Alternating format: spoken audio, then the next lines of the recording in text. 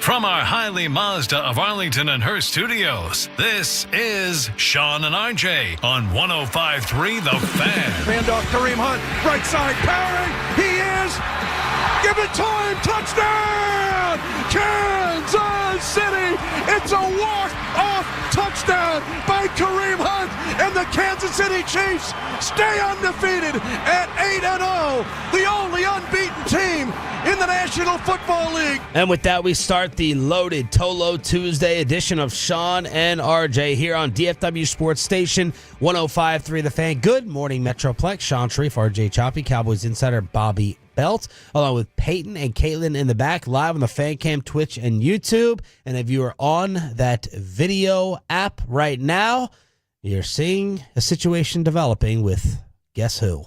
Oh, no. Oh, no, don't put this on me. What's wrong? What's going on? Whoever was in here, I think this was Blake was in here last. The adapter for the headphone has broken off.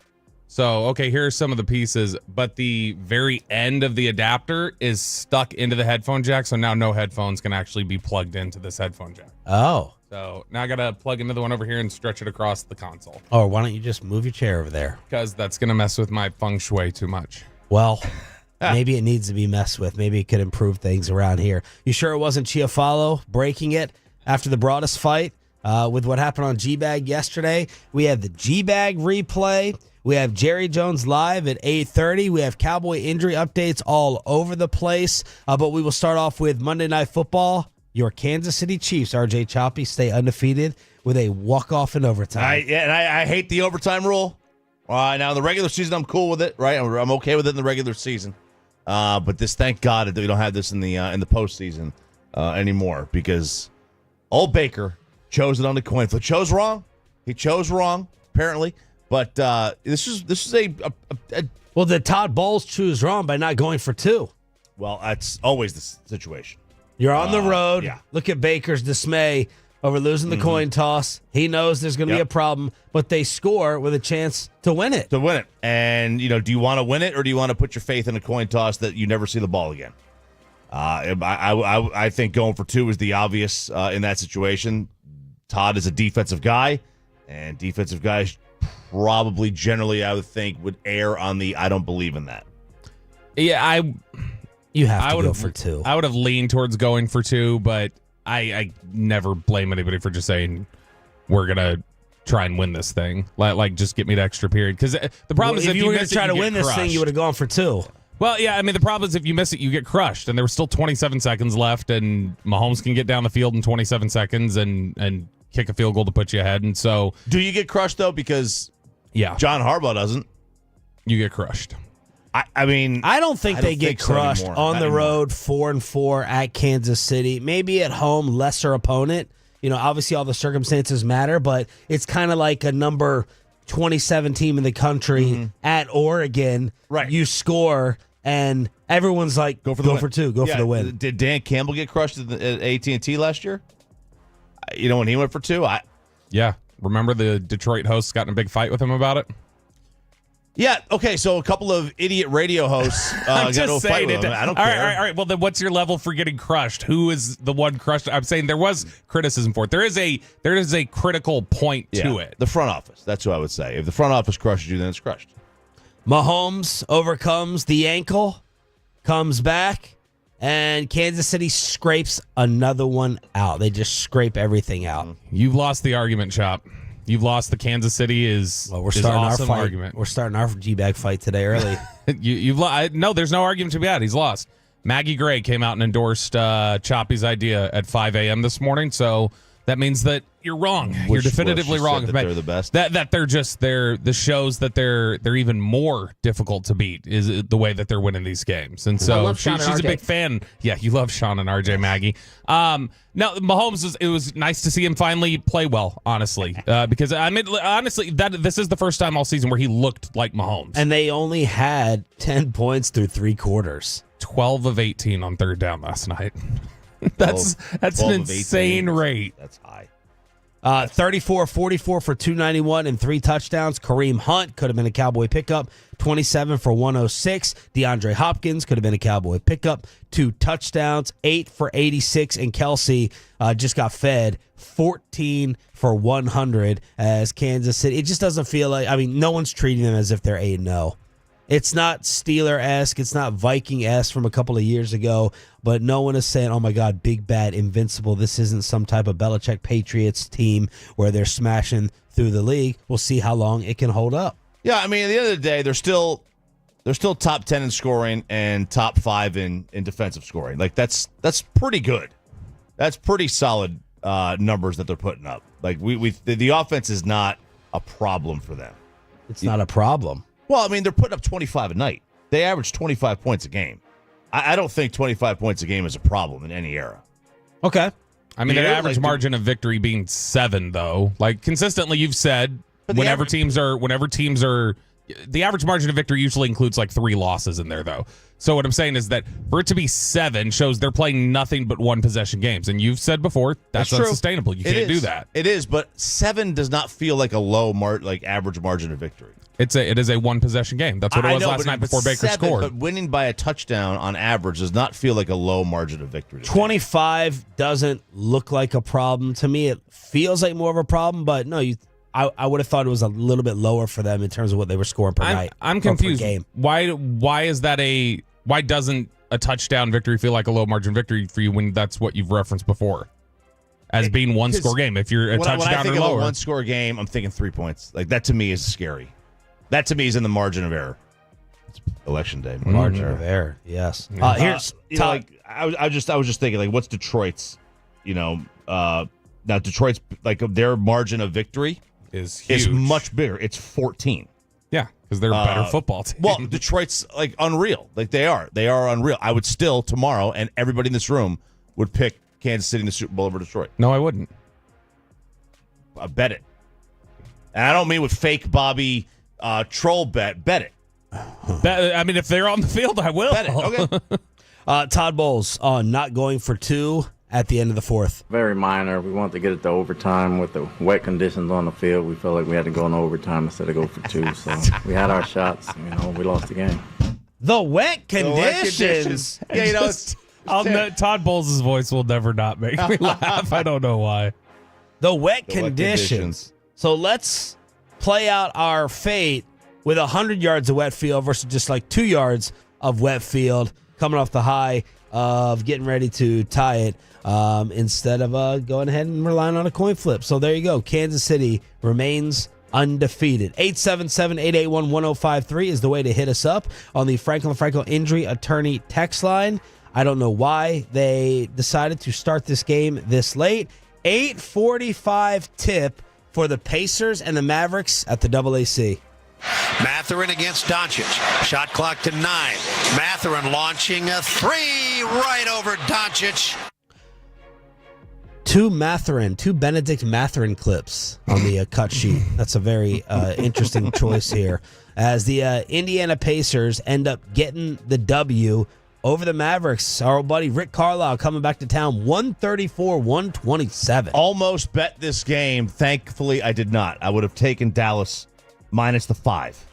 It was a 5 to 5.5 point spread. But you look at it, Indiana has played.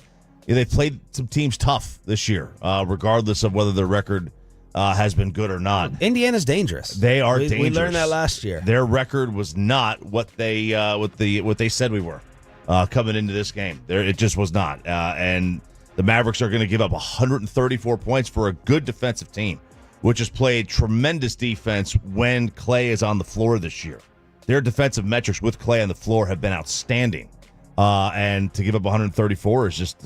It's a tough night. Well, and I mean, when you're sitting there in the middle of the fourth quarter and you go 3 minutes in a game where somebody's scoring 134 and you don't make a bucket, or you make one bucket in 3 minutes or whatever it was, yeah, you're going to lose that game. And this has been an issue for the Mavericks this year, where they get these close margins and then there's like a pull away in the fourth quarter because they're not able to make shots late, or it's the reverse where they're not making shots through the first 3 quarters and then it's this furious comeback in an attempt to push it and, create the margin that they need. And it was a 15-2 Pacer start as well. 15-2 out of the gate. Miles Turner, local kid, always seems to kill us.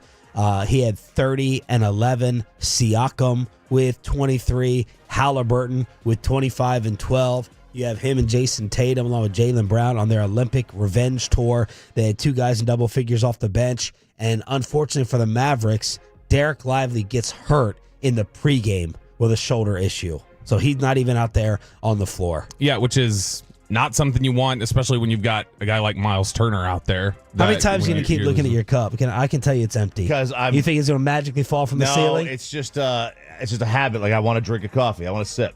So I just keep grabbing for it. I'll take a little sip. I just keep grabbing for it. Go ahead, Bob. No, but you end up getting 15 minutes from Daniel Gafford in this game. Nothing from Derek Lively, obviously, because of the shoulder sprain. But I mean, that'll make things even tougher for you in trying to slow down Miles Turner. The thing that was good to see in this game finally was Najee Marshall playing as well as he did offensively, because that's been, he hasn't shown yet some of that efficiency that they were really hoping he was going to continue to build on from New Orleans last year. But last night he was really, really good. And so hopefully they can keep getting that from him, because he's been good defensively. He's been able to bring up the ball. He's been able to initiate the offense. There's been a lot of positives with him. It's just the shot hasn't been going down. 20 points along with 6 in the stat sheet for Najee, but the Mavs fall to 4 and 3. Why did they start this at 8:45? I have no idea. It wasn't for TNT. Right? Wasn't for TV purposes. It was not for TV purposes. I have no idea. It's a great question. So weather? Did they have a weather delay because of the storms? Did anyone get hit that hard by the storms? We did. We had some nasty, but it was in the afternoon. It was like 3:00. Yeah. We had some we had some lightning and stuff like that. I was a little worried power was going to get knocked out at some point, but it was never like super concerning. All right. How are y'all setting up for today with the election coverage? You got 2 screens going like it's a multi-night game for Thursday. What are you doing? I kind of ignored and didn't follow any of it yesterday with all the Cowboy injury news and everything that came in. But I am really excited for no games tonight so I can go home and just keep the news on. Yeah, I've pretty much gone to sleep for the last time. I don't expect to sleep tonight. I just expect to be up. I mean, really? Oh yeah, I got it all set up. We're gonna be drinking. We're gonna because we got to stay up. I need drinking helps you stay up. This bodes well for tomorrow morning's chopping it up. A sleepless drinking RJ chop. Did you stay up for the other ones this much and into it to this degree? I stayed up till at least 1 o'clock. I remember live in 2016 when they announced it. That was at 1 something. 2020, it was evident it was not going to be called. So I went to bed. But you're staying up with the expectation it's going to be called tonight? No, I just I don't want any 80,000 votes to come in, Sean, at 2 a.m. So I gotta be paying attention to these things. See what's going. No, you get it once every 4 years. I'll be up as long as John King's up. Okay. You're gonna be watching CNN? I think their election coverage is better. I do like watching John King. I like John King on that board is very entertaining. Now, you have maintained you are not interested, not voting, turned off to the entire process, but every day when we get an update, usually on the voting numbers, it's coming from you. So yeah, I'm interested in what's going to happen. I'm not interested in participating. Okay. But as a spectator, I'm just like, oh, what's going to happen? Like, I'm sitting here just going, I hope it's a good game. That's what I'm doing today. Both teams play hard. Yeah, that's what I want. Are you going to be watching? Yeah, I'll be keeping tabs on it. Pepe? This will be the only day in 4 years, every 4 years, that I have the TV on just CNN the entire night. Now, I'll eat dinner around the TV, and I'm just watching. Sports will be nothing to me today. Okay. There isn't any. Well, NHL, College basketball's back. It was back last night, baby. Last night was opening night. I actually think everybody watches CNN. Period. Because I think one side is going to watch CNN because that's their preferred coverage, and the other side watches CNN because they're hoping to watch them melt down. I want to see the fan text off that statement. I don't know if you're very accurate on that one. I'm just telling you from people I know. 877-881-1053. Gotta go to the ratings. Very low ratings. Okay, they have very low ratings. You got to drop your club speed in at some point in time today. Don't worry. Ask Jerry Jones, have you ever insulted someone by their lack of club speed like Trump did to Mark Cuban a few days ago? You still can't get over that. I could do that. That is, to me, very low club speed. that was one of the great insults of all time. I mean, that because was worse than what he did to Biden, right? Well, I've seen you swing. I've seen you swing. I know you swing. There's no comeback for that. Does Mark Cuban even play golf? I don't even know he plays golf. Like, that is just so out of nowhere. How with those glasses? That's what made it so funny to me. It was like, what? Yeah. In the middle of this, he just drops. Also has very low club head speed. We have all the updates and timelines you need for Dak Prescott, CeeDee Lamb, Micah Parsons, and should Trey Lance be getting the keys over Cooper Rush? A loaded Inside the Star with Jerry Jones later at 8:30, next on Shan RJ.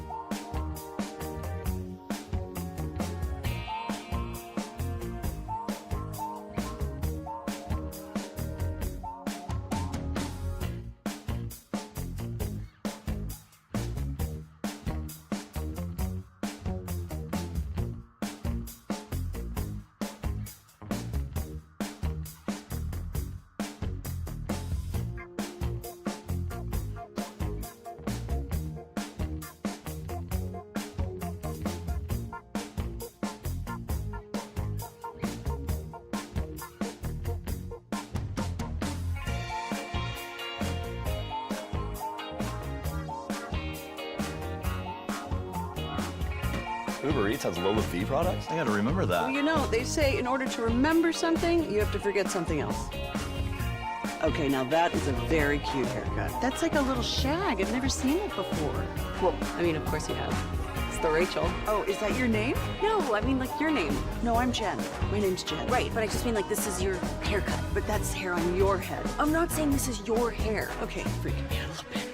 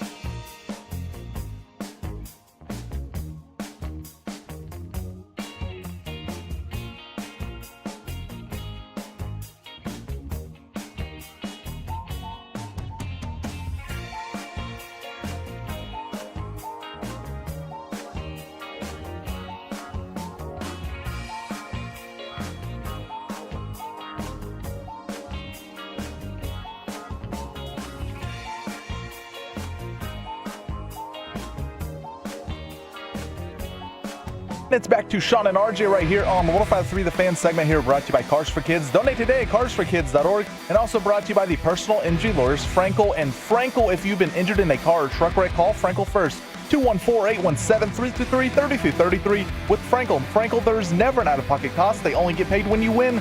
Frankel, the go-to car and truck wreck attorneys in Dallas. From news and notes to the coaches and players for America's team, let us go inside the stars on 105.3 The Fan. The House of Cards continued yesterday with injury updates all over the place. You know we're going to talk about it more than anyone else here on your home of the Dallas Cowboys with Shan Sharif, RJ Choppy, Cowboys insider Bobby Belt. Jerry Jones will join us live at 8:30 this morning. Ian Rappaport had it first. Dak's hamstring injury, worse than initially feared. He is expected to miss multiple weeks. Putting him on the IR has not totally been ruled out. Mike McCarthy said he will not be available this week. So Dak, multiple weeks. We were guessing yesterday at least two. We knew against Philadelphia. But Bobby, was it you saying you don't recall ever 4 weeks for a hamstring if it gets to IR? Yeah, I mean, I think both Chop and I were saying yesterday, like 4 weeks for a hamstring feels like a lot in terms of just where it's been in the past. The average heal time, we looked it up, it was like 12 days for most athletes. And quarterbacks generally, whenever you've looked at hamstring injuries, it's usually about 2 weeks. But I think that speaks to the severity of, clearly the way Dak talked post-game was like, these athletes know their bodies. And for Dak to say that was something like I've never felt before, and I didn't have anything, like I didn't have any power in my legs to be able to throw the ball because of, after the run, when I tried to throw that ball to the outside, I had nothing on it. That was a pretty good indicator that something wasn't right. And for the MRI to come back and say it's that bad, though, makes me wonder, okay, what exactly did you do here? So thanks for running the ball, Sean. Great call. If, a quarterback, you would think, doesn't need the same hamstring that a wide receiver would need or a DB. But then again, if you look at it from a base, like a pitcher, absolutely, every time they throw. I mean, that is one of the most crucial aspects of the technique, of the mechanics, is your legs. You can't throw the football without your legs. And who's his mechanics coach? Former Major League pitcher, Tom House. I need to address Dak running, now that you reminded me, for the 5 morons, maybe 8, on social media Sunday. Y'all asked Jerry about him running. This is what you wanted. Listen, you dope. He has to run a little bit at some point. If Dak Prescott can't scramble and pick up a 3rd and 4 with his legs, he doesn't need to be out there. Then this contract is an even bigger mistake than you previously feared, because he's about to be an old, broken down man. He has to be able to scramble and move a little bit. He's not 36. He's 31. All right, I'm not asking, no one's asking for them to call read option and be Lamar Jackson or Jaden Daniels out there. He has to be able to scramble and move a little bit. You want him just straight drop backing and picking a defense apart? That ain't working. No, that's not his game. That's not his game. Like that scramble he had with the 22-yarder, whatever. Well, it is his game now because he can't run. Right, but the 22-yarder that was the longest run of the year for the team. Yeah, like he has to be able to have that on tape, right? Yeah. All these quarterbacks will tell you, like, just do it. We got to do it like once every couple of years. Do one of those plays.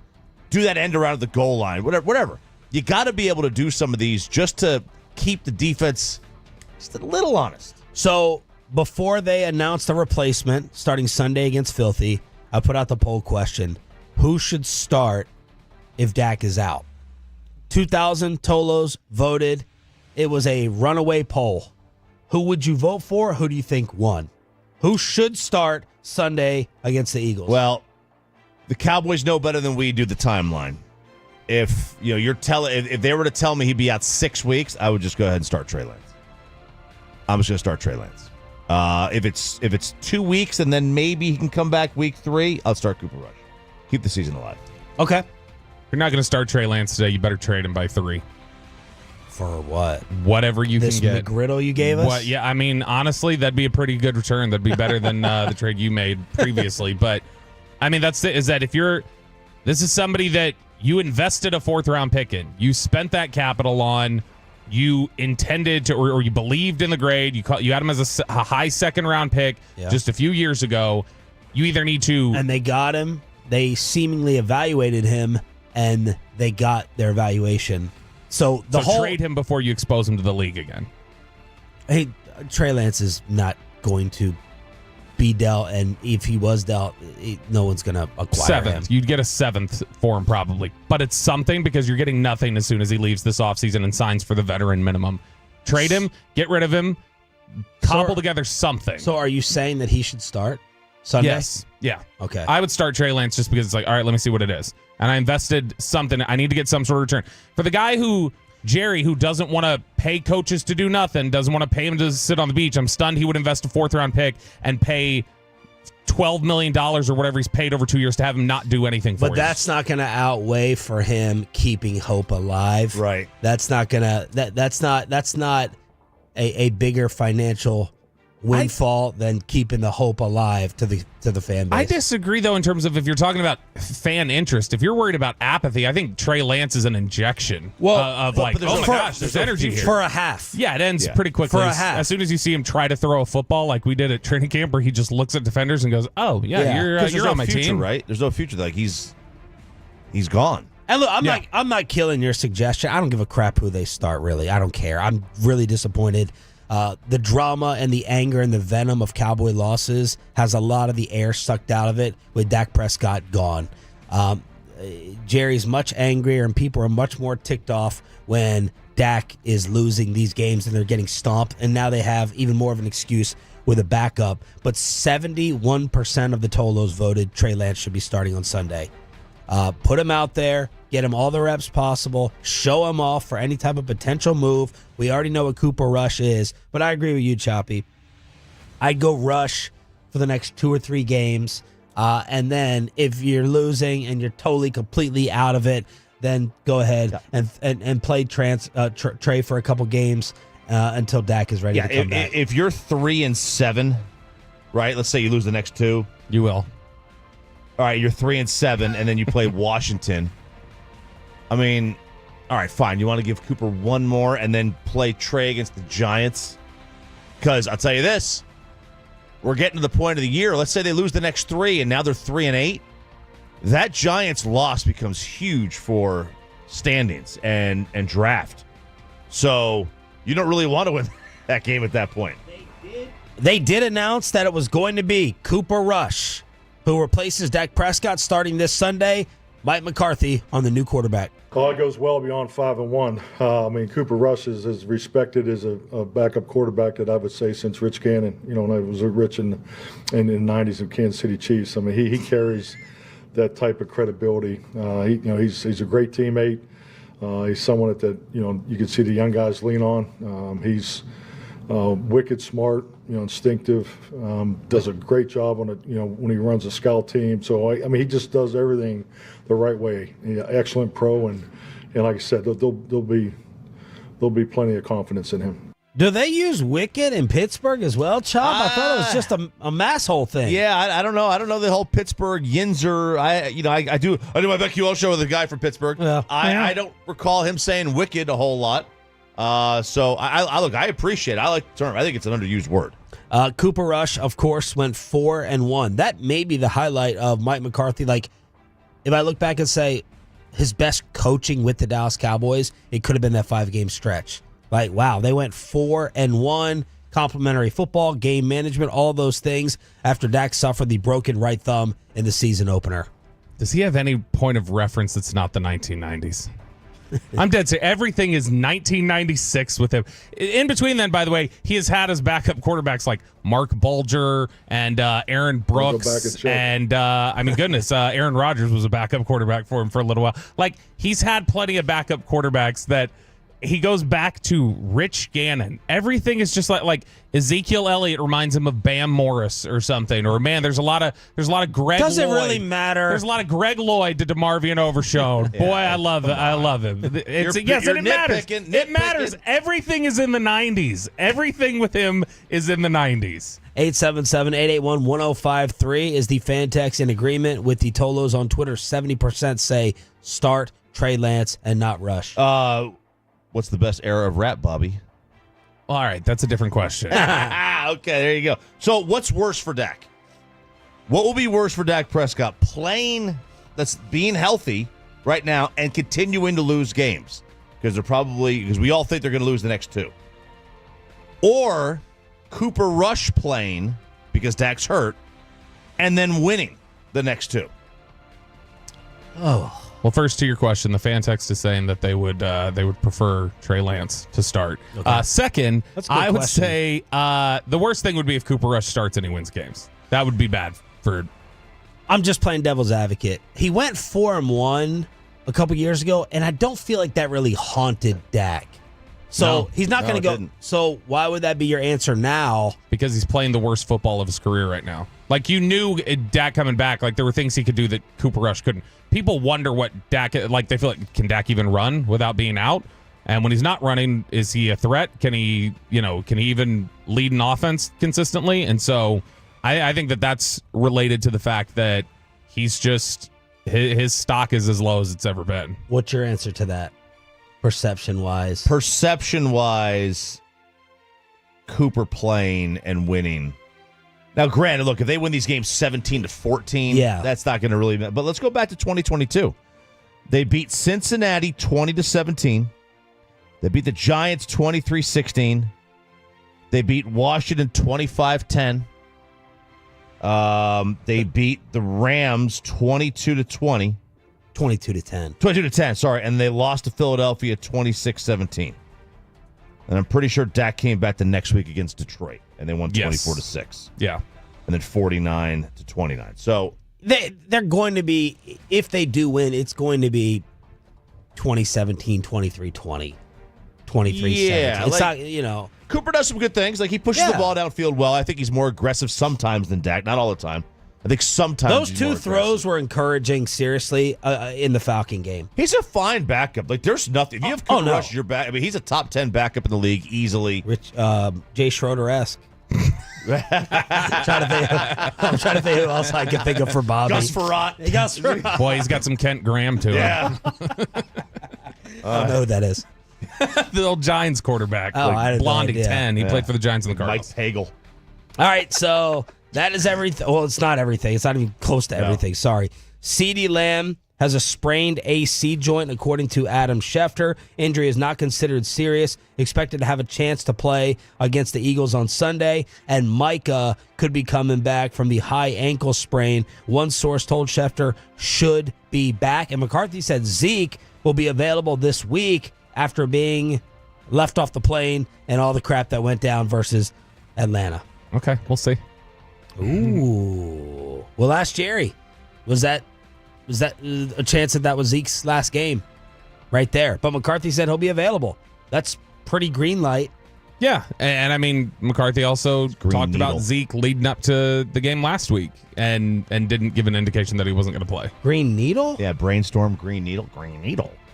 Yeah, that one. It's one of those audio tricks where you hear it and you hear both things. Let's talk about the two biggest stories in sports. They're both out of Philly, and none of them have anything to do with the Eagles. Right or wrong, courtroom versus street justice for Jason Kelce and Joel Embiid. It's an election day, Tolo Tuesday, right here on the...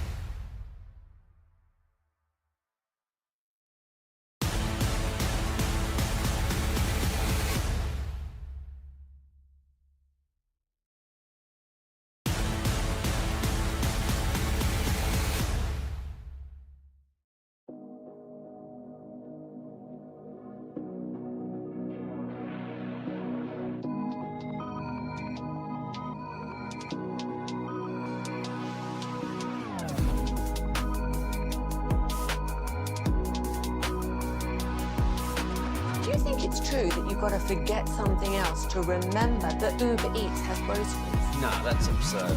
Hey, remember when you used to be a, what was it, Pepper Lady? Pepper Lady? Was it Cinnamon Sisters? Basil Babes. Saffron Squad? Nutmeg Maidens? Pre-curve? No. Nutmeg Maidens? I just said that. Was it Spice Girls? Doesn't sound right. Was it Saffron Squad?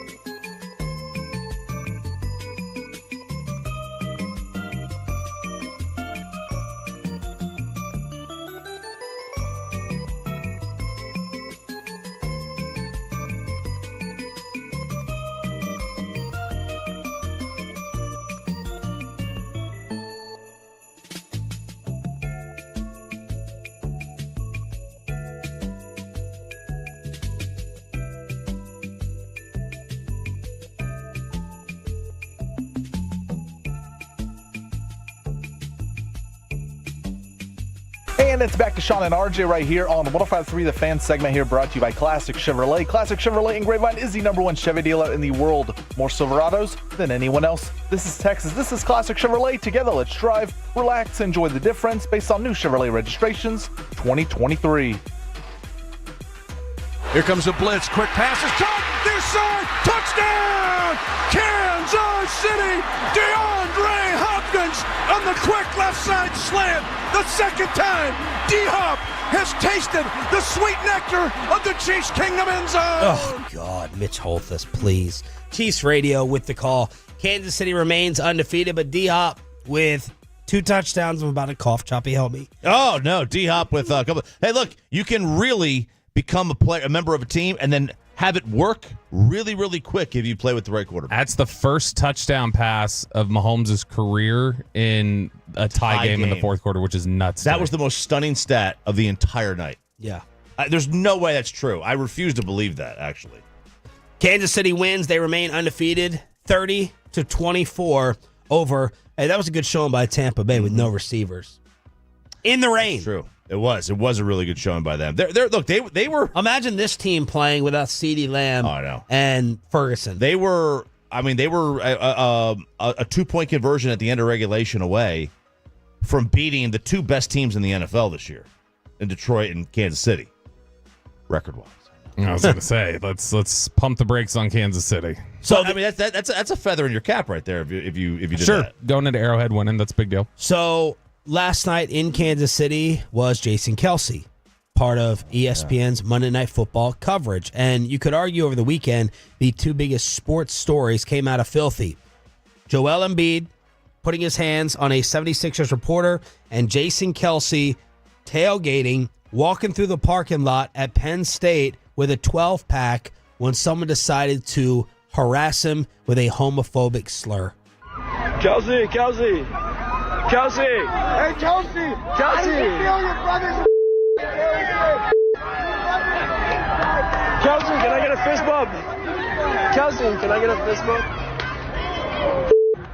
That smack you heard was a cell phone getting spiked. It was a Gronk spike from Jason Kelce. Finally turns around, grabs the phone, smashes it, and says, "Who is the F word now?" Yeah. And the entire world exploded. The entire world exploded. Like the cell phone. And like the cell phone.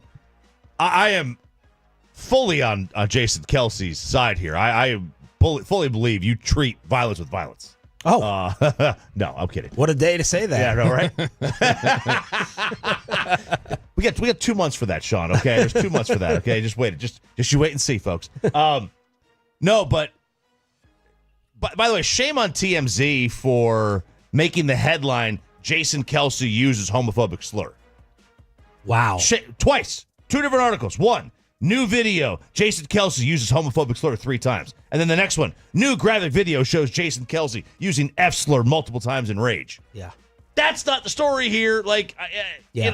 I get it. You knew it was going to get twisted. You knew it was going to get twisted. No matter what the word, no matter what was said, Jason Kelce was going to use that word back to the person. Like, yo, Kelce, your brother's a P. Yo, Kelce, your brother's a B. Right. He would grab the phone and say, "Who's the B? Absolutely Who's the P now?" Absolutely. Like, that kid's probably going to sue him. Yep.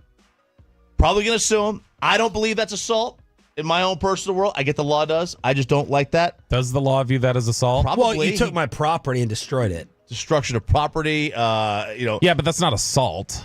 That's not a... But look, if you spray someone with a water hose, it's assault.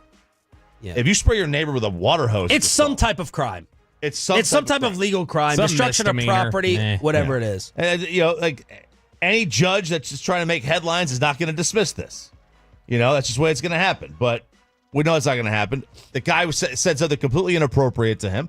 And, as the kids say, he kept his rep. Yeah, I'm with you. There's court justice and there's street justice. Mm-hmm. And I believe that the street justice should win out here. Now, if I was a judge in the courtroom and I took the oath and all that and I have to enact the laws, Jason Kelce, you're going to have to pay for the cell phone and whatever the fine is or whatever this. Hopefully this loser doesn't press charges. He probably will. But I was totally fine with what Jason Kelce did. I was happy that he did it. I don't blame him whatsoever. You want to run your mouth like that? He's lucky he didn't get punched in the damn face. Yeah, I would do the same thing. It would probably take a lot less than putting like I would have probably. Yeah, you broken just the phone wake up much 20 earlier. minutes late. And I know. You would do it. I probably or just think I woke up 20 minutes late. I would probably have broken the cell phone much sooner than that. But yeah, that's the thing. The guy's like tracking him around, and I saw a lot of the feedback was, all right, I know Jason wants to be man of the people. He can't do this anymore. Like he can't walk in crowds like this anymore because people are going to try and get him now. But, hey, look, you do not mess with someone. He's carrying a six-pack. There's no ice there. Okay, he was drinking warm beer. All right, you do not mess with a guy who willfully will be drinking warm beer. And that looked like it was craft, too. It wasn't like a light beer. That was craft. You can't drink warm craft beer. That's a heavier alcohol content. Much heavier. From the Franklin injury attorneys, Fantex cop here. It's criminal mischief in Texas based on the value of the phone, probably a misdemeanor A. Yeah. Well, but 97% of people, I would imagine, agree with us. And they're saying, yeah, the punk got what he deserved. People were wondering whether Jason Kelce was going to get disciplined, suspended by ESPN. Was he going to be on the set last night? He was, and he addressed it. You know, listen, I think everybody's seen on social media everything that took place this week. That's what I'm not happy with anything that took place. I'm not proud of it. And, you know, in a heated moment, I chose to greet hate with hate. And I just don't think that that's a productive thing. I really don't. I don't think that, it leads to discourse, and it's the right way to go about things. And in that moment, I fell down to a level that I shouldn't have. So I think the bottom line is, I want to live my life. I try to live my life by the golden rule. That's what I've always been taught. I try to treat people with common decency and respect, and I'm going to keep doing that moving forward. Even though I fell short this week. Other people coming in on the Franklin Injuries Fantex saying, if this kid sues, his name can become public. So now everyone knows he used public slurs. So yeah, that's a risk that you're going to run through discovery and all those things. That's not he's not sorry. I don't think he's what. I don't think he's sorry at all. That apology he gave last night was just, I let myself down. That doesn't help with discourse. You weren't looking for discourse with some rando who's shoving a cell phone in your face. It's not like, well, let's have a conversation about this. Come here, come sit down on the bench with me. Yeah. Like, no, he doesn't. Great job apologizing and seeming like you're sincere, but no, you were fine, dude. So we are all Team Kelce with this one. Yep. All right. Let's move on. Pepe, you agree? Yes, 100%. All right. Let's all move on to Joel Embiid and what took place. A columnist out of Philadelphia wrote a piece talking about Joel Embiid. He's not playing. That's a whole nother discussion in terms of the clarity, lack of miscommunication, and the Philadelphia 76ers and Joel Embiid not doing themselves any favors with what is happening to start off the year. This columnist wrote a piece saying that Embiid disrespects the 76ers and the game of basketball. And he invoked his dead relatives in this piece. Yeah, so this is Marcus Haynes, and this is part of the article in question. Joel consistently points to the birth of his son Arthur as the major inflection point in his career. He often says that he wants to be great and leave a legacy for him named after his little brother who tragically died in a car accident when Embiid was in his first year. Well, in order to be great at your job, you first have to show up for work. He has been great at just the opposite now in his 11th year. Consistently has been poor condition. This poor conditioning apparently seems to have delayed the debut for his season. And that did not make Joel Embiid too happy. Embiid seeks out the reporter in the locker room. Things get heated and loud. Embiid apparently shoves him on the shoulder. And all hell breaks loose from this story over the weekend. Team Embiid. This is another street justice W for me. Joel is going to get in trouble. He's probably going to get suspended. This reporter, I think, has already apologized and taken it back. I think they scrubbed the comments from the column. I know the whole thing. My mother would be saying, you can't put your hands on people, blah, blah, blah. Don't bring up my dead relatives. Don't bring up my brother and my son who passed away. It's over the line. It's unnecessary, period, flat out. That's the line. It's not the line of I put my hands on you. It was totally unnecessary. There was no need to do it. Keep them out of it. You could have made your same exact point without suggesting that I am failing my dead son and brother. Over the line, I don't blame Joel Embiid for snapping. Two for two. Team player. For Is me. his son? Does his son die too? No, his son is still. He named his son after his dead brother. And Okay, he plays for both. Because I thought I read like the way Sean did the first time, and I was confused 2 days ago when I saw this. Here's the his son and late brother. Okay, both named Arthur. Right. Sorry. Yeah. That's somebody trying to get a reaction. For sure. That's somebody who was trying to be provocative, and he got off easy. If Joel Embiid pushed you in the shoulder, I would just take that as a victory and walk away. Because Joel Embiid to me is completely... Joel, apparently, the reports told him, like, hey, I'll live with the consequences if I got to for dealing with you, but you're not going to do that again. And then when Sixers PR's walking over and going like, hey, guys, don't report this. Don't talk about this. And the Joel's Sixers asked PR. I know that Mike and Diggs would have agreed. Hey, we're one. You got to help us out. They're like, don't report this. Don't talk about this. And Joel starts like yelling, report it. I don't care what they report. I don't care. They can go right ahead. Report it. And yeah, because I mean, think of all the tragedy Dak Prescott's gone in throughout his life. If somebody around here were to write a column suggesting you're failing somebody who's close to you Your with mom the or your way this brother. we would universally try to run torch them and not even acknowledge, like have no issue with however Dak responded to that. They would have got acknowledged less than Mike Leslie. Mike Leslie may have been the one who would have written that. So right. Oh yeah, I'm more team Embiid than team other guy. I don't like that the athletes are. Kelce had no choice. The guy was in his ear. Like this, you had to. I assume you seek out stories about you. Like I hate you. Just don't buy into the. Don't read the newspaper if you're an athlete. But in social media, I mean, everything's brought right to your face, right? Everything's brought right to your phone. I'm sure he's tagged in this. You know, I'm sure someone tagged him in this, so it's not like he sought it out. If he had sought it out, I'd be like, all right, just relax on that one. But you can't bring up relatives. You can't bring up family, even if it's. I mean, I think it's even dangerous to do that in a positive light, to bring up family. Yeah, just stay away. Stay away from family, especially ones that are immediate family: kids, parents, spouse, siblings. The reaction universally from NBA journalists on Twitter was, I could have guessed who wrote this without even being told. Really? Yeah. So apparently, this is kind of that guy's reputation. So all right, Team Kelce and Team Embiid for me. Clean sweep. Yep, clean sweep. All right, there it is. 877-881-1053. Clean sweep in Pennsylvania. Well done. We've talked about the Longhorns. We've talked about the Aggies. But it's time for someone else. SMU leading the way in the college football kegger. Next on Shan and RJ.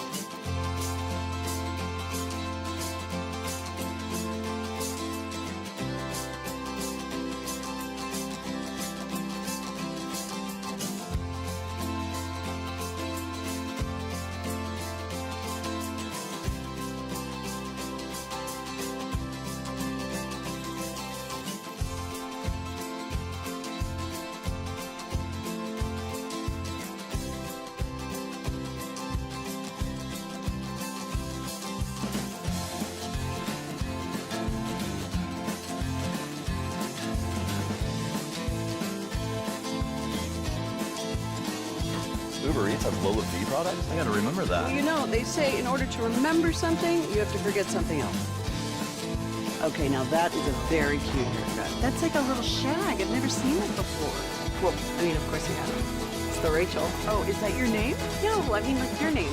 No, I'm Jen. My name's Jen. Right, but I just mean like this is your haircut. But that's hair on your head. I'm not saying this is your hair. Okay, freak.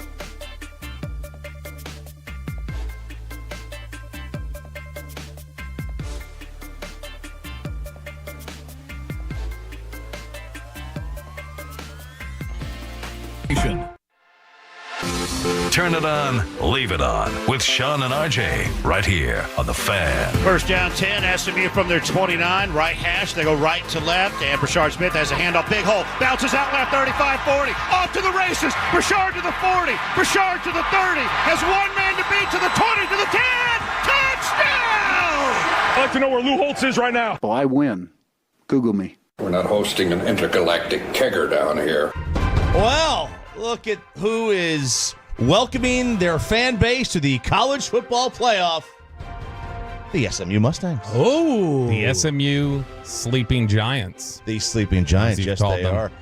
They are firmly entrenched, boys and girls, in today's unveiling of the first college football playoff rankings. Boy, everybody loving to just take the shine off Election Day, NFL trade deadline, and the College Football Playoff Committee. Are they in Grapevine today on Election Day? So it's almost as if they want to tone down emotions a little bit. Hey, look at that. Nothing will tone down emotions quite like arguing over your college football team. Yeah. That'll surely do it. But SMU is going to be right there. They are going to be right there in the rankings when it comes to tonight. I don't know if they'll be in the top 12. I assume they'll absolutely be in the top 15. It all depends on how they view Pitt.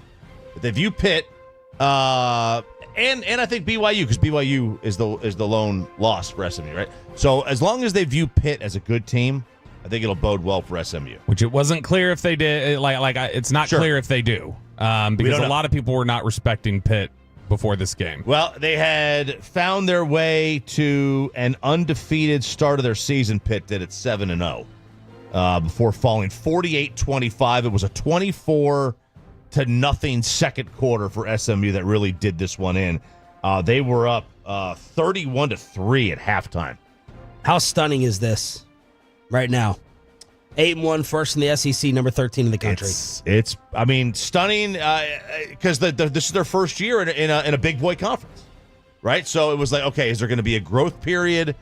There has not been.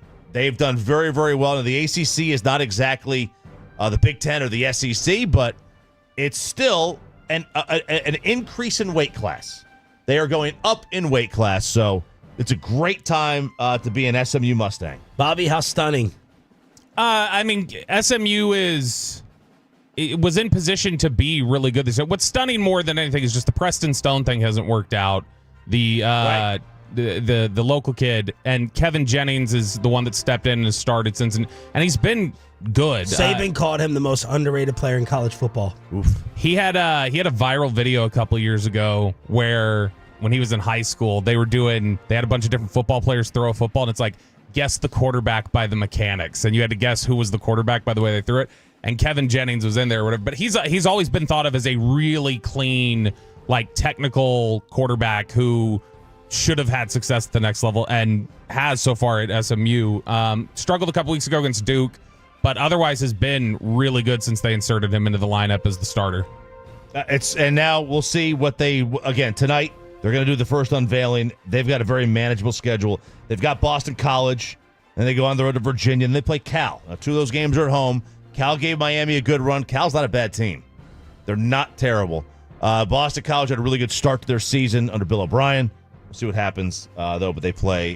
They've got a week off. So they have a bye week. Then they play those 3 games back to back. I'm a big fan of reacting to all this tomorrow as well. And now we have even more teams and arguments to have. Right. I love it. This is, there was concern that the regular season was going to take a bit of a dip, right? Because that each individual game doesn't matter as much anymore. That's BS. These games matter so much more now. Boy, this is fantastic. SMU, though, has the tough thing for them a couple weeks ago when they lose RJ Maryland, because he was so good and so dynamic at tight end for them. He's out for the year, so that sucks. And also, RJ Maryland, the son of Russell Maryland, who, man, Mozzie Smith reminds Mike McCarthy so much of Russell Maryland from 1991. Did Mozzie play Sunday? As much as Russell Maryland did, it looked like. Man, you want to feel old? Go look at all the college basketball kids, children of Stephon Marbury and Page's kids play on the same team at Cal right now. Ron Harper's kid. You want to feel old? Holy cow! Mario Edwards' son is about to retire. Chop. All right. Okay, so some other locals that happened. Texas A&M, y'all laid an egg on the road at South Carolina. They're going with a hurry up, blitz upside, but Sanders up the middle, and here he goes. Rocking at the 40, 30, 20, 15, 10. They're not going to get him. Touchdown, Carolina. Yes! Touchdown, Rocket Sanders. This one from 52 yards. Man, that is South Carolina radio with the call. 44-20. South Carolina beats number 10 Texas A&M. Crushing loss because they had it all set up for them. They had Texas at home. They have a manageable schedule. They had to go on the road to Auburn and South Carolina, and that was it. And South Carolina, who has played much better of late, this is the second time in 3 years they basically ended a team's playoff run. And that ended. If A&M beats Texas, they're going to wind up finding their way in with 2 losses. That's a crushing loss for them, though. Coach Beamer had the whole locker room singing Fantasia to his wife for her birthday celebration after getting the W. And Bobby, you are particularly disappointed in this because it messes up some of the steam for the Longhorns. Yeah, I wanted all the juice there for A&M and Texas at the end of the year. I wanted the 2-1 loss teams there. Yeah. And A&M printing T-shirts for this like they did? Oh, if that story is actually true? I don't think they are. Are they printing T-shirts over this like they did when the Longhorns lost to Georgia? Yeah, probably not. But it's something where I was disappointed because I wanted that intensity, and it'll still be a big game. Like it's not like this totally kills it, but there would have been a lot of momentum building for that game, and for Texas to pull the rug out from under them. So I'm a little sad that it won't be nearly as sweet when we beat them here in a couple weeks. Yeah, so there's a little bit of steam off there, and A&M is going to drop. They might still be in the top 12. I would highly doubt it that they're even close to the top 12 tonight. Texas Tech, there were 7 upsets in the top 25. Not upsets, but 7 top 25 teams lost. Because I don't really think Ohio State beating Penn State is an upset. But 7 top 25 teams lost, including Iowa State, who had played nobody. They lose at home to Texas Tech. Snap to Brooks, right side. Touchdown, Red Raiders! Taj Brooks gets the corner on the right side, and the Red Raiders have the lead. These broadcast booths have gotten out of control. Oh, yeah. A reminder, this is a working press box. No cheering. I think it works like that in college. But Texas Tech 23-22. They upset number 11 Iowa State. Like it is. We are going to get one Big 12 team. It's going to be, by the way, Colorado is getting close. They are getting close to making that conference championship game. It's going to be one Big 12 team, and maybe SMU is going to go to the ACC championship game. They could get, they could obviously get a bye. Could you imagine that SMU gets a bye? Wow. Because if you win the conference, good for them. If you win the conference, you are going to get a bye unless they decide to put Boise State ahead of them in the rankings, in which case Boise or the Group of 5 team would get the bye as well. So that is what happened in the Tech game. Oregon, they put it on Michigan 38-17. Dan Lanning, how about this? You want to talk about a coaching advantage that you get? So you remember a couple of weeks, Dan Lanning. No, what did you say he did? The coaching advantage? Yeah, what is that? Oh, yeah. Good. What are you talking about? Very nice. So, remember a couple of weeks ago, Will Howard, Ohio State, they took a 12-men on the field penalty, and they ran a play, and it took time off the clock? Well, how about this one? This was in the game against Michigan. They go into a punt formation. They're on offense. It's 4th and 4. Michigan had just scored. Did they fake it and throw it to a guy who's running the wrong route? They did not fake it and throw it. They took everybody off the line of scrimmage except the center. It fooled the defensive guy. So the defensive guy lines up over the center. He didn't know who to line up in front of. He lines up right over the center. That's illegal. 5-yard penalty. Oregon gets the first down. They baited him into doing it. Wow. Isn't that fantastic? I love that. I mean, that's Belichick-esque.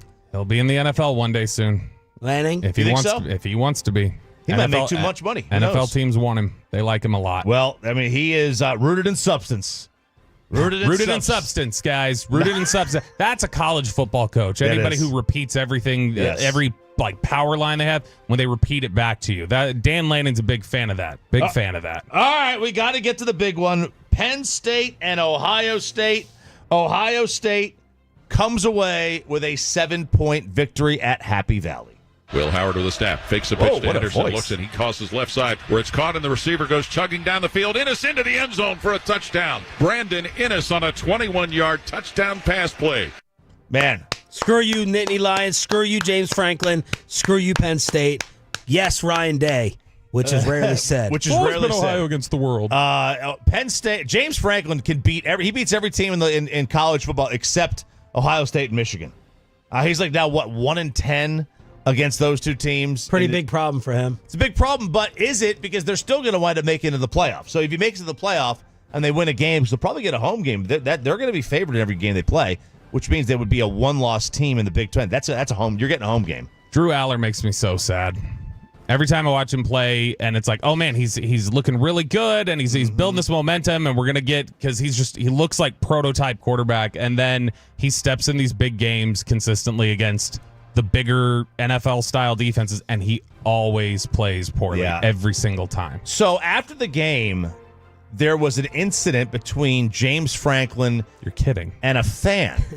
Now, this is very hard to hear. So I don't even know if we should bother playing it. Maybe we play it anyway. It's very hard to hear, but see if you can catch what the fan says to James Franklin and James's response.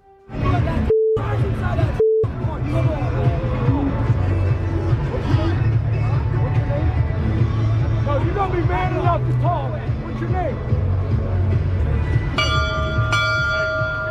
Did the guy have a chime on him? Yeah, I think chimes? that's usually what you ring the bell at a bar when you get a good tip, right? That's the bell you ring. I heard, what's your name? What's your name? If you're going to run your mouth or something, tell me your name. So- I assume that came from Franklin. Yeah, it did. So the kid who was, credit to him, he was dressed like Stan the Caddy from Seinfeld.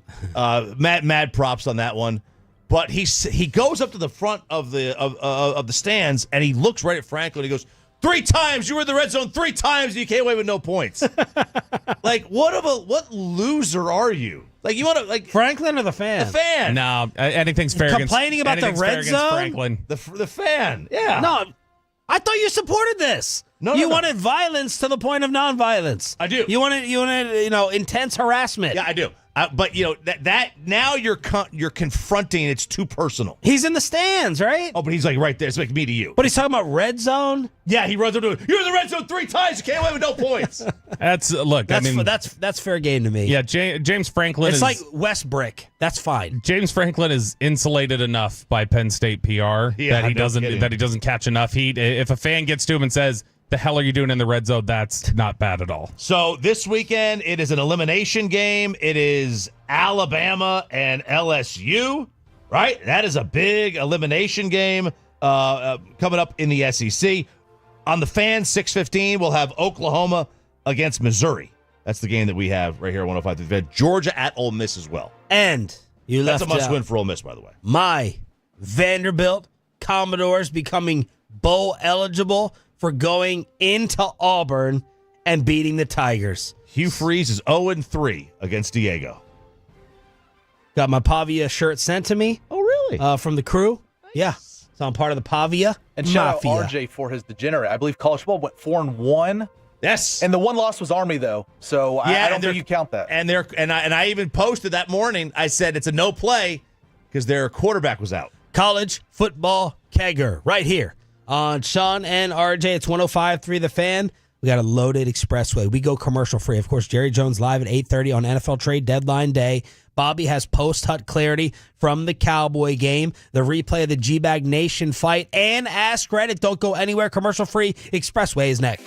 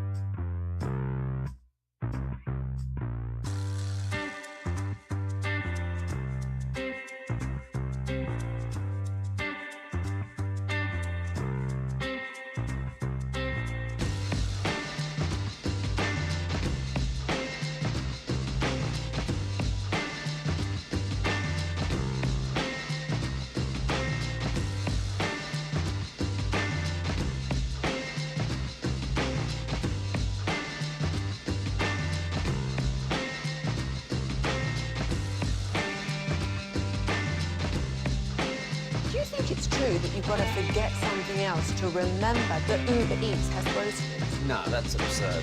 Hey, remember when you used to be a, what was it, Pepper Lady? Pepper Lady? Wasn't it Cinnamon Sisters? Basil Babes. Sapphire Squad? Nutmeg Maidens? Paprika? No. Nutmeg Maid. I just said that. Was it Spice Girls? Doesn't sound right. Was it Saffron Squad?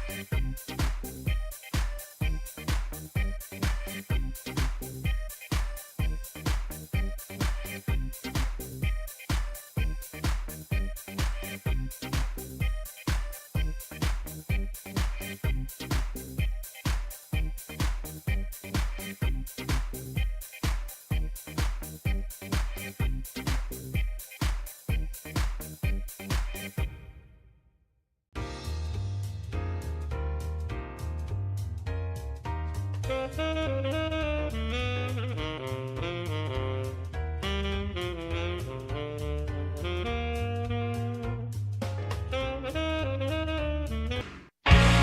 it's back to Shan and RJ right here on the 105.3 The Fan. It is the Expressway right now on The Fan, and it's brought to you by the On Time Experts. Before we get to post-Hut clarity, we are off with NFL trade deadline moves. Well, some people are off.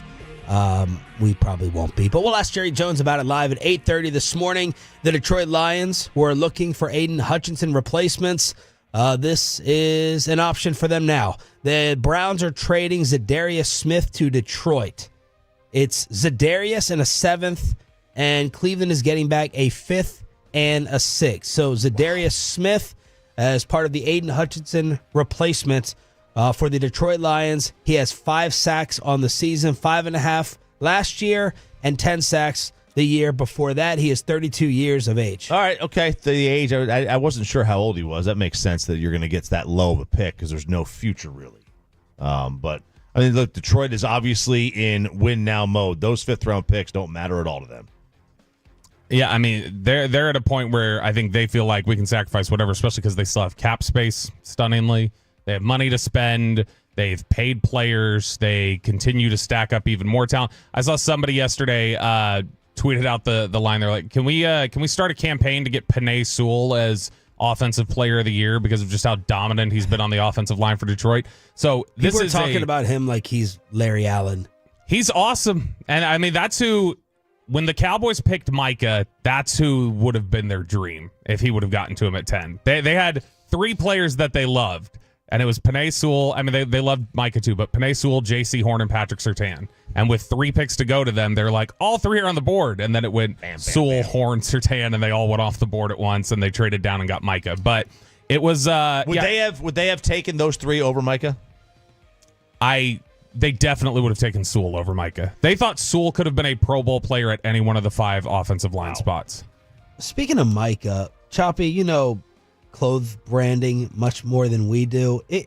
Is there any way that there's no way that Micah on his podcast with these clips is wearing this shirt that I think it is, right? This is not do more, say less. Is that a brand? It's not possible. I can only see the do more. Oh yeah, it is. Do more, say less while he's hosting the pod. Yeah. What? Yeah. We are living in a simulation. Yeah. Do more, say less while you're hosting the podcast. That's amazing. Remember the Titans? I just wanted to make sure my eyes were not deceiving me, and that was a brand that's out there. It's a that shirt that's out there. That says everything. That's amazing. Yep. That is amazing. No I doubt. just saw him on TV, and I'm like, there's no way. There's no way that says that, right? It says it. It says it. While he's talking into the mic. Do more, say less. Do more, say less. Is he reaching holy crap Jerry levels of being master marketer of talk about me and what I do? Because we ended up playing clips from his podcast every day last week. Like, just kept lingering. Yeah. And then it's like he wears something strategic like that. He seems very good at just, I'm going to make sure that I'm here. And I'm here. And you think that a lot of it is calculated? Yeah. I think a lot of it is about his branding and what he's trying to do with Bleacher Report. And I do believe him when he says he's not going to play when he's 30. I think he is going to be a short career. And he did talk about media aspirations from the beginning, which is all fine. It's just this is priceless. Oh, this is priceless. Do so more, ironic. say less. Yeah, it's completely priceless. That's amazing. It really, really is. Because does he mean? Is he mean say less, like don't even host a podcast, or he's like oh don't? My God, here RJ technical. Talking. Here we go. Throw out all the technicalities. You could say that the two are not correlated. In this case, they are. Then you can't say it. But I think they are, at least. Adam Schefter, by the way, all the injury stuff. Dak is out for multiple weeks, according to Ian Rappaport. Cooper Rush is going to start, despite 70% of the Tolos voting for Trey Lance. Micah Parsons sounds like he's going to make his return for the Eagles, according to Schefter. And CeeDee Lamb sounds like he's a possibility. Where does everyone fall on Lamb playing with the shoulder? Oh, man. I keep going back and forth on this because, you want to be able to have a chance to win these games. But I mean, not really, but I get it. I mean, they do, right? They still believe they are. Yeah. Like, is it a situation where he can hurt it more, or it's pain management? That's kind of where I fall on all these things. Sprained AC joint. Schefter says the injury is not considered serious, is expected to have a chance to play. I'm not in favor of, if there's any risk at all, jeopardizing anything long term in the name of a team that's probably going to pick in the top 10. Right. And I agree. to me, it's, if there's any concern at all, don't put him back out there. My question would be, what can you really do to your shoulder as a wide receiver that would be a long-term issue? I mean, it makes it difficult for him to extend in high point the way that he does. And he landed on that shoulder. It felt like every single play he was landing on that shoulder. That would be the one thing. Now, if that's not a risk, this isn't like a quarterback where you tear your rotator cuff, you're screwed, right? You can't throw. I don't know what that issue would be for a wide receiver. Like, this is a knee, I'd be much more hesitant to put him out there than a shoulder. Look, to me, it's easy. Like, you practice him on Thursday or Friday. Mm-hmm. If he has any type of grimace towards contact or someone brushes up against him, and I can't get the end zone shot out of my mind against Atlanta when he just had a guy go by, nick his arm, and it was like he got shot. If any of that whatsoever is still there, you're sitting. You're not playing.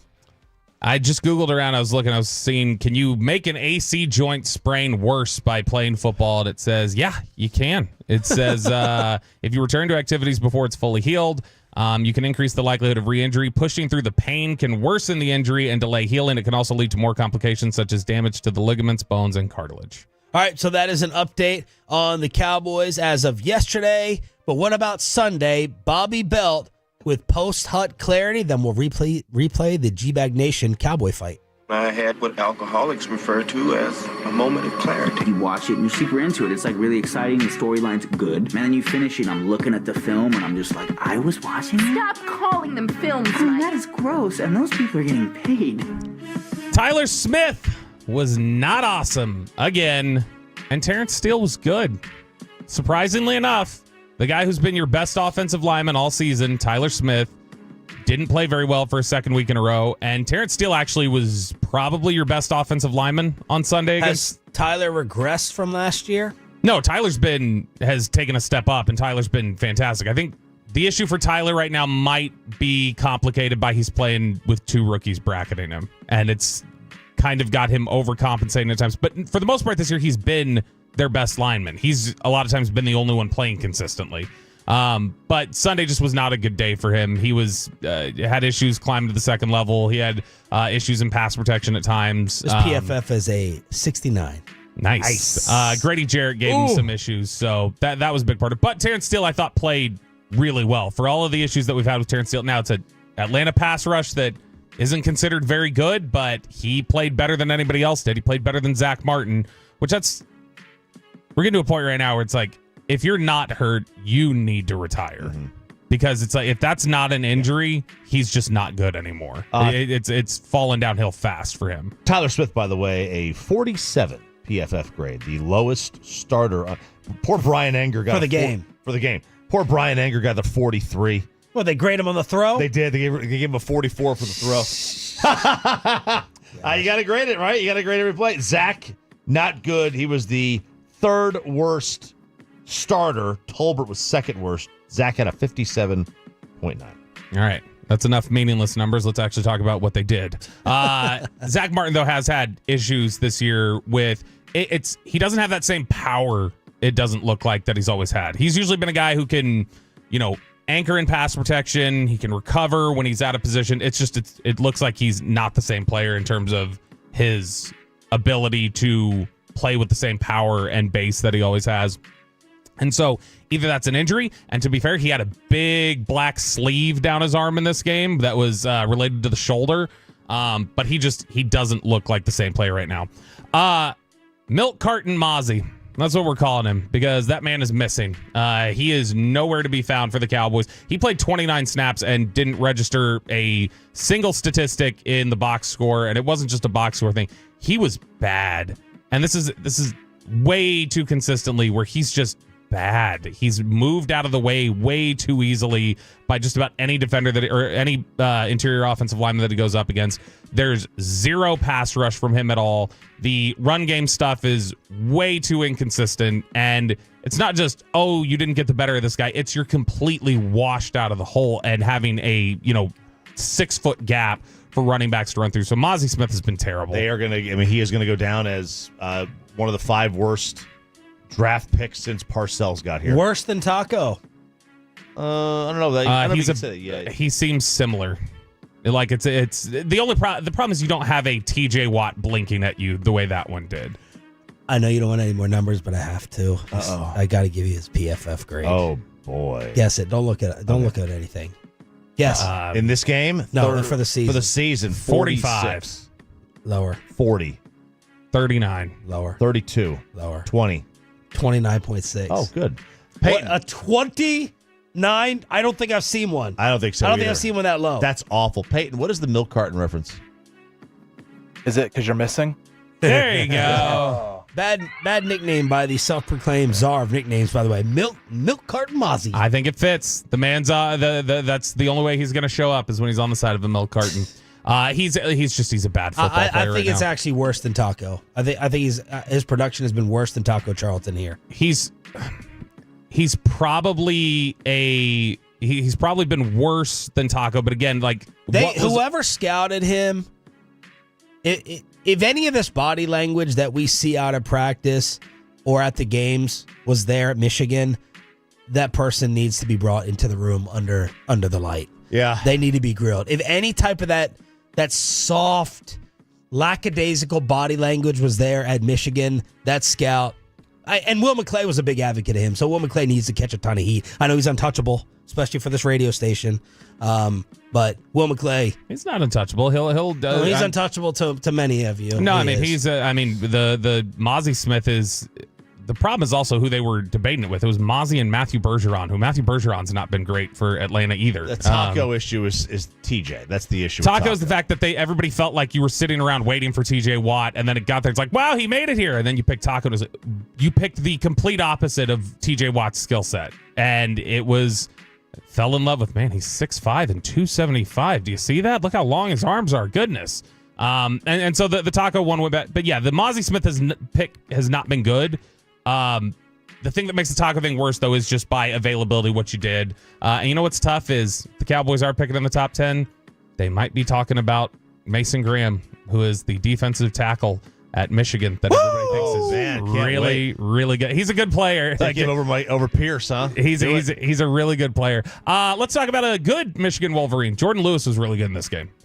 Jordan Lewis is about the only guy that I feel like I can consistently. He might be yours is Jake Ferguson. Jordan Lewis might be my favorite player on the team. Yeah, the 2 star-ups I did not get to yesterday, which I regretted. Maybe 3. I think we mentioned Overshown, but Jordan Lewis, Overshown, and Carl Lawson, they deserve their praise for star-up yesterday and reviewing that game. Jordan Lewis, good in coverage. Jordan Lewis, willing tackler. Like, if you want to talk about pound for pound, yes, he might be the best tackler on the team in terms of his weight class and his tenacity. If he could spread 60% of his juice to the rest of that football team, they'd be so much better off. Yeah.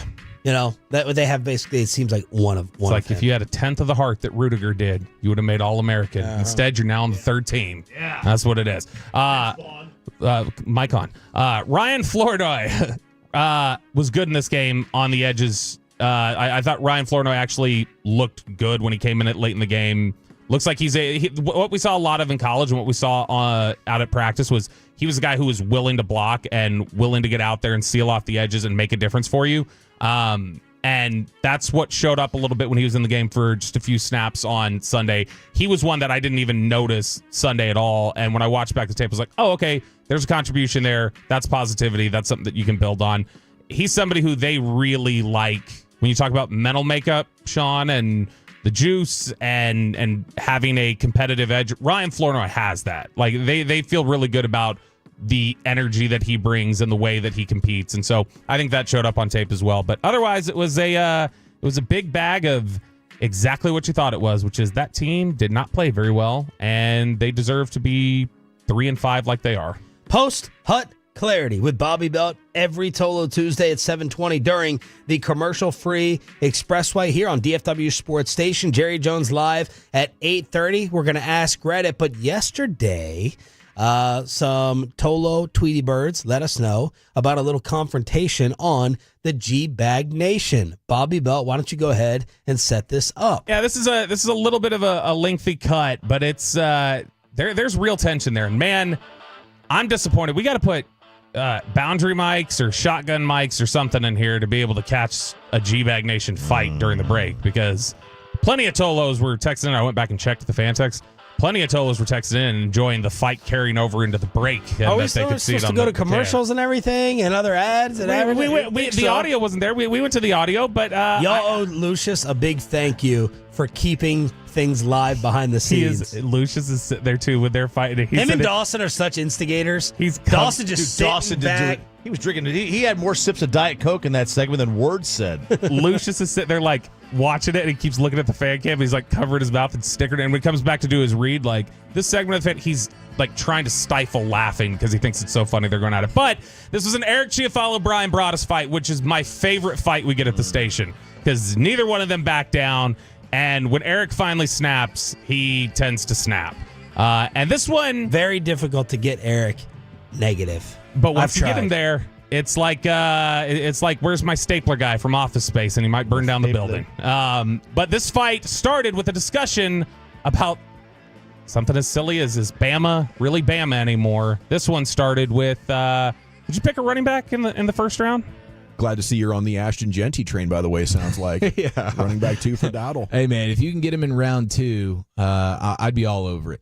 Be absolutely all over. I'm hearing best, deepest running back class we've seen in years. That's what I'm hearing. Wow. So I feel like second, third, fourth round, go ahead and get you a guy. Could you imagine having the absolute best one?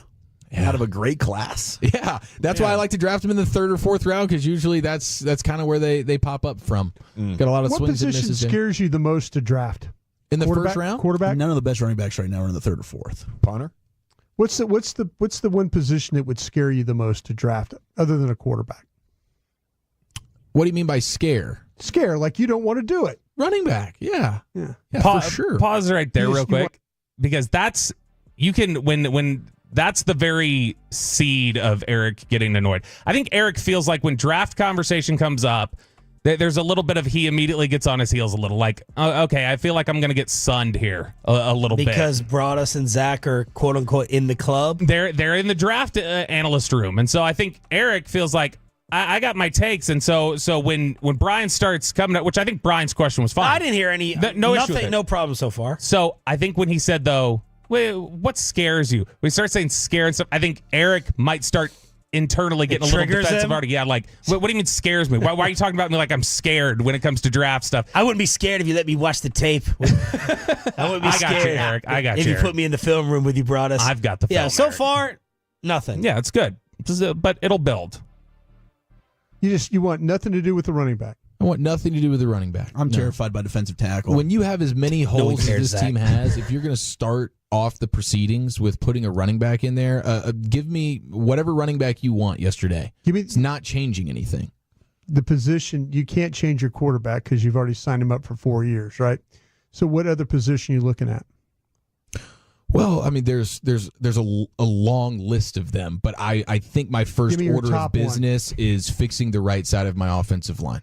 So it probably starts with I'll June 1 cut Terrence Steele. I'll eat that, and I'm replacing him immediately. And maybe I'm replacing him with Guyton, where he's more naturally a right tackle. I know Wolchuk's lamented that plenty, so maybe that's the case, and you draft your left tackle of the future. That's fine. Yeah. But I think it has to start on the line of scrimmage, and preferably on the offensive line. Has a Guyton pick scared you off of drafting tackles for plug and play? No, not at all. Has it you? I think there's a little pause there now. I think there's something, I mean, we all always thought they were always going to take first-round linemen. They were going to be plug-and-play guys. This guy's learning curve was pretty steep. Yeah. So they took an alternate route this time. They took a right tackle and tried to make him a left tackle. It's not a slam dunk like it used to be. That's what I'm saying. Yeah, it's all right, stop. Everything is fine. Yeah, no issues. Everything's totally fine. Chop? Yeah, I mean, everything's fine. Everything's fine. I'm just collect my thoughts. Who are you disagreeing with football-wise? It looks like you're wanting to say something. Well, I've already heard this, so I know where it's going. And that's the problem. Do you want to, because the way we have this cut, do you want to go through all the Baltimore back and forth, or would you like to jump ahead to the line about if you would take a running back in the first round? I mean, you know what we usually do on the show. Okay. I don't know. All right, if we want to listen, because I know Chop's got hot takes about the Baltimore stuff. Right, keep it going. Said, so keep it going. It's not a slam dunk like it used to be. That's what I'm saying. Yeah, it's less of one for sure. Yeah. But, It I mean, used you to can't be- draft scared. You got to go out there and do what you think is best. Then And take a running back. no, because that would be Why are not you drafting drafting scared. That'd be drafting stupid. You're drafting scared. You don't want to run. You don't want the best running back. No, I'd rather have the best offensive tackle. Wouldn't you? You know what? To me, I've kind of seen some of these teams. I watched the Ravens offensive line. Yes, they put the cherry on top of a great roster with Derrick Henry. They didn't go get Derrick Henry and then build around him. I don't know if the Ravens. Would you say the Ravens have one of the best offensive lines? They're playing a bunch of young guys. I mean, they're playing a rookie right tackle. They're playing a second, third-year center. Yeah, and they're essentially playing a rookie guard in Voorhees, who they went ahead and basically like redshirted. The second or third year center that you wanted the Cowboys to draft in the first round, are you going to talk down on him like he's not a good player? I'm not. They also have a good coach, and they also have the MVP at quarterback to help open things up for Derrick Henry. Running game has made a huge difference. The running back has made a huge difference there. One of the best running backs in the league. Yes, it was a nice cherry on top to what was already an AFC Championship level offense. I think the offensive line. I think you're. To me, I think this running back is making this offensive line better. That's my opinion. Well, yes, and I think the quarterback in the scheme. All right, that's a take. Go ahead. There are takes, and that is certainly one of them. The Ravens last year averaged 4.9 yards a carry. That's good. Okay. Derrick Henry's a better running back than what they had last year. No running back. The Ravens are fourth in run block win rate. Fourth. That's excellent. They're already an excellent offensive line. Like, my issue is like, you know, when they talk about you be getting the best running back in a loaded class. The problem, we don't know that. We don't know that he's the best running back, and that's the problem. And I can't, like, scouts do a job that nobody can do. They've got a special eye for talent, but I often think they don't recognize what is the drop off between the best and the fifth best at a position, right? Because it doesn't matter who the best at the position is, because you don't know who the best at the position is. Every scout, Will McClay is right on like 88% of things. He's missed like two guys, and that gets, you know, like, but he still misses. But they all miss. I think Derrick Henry has gotten more out of his job than other running backs would. Like, I think he does make a difference. It's also, Baltimore is by far tops in the NFL in yards before contact per attempt. So Derrick Henry is not getting touched on average till about 3 yards into his runs. And then after that, he's still, which speaks to the line, one of the top ones in terms of yards after contact. So it's a blend. It's been really beneficial. He's tremendous. I see what Brian's saying in terms of Derrick Henry has done something more for them than what they could have gotten on the other. But I definitely see what Eric's saying in terms of, that is a finishing product. That is not anything. It's like the Eagles with Saquon. Like, the Eagles' offensive line was excellent, but they didn't have the game breaker. Right. And now they have the game breaker.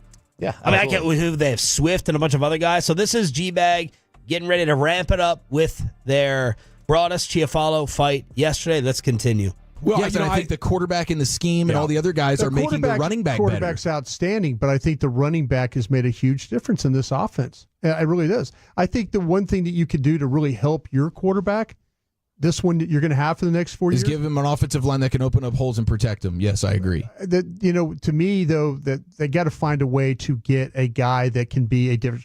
Well, you look what's happened in Philadelphia now with that guy. Oh. Yes, after they built the offensive line and have two awesome receivers, they went ahead and decided to throw a running back in the mix. That's fine, and they won't win the Super Bowl, but it looks good. Hey, you barely beat the Jags yesterday, man. That was awesome. Saquon Barkley had an amazing game, and you scraped by, and you barely beat Doug Peterson, who should already be fired. Good for you. Carry on. Carry on. Carry on. Come on. I'd stop there. That is a little. I think that's a little Eric dig at Brian too. the Doug Peterson line. You beat Doug Peterson. Is that his guy? Brian has said Doug Peterson's one of his guys. And as soon as he says the Doug Peterson, who should have been fired already, then Brian goes, carry on. All right, all right. That's when Brian has decided, it's like, remember when we were at dinner? And which one? In California, and Slater said something to open her mouth a little bit. I can't reference. I wasn't at that dinner. Yeah, you were. Because you were uncomfortable with the two. She made some reference with Brian, and Brian goes, Ace Ross Day. Was I at that dinner? What was the place? Brian shuts it down. It was the first year we went to Cafe Fiore or whatever that place is. The back so room. Brian immediately just went, it's okay. And I knew right then he's furious. So yesterday when he went into that, I was like, he's mad. You better stop. And Eric went one step further. I mean, the best running backs in the league right now are taken in the first 2 rounds for the most part. Yeah, that's fine. You can cherry pick that all you want, dude. No. If you guys are going to draft a running back, then we need to draft a new draft show. If you guys are going to talk about drafting a first-round running back, all right, there's the death blow. Yeah, that's low. There's the broadest trigger right there. We learned yesterday. Go back to it, Peyton. Just like everyone has their certain triggers. Apparently, this is it. Eric Chiafalo going after the draft show. If you guys are going to talk about drafting a first-round running back at pick 11, where you're picking right now, you're out of your mind. What are you going after? Because you guys are coming after me like I'm insane for not wanting to draft a running back. You're the only one who's yelling and your veins are popping out of your neck. I'm just That's because after you. You're trying to draw me off. It's okay if people disagree with you. I am not. It's all right. I'm just trying to in the top 10, I've said it. I'd address another position. But at 11, you're good. But hey, if... No, it's fine. At pick 11, at pick 10, you don't want to do it. But pick 11, you want it. I just want to take good football players. I was just trying to learn why you didn't like running backs. That's what I'm saying. And maybe of having the best one. That's all I was trying to figure out. I wasn't trying to do anything. Please don't go after the draft show anymore. Really? Cross the line there, damn it. Yeah. If you guys are talking about drafting a running back because the guys in the league right now were drafted in the first round, Derrick Henry was a second-round running back. We're going to have to talk about it. This team took a running back 4th overall. The Cowboys certainly would do that. I'm not worried about what the Cowboys would do. I'm asking you two guys. Yeah. I'm not talking to Jerry Jones on the draft show. I'm talking to y'all. You're fine. So if y'all are going to make somebody out to be a schmo for wanting to draft an offensive lineman in the top 10 insteed of a running back. Nobody's making you a schmo. You're making stuff up now. Again. Wow. And they pivoted away. Brian sits there for the next 10 minutes, the rest of the segment, before one of their 8-minute commercial breaks, and he sits there and he looks like he's not actively engaged. Then you get to the break, and we get the commercial slides like normal. Lucius with the heady play cuts to the camera, and right as soon as he cuts to the camera, you got Brian leaning over, pointing intensity. It got worse during the break, according to sources on G-Bag. I would like to chop. You listened to it yesterday, so you get overall first reaction. I just want to applaud them for going at it. I know. I love that. That's how bros sit there. Guys, girls, doesn't matter. Intense sports fights. I hate the fake patty cake stuff. But they're willing to scrap and they'll get over it. They all love each other. I love, man. That's great. That's good radio. Props to y'all. Props to y'all for that. But they did something that we don't do. We don't go low. They is bringing up the draft show that low? That's low. Good God. I mean, is it really that low? Well, since he brought us and Chuck, it's low. Well, I don't know if he knew it would bring that reaction. If he said we needed a new draft show, I don't know if I would. Look, this comes down Keep your voice down. To me, I hear two things. One, a little bit of scout sensitivity from Eric, but the main thing is this is a running back value fight. So I think Eric is like, whoa. The entire football world has decided running backs should not be taken in the first round for the most part. We all mocked that. And now Zach, you in particular, because I think Broadus, he's an old soul, and he's like best football player if it's a running back. The old school guys took longer to leave the running back value discussion. But I think Eric might be viewing it like, oh, Zach, you're like, all of a sudden you're flipping? Oh, now it's cool? Like we're all totally, we didn't laugh at Jahmyr Gibbs. We didn't laugh at, give me another first-round running back so my point sounds. Bijan Robinson. We didn't laugh at Bijan Robinson. What are you doing in Atlanta? And I feel like they're flipping the running back argument in the first round on Eric. And Eric is like, where's this coming from? Or is Zach's point and Broadus' point, no, we need to now relearn and reassess because Gibbs and Bijan are doing this for their teams. Well, yeah, I mean, the Gibbs thing is, it's like, let's say the Cowboys picked a running back at 11. Would you lose your mind? Why are you hesitating? This is like teed up for you, and now you're changing your mind as well? I mean, like, also, like, I would not like it. I would not like it. I would lose my mind. I'm not jumping off. So you're shifting a little. No, I'm not shifting. The issue is that the problem is that this team is going to do it. So I don't care about that. I don't care about that. It's like, Eric, if they did it, what would RJ Choppy say? Oh, I would not. I mean, I would never do it. I would think it would be crazy. Okay. Yeah, I would not draft one before the third. That's where I stand as well. So this is a running back value debate. Right. Yeah. And Eric is like, oh, so now you guys are cool with it at pick 11? Now you're fine with it? And I think particularly towards Zach, because I think I know with Broadus, like, he's like, are we sure we want to make this position extinct? Are we sure we want to bury these guys? So I was kind of thinking more the new school with Zach. There are situations where you can do it, and that is if you're Kansas City, right? Or you have this loaded team, Detroit, loaded team. You can get away with it when you've got an elite quarterback or whatever, right? If you have a lot of holes in your team, like this team is showing this year, they are not a running back away. Oh, no. Okay? I would flip out. Absolutely. Baltimore, if they wanted to do it, they're in the AFC Championship game every year, whatever. Fine. Yeah. You could get away with it. You do not want to. The days of building your team around a running back are over. Like, you want to take one in the first round, you're talking about already drafted in the 20s. Here's how I look at it. When do you want a running back? What stage of his career? Early, like before the tread comes off. There's a sharp decline. The older you get, the more workload you get. That's proven. Bijan Robinson is the 16th highest paid running back in the NFL. Jahmyr Gibbs is the 17th. To me, that's the fine. one time That's you fine. might want to argue taking a running back would be, or where you'd be willing to pay running back, is during those first 5 years. So if you're telling me I get to invest at $5 million per season in one of the best running backs in the NFL at their peak value, run them for 5 years, and then say, be on your way.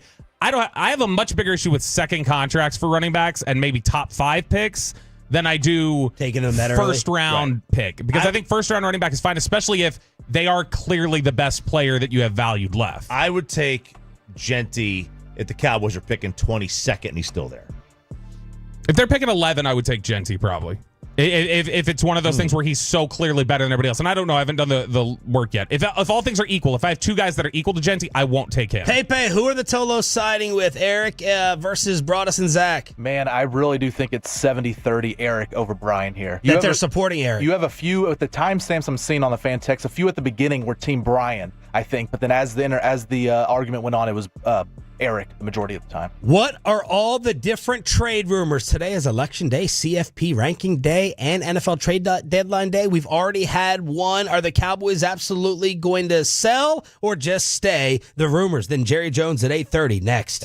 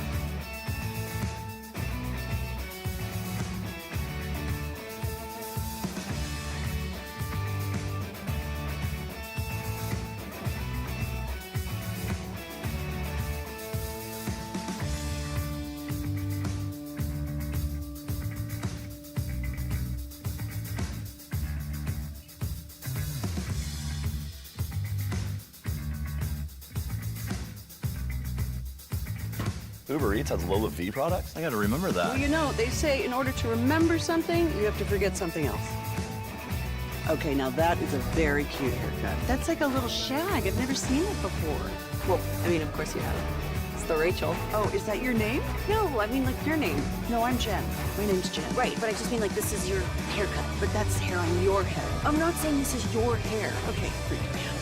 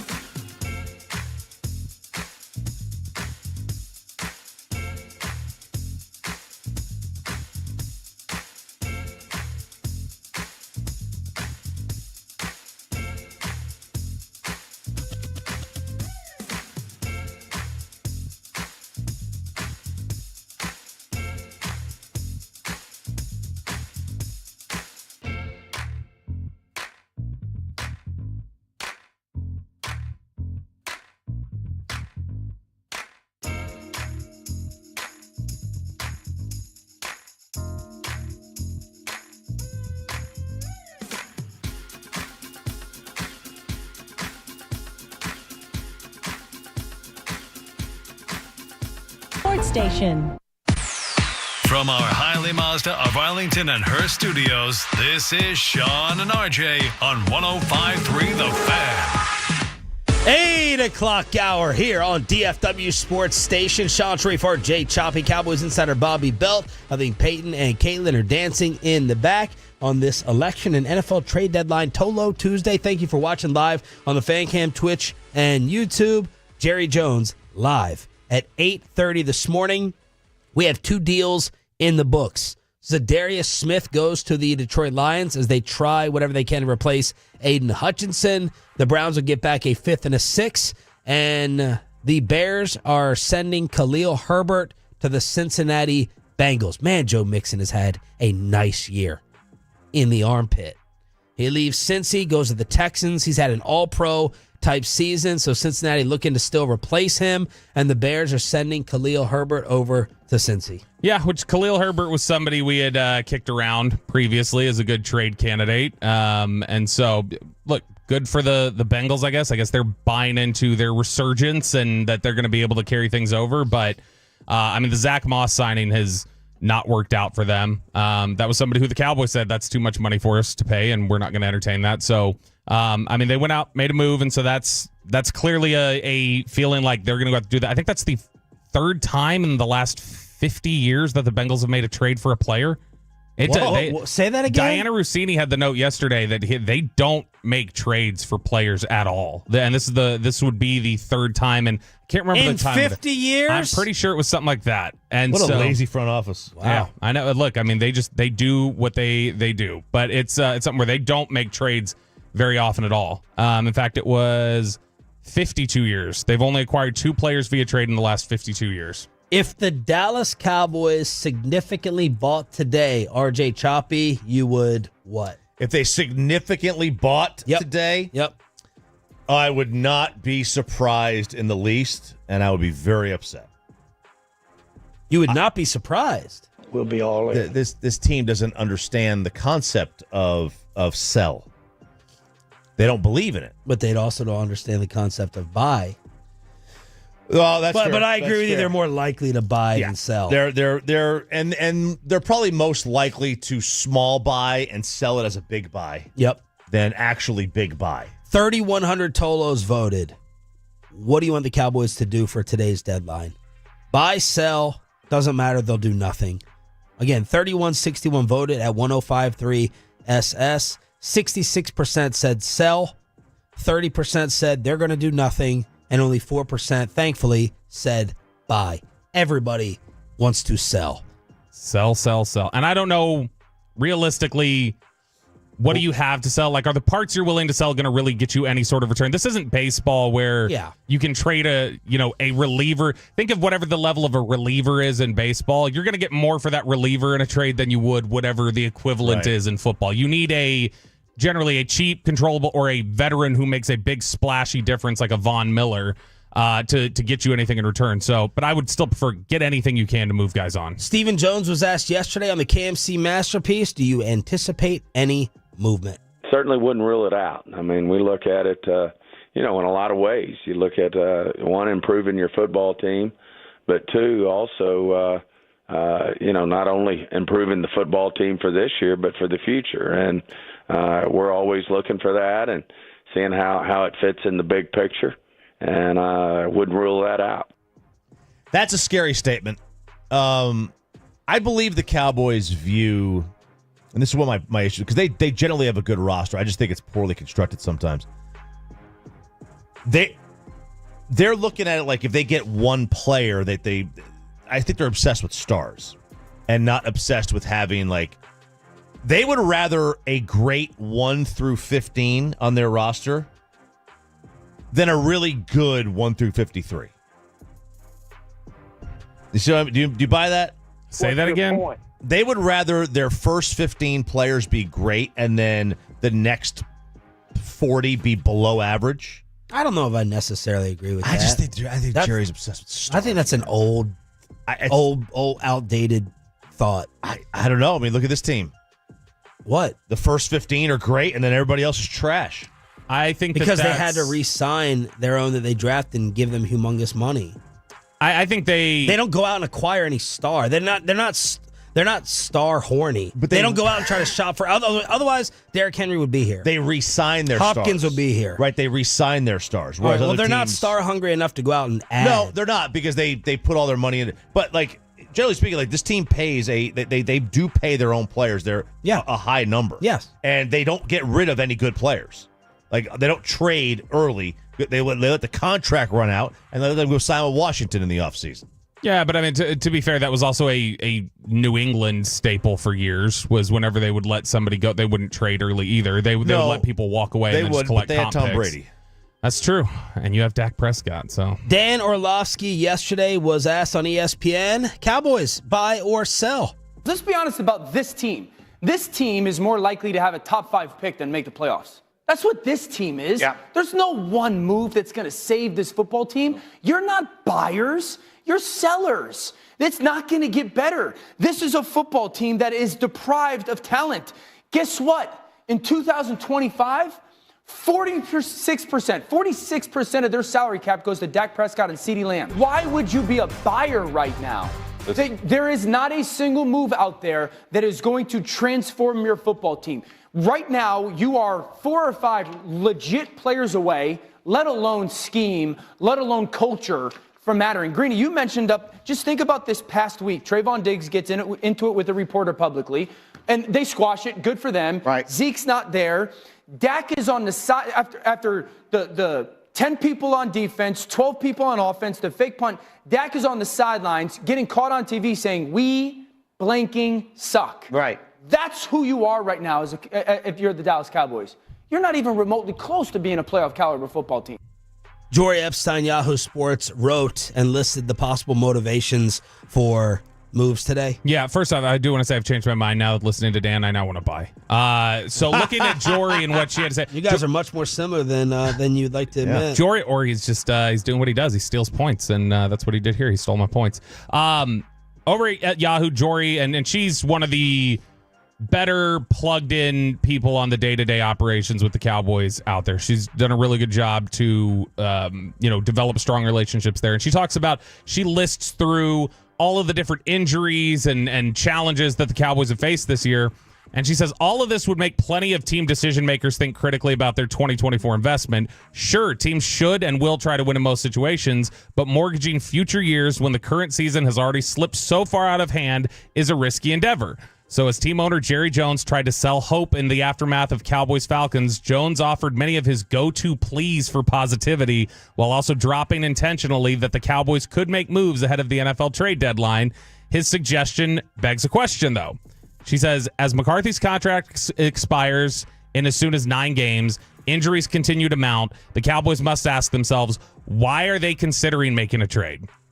Are they trading to improve the 2024 roster? Are they trading to improve the team for years to come? Is there just a deal so cost-effective they can't pass it up? Or are they trading to keep fans engaged this season? All 4 justifications are hard to defend.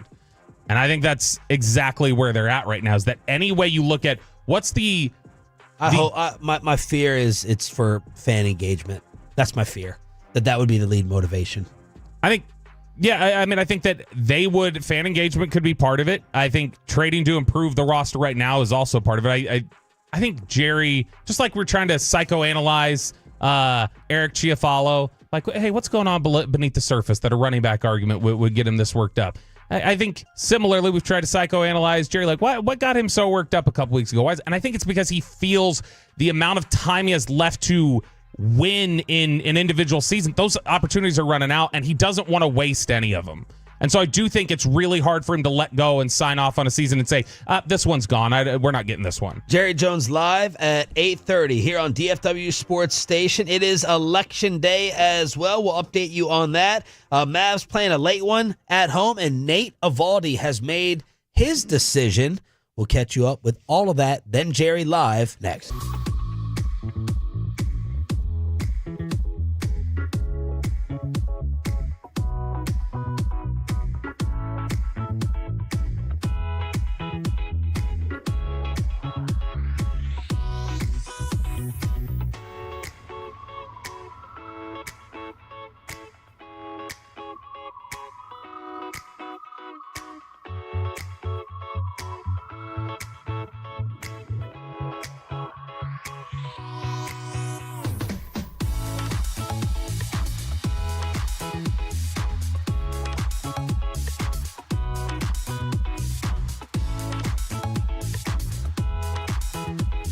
It's true that you've got to forget something else to remember that Uber Eats has groceries. No, that's absurd. Hey, remember when you used to be a, what was it, Pepper Lady? Pepper Lady? Wasn't it Cinnamon Sisters?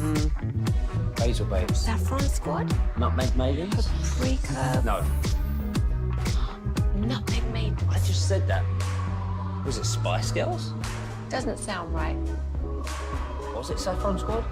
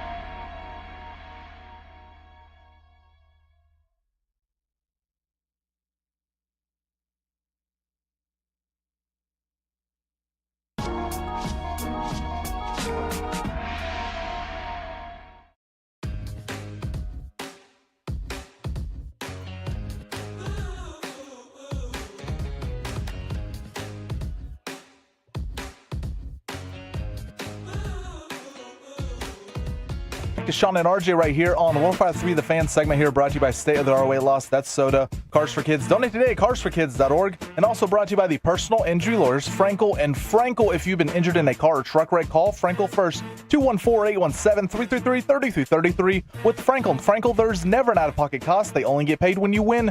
Frankel and Frankel, the go-to car and truck wreck attorneys in Dallas. Catherine. Ooh, got him.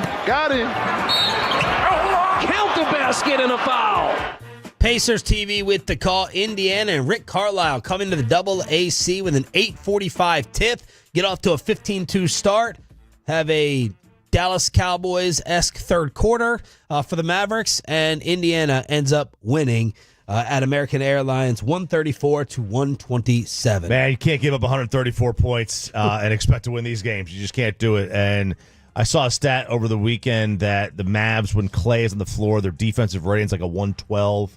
And with him off the floor, it's flat at a 100. And that means like they're like 12% better than league average with him on the floor. Kind of like that's a good way to look at it. It just wasn't the case. You know, the team defensively just wasn't there. Yeah, I mean, look. The scoring has dropped off too. He started 22, 19, 18, and then he's gone 7, 12, 9, 16. Yeah, it's the volume's not been there. And I mean, he's right now, as it stands at the moment, he's shooting exactly what he shot last year in Golden State. It's 38.7% from three. Which is, I'll still take that. You can get away with that. I will absolutely take that, especially putting up 9 threes a game. I'm totally okay with that. I still think he brings something, an added dimension that is really good for them, and I think it'll play out over time. They're clearly still trying to figure some things out, and losing Derek Lively doesn't help. The issue will be come playoff time when defenses clamp down and they close out on you. Like, is he going to get the same percentage of open looks? Because like open looks, I don't know the number, but I'd be willing to bet his open look 3-point percentage is well over 50%. And it's the more the contested ones that are really killing him.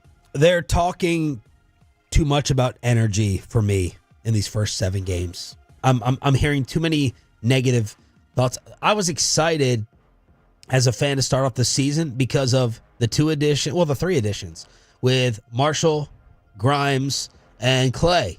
And that alone I would hope would carry you energy-wise, but I'm hearing it a little bit too much to start off. Najee, after the game, was like, we have to make up our minds in terms of the energy coming out. So they end up losing to Carlisle and the Pacers. Greg Popovich with some type of health issue that has him gone indefinitely? Yeah, and so yesterday the announcement was made by the Spurs that Greg Popovich is out indefinitely after a weekend health issue. So their assistant coach, Mitch Johnson, is going to lead the Spurs in his absence. And I understand because of various laws and restrictions, you can't disclose certain aspects of an illness or medical records or anything else. So I'm not asking for that. But what's a little bit odd is whenever they've been asked about it, the Spurs, all they're just saying is, he's just not feeling well. It's like, well, no, I mean, there's clearly something more when you're saying he's indefinitely out than just he's not feeling well. He's just not feeling well was me on Sunday. I'm like, am I going to bounce back? All right, I'm here. It wouldn't be like, he's out indefinitely kind of thing. So nobody's quite sure what it is that he's been dealing with. Popovich has had, I think, a couple of different health things pop up in the last couple of years, but this is the first time where there would be like an extended absence like this. And there doesn't seem to be any sort of end date in sight. They're just saying, it could go on until further notice. Jerry Jones is coming up in 10 minutes live at 8:30. Why Cooper Rush over Trey Lance? IR for Dak Prescott. Are Micah and Lamb going to play? And would you consider selling today during the NFL trade deadline? Zeke going to play. What's that? Zeke going to play. Is Zeke going to play? Who did he vote for? All these things are things that we can get into with Jerry Jones. Nate Eovaldi declines his Rangers option. Yeah. Will become a free agent. Yep, this was a $20 million option that he had with the team, officially now becoming a free agent. And the issue the Rangers are going to run into, they want to get under the luxury tax. All right. Dodger fans are circling the wagons to bring back Corey Seager. They are? Yes, they are. At least that's those fan sites. The Dodgers blogging the boys version is talking about that. So the question is, do you want to bring back a guy who's 35 years old to pitch when you already have 37-year-old Jake DeGrom coming off a second Tommy John and John Gray who's entering his mid-30s? Do you want to bring back Evaldi? I do. I mean, I think he's a good pitcher. I think he is an absolute playoff beast. And with this rotation, with DeGrom, all you got to do is get in the postseason. That's the tough part because they obviously had a major step back this year. And if they want to reduce payroll even more to get another luxury tax. But bring him back at what? Where are you drawing the line? I would draw the line at anything more than a 3-year deal. I don't really. The money is. I mean, you have to go with their finances. I don't really care about the money. Like, I would not bring him back on more than a 3-year contract. I don't want to have liabilities with one guy being 40 and DeGrom, and then Evaldi being 38. Yeah, whatever because obviously every team's budget is different in terms of the way that they spend. So it's not a dollar figure necessarily. It's what it applies to. So for me, it would be. How old is he? Evaldi? He's 32. Let me give you. Evaldi? No, he's 34, right? Yeah, he'll be 35. Yeah. Let me look at it. I think I saw that last night. He'll be 35. 34, yeah. So he'll be 35 next year. Let me give you the highest paid pitchers in Major League Baseball per year right now in their age. Scherzer at 37, 43 a year. He's done. Verlander's 39, 43 a year. He was left off the playoff rotation. Zach Wheeler, 33, Philly, 42 a year. DeGrom, 34, 37. We see how that has worked out so far. Garrett Cole, 29, whatever, under 30. That was an opt-out, then back in. He's with the Yankees. Strasburg, 31. Snell, 31. He's retired. All these guys, except for Garrett Cole, are 30 or more. And then Glasnow is 30, still always hurt. All of them. The top 8 paid pitchers in Major League Baseball are 30 or older, and the majority of them are hurt or not going to be pitching. The issue is that these guys get to free agency at 30 years old a lot of times. Yeah. And, that's why Trout and Harper and now Juan Soto are going to get so much money, Shohei, because they're Trout hit free agency in his mid-20s, and Soto's 26, and Harper came in the league at 19. That's what you want. Our starting pitchers, especially with the arm injuries and stuff and all the velocity and things that they're trying to figure out, our starting pitcher is going to become running back-like, where it's you get them for their first 6-7 years, and then you got to start finding new ones. Well, the league is telling you that, just look at the playoffs. These managers can't wait to get to their bullpen. It's a race to get your bullpen now. I hate it, but that's the way the sport is. And you lost some respect for Jordan Montgomery the other day. Big time respect for Jordan Montgomery is gone. Gutless behavior. Now, this is the owner a few weeks back, right? The owner of the D-backs said, we made a mistake. If you want to blame someone for bringing Jordan Montgomery in, it's me, because I'm the one that pushed for it, and he was horrible this year. So you want to blame someone, it's me. So what did Jordan Montgomery do? He said, you know what? I'm going to pick up my $25 million one-year option. That's just now. Listen, is it the smart money thing to do? Yeah, Jordan Montgomery's not getting $25 million on the open market, but you want to go work for somebody who hates you, doesn't want you to be there. What you do? Help them win? You should the competitor in you want to go beat them? Oh my God, RJ! Should the competitor you want to go beat them? What is happening? Election day has scrambled your brain today. I don't know what's going on with you. It's a wonderful day. Okay, he's preparing for November 6th tomorrow. He could get both. He could get the $25 million. No, they're not going to bring him back. Force a trade or a deal. Yep, that's it. That's what I think he's going to get both. Screw you. I'm making you pay me the $25. You're going to have to eat the money in order to trade me. You're going to have to eat the money. You're not going to have me on your roster, and I'm going to get my highest payday since no one else will give me that much. Oh, so you think they're going to trade him? That would be my play. Yeah, I think that's exactly what he's going for. Speaking of trades, will anything happen today during deadline day? Jerry Jones joins us live on Shan RJ and Bobby next. But let me go ahead and get you on over to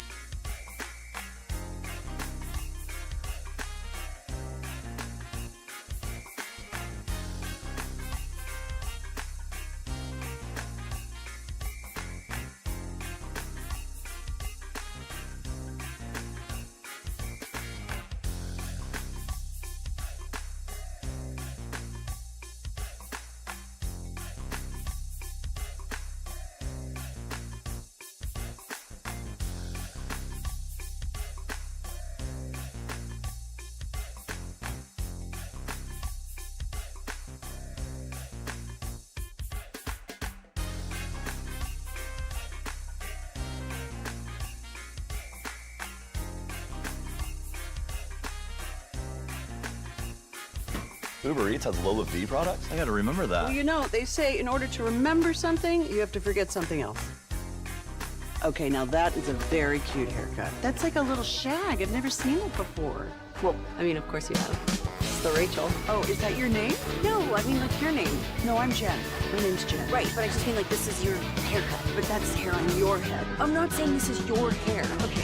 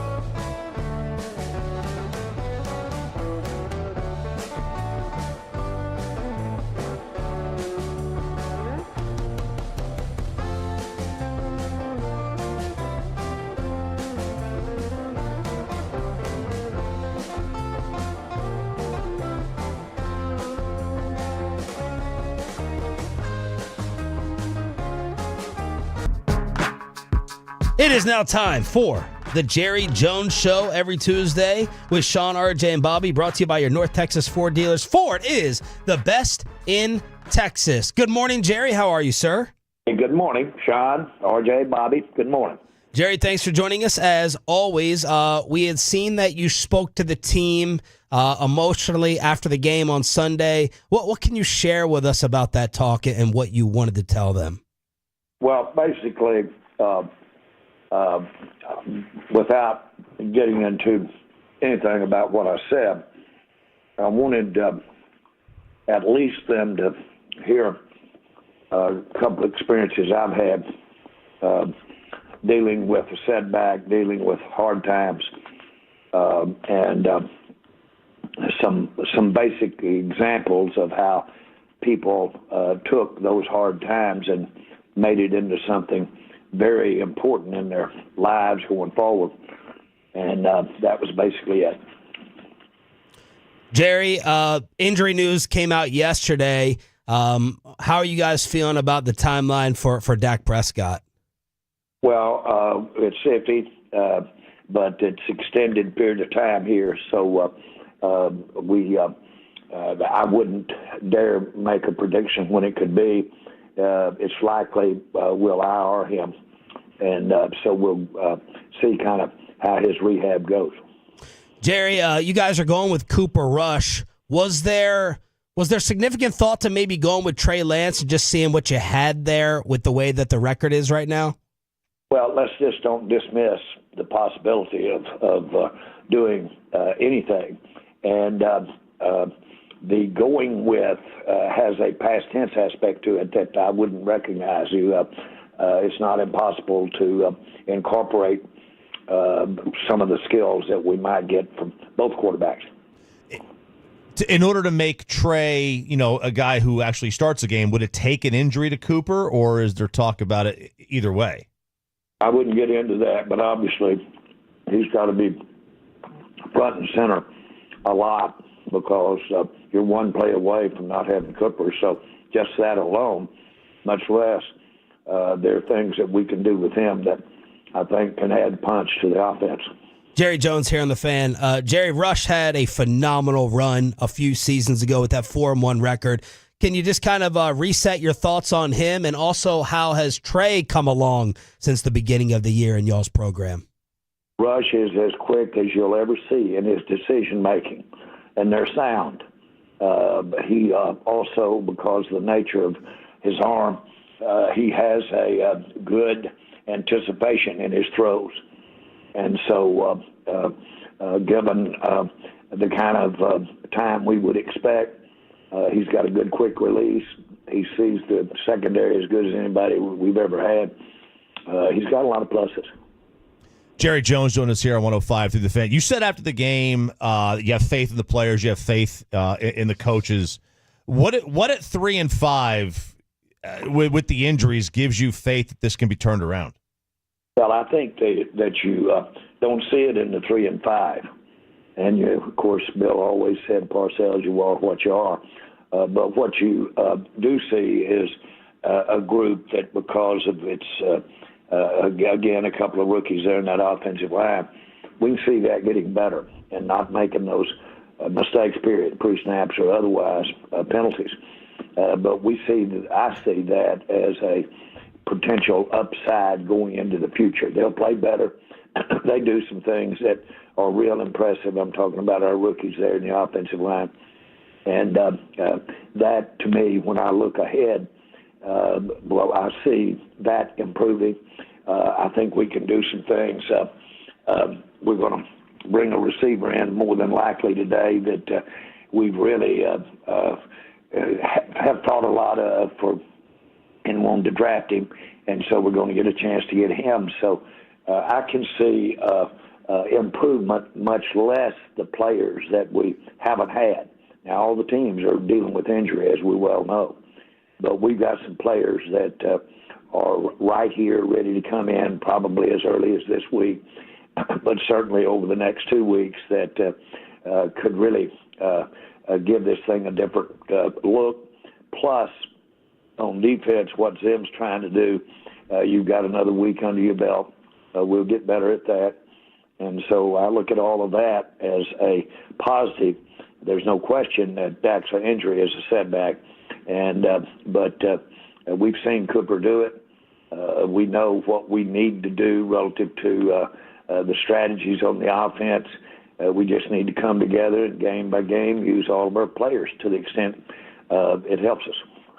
Jerry, were you comfortable with CeeDee Lamb continuing to play late in the fourth quarter when he was clearly limited by that injury? And do you expect to have him available this weekend? Very much. That thing is very painful. When you strain a shoulder like that, that's very painful. We knew he was in pain, knew it from the time it happened. And it's commendable to see any of these players get out there and play with that kind of pain. But he was, we wanted him out there if he could be out there, and we didn't think we were risking additional injury to him. Jerry, how are you feeling about Lamb and Parsons for Philadelphia? Well, Lamb, of course, we think there's a good chance that he'll be playing at Philadelphia, and Parsons as well. What about Zeke for this week? And I think there's a good chance Zeke can go this week. Jerry, what can you tell us about the Zeke situation and what happened afterwards in dealing with it? Well, there's no.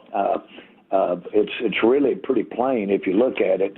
The rules that were addressed are really clear, and the attendant punishment is clear, and he'd be the first to tell you. And so that was it. And you know, that running back room, it's quite a setback for any of those running backs not to get out there because they need their snaps and want their snaps. And you can get out there and get on a roll, as Rico did. Mm-hmm. And that is a step toward having a better season, both individually and for the team. So my point is, I've never seen a discipline matter any better aired for the world to see than Zeke's infraction. And but it was just for the game, and I look forward to seeing him back out there. Jerry, Zeke has seemed a bit frustrated with his role even before this most recent issue this weekend. Was there any sort of disconnect between you guys and Zeke when he signed as to what his role would be here? Not at all. Not at all. Those guys are a good room of running backs. Rico sure had that kind of day that each of them want to have, and he had it. That's what you look for, who's going to separate themselves a little bit. Rico did, but those guys are good football players in there. Jerry Jones, brought to you by Ford here on 105.3 The Fan.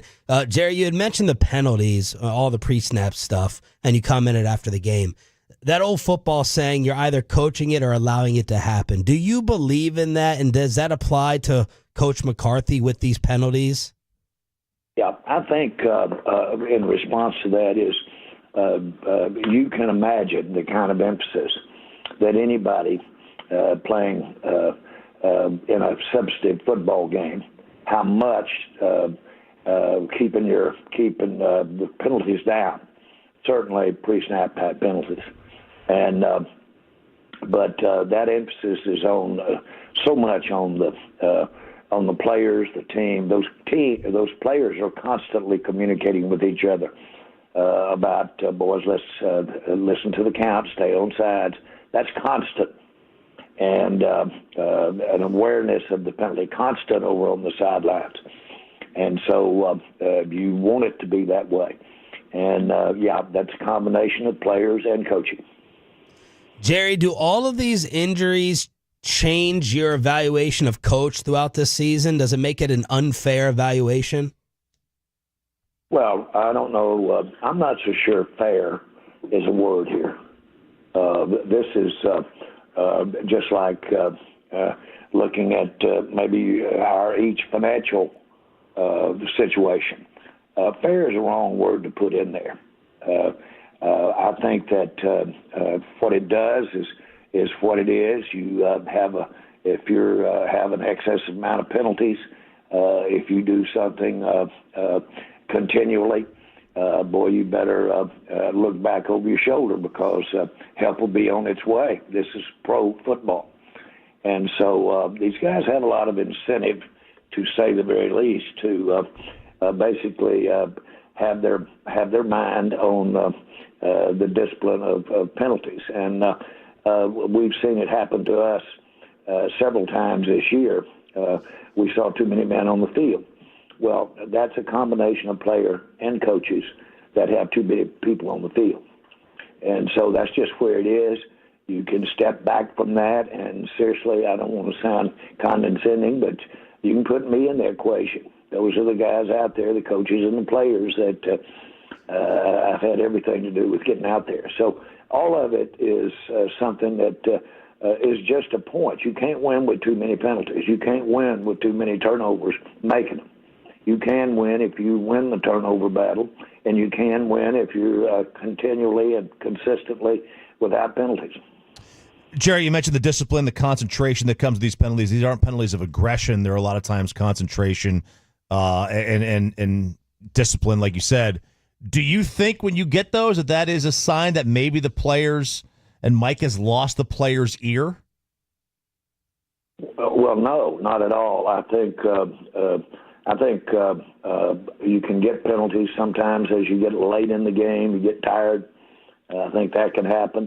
But these guys are, quote, pro football players, and they're given a lot of incentive to get out there and think through that. And candidly, that's a part of a maturation process if these are young players, and that's just how to fight through that and keep mentally sharp. Your physical fatigue I'm talking about. Jerry, you guys had a lot of success post-bye week last year with a really aggressive passing game that Dak felt really comfortable in. Why are the passing game concepts this year so much more conservative than last season? Well, I don't have an answer for you at all. And so actually, Dak has been known for the numbers of down the field completion, his high percentage of down the field completions. And so that's one of his pluses.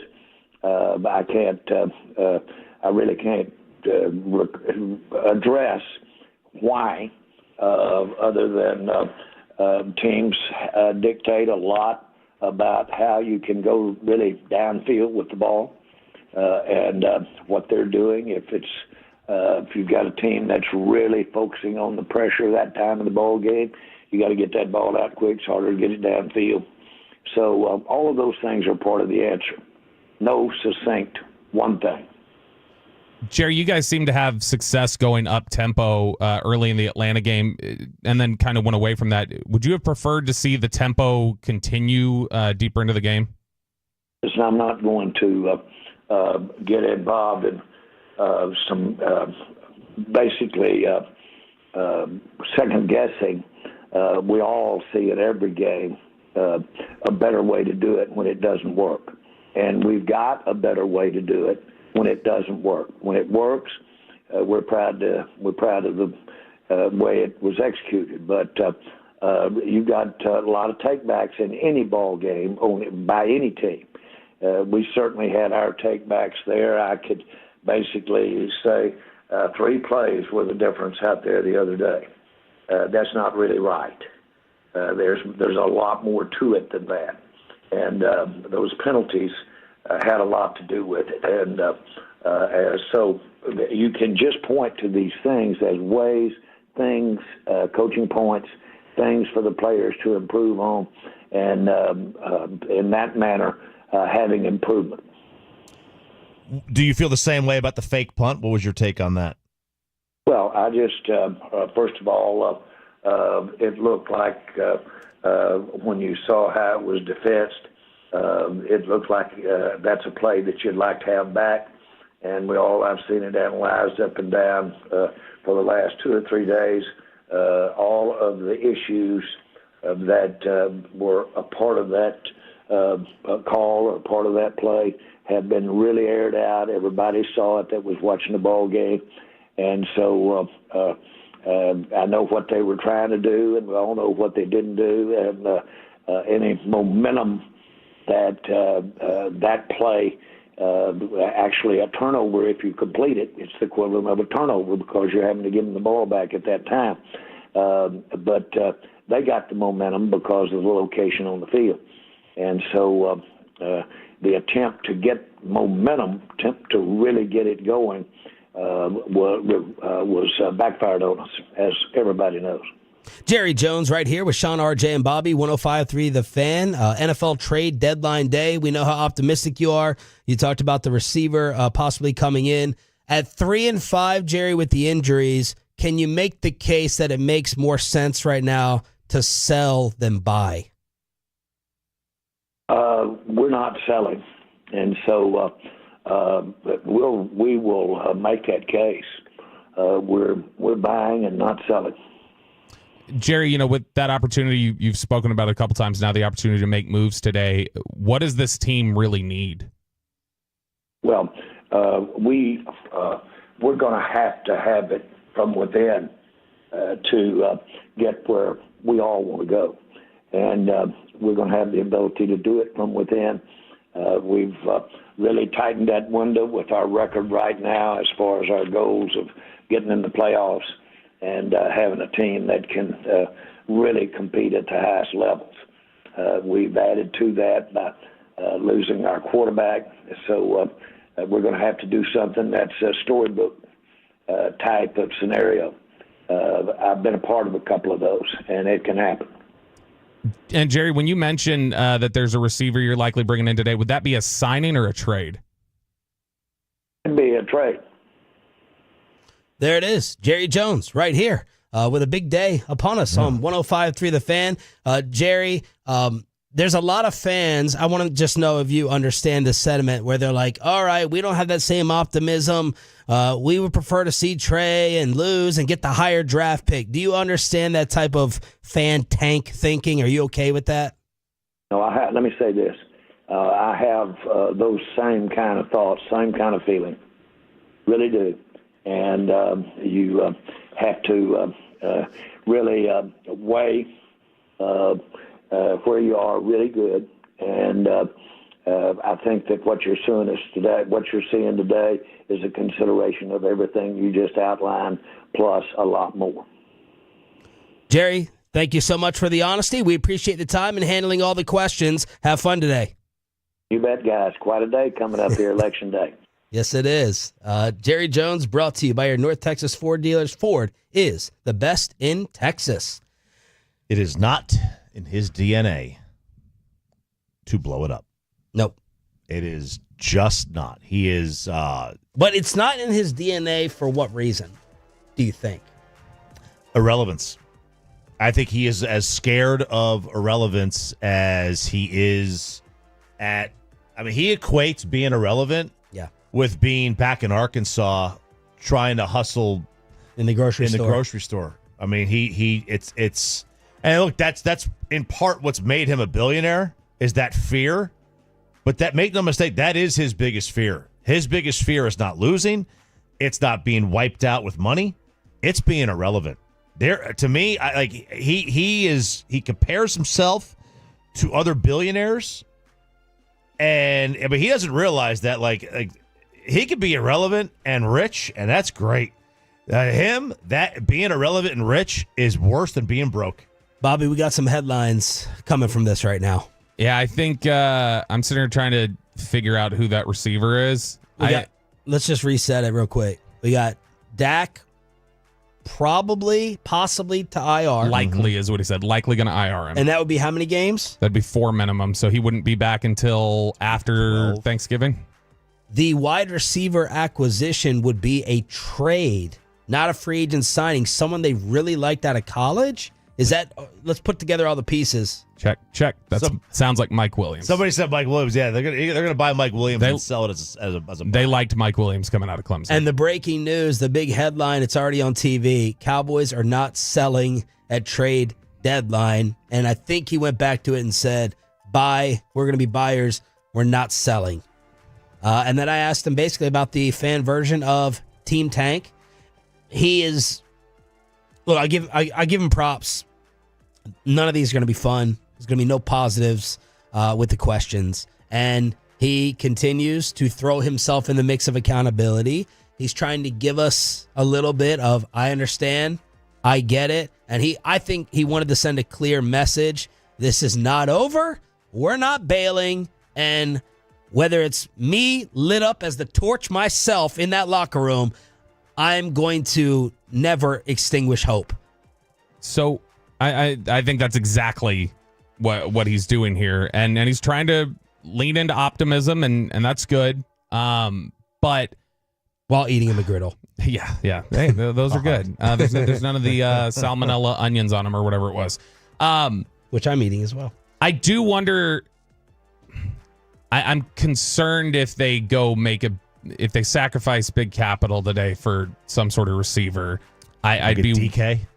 I thought you just said Mike Williams. No, I know Mike Williams is the guy that I think could, but like, let's say it's Cup or something like that. Oh man, that would be. Here's the other thing. If we're interpreting Jerry, Sean, when you look at and RJ, when you look at the Cooper Cup, I'm gonna have to pot it back on there. When you look at Cooper Cup. Is that too established a name where Jerry wouldn't talk about him in terms of we liked him in draft terms? I think this has got to be somebody that they're talking about who isn't at a level of they've established at the NFL completely. And so Mike Williams would make some sense to me. I just don't want you to give up any capital. You need cheap talent. You've got to build. They're going to give up capital. I mean, it's reality. I'm with you, but they're going to. I don't think. It could be talk. It could be hype. It could be. It doesn't mean they're doing it. And I think it's minor. I think it's minor capital. I don't think we're talking about a star name. I don't think. What sense would that make?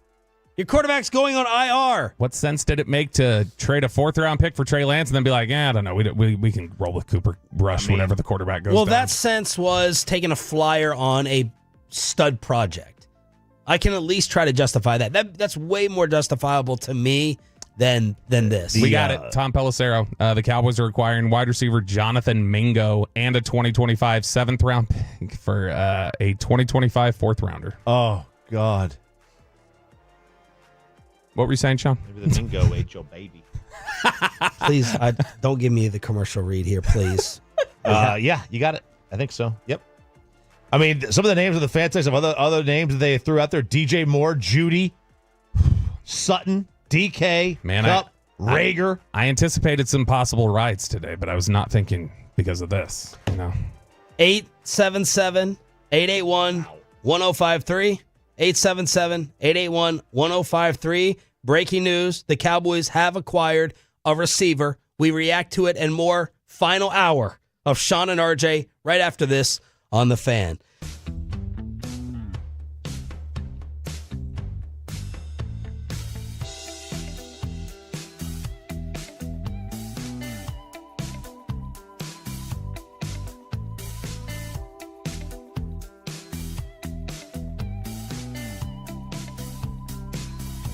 Do you think it's true that you've got to forget something else to remember that Uber Eats has groceries? No, that's absurd. Hey, remember when you used to be Pepper Lady? Pepper Lady? Wasn't it Cinnamon Sisters? Hazel Babes. Saffron Squad? Nutmeg Maidens? Pre-curve? No. Nutmeg Maidens. I just said that. Was it Spice Girls? Doesn't sound right. Was it Saffron Squad?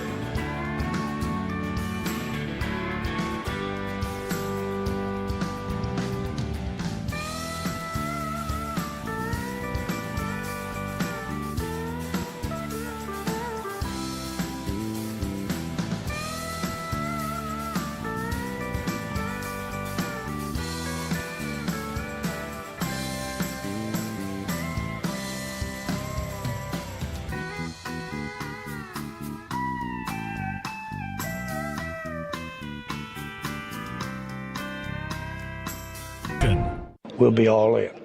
From our Hiley Mazda of Arlington and Hearst studios, this is Shan and RJ on 105.3 The Fan.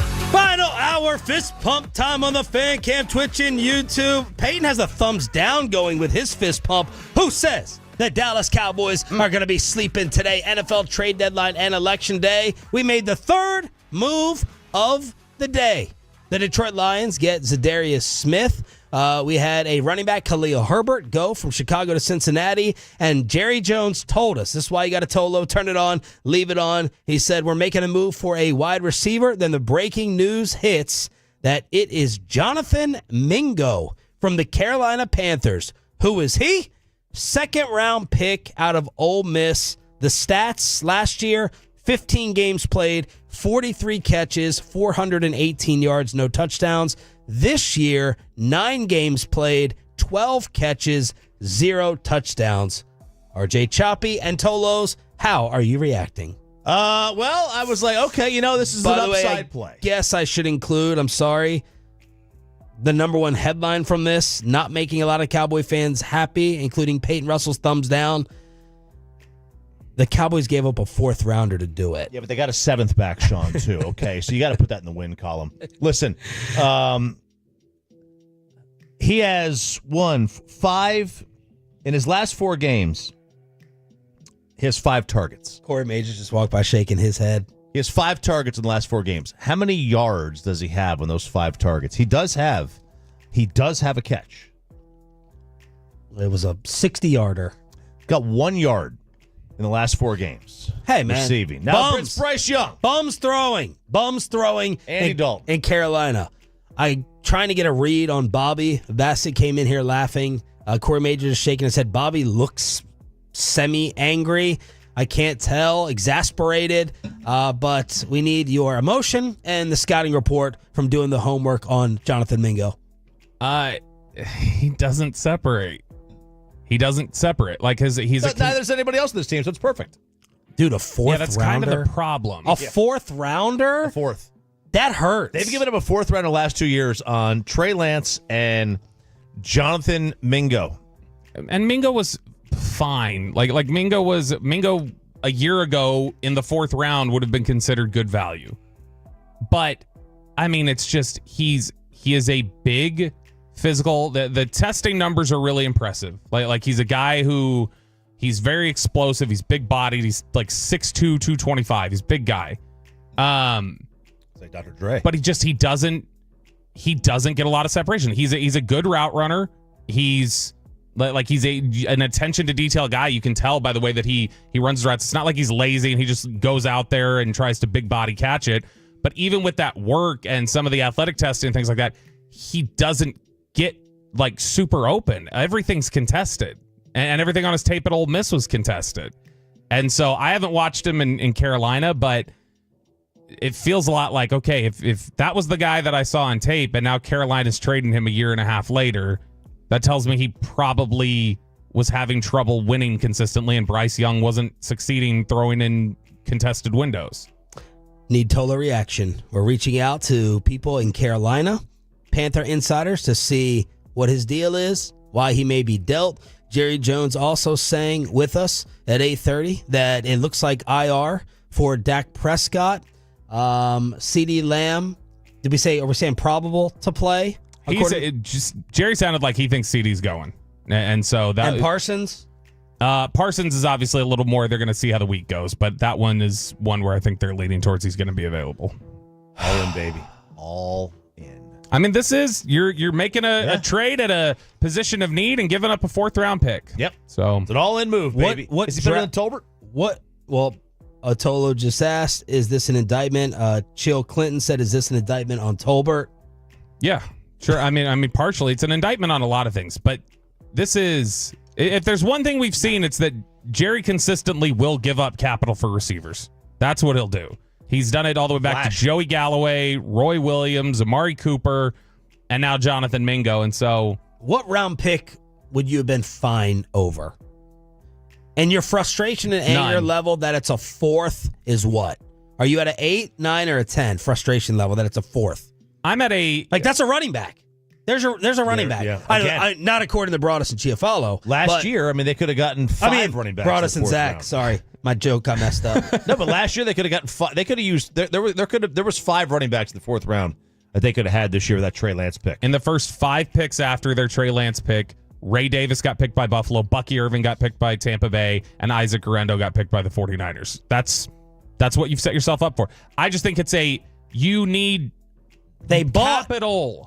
You need capital. You don't need players. You don't need another person to put in here and make for another awkward fit. That's what we're setting up for. He's so stubborn. He's so dug in. I'm surrounded by a lot of stubborn people in my life. I thought that I was like 1 or 2 on the list.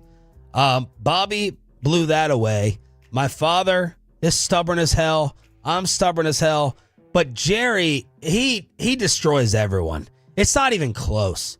It's like we are not taking. Another follow-up question is going to have to be, like, when is the last time they've ever come close to selling anything? That was his headline election statement today. We are not selling. That was his MAGA. That was his we are not going back. That was his slogan. That was his trade deadline slogan. We are not selling. And everyone in the world, every Cowboy fan, every media member who was right about this year, we're not often right that much, but everyone was right about this year, said sell, don't buy. Don't buy. And a 4th rounder was given up in the process on the same day that your quarterback may be going to IR. At least he's under contract for a few more years, right? So is this guy. This guy will be cheap talent for a couple years, but I mean, that's what I'm talking about. Yeah, but no. Oh, I thought you meant Dak is under contract. Mingo. Yeah. But and that's great. But we got a Panthers insider getting ready to hop on in 3 minutes. By the way, we'll give you the scouting report. Bobby, it's just so unnecessary. It was just unnecessary. Pointless. Yes. Isn't it pointless unless Mingo balls out next year? Yeah, unless they had him as a top 15 graded player in the draft, and they're like, oh my God, we're going to get this guy for 4th? Absolutely. Aaron Schatz, who was Football Outsiders, created DVOA. They've got another measure that they've used in recent years, DYAR, which is defense adjusted yards above replacement. And it's another efficiency stat that they feel like they've perfected. He just tweeted a few minutes ago. He said, I know that my wide receiver stats are not divorced from quarterback play, but last year Mingo had the 2nd lowest receiving DYAR ever in a season ever. This year he has 12 receptions. How on earth is this worth a 4th round pick? Wow. Cowboys cap space next year with Dak and Lamb. Now the projected cap is $273 million. They are at $126 between the two.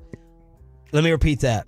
Over 50% of next year's cap, 90 of it goes to Dak, 35.5 goes to Lamb, and you are going to have to pay Parsons as well.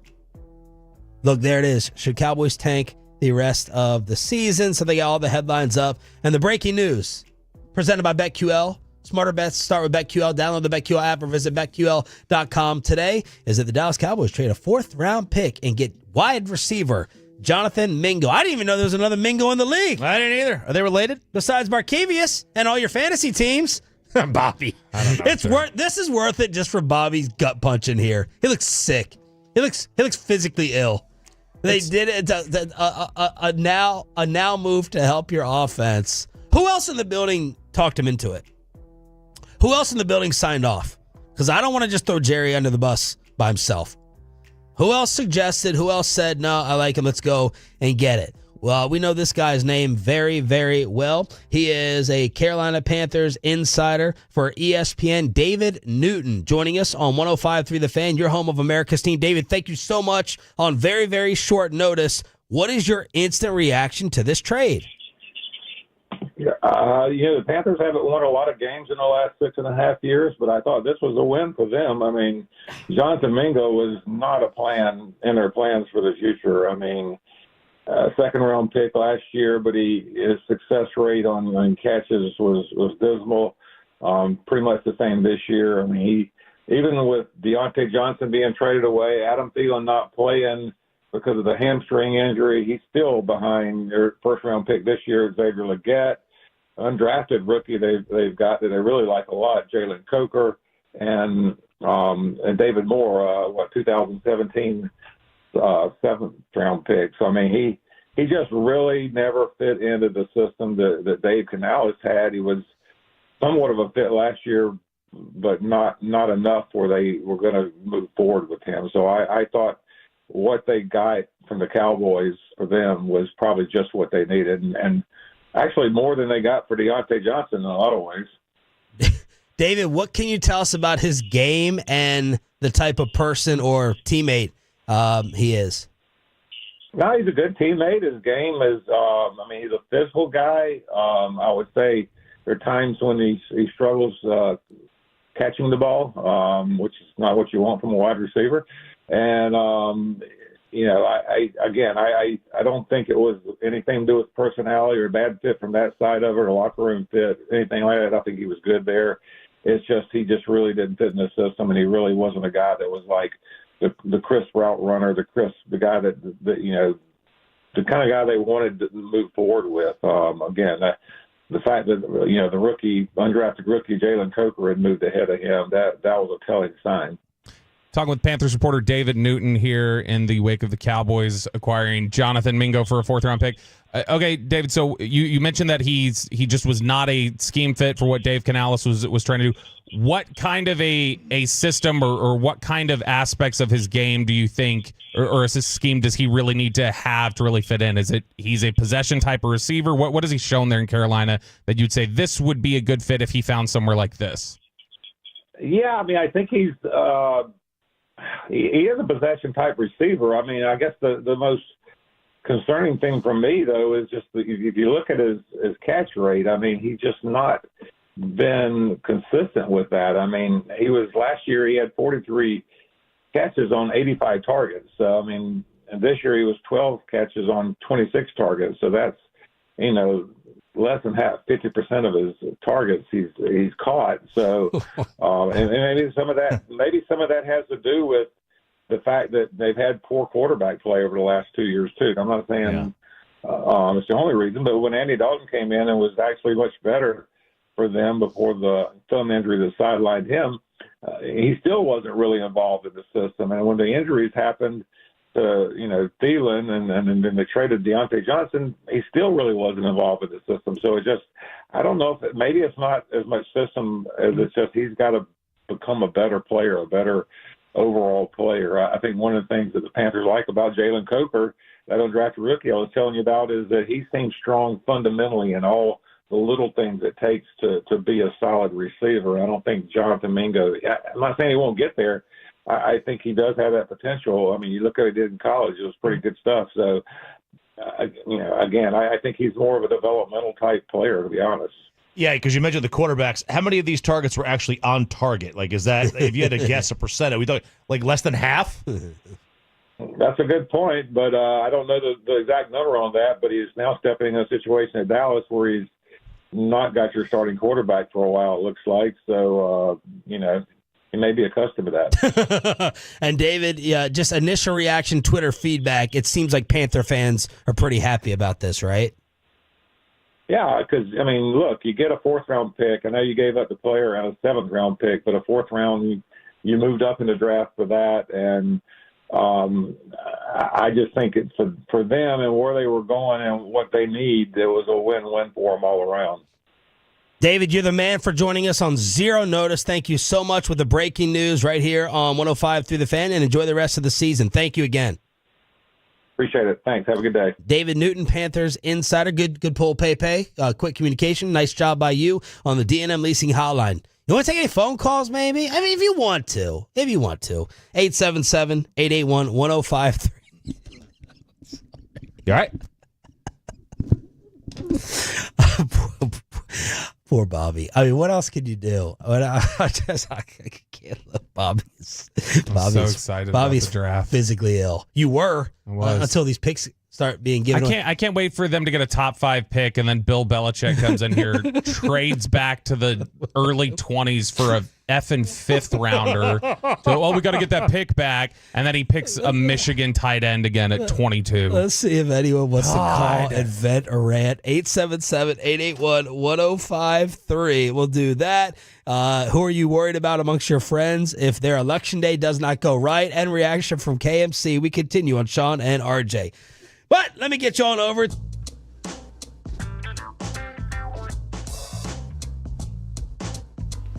Uber Eats has lower fee products? I gotta remember that. Well, you know, they say in order to remember something, you have to forget something else. Okay, now that is a very cute haircut. That's like a little shag. I've never seen it before. Well, I mean, of course you have. It's the Rachel. Oh, is that your name? No, I mean, like, your name. No, I'm Jen. My name's Jen. Right, but I just mean, like, this is your haircut. But that's hair on your head. I'm not saying this is your hair. Okay.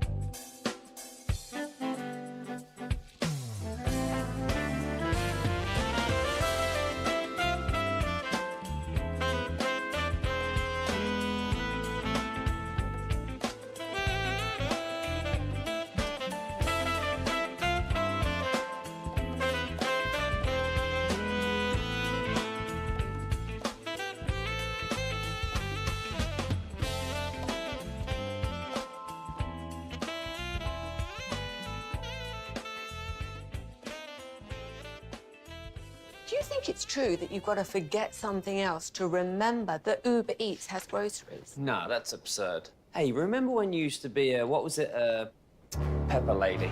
Pepper Lady? Wasn't it Cinnamon Sisters? Basil Babes. Saffron Squad? Nutmeg Maidens? Pre-curb? No. Nutmeg Maidens? I just said that. Was it Spice Girls?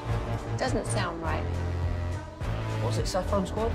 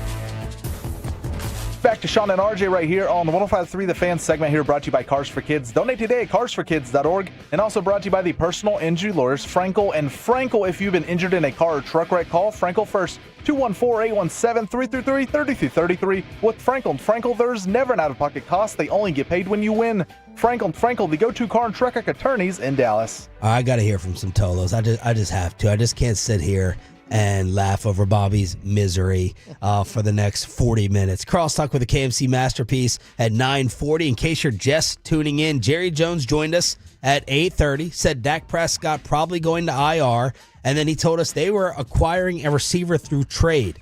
As soon as we hung up the phone, the media outlets had it. Panther, second-round wide receiver Jonathan Mingo. He's played 2 years, second-round pick out of Ole Miss.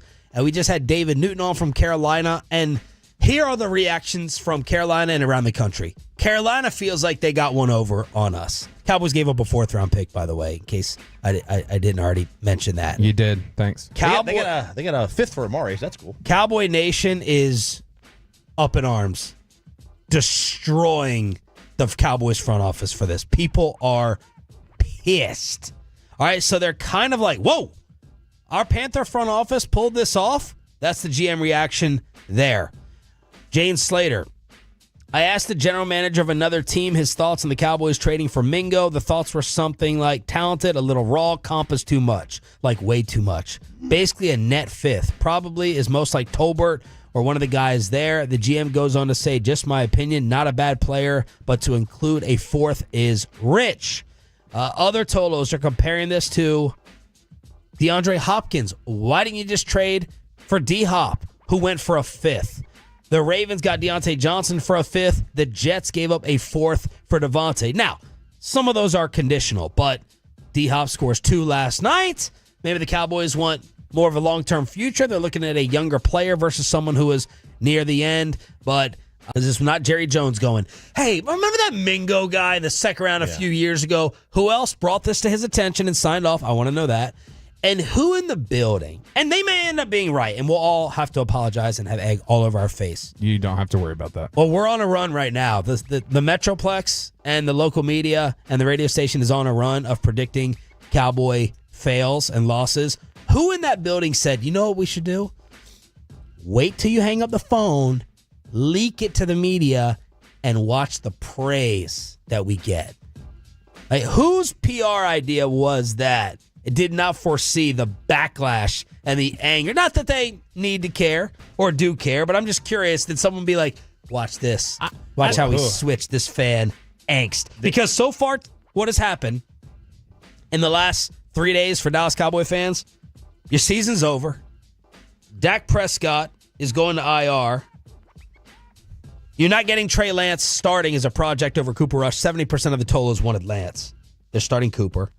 They bought and refused to sell when everyone in the city wants them to sell, and they gave up a fourth Not a fifth or a sixth. They give him a fourth for a wide receiver that no one seems excited about, and Carolina was more than happy to get rid of. All that has happened in the past 48 hours. There's a reason why he didn't say the player's name on the radio with us, because it broke before the segment was over.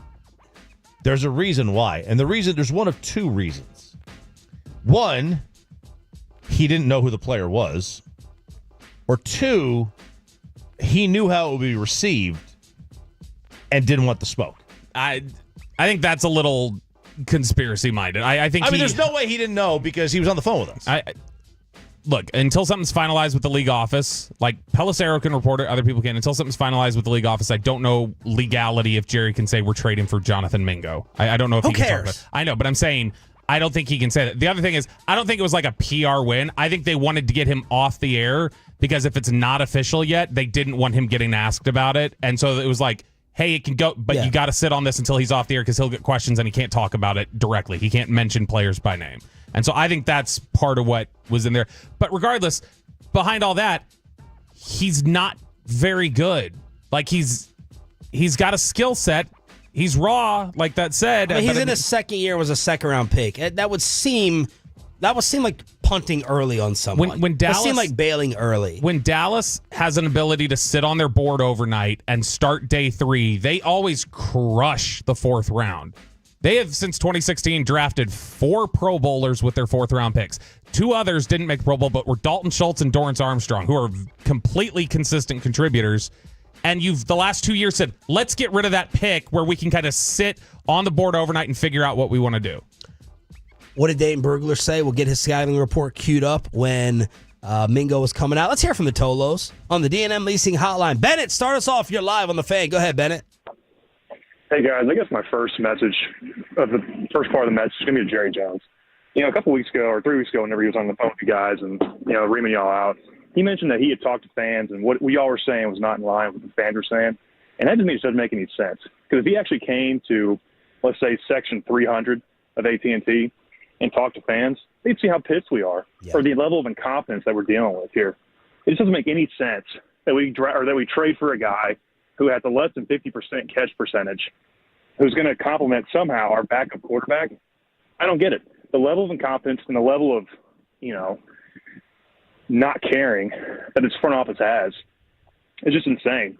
If Jerry really cared about the team, he'd step down, not just as GM, but he'd be like Robert Kraft, sit in the background, maybe make a couple decisions, and that's it. He's done.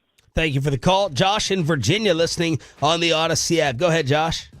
Guys, this is the first time I've called in, and I think that segment and then finding out who we traded for was what finally got me to go, let me sit through 10 minutes and call. And I saw Bobby's face, and I was like, I need to. I'm sorry. I need to. I could not stand. I cannot stand the dishonesty that comes from that front office. To hype this up, it's all a smokescreen with Jerry. It means nothing in terms of here's my question. If it's a future pick, if it's a future player, none of the coaching staff's going to be on the team next year. If we're being honest, what are we getting this guy for? That's all. Thanks, Sean. Appreciate it. Thanks for the call. Well, I'm coming at it from the other side. Okay, I'm just trying to present all sides. You know, I'm FAF. Yeah, give it to us. Fairness doctrine. Let's hear it. Fair as blank. Fairness. Will McClay. Read what Dane Brugler said, please. Dane Brugler just tweeted a few minutes ago, said that when Jonathan Mingo was coming out, that he had a wide variance of thought about him across the league. He said there were some that viewed him as a top 50 pick, and there were other teams that looked at him like he was a 4th-round receiver, and that Dallas fell in the first half of that.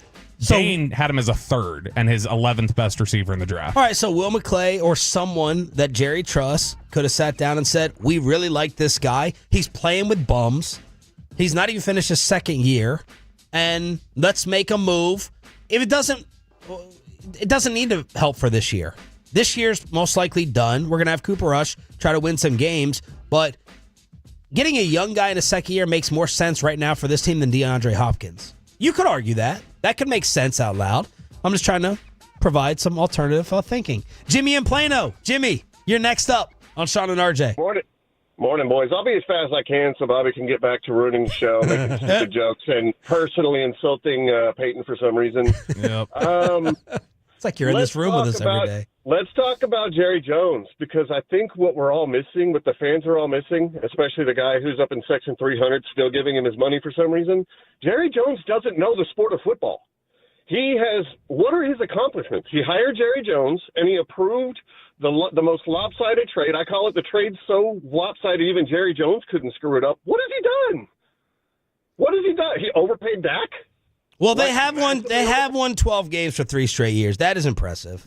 They beat – who did they beat? Trash. Everyone on their schedule. Yeah. I mean, 12 wins is impressive. Like, no one thinks that the Cowboys going into a year are going to suck. You at least have to give them that. What they do in the playoffs? Why do we do this, guys? Why do we do this? Is it for Super Bowls, or is it so Bobby can blow Dak every All right. Whoa, hey! I knew that one was going south. Come on. Don't get personal. Don't go over That's the line L's with boy. it. That's ruined the morning show drop, Jimmy. Oh, is it? Oh, yeah. Daniel and Irving, you're next up here on 105.3 The Fan. The Cowboys trade a 4th-round pick for Jonathan Mingo, Panthers wide receiver. Go ahead, Dan. Man, I just don't even know what we're doing anymore. All I gotta say is, Can we trade Jerry Jones? Cannot. Jane tweeted, another talent evaluator sends throw up emoji, quote, that should have been a 6-for-7 pick swap. Yeah, man. Like, when you're in this team situation and all they've told us is draft capital. We have to have draft capital. We have to have cheap players. It has to be young players. The young players need to step up. Then you give up a 4th. I don't care about a 6. I don't care. A 4th? That stings. That stings right there. What would they have given up for Cooper Kupp? They would have given up a first, probably. 2 1s. Bro, if I'm every team, I'm lighting up their phone lines. Oh, yeah. I'm lighting They're all them in. up to see what how many calls are they going to take today to see what type of, how can I rip them off? Jerry, I think, sorry, Bobby, I think he's still like, he said all in. Fans criticized him, said, you didn't really go all in. And he's like, well, now I'm going to show you what all in means. I'm going to show you I really mean it. This is still part of it. I want to know who picked up the phone. Did Carolina call them and gave them something, or did Dallas go looking for this? Saul in Odessa. Saul, you're next up here on Shan RJ and Bobby. Go ahead. Hey, what's going on, guys? First of all, good morning. Morning. Okay, a couple of things. First of all, Travis Hunter, remember that name. That's what we need to get. Second of all, I heard this guy on YouTube say, believe it or not, it's the fans' fault because we continue to buy the merch. We continue to go to the games. We need to make a stand and say, you know what? You don't care about us. We're not going to give a crap about you. We'll quit going to the games. You start hitting them in the pocketbook and where it hurts, that's where it's going to matter, guys. We need to make a stand because if not, Jerry Jones doesn't care. He's going to continue to smile and be like, we're going to do this, we're going to do that. And in reality, sorry if I'm not supposed to say this, but he's not going to do a damn thing because he doesn't care what we think. At the end of the day, as long as he lines his pockets, that's what he cares about. I'm sorry to say it. Thank you for the call, boss. You're appreciated. Appreciate it. Tate in Fort Worth. Tate, you are up next. What? Bobby had zero energy in the you're appreciated. You're appreciated. Go ahead, Tate. Y'all are appreciated, of course. Well, basically, I'm just going to make it as simple as possible for 2 things. First of all, happy Election Day. I voted. And it's a wonderful day. This administration is going to be better with all that. If you vote for me, you're my friend. If you don't, you're an idiot. And then second, Jerry's just going to keep selling to fill up his pockets like Walter White did for his family. And that's just who he is and everything. And, of course, I love you all very much, and yeah. Thanks, Tate. Man, how do we not have the greatest sports talk audience of them all? All the insight, all the inside jokes, all the impressions. Our listeners are the best, okay? They say how big they are, how great they are. How sarcastic is Mike going to be? Amazing clubhead speed everywhere. Bobby may have to leave crosstalk with Bassett coming in here going, we did it! We did it, baby! He was trying to taunt me. You can't taunt me now. I've already been broken. I've asked the guys, nothing but laughter. Bobby's not there yet. There's nothing to do but laugh right now at this point. Wonderful.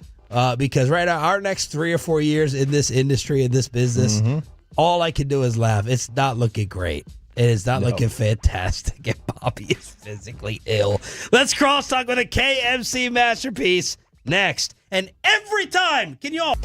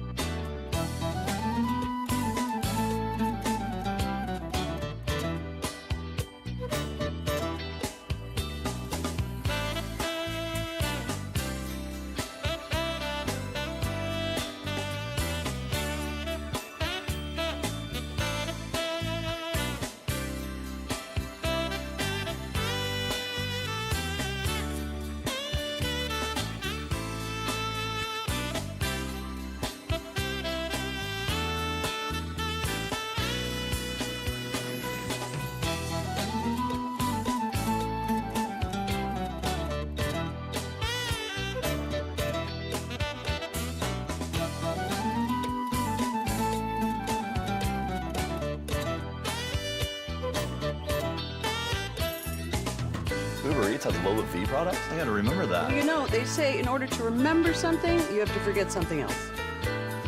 Okay, now that is a very cute haircut. That's like a little shag. I've never seen it before. Well, I mean, of course you have. It's the Rachel. Oh, is that your name? No, I mean like your name. No, I'm Jen. My name's Jen. Right, but I just mean like this is your haircut. But that's hair on your head. I'm not saying this is your hair. Okay, freaking me out a little bit.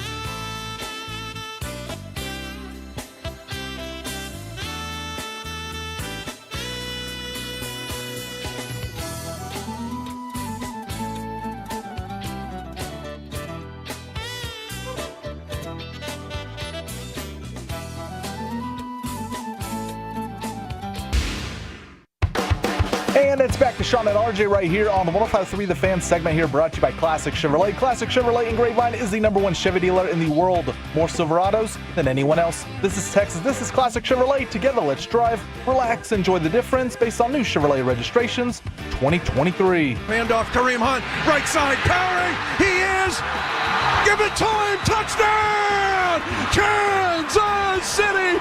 It's a walk-off touchdown by Kareem Hunt, and the Kansas City Chiefs stay undefeated at 8-0, the only unbeaten team in the National Football League. I played that for someone wearing their Chiefs hat today. I had 2 Chiefs hats. Crossed a off. red and a white. With the KMC masterpiece. That was the call on Chiefs Radio. Kansas City remains undefeated with the walk-off win over Tampa Bay. Who else was going crazy that Todd Bowles decided not to go for 2? Me. Yeah, we talked about it before the show. It just didn't make sense. You're the worst team. You go for 2. My Twitter at In the Majors, as they decided, I'm just giving myself a plug there. I said, go for 2, you cowards. So, because that's what you do on the road. You go for 2, you go for the win. Mike went through all the things as Mike does in the conference room and was like, maybe in playoffs you have a different approach to this, but man, you're on the road. Go for the win. Get this thing taken care of because there's no guarantee you're getting the ball back against Patrick Mahomes. Just real quick. You said Patrick Mahomes, right? Yeah. And we all think he's very good. He yes? is a very good Except quarterback. for Bobby. Yes. Well, Bobby, I got bad news for you and good news for everyone else. I have now officially procured an autographed Patrick Mahomes jersey from the Hunt family for Peace-a-thon. All right. So you're telling me they're literally giving those things away. Yeah, they're giving them to My Possibilities, all right, so that they can make a lot of money. What is coming up on the show today? Guys, we start the noon off with Mike asking all the football questions. Oh, what time do I do that's that our at? noon segment today. I'm Noon, really I thought excited it was about 10:20. that. Yeah. Got to Now we switch moved it up sometime. Well, machine. And then at 10, and then the rest of the day, it's all election talk. It's all politics my from here God, on. it is? Is that not it? I have this about question, that. and maybe I'm going to really regret it. And Sean, maybe you're going to regret me asking it. I've already used the dump button once this hour. Bobby, I respect your football opinions. I think you put a lot of work into watching football, into talking to people around the league, into talking to reporters, into talking to NFL Network people to try to get the best information and the best opinion you can have. I'm dead serious. I'm trying to give you all these compliments because I don't get this. I don't get your quarterback takes. That's the one thing that you are, in a way, totally different from like what Kurt Warner would say or what Troy Aikman would say. Or I don't get where you. I think you are. Are you great talking about the Mahomes thing in addition? Mahomes, No, the Mahomes is good. The Dak He's a very thing, stupid like person. I get confused on your quarterback takes because they don't. Maybe I'm wrong here. They don't seem to come from like former quarterbacks, scouts. You seem to get like great information from, and I love your information on football. I just get really confused on your quarterback takes. So I would say the Mahomes thing. I don't think Mahomes is bad. Mahomes is clearly the best quarterback in the NFL. Mahomes has not been very good this year. That's just accurate. And I think most every analyst would look at it and say he's not played very well for most of the year. Dak, I think that's a touch point where people do split. Where generally people who played the position and look at him say that Dak is better than the masses do. And so I think that is closer to being in line. I'm maybe a little bit more of a fan of him than some others, but there are definitely analysts who have him right where I do. Kurt Warner's a little lower on him. Do you have him top 5 quarterback in the NFL? I think when he's at his best, that's where he's like borderline. I think more consistently, it's between 5 and 9 at any given moment, generally. Except like when he's playing right where he is right now, which is he's outside the top 20 with the way he's played this year. And then, Lamar Jackson's just a running back, so I don't even bother listening. Despite the fact that he has more than 250 yards passing in 5 straight games. You got to sprinkle in 20% troll and 20%. Brian Anger can throw a football too. Just winning the argument. You know what I mean? If you injected it with truth, I'm like, he has praised the Ravens. He thinks the Ravens are a legitimate threat. A lot of that he just he's got a lot of Jerry in him in terms of just stubbornness. He won't. It's winning the argument. It's winning the fight. No, I view Lamar Jackson. This is the comparison I made to somebody recently. I view Lamar Jackson the way you view somebody like Roger Craig. Where Roger Craig was never the best, pure runner on a football field, but he did a bunch of other things that made him a great overall player. But I'd say, at the position of running back, what do you do, as your primary job? He was not the best in there. And so Lamar Jackson does a lot of things that are really great and creates easy opportunities for himself. When it comes down to it and he needs to throw a touchdown at the end of the game against Kansas City, he completely misses wide open Zay Flowers.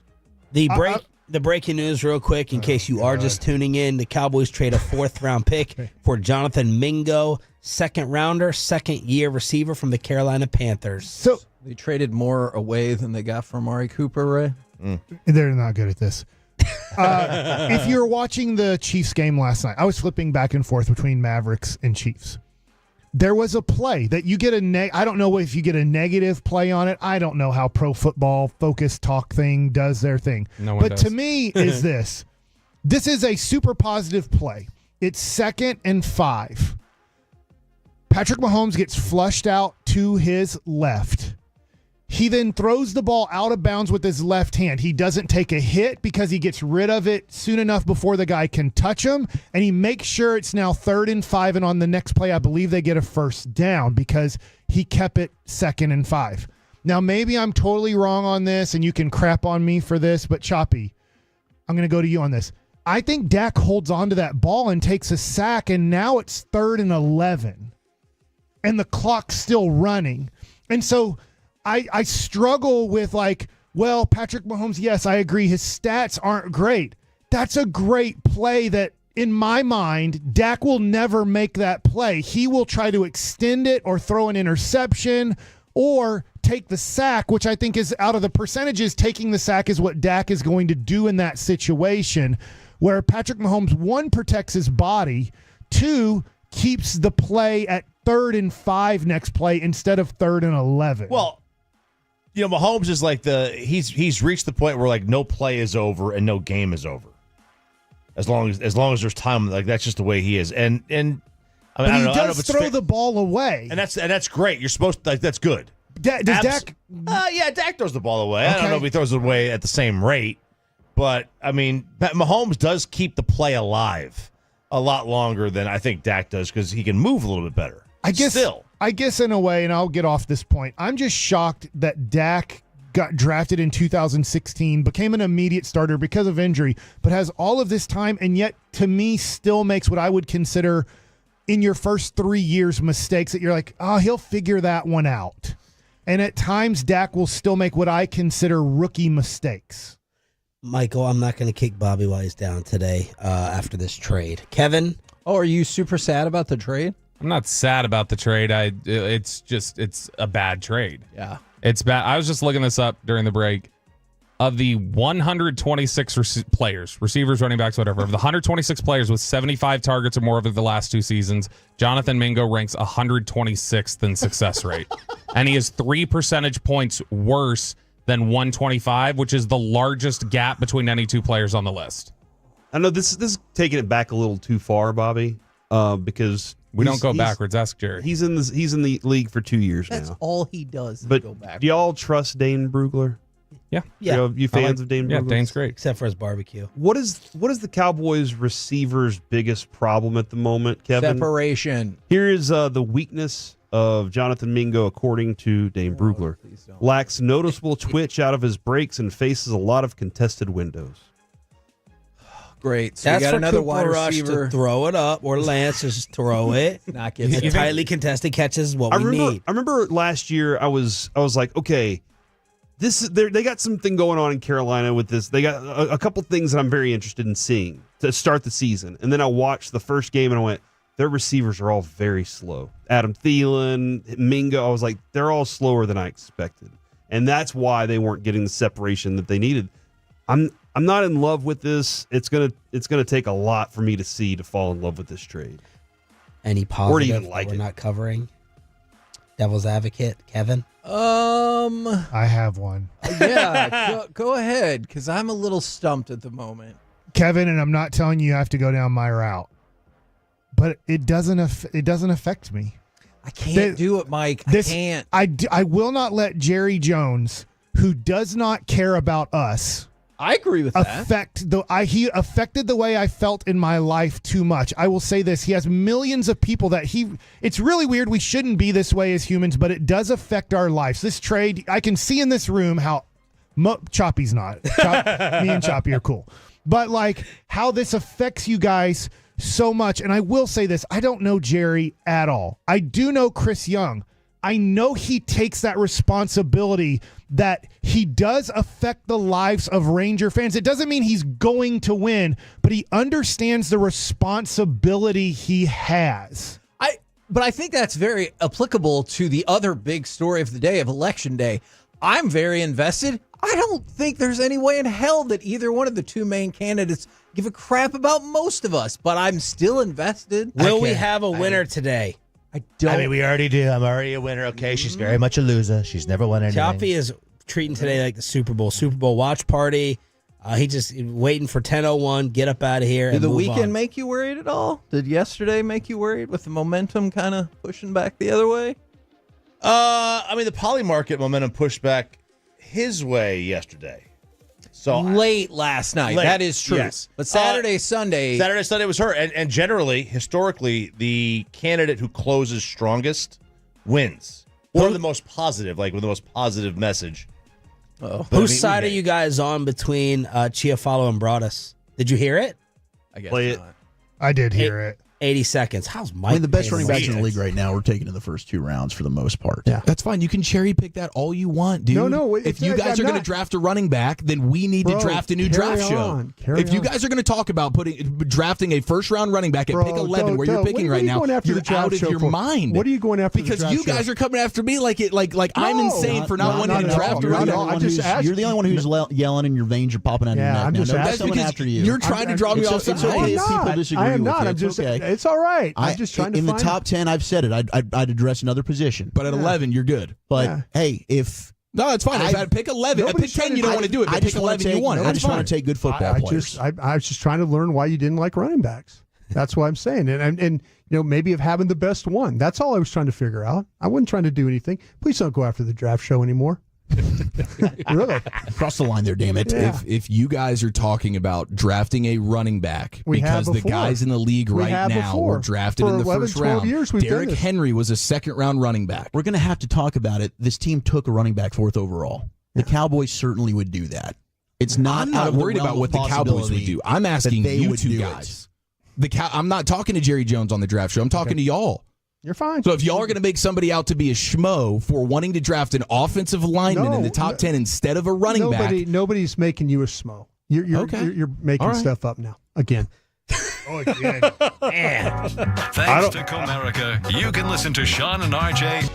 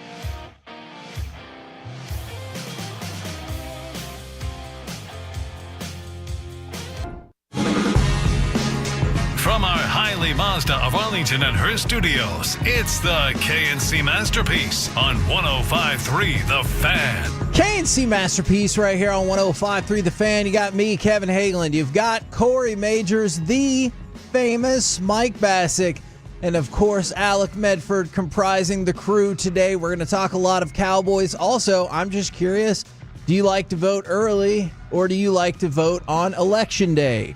And early and often. Okay. Yep.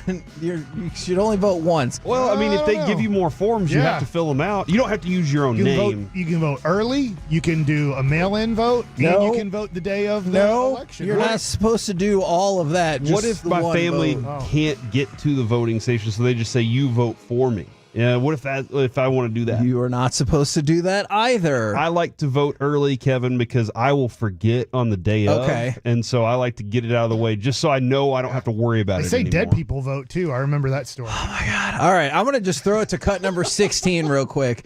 Just keep in mind, this came out in 1996, and I still think it's I'll play the softer cut. It's as applicable now as it was then. Senator Dole, why should people vote for you instead of President Clinton? It makes no difference which one of us you vote for. Either way, your planet is doomed. Doomed! Well, a refreshingly frank response there from Senator Bob Dole. So I know that's what a lot of people are feeling like today. So I'm just curious if people like to vote early or if they like to vote the day of. Now, let's get into some Cowboys. Heck yeah, let's go. There's already been a moving and a shaking this morning. The NFL trade deadline, it's today at 3 o'clock. So when we hit the deadline, that'll be during G-Bag Nation. Obviously, hopefully you're going to listen to G-Bag Nation anyway. But that should push you even further. Jerry Jones said that Dak is likely to go on injured reserve. And the Cowboys made a trade for Jonathan Mingo, which is not getting early praise. All right. I also went to Jonathan Mingo's because, look, man, his NFL stats are there. If you've watched, I have watched enough of him to go, all right. I drafted him in fantasy last year and then immediately released him because I was like, that didn't turn out as good as I wanted it to be. Yeah. But whenever I went and looked at his NFL.com prospect grade, I always love the prospect grade. It might be hit or miss. But what's your current feeling on him? Meh. Right? Yeah. All right, here that's was his probably fair. His prospect grade was a 6.27. Which means like a starter. The grade on that, Kevin, is will eventually be average starter. And at the moment, that's what he is. He's 6'2", 220 pounds, maybe a little bit heavier than that right now because of the NFL. He has a physical build. So far, and what Dane Brugler wrote also, long strider, so it takes him time to build up speed. If he's playing press coverage, that's going to be tough for him. I haven't seen any difference in the NFL so far from what I read from Dane Brugler. So I don't know exactly what the vision is for him, what they want him to be, but at the moment, he's Jalen Tolbert-ish, and that's about it. And Jalen Tolbert hasn't turned into what I thought he should be. So just to hammer that home, Jane Slater had a couple of tweets about this. I asked a GM of another team his thoughts and said, talented, a little raw, comp is too much, like way too much. Probably is most like Tolbert of the guys out there. Just my opinion, not a bad player, but to include a fourth is rich. Then she talked to another GM who said it probably should have been like a sixth or a seventh for the compensation. And this is a player that, I mean, like, what have you done lately is what I know people like to look at. And in the last 4 games, he has 1 catch for 1 yard on 5 targets. Heck yeah. So I understand why One people... more catch than 0. That's true. You could have got a negative play out of that catch. That is very true. Positive play. Hell yeah. So Positive Mike is here and ready to play. So let me ask you this question, because I think this was just for entertainment purposes. Jerry wanted... Can you expand on that just a little bit? I know what you mean. I think that he wants to take away from us going, the season is over, Dak's out for a month or till Thanksgiving-ish. I just think that he's like, I have to keep the Cowboys in the spotlight. And so this did it. Now we're seeing, if you go to websites, Cowboys make a trade for a wide receiver. They don't actually put the person's name on the headline because they go, oh, we need people to think they just traded for Justin Jefferson. Yeah. They didn't. And so I think that this keeps them on television, and this keeps them in the conversation. And so what we're doing right now, and I'm not saying we wouldn't be talking Cowboys, we kind of have to. We're in Dallas. Yeah. Is I think this is accomplishing his goal of this trade. He doesn't care about the 4th round pick today. He will care about it a little bit on draft day when there's maybe somebody that he would have liked to have drafted there, but he won't know it. It'd just be his scouts would be like, dang it, I wish we had that pick. And I just wanted to throw this out there because I think this is not a fair assessment. From the 817, Cowboys can't hit on 1st and 2nd round picks. Who gives an S about a 4th? I actually think that is definitely wrong. I think the Cowboys have a better track record than a lot of teams at hitting early. But just in the last few years, 4th round picks, Dalton Schultz, Dorrance Armstrong, Tony Pollard, and Jake Ferguson. You've gotten some quality players out of that. Now, you've also missed Jabril Cox. Yes. Josh Ball. You've missed for sure. Reggie Robinson. But you've gotten a lot of good players out of the 4th round. So I don't think that is a fair assessment of that draft pick at all. Remember, this is the only way they get players. They forfeit free agency intentionally. That's their philosophy on cap is you do not sign free agents until they drop down to like you have A level out, B level out, like 100%. C level if the price is right, but probably not. And then D's and F's is what they get in free agency. So when you trade this pick, this is kind of the only way they acquire talent. So what they're saying is we acquired a talented player. I don't think they care. I think that Jerry Jones demanded that Will McClay trade for a wide receiver. Do something. And so Will McClay is stuck on a timeline here that in a few hours it's up, and he's just like, I have to satisfy the dad. And so he satisfied the dad by telling him, was Jonathan Mingo a 2nd round pick? He was. Yeah, so I got a guy who was just recently a 2nd round pick. By the way, they've already said that they really liked him when he was coming out of college. So Will, because Jerry Jones has no clue who Jonathan Mingo is. So he's like, isn't that running back from Texas, Jonathan? Yeah. Isn't that the guy that grew 6 inches in an offseason? No, that's Kuminga. Oh, okay. And that wasn't true either. Okay, but I just think that Will McClay satisfied Jerry Jones's demand. I tell this story, I've told it before, but whether it's true or not, I'll just tell you my source. It was Rick Barry in 2007. He was telling me a story back when Jerry West was the general manager of the Memphis Grizzlies. And the owner had money to spend, and the owner was upset because Jerry West had not spent the money immediately in free agency. And was like, what is going on? How did all of these guys get signed? I gave you this money. We have this money. Use the money. And Jerry West got frustrated, immediately picked up the phone, called up Brian Cardinal's agent, gave him a deal that couldn't refuse because there was probably not a deal on the table close to. Hung up the phone and told the owner, we just got Brian Cardinal, your money spent. Kevin, what did Jerry Jones do after the Cowboys lost the Packers? He said he's gonna have meetings and then kept McCarthy. But what was the line? What was the phrase that we used all off season? He said he's gonna be all in. What happened this Sunday after the game? Jerry Jones immediately came out and said, "We're gonna do something." Yeah, because I need to distract you from what just happened. Yep. I need you to. I'm flipping this around, and I need you to immediately forget about what just happened. And listen, Broadus said this on Sunday after the game. If you don't take a running back in the first, that's two not rounds, what Broadus said. That was yesterday. I was just asking. Broadus said this after the game, and he's right. The fans there are a lot of smart fans. They know how they've watched good football. The thing is, we can see how all other teams are run too. Yeah. And a lot of people have been watching how teams are built. There are a lot of smart fans. That's why they're frustrated. That's why the fans are frustrated, because they see past that. They're like, hold on, we've seen that happen before, Jerry. We get that. The action of evolving and changing a team is completely different. Doing things to distract us doesn't work. And that's why, like, when a trade like this happens, Mike's telling, I think I'm right there with him. Hey, man, do something, because these fans they're upset about this. We got to do something to shake it up to distract them.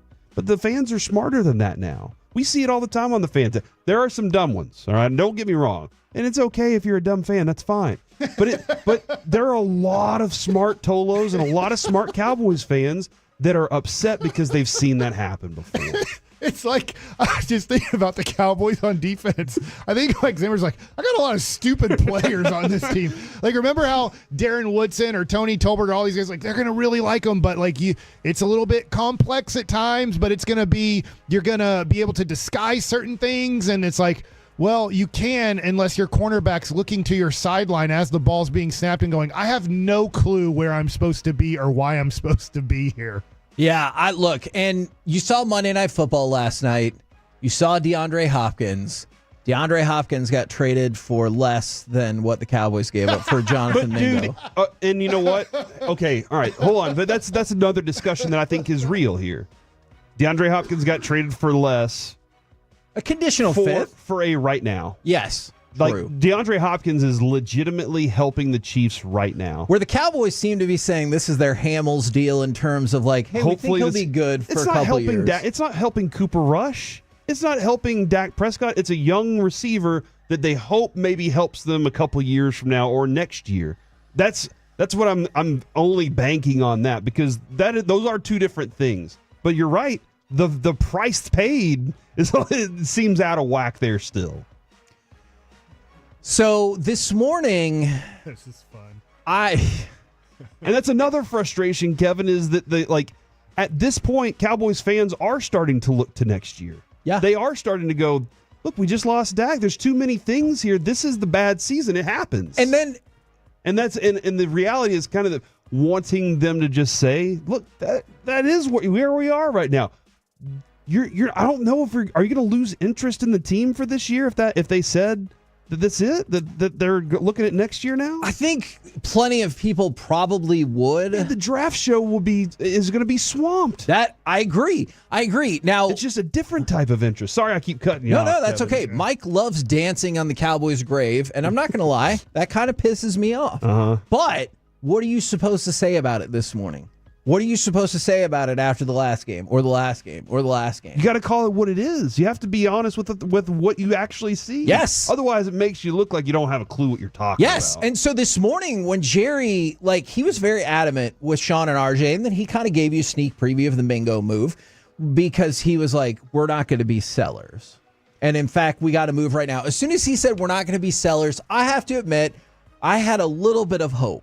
Not a lot, but a little bit of hope yesterday when Steven goes, but you have to look at it from every possible outcome. There's plenty of football, but maybe not that much football. And I was like, that was very real. Yeah. I was like, okay, maybe they see it. Maybe they get it. And then Jerry's like, we're not selling anything. And I also will, I will put myself in that, try to put yourself in the position of Jerry, who looks at himself as the colonel of the franchise, right? Hey, look, everybody's following me. KFC. Everybody's following, not KFC, Mike, but everybody's following me.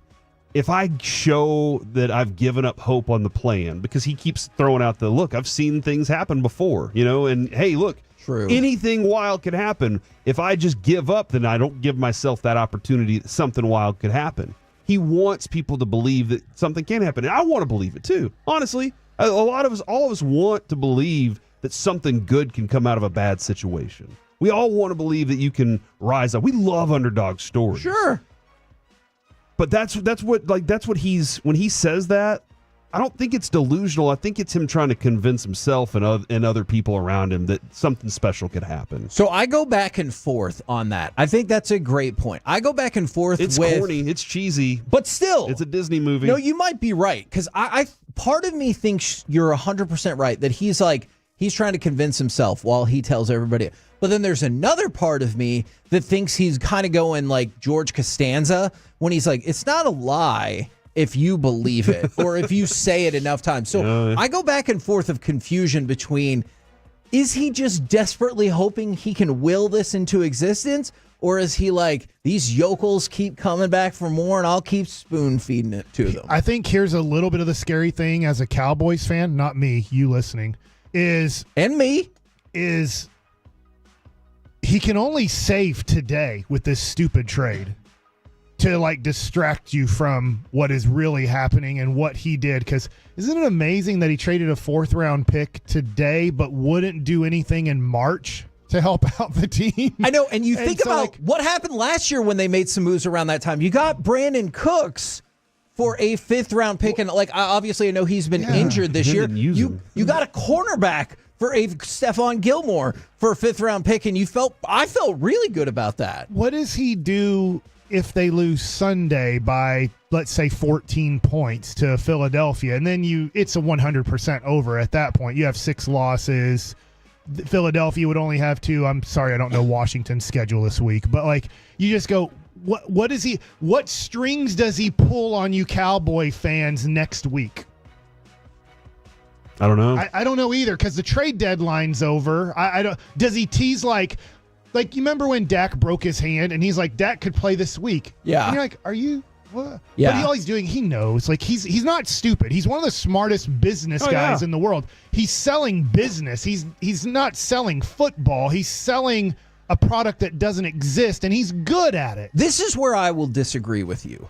I don't think that's anywhere near as effective as you think it is or as he thinks it is. I think there are a lot more people like me who love the Cowboys because they love the Cowboys because that was their upbringing. Like whether they watched it with their parents, their grandparents, or whoever. Not because I'm not excited today because Jerry Jones is selling me on anything. I love the Cowboys just because that's been a part of my life since I was little. I think there are more people like me. But don't you say he preys on the stupid? I could see that. Hey, Mike. I'm not saying there's none of those people, but I think there's more people like me. There's some answers from the 972. He'll fire a coach.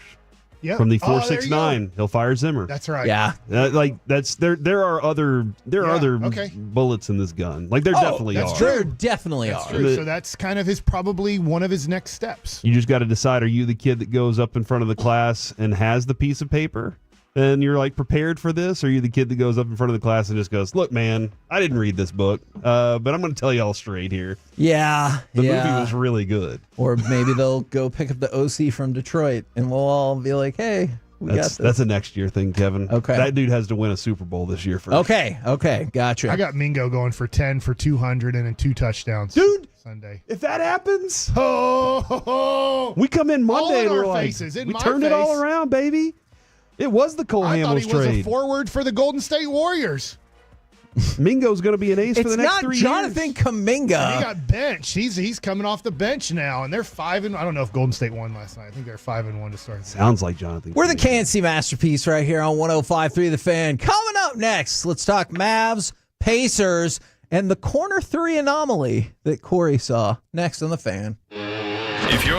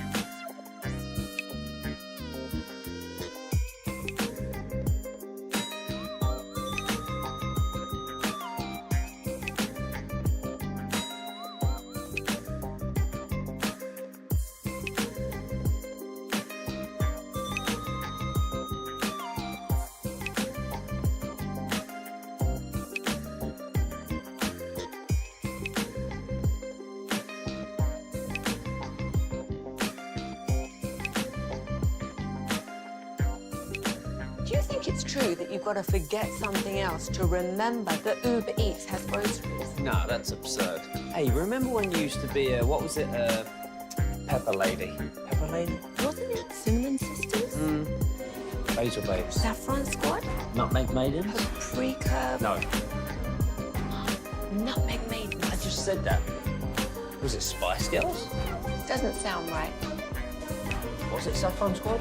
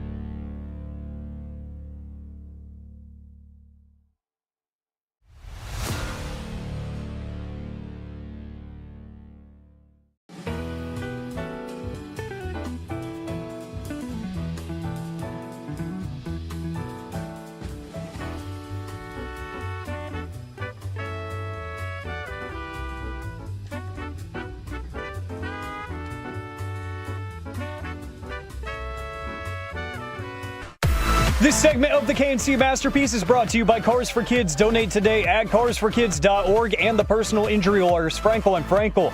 If you've been injured in a car or truck wreck, call Frankel first, 214 or 817-333-3333. With Frankel and Frankel, there is never an out-of-pocket cost. They only get paid when you win. Frankel and Frankel, the go-to car and truck wreck attorneys in Dallas. Marshall's on the floor, and Dallas spacing the floor, and a drained three by Klay Thompson.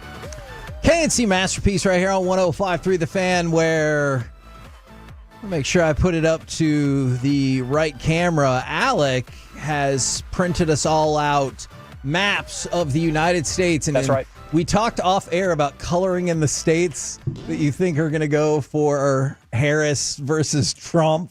And if you feel like printing out your own map, coloring it, taking a picture, sending it to us, that'd be great. Why'd we get so lazy once we got past the Mississippi River and just start making states so big? Like, look at everything was so nice and tight over here on the right side of the country. And then they were like, you know what? Give them all that land over there. Like, what happened? I think it's because they didn't know how far the country went. And they were like, hey, we got all these tight states on the right side. But then once we started going west, we're like, it can't be that much further. Just give them up to there. That's probably the end of it. They're like, there's more? I don't know. Make it Idaho. If you're maybe there's lack of rivers. Maybe so. Yeah, there aren't that many rivers over there. Well, there's only a river here. Just make that the line. Shortage. Exactly. Yeah. How could the river run through it if they... How many people have seen that movie? Not me. But that being said, I think that's 5-0 goes west. If you're a history person or a geography person, let us know why the states are that way. That's great. I look forward Dude, this is a great day to get involved in the things. All of them. Yeah. Thanks, Kevin. Okay, there we go. Now, we could talk about the game, or we can go to All Things Mavs, who Corey provided me this statistic, but I do want to also give credit to All Things Mavs. Yeah. Going into the game last night, this was crazy to me. The Mavericks 24th in three-point shooting. From the left corner, they shoot 20.7%, which is 30th. From the right corner, they shoot 52.9%, which is first. So they're at the top and at the bottom for corner threes, just depending on which corner you get it on. And clearly they've been shooting a lot more left corner threes, which leads to their overall not very good percentage. Mike, I don't understand this. And if you can help explain this to me, why the Mavs are so terrible. They're the worst at shooting threes from the left corner and the best at shooting threes from the right corner. I will say, every time PJ Washington's in the left corner, I'm like, oh no. But he's in the right corner, I'm like, okay, good. I don't know. I don't understand it. It doesn't make any sense to me, other than maybe the eyes, the way people's vision sees it. It feels more comfortable coming out of their right hand with the backboard on the right. I don't know. Yeah, that's all I can think of is being right-handed. Somehow you feel more lined up in the right-hand corner, that where your feet are set, you feel like it's more of a direct line. Okay. And maybe in the left-hand corner, you feel like there's a hair of an angle on it. But I know that they're not standing in the exact same spot every time they shoot. Sometimes the pass takes you one step to your left or closer to the baseline. So I don't have a perfect explanation for this, except the Mavs overall are not off to a good start this year. It's not horrible, but it's definitely not defending champion, Western Conference champion worthy. They feel a little bit, and this is scary, but it's super early, they feel a little bit 2024 Texas Rangery to me. Oh, no. I don't think it'll be out of the play. It's tougher to make the playoffs in baseball. I don't think they'll be under 500 for the year either, but it doesn't feel like this team is playing better or playing up to the standard I thought they would. It's early. I guess the good news is they're not peaking early. That is very true. You don't have to worry about them playing their best basketball right now. From the 318, there's a documentary on the History Channel called How the States Got Their Shapes. What? And it said really interesting. That absolutely. On what channel? On the History Channel. Okay, I actually want to watch this with the kids. And then from the 903, this actually makes a lot of sense to me too. Guys, to be a state, you need a certain amount of people. As you got west, there were fewer people, so you had to take in a bigger area. Bring more people. I think they tried that, and that's like take in a smaller area and just be like, this. That's why we have the 49ers. Isn't that why the Oregon Trail game exists? Because if you were going out west, a lot of terrible stuff happened. It'll eat squirrels. Now, there was no Derek Lively last night, which meant you got to see the very best version of Miles Turner again. And it feels like more than any other team in the NBA, you see the very best version of Miles Turner against the Dallas Mavericks. I think Mark Followell said this after Turner made 2 free throws to get to 30 points. He has 12 30-point games in his life. Wow. 3 of them are against the Mavs. And they only play them twice a year. They're not even in your conference. So you only play Indiana twice a year. Now, I know he's been in the league a while, from Euless Trinity. Great guy. Seen him at the Kroger down the street shopping one time. But it is amazing to me how he plays his best against the Mavs. Now, I will say this. It somewhat has made sense in the history of the Mavs when they're running out Dwight Powell and Maxi Kleber as their center combination for such a long time. Yeah. But last night, you have Gafford. That didn't seem to matter, but the Mavs tried to play Dwight Powell about, I don't have the box score. I think they played like 7 or 8 minutes. And so they tried. And they're like, this isn't working. We'll just go to the small ball thing, which worked in the comeback the other night that they didn't come back against Houston. It got them back into the game. So they tried going small ball in this game, and you saw what can happen negatively when there's a Siakam and a Miles Turner on the other team is defensively, you're just hoping they miss shots and then don't get the offensive rebound. The problem was Pacers weren't missing many open shots, and then if they did miss, they were getting the offensive rebound, and then Derek Lively, you can see how big of a weapon he is defensively. Like, he's as big of a weapon. Maybe this is too strong. This is too strong. He's almost as big as a weapon defensively as Luka is offensively. That's way too strong of a statement. But we saw for this team, it is a big his difference. importance. Yeah. But he is very important to your defense, because it did stink last night that Luka consciously made the effort not to play defense last night. It was and bad. so when you don't have Derek Lively, Can we pause on that for just a second? And I'm not disputing what you're saying. For people that maybe are newer to the show or haven't heard a lot of our Mavs takes, what leads you to that conclusion on an individual night? for some reason he was struggling to get back on defense. When he was covering the ball, when he was on ball, he was not trying to keep the guy he just wasn't trying very hard to keep the guy in front of him. There's another thing that happens. Rick Carlisle knows how to get under Luka's skin. I agree with that. Luka hates Rick Carlisle. I won't say Rick hates Luka. I don't know if there's hate there, but Rick knows how to irritate and frustrate Luka, and he's very easy to frustrate. Luka's one of the best players in the game, but he is very easy to frustrate. We've seen that in his career. Sometimes Luka will use that, and he uses it as a positive. There's other times where he uses it as a negative, and I think Rick Carlisle knows how to do it where he's hoping, and it seems like he gets the worst out of Luka. As the opposite coach, as the team, like, I'd hate to play the Pacers in the playoffs if they were in our conference, because I think Rick could know do exactly what Don Nelson did to Dirk Nowitzki in that 1-8 series of Golden State and Dallas. So I look at it, and there's a lot of things in play there, but I felt like Luka got discouraged a few times, and then he's like, he got mad, and just my shot's not going in consistently. I hate Rick Carlisle, and Rick keeps making me play one-on-one defense, and I keep losing, so I'm not going to try anymore.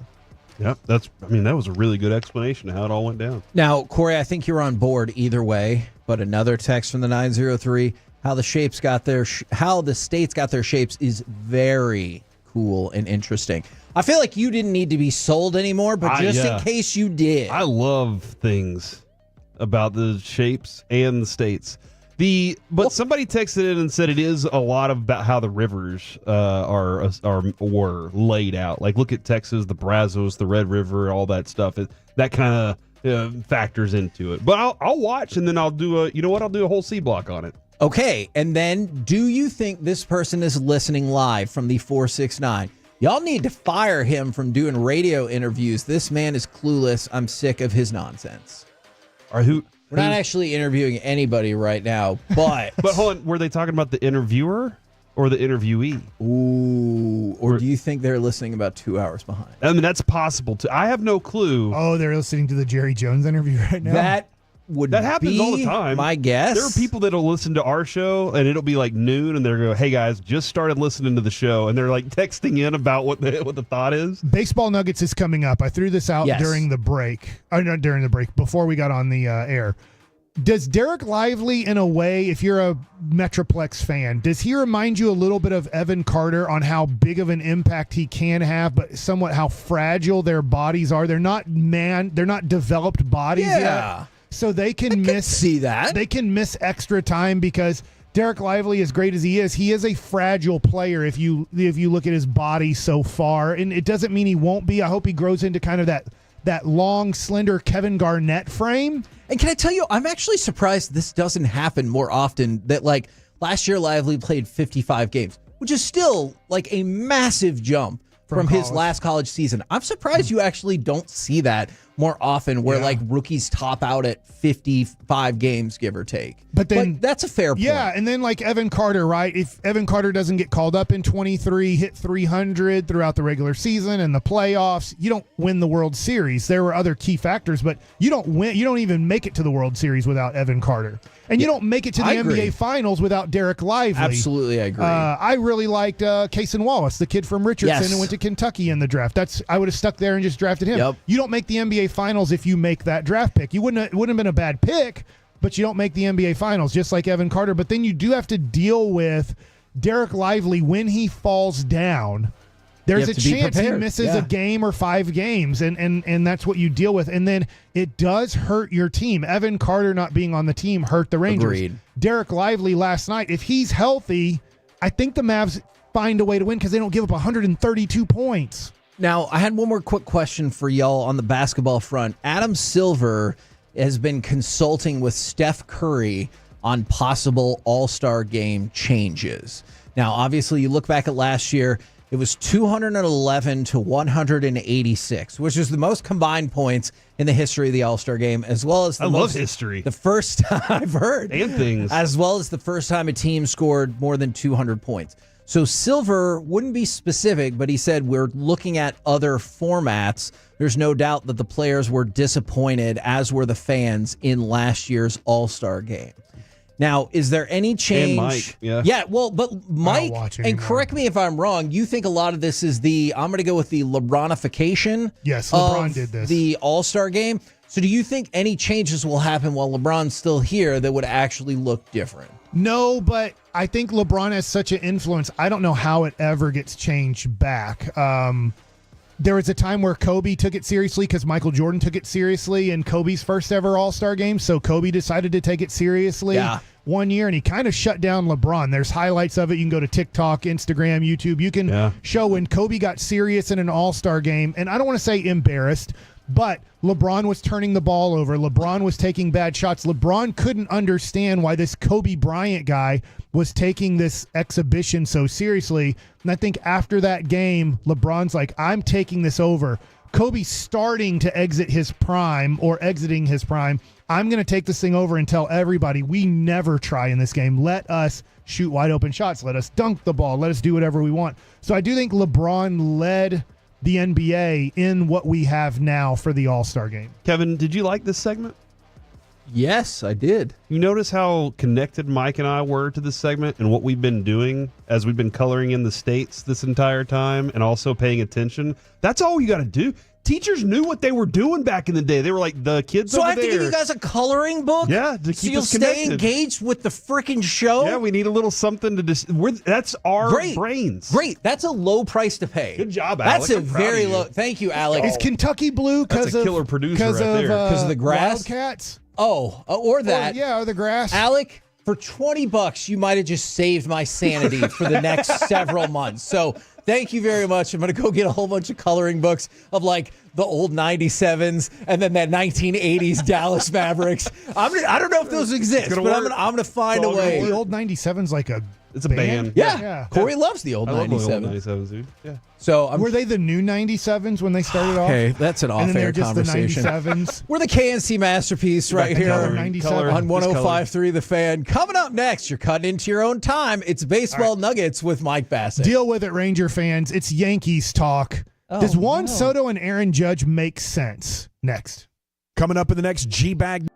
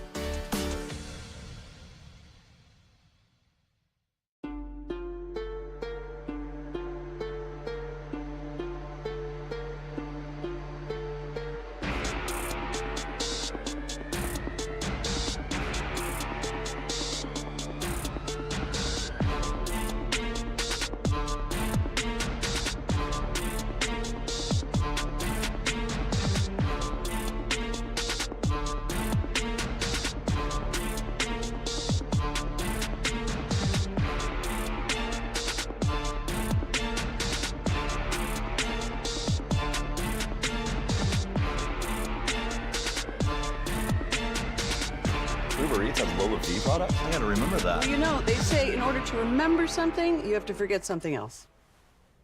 Okay, now that is a very cute haircut. That's like a little shag. I've never seen that before. Well, of course you have. It's the Rachel. Oh, is that your name? No, I mean like your name. No, I'm Jen. My name's Jen. Right, but I just mean like this is your haircut. But that's hair on your head. I'm not saying this is your hair. Okay, freak me out.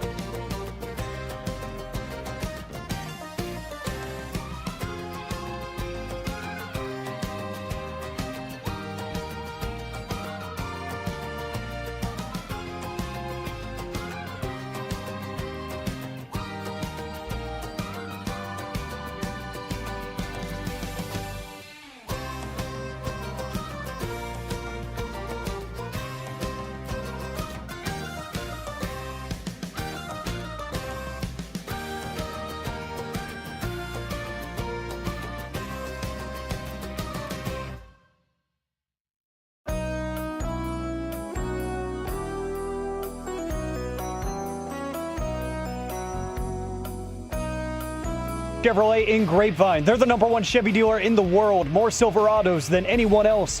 This is Texas. This is Classic Chevrolet. Together, let's drive. Based on new Chevy registrations 2023.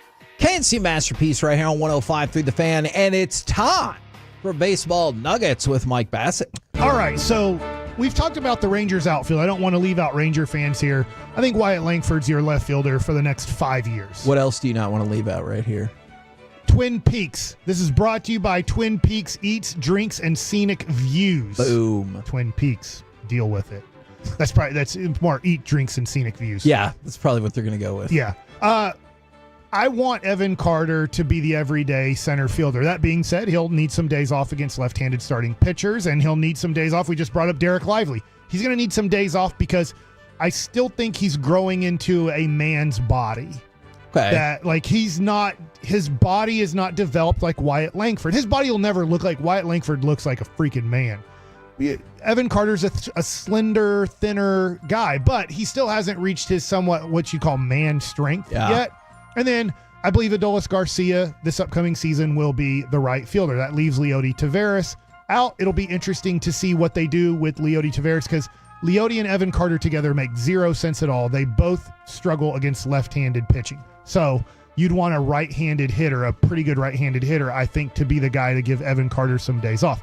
Now, I go to the New York Yankees because the New York Yankees have the best combination of outfield hitters in the game by far. My son was asking me this, and I'm like, look, he asked me questions where I'm like, I love that you think I know everything. It is awesome. But I don't. He's like, is Aaron Judge and Juan Soto the best outfield offensive combination in the history of baseball? And I'm like, well, I was like, there was a year where Mickey Mantle hit almost 60 home runs and Roger Maris hit 61 home runs, but that was just a year. Roger Maris isn't a Hall of Famer, not really considered a Hall of Famer, but he's, kind of like that. Like, hey, man, really good player, but not a Hall of Famer. If you look at Juan Soto last year, he hit 41 home runs, 288 batting average, 128 runs, 109 RBIs. We know Aaron Judge, MVP. Almost a 1,000 OPS for Juan Soto. Juan Soto with Aaron Judge in the lineup, you can't ask for a better combination. It's perfect. Those two guys together are perfect, and I think they feed off of each other and they make each other better. Yeah. I think the Yankees are insane to not offer Juan Soto the most money when it comes to the way that Juan Soto and Aaron Judge fit together, and Juan Soto is only 26 years old. He literally just turned 26. That's still so He's weird to me. He feels old. way older than that, right? So because he made it to the major leagues at 19, soon. at 20 years old, he won the championship with Washington. It's amazing that he's been with 3 teams and possibly going to a 4th. But here's where it just doesn't make any sense to me. So everybody knows Juan Soto should be a Yankee. How does this make sense? Juan Soto is a below-average outfielder. He's played some left field in his career. He's played more right field than left field. The Yankees don't want to put him in left field because that's the big part of their field. Yeah. And they know that he's the slowest and the least of their outfielders. So in right field, we can kind of hide him because it's a short porch. There's not much room. Just play him near the warning track and just catch all the routine fly balls. But if you paid attention to the playoffs, you saw there were multiple times that Juan Soto turned outs into hits. He turned singles into doubles, and he turned doubles into triples. He even let Freddie Freeman get a triple. Like, that dude had one ankle, and he got a triple. Because Juan Soto, hey, unbelievable hitter, but not a good outfielder. True. Aaron Judge, I think he's a really good right fielder. A Gold Glove caliber right fielder. He's not Mookie Betts, but he's good in right field. And they put him in center. And he is below average in center field. If you get to go to a Rangers-Yankees game this year and they play this outfield, if Juan Soto signs back, watch where Aaron Judge and Juan Soto play in the outfield compared to Adolis Garcia and Evan Carter or Leote Taveras. It is shocking how close they are to the warning track nothing against these guys. Josh Smith, Travis Jankowski. These are guys you're not expecting to hit the ball to the wall. Yeah. There's more singles and possibly doubles hitters. They're not home run hitters. And I know Josh Smith, taking a little bit away from him, he did do a great job of improving his power in 24. So what do you do if you're the Yankees and you're going to have to offer a minimum of $500 million, which probably won't get it done? You're going to have to get probably closer to the $600 million number. It does sound like that. So you're going to pay $600 million to him. You're already paying Aaron Judge a whole bunch of money, over I can't remember his contract. I think it's $325, but I could be wrong on that number. If they can't play defense, and you saw, if I just do this, if I switch Mookie Betts to the Yankees right fielder, they might have won the World Series based off of defense. Yeah. If I put Juan Soto playing defense in right field for the LA Dodgers, I think this is too extreme of a measure. But that might have been the turning point, is Mookie Betts' defenses versus Juan Soto's defense was a major impact in that World Series if you kind of are understanding baseball. So if I'm the Yankees, and this is the scary part of telling a 26-year-old who's the number one guy on the market, who's going to be the second highest paid player in baseball to Shohei Ohtani after this signing is done, you're not an outfielder. You're a first baseman and a designated hitter, and I think you can play first base. I think you have good enough hands to play first base. I don't know. You'd have to truly commit to it. It's not just here's a glove, good luck. It is a tough position. I would say ask Michael Young after playing second base and tough. shortstop and third base. In 2011, because of the Adrian Beltre signing, he went to first base. He struggled at first base. He did the best he could, and he had played harder positions you would consider. But, man, it's such a different glove, and how you stretch for the ball and how you pick the ball by holding on to the base. It is very different from playing second, short, and third. And to move Juan Soto from right field to first base, that makes, to me, a lot of sense defensively. I don't think Juan Soto will go for it. So now if I'm the Yankees, what do I do? Because Jason Dominguez should be playing center field next year. He's the 22-year-old super prospect who He's can been run. hyped for a while. He blew out his knee over a year ago. His knee has gotten better. He had a good year in the minor leagues offensively. They didn't feel like he was ready to produce at a playoff level. They didn't take the Evan Carter risk. Yeah. They decided not to do that. I was thinking they should try that risk. Hey, they made it to the freaking World Series. They weren't that wrong. But if Jason Dominguez goes to center field, to me, which makes sense, I guess you move Aaron Judge to left field. But I don't know a if he scary wants, proposition out there. This is an interesting spot for the New York Yankees, the defending American League champs, who, yes, they have the money to sign Juan Soto, and I know they really want to. I think the scary thing is their major competition is 30 minutes down the street. Yeah.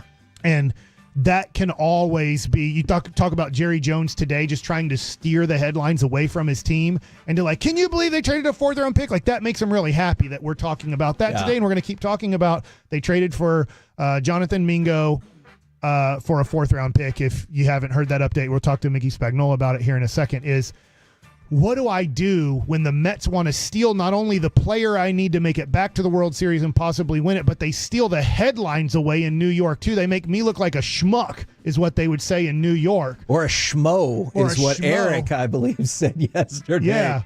And then they make the Mets look like the heroes. That is a real battle there. And it's also a battle against the Red Sox, but I don't think the Red Sox are going to pay Juan Soto $600 million. So I just look at Juan Soto and I look at Aaron Judge, and it makes perfect sense in a lineup. It makes no sense in the outfield, and you're committing to it for a decade. Now, I know Aaron Judge isn't under a decade contract, but you're committing to it for a long time, and Aaron Judge is a much better outfielder than Juan Soto, so I don't want to move Aaron Judge to first base unless I feel like it's for super health reasons. I want to make my team the best team possible, and my best team possible is Jason Dominguez in center, Aaron Judge in right, and Juan Soto batting second and third along with Aaron Judge. The thing is, and the deal is do I move Juan Soto to DH first base, which would make the most sense for my team to win, or do I keep my offense going but then have a big liability defensively? That is an interesting choice that they have to make. Crush that, Mike. And that's your Yankees talk. How are y'all's maps coming? I don't have a red pen. Coloring, yeah. I need a red pen. We need to find a red. It's rigged. Yeah, I only have blue marked in right now. Yeah, we don't have the red. Let's see how this goes. Okay. Holy, what are you saying it's rigged? I've been coloring in more than you. You too, huh? You're just doing stripes. Yeah, I'm doing stripes. Yours is good because you leave the names of the states open, too. Yeah. I like that. It's different, though. This is like the NCAA bracket for basketball, by the way. Cooper Flagg, oh my gosh. He is unfreaking believable. I'll turn on college basketball for him this year. Hell yeah. We're the KNC Masterpiece right here on 105.3 The Fan. Coming up next, let's talk with our Dallas Cowboys insider, Mickey Spagnola. Plus, nobody cares about your fantasy football team, but today we do. So tell us your triumphs or heartbreaks. And do you have a red pen? We'll do it next right here on The Fan.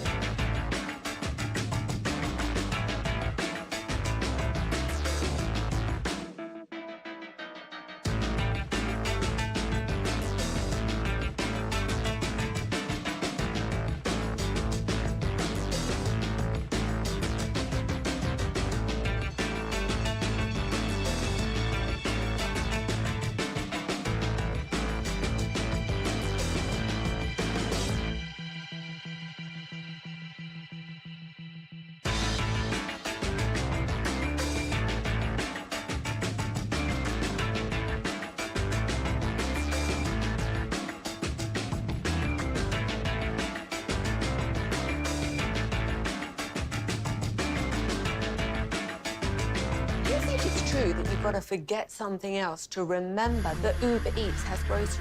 No, that's absurd. Hey, remember when you used to be a, what was it, Pepper Lady? Pepper Lady? Wasn't it Cinnamon Sisters? Basil Babes. Saffron Squad? Nutmeg Maidens? Pre-curb? No. Nutmeg Maidens? I just said that. Was it Spice Girls? Doesn't sound right. Was it Saffron Squad?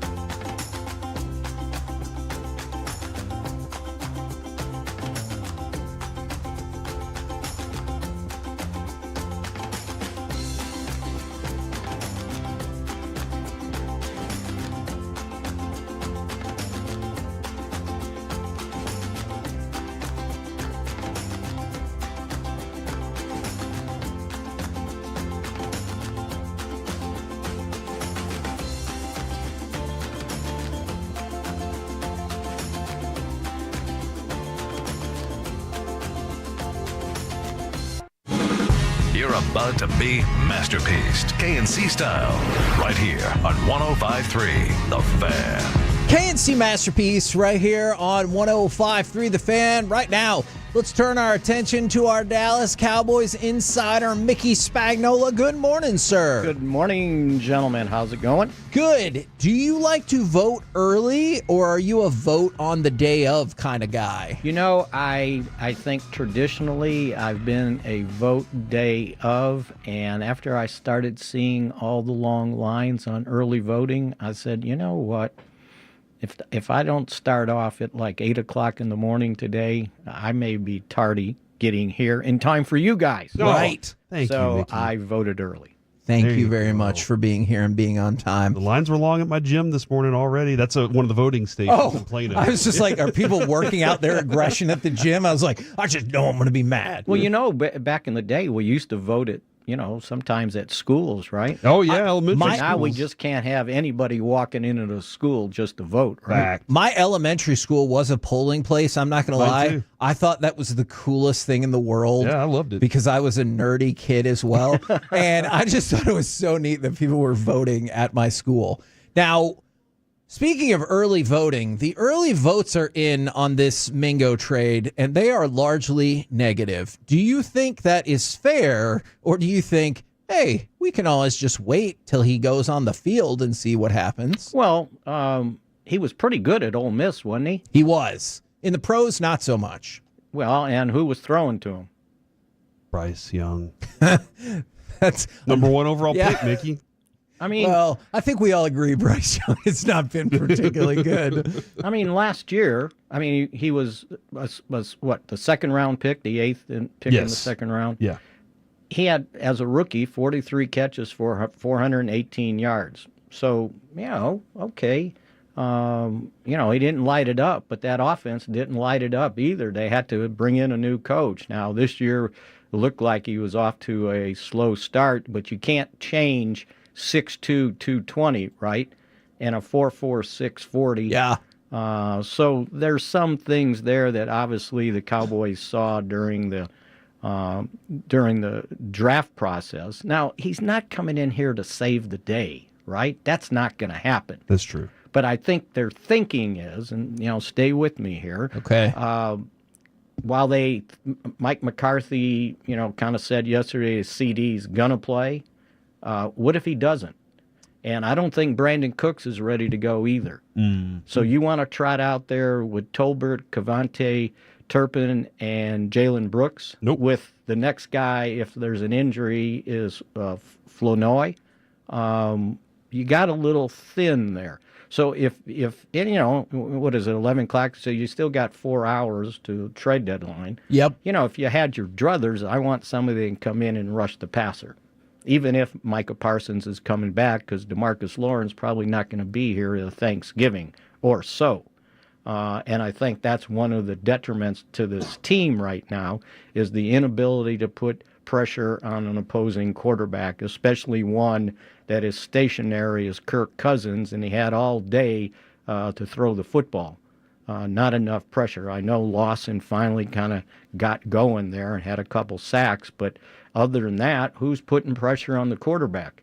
So, okay, you gave up a 4th, you get a player and a 7th, so, and at least you probably don't have to wait. He should be, good to go almost immediately. Yeah. So, from a depth standpoint, I think that's what they were looking at, and as more depth for next year. Because if I remember correctly, so next year Turpin will be a restricted free agent, and Brandon Cooks is on his last year. So at some point you're going to need help at wide receiver. So I think you got to look at it as, so if you wait to next year and take a receiver in the 4th round, is it going to be better than Jonathan Mingo?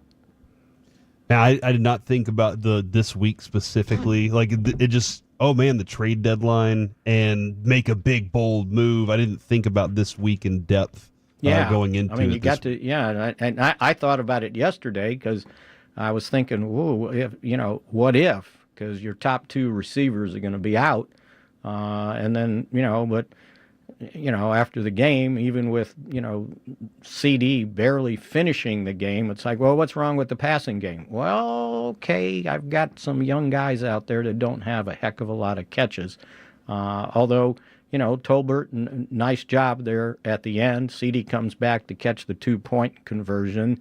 And even it was a screen pass, right, to Flournoy? I believe that is correct. And he looked like he knew what he was doing, running with the football. So that was encouraging. But, yeah, I just thought that whole room needed somewhat of a boost. You weren't going to find an offensive lineman to help you. I don't think. They may find something. But, again, I don't know that one guy on the offensive line is going to help. And it's like, who are you benching?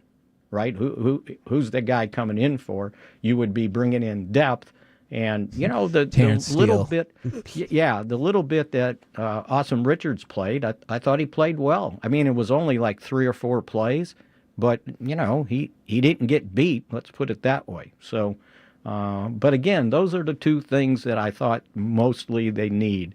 The offensive line's got to play better, and the defensive line has to be able to create pressure on the quarterback.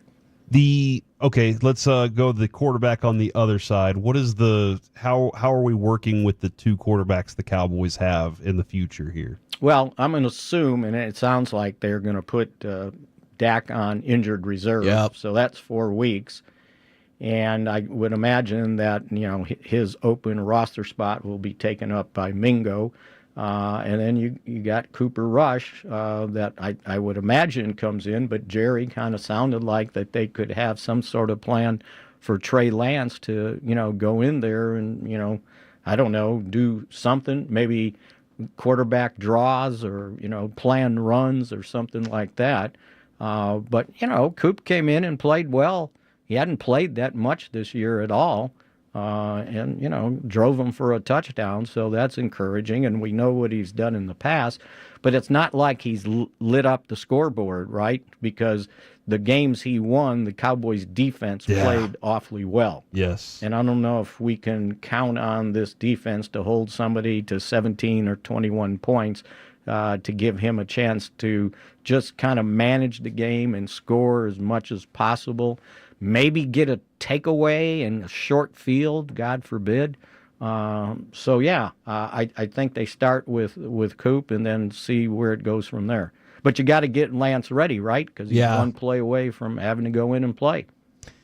Yeah, that is...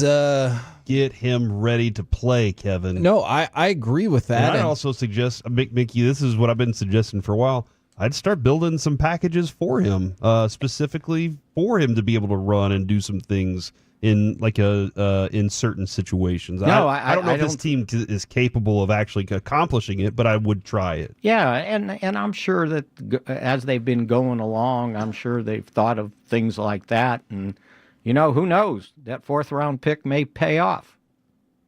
This season, Kevin. Look, that is what they need after all the complaining about the run game and everything like that. And obviously, I'm hoping he does good enough to... Well, think about the trouble the Cowboys have had. They've had trouble with everybody. But, a lot of things, yeah. Trouble they've had stopping the run against teams that have running quarterbacks. Yeah.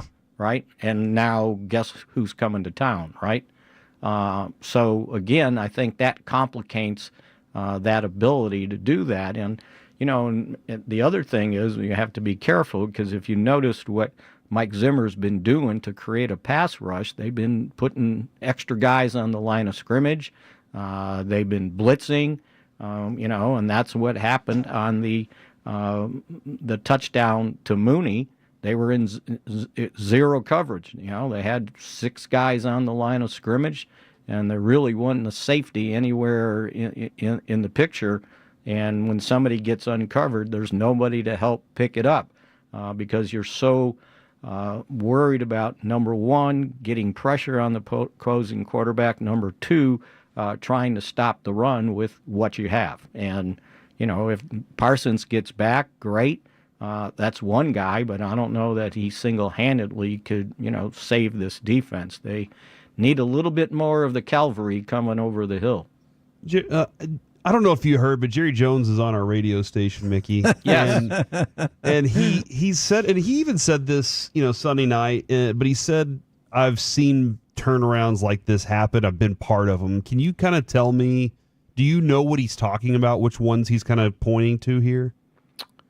Well, in the hit, because I've been trying to go back. He's talking about 2018. I know for one because Dak referenced that too. But that is when you did make the Amari Cooper trade for what it's worth. Yeah, and they somewhat turned it. Well, I don't know if it was turning it around, but if I remember correctly, in '91 they were 6-5, and then went on to win out and get in the playoffs. And they were struggling because they had lost 2 or 3 games in a row, and they ended up, kind of pulling it out and qualifying for the playoffs for the first time since 1985. 85, they kind of hung in there. They weren't really good. It kind of reminded me of last year, because when they lost games in 85, they just got wiped out. Yeah. Like the Bears beat them 44-0. I think Cincinnati scored 50 points on them, but they finished 10-6 and made it to the playoffs and then got beat by the Rams again. But I'm trying to remember if there was another. Well, they did kind of turn it around in 2010. They went from 1-7 in the first 8 to 5-3 in the second 8. Okay. They didn't If get that's them the anywhere bar, other yeah. than 8-8, but it was somewhat of a turnaround. Okay, and some of those 80s ones Jerry wasn't here for. So I wonder, was his Arkansas team, did they turn something around to go win that? I don't know. I'm just trying to figure some of that out. They were pretty good those 2 years in a row, Okay. I believe. Yeah. All right. Well, there you go, Kevin. I don't have the answers yet. We'll figure it out. We will figure it out. All right. Appreciate the time very much, good sir. We will catch up with you again tomorrow. All right, we'll see. We still got, 3.5 hours left. Hey, if you hear something else, give us a shout. Absolutely. Boom. There you go. Mickey Spagnola from Dallas Cowboys. I think the first polls close in like 6 hours. Mickey was off. I think he means for the trade deadline. No, he's talking about a different time zone. That's what it was. Yeah, good point. Yeah, it's already closed in Italy. Okay. It's Mike, he's still on Italy time. 13 p.m. there. Okay. Back to you, Kevin. How are you still thinking on Italy time? Ciao. All right, 877-881-1053. Nobody cares about your fantasy football team, but today we do, so share your heartbreaks and triumphs. Although, I did see somebody go, nobody cares about politics, but today y'all do, so let me call in. We're probably not going to be doing any political really talk calls. Hardcore politics. Yeah. We just Mike make likes fun it. of politics. The call-in political show? Oh, I my. give my hot political takes. Good. Nice. You should do that on a podcast that you start. Yes. I colored in a lot of the map during wow. the Mickey deal. Oh, yeah. impressive. I need to tell you as well, Nebraska has a weird thing where I think one of their votes will go blue. Okay. That's Nebraska. easy to do. See, Okay. look, I colored blue in for Dallas. That's So not. the whole state of Texas is red. Not really the whole state. I can do like parts of Houston And too Austin, and stuff. yes, Yeah, some Austin. areas It of doesn't Austin. totally work like that for Texas. I mean, I'm sure that is how the vote will come in, but they won't change their electoral votes or anything In like Hood that. County. Jeez, Look, I you know what I'm scratched saying? out the name Nebraska and colored it blue Okay. for the one. You guys are doing really good. From I the feel like that's cheating. from the 945, is Mingo even good? Look, I'm just going to throw this out there. In his last 4 games, he has 1 catch for 1 yard and was targeted 5 times. So there's that. From the 903. How much is that because Carolina's terrible? That's fair. I think that is a fair point. I don't know. the Did answer we to that blame question. Antonio Bryant or did we blame Quincy Carter? Oh, I don't remember. We blamed Antonio Bryant and then released him because he threw his jersey at like That Middle is Park true. Hills. Yeah. From the 903, I just traded Bijan Robinson for Hopkins and Devontae. What do y'all think? It's a strong move, especially if you did it. needed receivers. Like that's why I traded Bijan because I needed a quarterback. I got Lamar, and I'm doing very well there. Second 4-0 week in all of my fantasy leagues. I'm in first place in 2 of them. That is fantastic. From the 4-3-2, I squeaked by with yet another win, but I'm more excited because I've had McCaffrey stashed away since the draft. It's time to unleash the beast. Now, I know they did open his return to practice window, and there's hope that you will see him in their next game. We will see. In my league, Kevin, we had 2 teams that had the best records. They were facing off against each other. They were going to tie, but the tiebreaker is bench points. And one of the guys had -6 points from the Denver Broncos defense, and he would have lost by like 1 point. Oh man! But because of overtime last night, Kareem Hunt ended up breaking the tie for him. So Holy it would have been moly. wild, dude. That would have Wow. been crazy. That I is lost crazy. because of my bench. Oh, sorry, man. I started Puka Nacua, and he got me 2 points, then got ejected. And you know who I had on my bench? Jackson Smith and Jigba. Oh, who had 37 points. And guess how many points I lost by? 27. I would have won by 10. Is the move today to get on your waiver wire and pick up Mingo? I don't know because a lot of times, Mike, in those situations, I'm looking at who the quarterback is. You ever heard of a guy named Miles Austin? Yeah. Yes. What happened to Miles Austin when he got Tony in the Romo? field? Yep. And what happened? He went off. He was good. And got I think a huge we got contract. the next Miles Austin. I don't. I like it. I'm hope. Fingers crossed. Yep. From the 817, I lost by 2 points, and my defense got me -3. They said I suck. From the no, that's you her. don't. No, Your team Your does. team let you down. Yeah, From the that's 2-5. Look, this is what we always say about sports betting or fantasy. You made all the right moves. Yes. The franchise, the team, and the players just didn't do their job correctly. That's not on you. That's how I felt about in fantasy baseball this year. Yes. From the 254, I won this week, even though CJ Stroud had me at -1 point. From the 945, my fantasy team is 1-8. Everyone on my team is injured. I shouldn't laugh. That's not fun. We're the KNC masterpiece right here on 105. Fun for the other teams competing against that. That is true.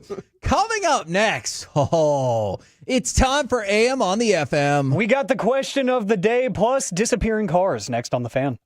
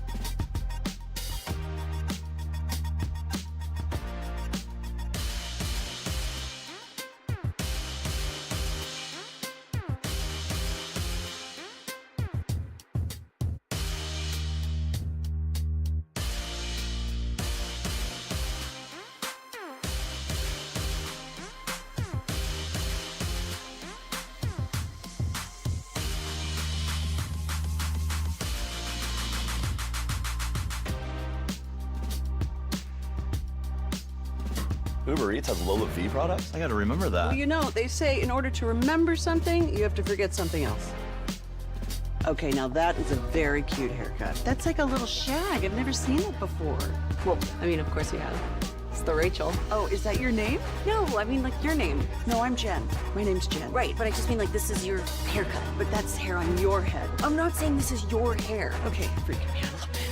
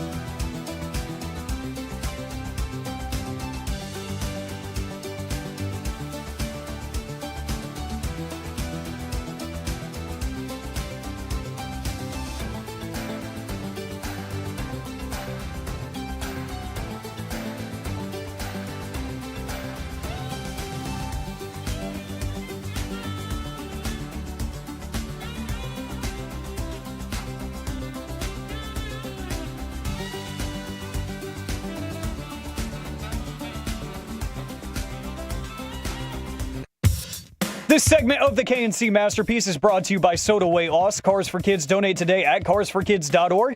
And the personal injury lawyers, Frankel and Frankel. If you've been injured in a car or truck wreck, call Frankel first, 214 or 817-333-3333. With Frankel and Frankel, there's never an out-of-pocket cost. They only get paid when you win. Frankel and Frankel, the go-to car and truck wreck attorneys in Dallas. KNC Masterpiece right here on 105.3 The Fan. All right. We got AM on the FM in just a second, but Mike has revolutionized the way I wish they would announce political results. So, Mike, can you recapture the magic of how you would release political results in these big chunks? All right, so I'm kind of cheating on coloring my map. I went to another map where they know which states are going to be what already. Yeah. And then there's the ones that you're not sure about. But I would love at 6:01 p.m. tonight, if I was running CNN or whatever, I go, breaking news. Hey, just making sure that people don't. This is fictional, but probably factual. It won't happen at 6:01, but this is all going to happen. At 6:01, they go, Idaho, Montana, Wyoming, Utah, Arizona, Texas, Oklahoma, Kansas, most of Nebraska, South Dakota, North Dakota, Iowa, Missouri, Arkansas, Louisiana, Mississippi, Alabama, Florida, South Carolina, Tennessee, Kentucky, Indiana, Ohio, West Virginia, and one in Maine go to the Republican candidate, Donald Trump.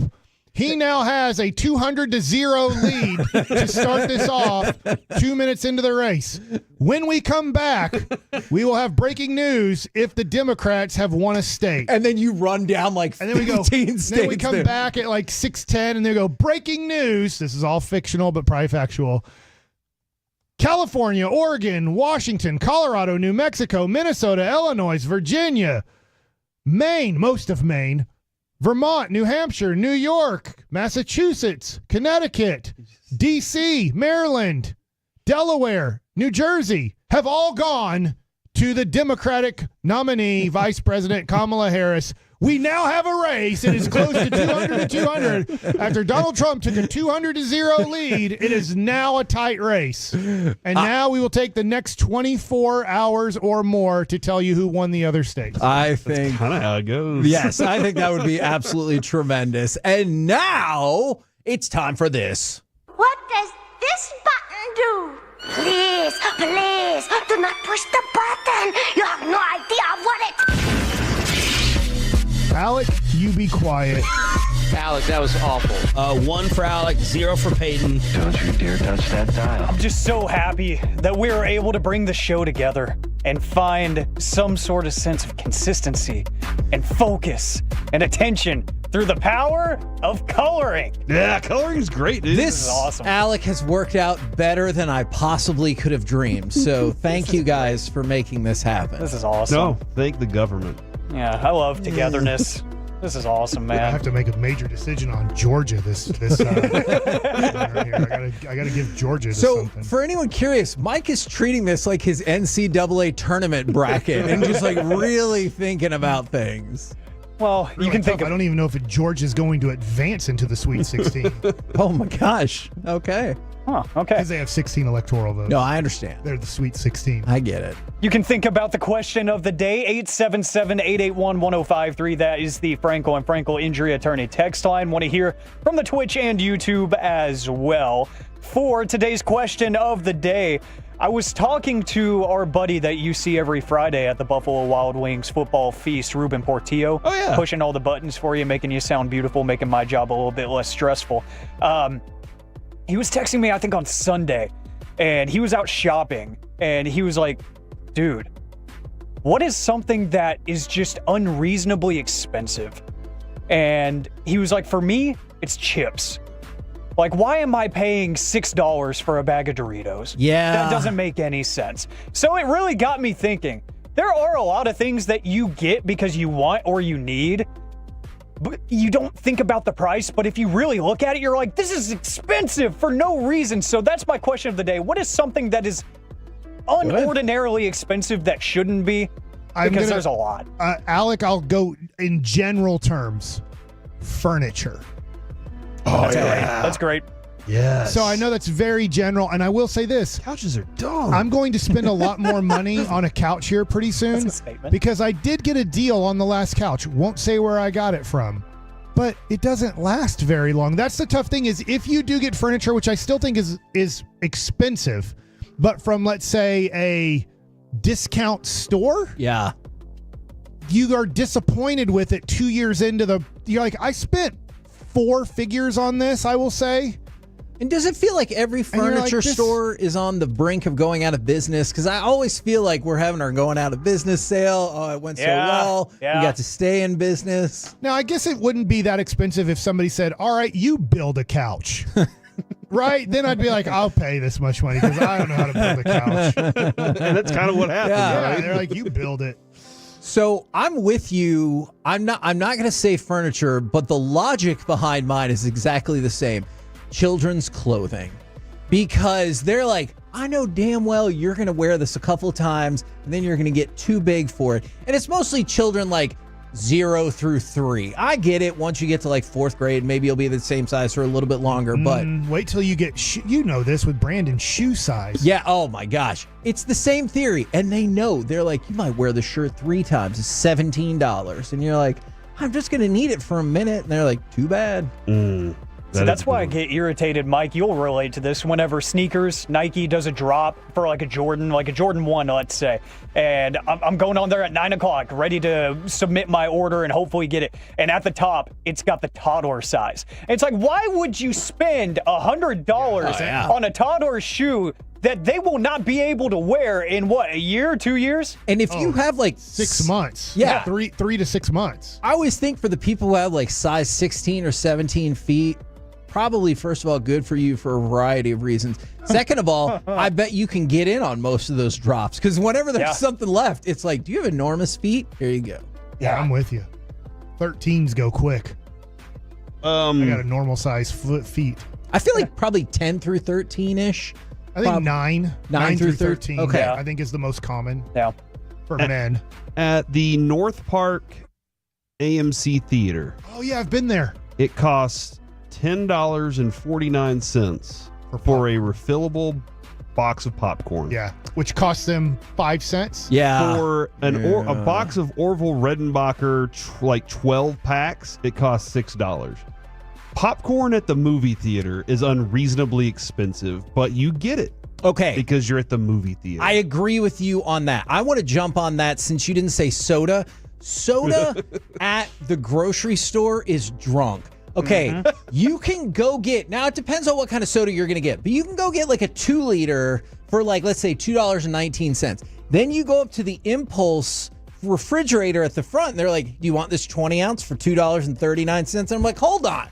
So I'm not going to walk back there again. They know that. Yep. But if I walked back there, I could maybe get a 2 liter for cheaper than your impulse buy. And they're like, that's right. And what are you going to do about it? And you always do the wrong thing. I always remembered asking this, and it was when I was with Buffalo, the Bisons, AAA. I asked somebody about concessions there, and I'm sure it's everywhere like this. A soda, it costs more for the cup, which is about a penny per cup, maybe a hair less than a penny per cup because they're ordering them in such huge bulk of like a Pepsi paper cup. It costs them approximately a penny per soda. So when you're paying at like a Maverick game or a Cowboy game or a Ranger game, whatever, think about the rewards on that. Now beer costs a lot more, and beer's only like, I want to say, if I remember right, it's like 5 cents. Wow. For them for beer. Okay. So just Holy think of moly. like how much money they're making off of soda and beer.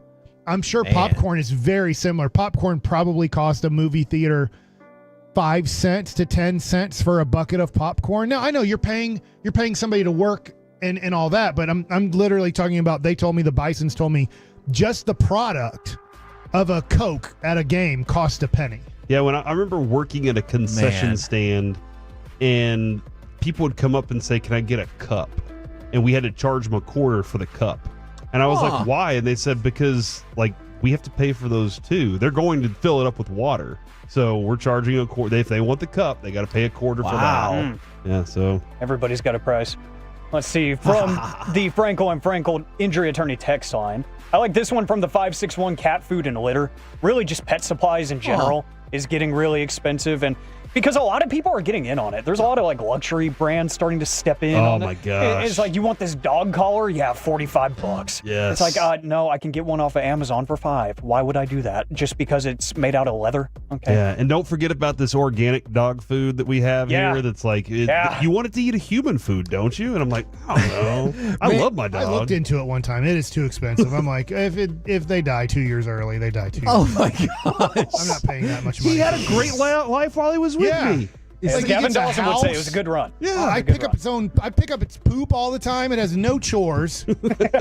Doesn't pay rent. Dude, he leaves toys all over the house. I have to pick up his So toys. what, it's dry and probably made of things that aren't the best for them. They're still alive. He was found on an infested mattress somewhere in a bad place, and now he lives in I my looked at house. the dog we just recently got. It said you'd be dead without us. Yeah. Now, Alec, I don't know if this will ever make another question of the day for a different day. What stores or shops do the people who work there know you're just checking things out so then you can go buy them on Amazon? Oh, yes. Because like, do that? Oh, yes. Oh, come on. Oh, I know. I dropped my Carter off at Stonebriar Mall this weekend and just said, "All right, go have fun, buddy." And he said, "I'm just window shopping today." And I was like, "For what?" And he said, "For my Christmas list."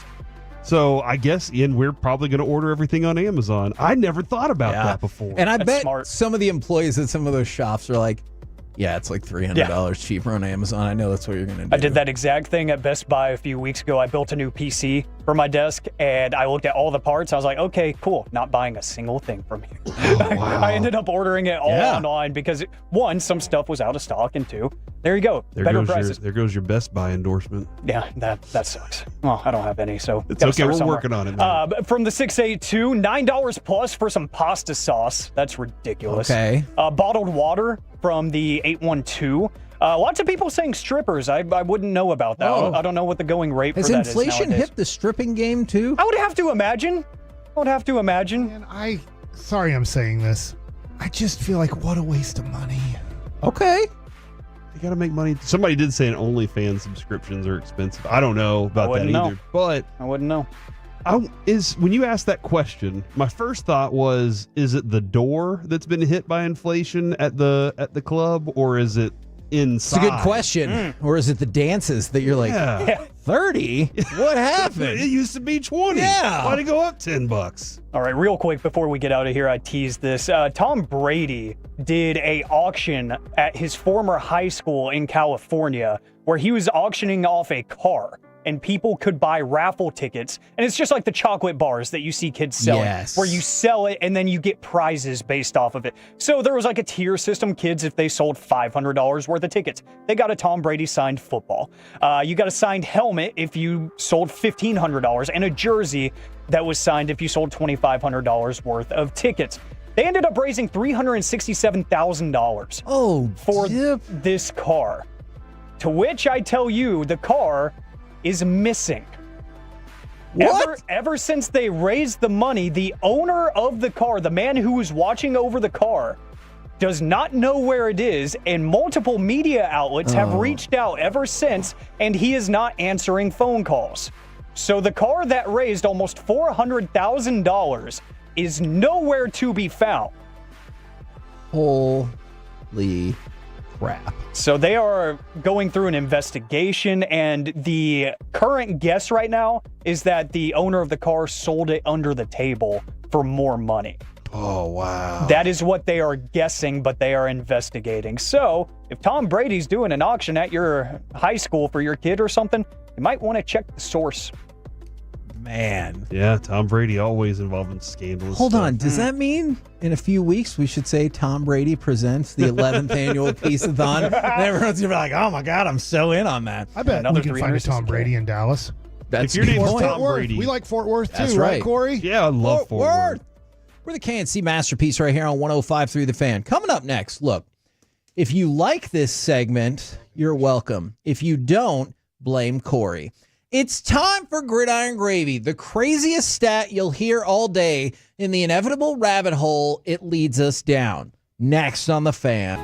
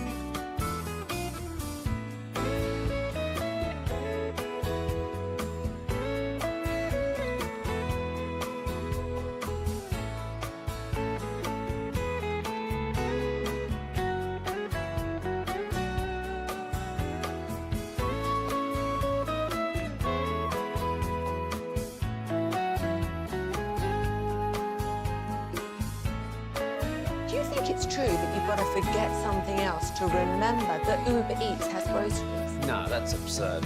Hey, remember when you used to be a, what was it, Pepper Lady? Pepper Lady? Wasn't it Cinnamon Sisters? Basil Babes. Saffron Squad? Nutmeg Maidens? Paprika? No. Nutmeg Maidens? I just said that. Was it Spice Girls? Doesn't sound right. Was it Saffron Squad?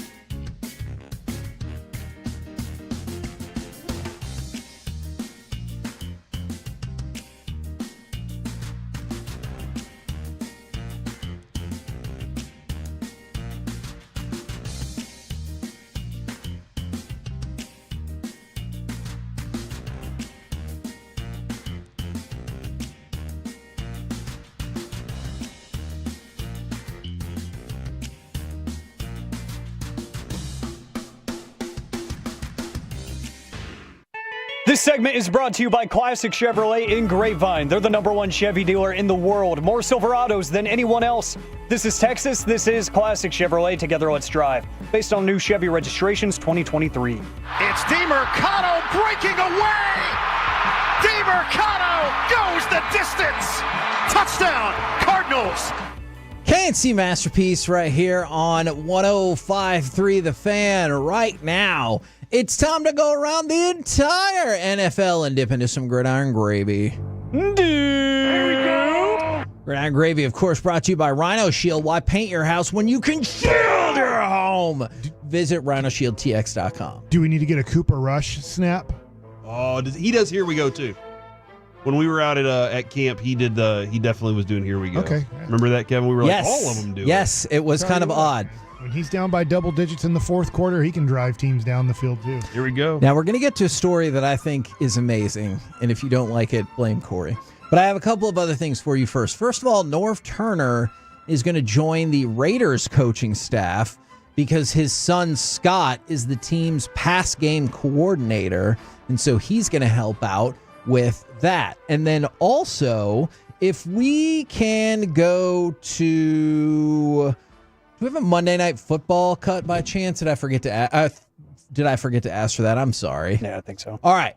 So let's talk about Monday Night Football then, since I dropped the ball. The Bucks and the Chiefs. It was a super fun game. A lot of questions about why the Bucks didn't go for two when there was about 27-ish seconds left in the game. And then the Chiefs score in overtime to win 30-24. They remain undefeated at 8-0.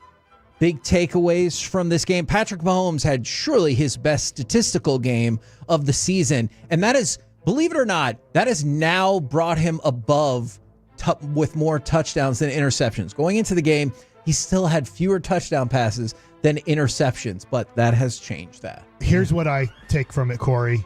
It doesn't matter how bad he plays in the first three quarters. And I'm not saying he played bad, but they had 10 points going into the fourth.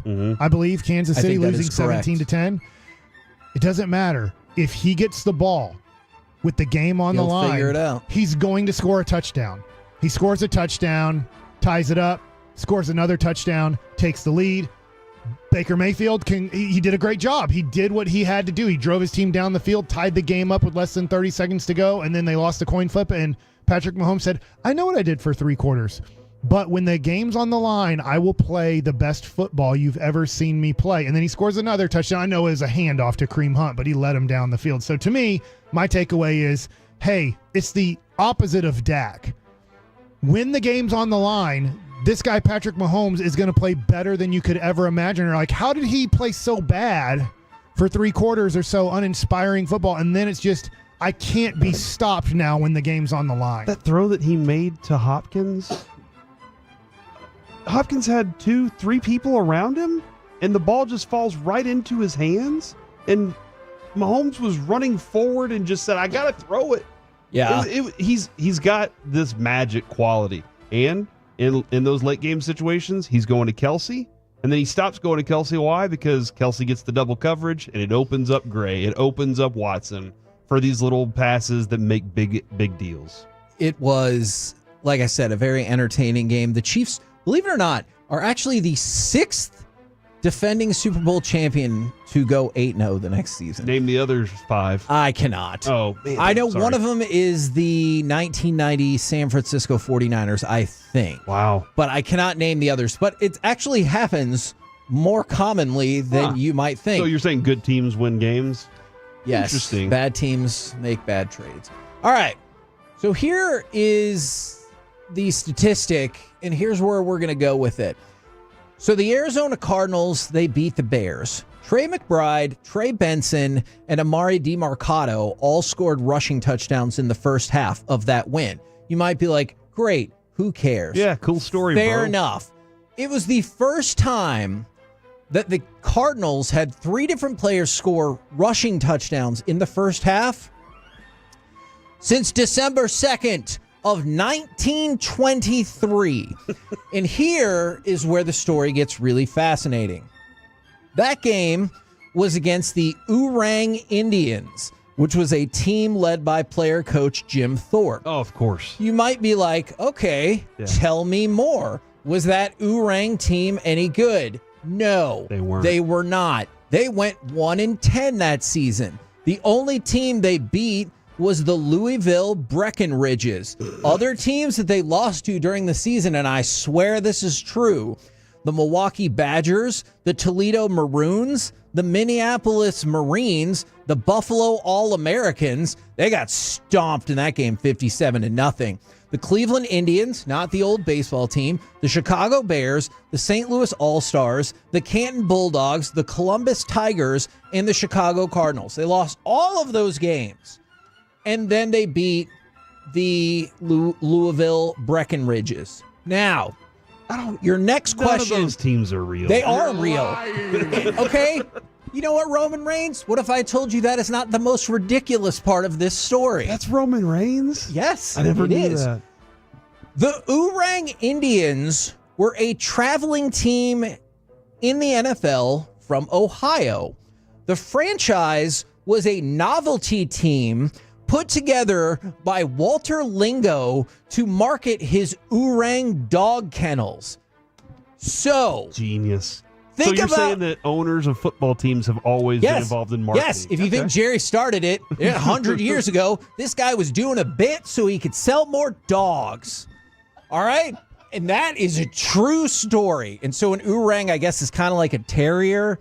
But he set this team up so they could travel around with the name of a popular breed of dog that he was trying to sell for his shops and his kennels. Genius. That team was terrible, and they went 0-10. And that's the last time the Cardinals had 3 rushing touchdowns. Just think about this for a second. It happened this weekend. The last time the Cardinals did this in a game, it was against a traveling novelty team that was there to sell dogs. And it was still the NFL. That is insane. You know what, Kevin? This is one of the things I love about sending you weird stats. Is that you ask questions about the weird stat and then you get very emotional. Travel down. That's crazy. I became obsessed with this. So Corey sent this to me and I go, WTF. And then he sent me another thing and I go, again, WTF. And so I started like. That was our Mavs conversation earlier. Yeah. About the right versus left 3-pointer breakdown. On which side of the court you're on, not political right versus left. And which one are they better at? The right corner. I'm sure the Adelsons support that. Yes, I've done my map. I see where this is going. All right, what's the final count? You're gonna like it. Okay.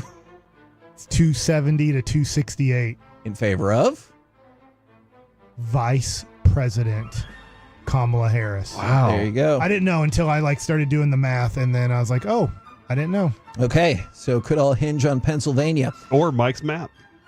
Yeah, man. What if they just chose, they were like, all right, we're using Mike's map today. Would it be crazier if it was that close or that Mike got it straight away across the board? He's like, now I got them all. This is exactly what I said was going to happen. I'm very interested in tomorrow now. Okay, we'll see how that goes. But I got to live today. 4 straight games with 100-plus scrimmage yards for Bijan Robinson. And then another thing to go along with Monday Night Football, did you see Jason Kelce apologized for smashing the phone, for using the slur, and he said, I chose to greet hate with hate, and I just don't think that's a productive thing. I really don't. I really liked his apology because it felt like it was actually what he thought and actually what he was saying. What was the line? There was a line that he said, it was something along the lines of, I didn't have my best week. Yes. And sometimes, we that's how football players look at it, right? True. Each week is the way they approach it. That is true. So I thought that was an interesting way to see it. That is a good note right there. All right, well, let's go from that to what? I just gave Maine that one electoral vote, though, because I accidentally gave them 4, but then Nebraska I'd have to change. What if it's 269 to 269? Do you want me to actually tell you what's going to happen? Because it's bananas. Okay, I will tell you during the break because the process is very complex from there if it ends in a tie. It's bananas. We're the KNC Masterpiece right here on 105.3 The Fan. Coming up next, Mike asks all the football questions. He's been so busy working on his map. Or we pivot to power rankings. We'll find out what happens next on The Fan. Full KNC Master.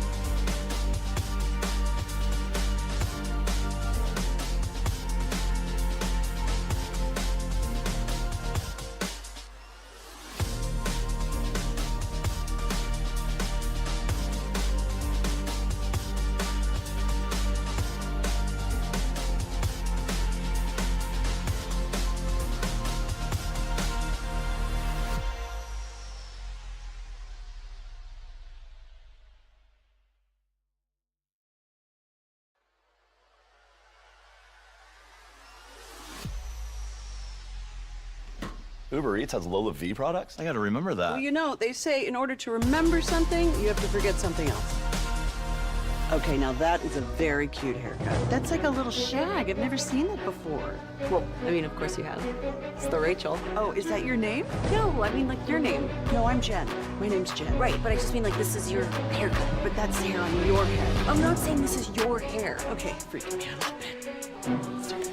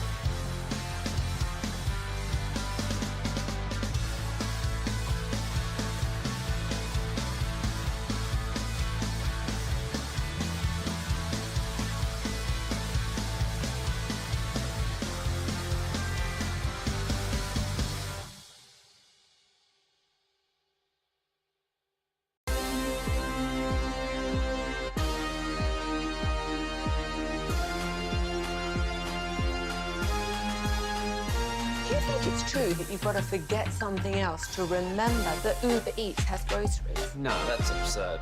Hey, From our Hiley Mazda of Arlington and her studios, it's the KNC Masterpiece on 105.3 The Fan. KNC Masterpiece right here on 105.3 The Fan from the 760. Thank you, KMC. I was having a pretty bad day. Just got in my truck on my way to work listening to y'all turn my day around. Thank you for putting a smile back on my face. And I totally understand that because last week I walked into a bar with a pair of jumper cables and the bartender goes, "Hey, don't be starting anything."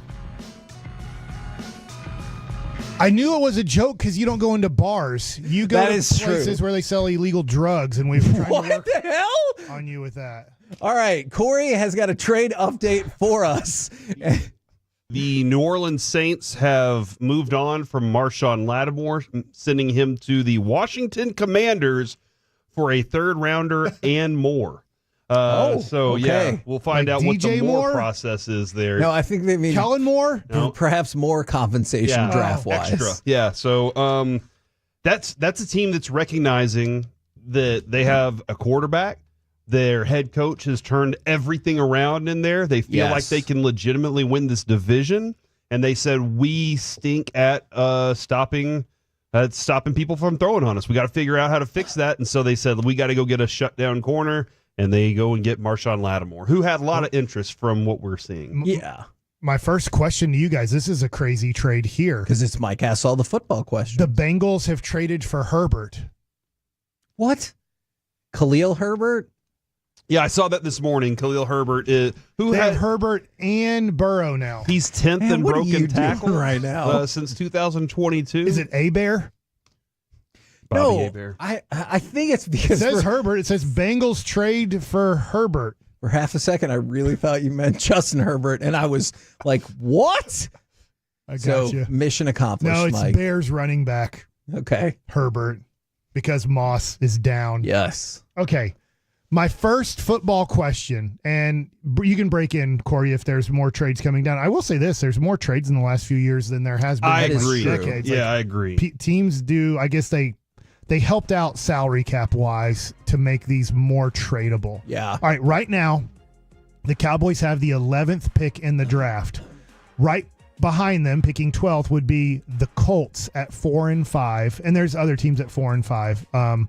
The Cowboys are at 3-5. The 10th pick in the draft right now goes to the New York Jets. Do you think at the end of the year, the Cowboys will have a worse record than the Jets? No. I do. Actually think they'll have the same record as the Jets. Oh, interesting. I just don't know how many games. They're already a bad team. I'm the going to put an Cowboys. X next to yours as they don't move up a spot. Okay. Okay, so this is how I'm going to do it. I'm going to see where you guys think they're going to move up to. Next team, Tennessee Titans. Who will the Cowboys have a worse record than the Titans? No. Okay. Will the Cowboys have a worse record than the Miami Dolphins? Yes. I don't think so. Okay. Will they have a worse record than the New York Giants? No. No. Okay. Will they have a worse record than the Las Vegas Raiders? No. No. Okay. Will they have a worse record than the Cleveland Browns? They hold the tiebreaker, so if you say it's tied, then the Cowboys. I don't. This is tough because Jameis comes They're in. 2 and and is all awesome. these teams. By the way, picks 1 through 7 are all 2-7 right now. I don't think so. They either. all I'll have the say same no. record. I'll say no. Okay, so both say no to Cleveland. Carolina Panthers, that's an easy one. They're horrible. New Orleans Saints, I guess if they have the same record, then you move ahead of them. Will the Saints ever win again? Like now they're shipping off pieces. Man, that's true. So I'm gonna say no to them as well. Okay. Jacksonville and New England. No. All right. Jacksonville is a mess. So now I'm going to ask you this really quick question here, Kevin. You have them being better than all 10 teams that are ahead of them. Now, I think they're going to lose their next 4 games. Or at least even with. Yeah. Is the teams... I think they're going to lose their next 3 games, and then they'll beat New York. Okay. Can I add something to this Commanders conversation? Thank you, Alec, for this. The GM, Adam Peters. Isn't he the guy from... Did he come from the Golden State Warriors? He turned Jahan Dotson into Marshawn Lattimore. During the offseason, they traded Dotson for a third rounder, and then they took the third rounder and flipped it for Marshawn Lattimore. That is called savvy. Yeah, that is impressive. Business. So Corey has them moving up 2 spots by the end of the year. So Corey, you have them picking 9th overall. You had them moving up over. You said the Jets and Miami would end up having a better record than the Cowboys. Kevin, you said either tied or nobody. Yes. So you have them as, I'll just put right now, picking 11th. I will ask you the teams that are 4 and 5 right now. The Colts, the Bengals, the Buccaneers, and the Seahawks. Are they going to have a better record than any of those teams that are all 4 and 5? I don't think so. I think where they are now is kind of where I think they'll be in that 6 and 11, 7 and 10-ish range. So you have them as the 9th overall pick. You have them as the 11th overall pick. I ask you this question based off of, if you've heard G-Bag Nation, we're not going to have time to replay the argument, but right around 9 to 11 could be where the running back from here / Boise State is going to be picked. Okay, maybe he goes a little bit higher and it doesn't become a deal, but right around 10, it could get interesting. Will you be upset or excited today if the Cowboys take the number 1 running back in the draft? I think I'll be excited. I understand all of the football reasons I should be upset. I'm not disputing any of Eric's points, but this kid looks unfreaking believable. I wouldn't be upset about it at all. And my reason being is because you're at the top of the draft every round, too. So I think that they're going to continue adding quality players at the top of those rounds. Whenever they've had these opportunities to be there, they usually do pretty well. So I think that, listen, man, give me a good running back. Give me somebody that I can get excited about.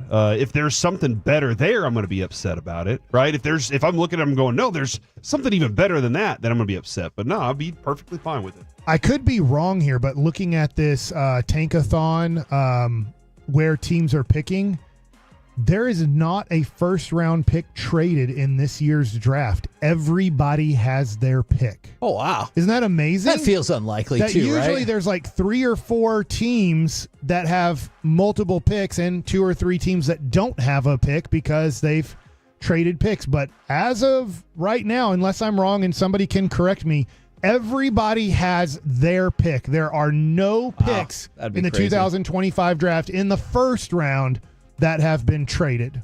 That would be wild. I find that very interesting. All right. This is going to be a Cooper Rush, Dak Prescott question. Okay. On a scale of 1 to 10, and I'm just going to, I think you guys are going to agree with me on this. 10 being like the best, Patrick Mahomes. He's a 10 on the 1 to 10 scale of a quarterback. You can name whatever horrible quarterback. Sure. No, I'm not trying to take a shot at Trey Lance here, but like, let's say Trey Lance comes to mind as like a 1 right now. Okay. Where do you have Dak Prescott on a 1 to 10 scale in quarterback, like tier or rankings, however you want to do it, 10 being the best, being Patrick Mahomes? And where do you have Cooper Rush? How big of a drop-off is there between Dak Prescott and Cooper Rush? Significant. All right, well, give me your number on Dak, where he is on your board, and where Cooper Rush is on a board. If I had Dak, I don't know, if I had him ranked right now, I would have him ranked in the 20s. He's... I hear what he's saying. Okay. I'm going to let him go here and then just give me a 1 to 10 Okay. scale. I'll give him a 7. All right, 7 out of 10. Agreed. And Okay, so I we have him at a Cooper 7. Rush as a 2. I have Cooper Rush as a 4. Okay. Yeah, I was thinking about having Cooper Rush as a 5, and I might be over-ranking him. I think 2 is like probably shouldn't be in the NFL. I think he's going to be exposed with this team. I think that this team is not good.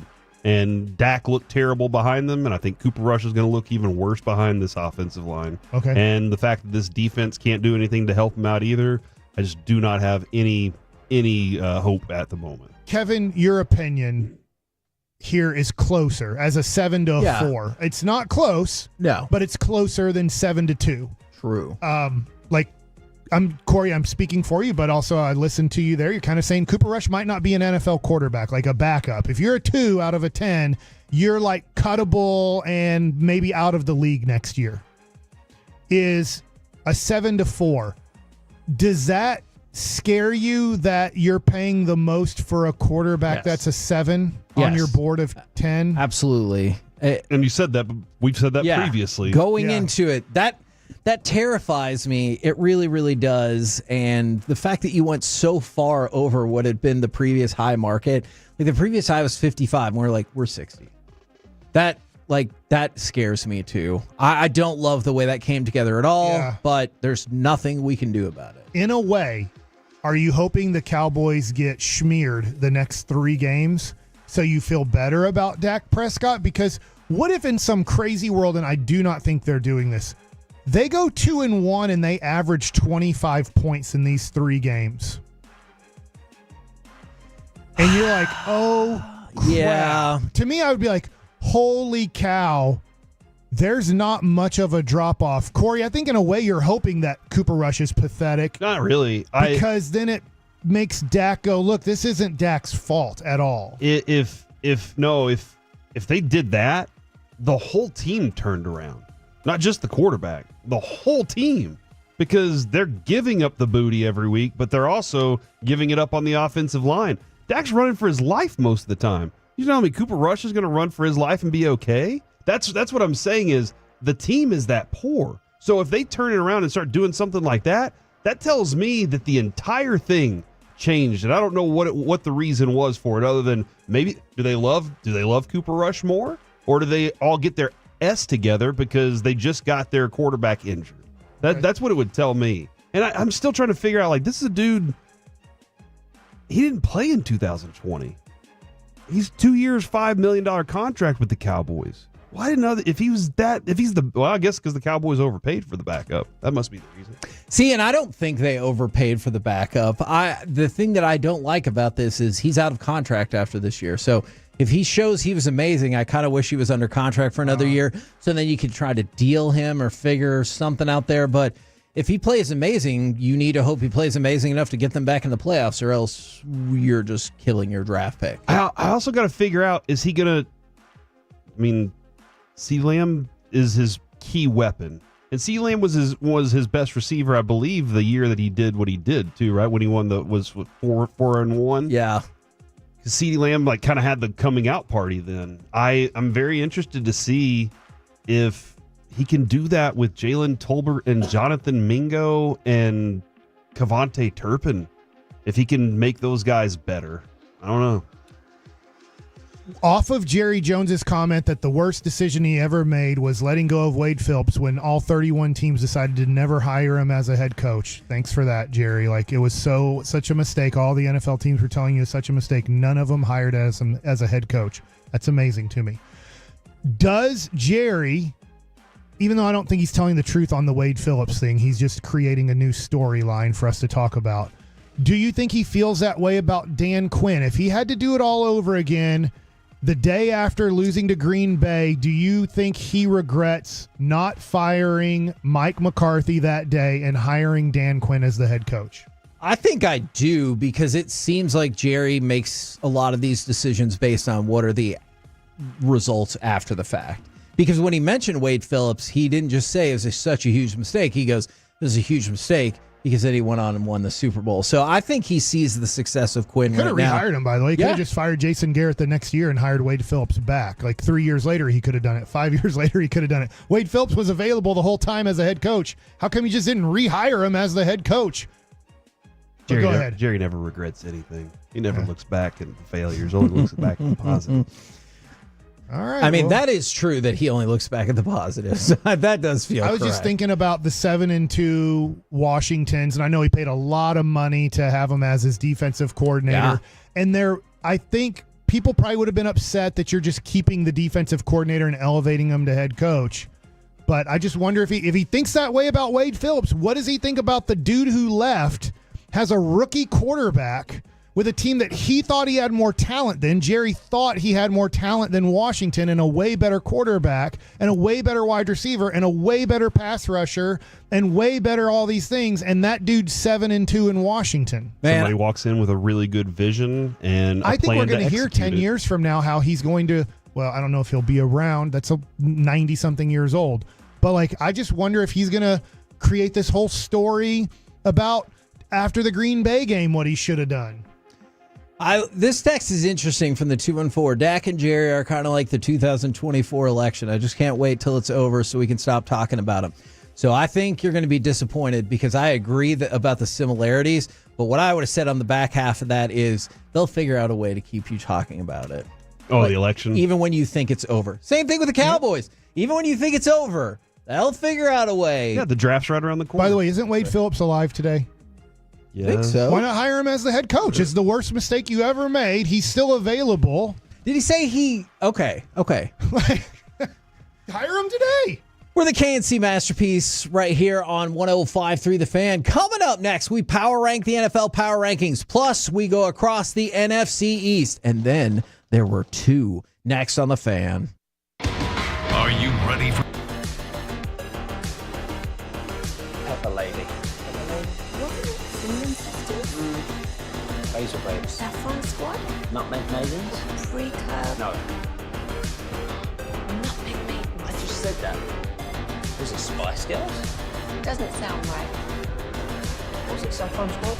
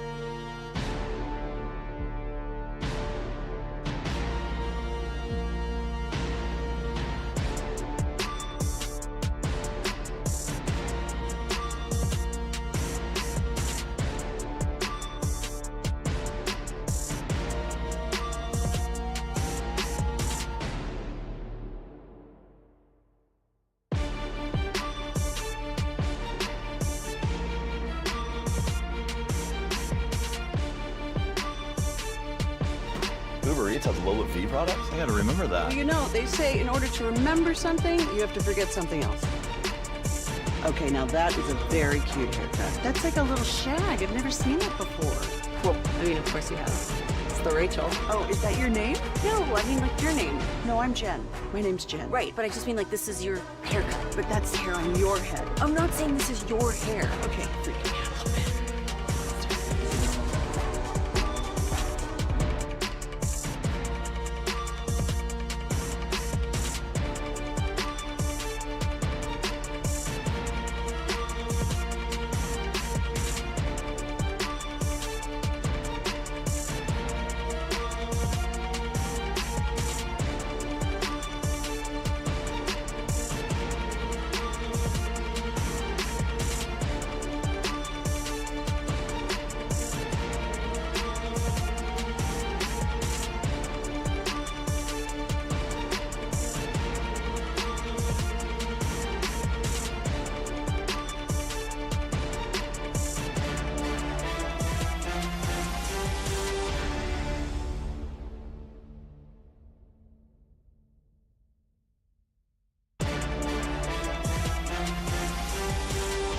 Installed with MyQ smartphone capabilities. Visit TolbertGarageDoor.com. The Expressway on 105.3 The Fan is presented by the On Time Experts. McLaurin, top of your screen. Looking that way, the throw. And Terry McLaurin has his second touchdown catch of the day with a head shaker against Deontay Banks. KNC Masterpiece right here on 105.3 The Fan. We're going to go across the NFC East as well as power rank the power rankings. But it is trade deadline day in the NFL. Mike Williams sent to the Steelers for a 5th-round pick. And obviously I know now it feels like all things are going to be judged against the deal that the Cowboys made earlier in the day for Jonathan Mingo. The more and more I see, there are more people going, hold on, what? Even the people that cover the Panthers are like, are you kidding me right now? They really got that for a guy that wasn't even playing on this team? So, look, and I heard Mickey's logic. I hope he's right. That Panthers team sucks. And so I am hoping. But they can get better. Yeah, okay, well, I don't really care. Yeah, next year with the Cowboys' 4th-round pick. Which could be a high 4th-round pick. But I'm hoping that's you see Mingo and you're like, oh, so it's just Bryce Young that was dragging him down into football oblivion? I don't know if I actually think that's going to happen. I think it's Bolivian, Kevin. Okay. Would you guys like to go across the NFC East first or power rank?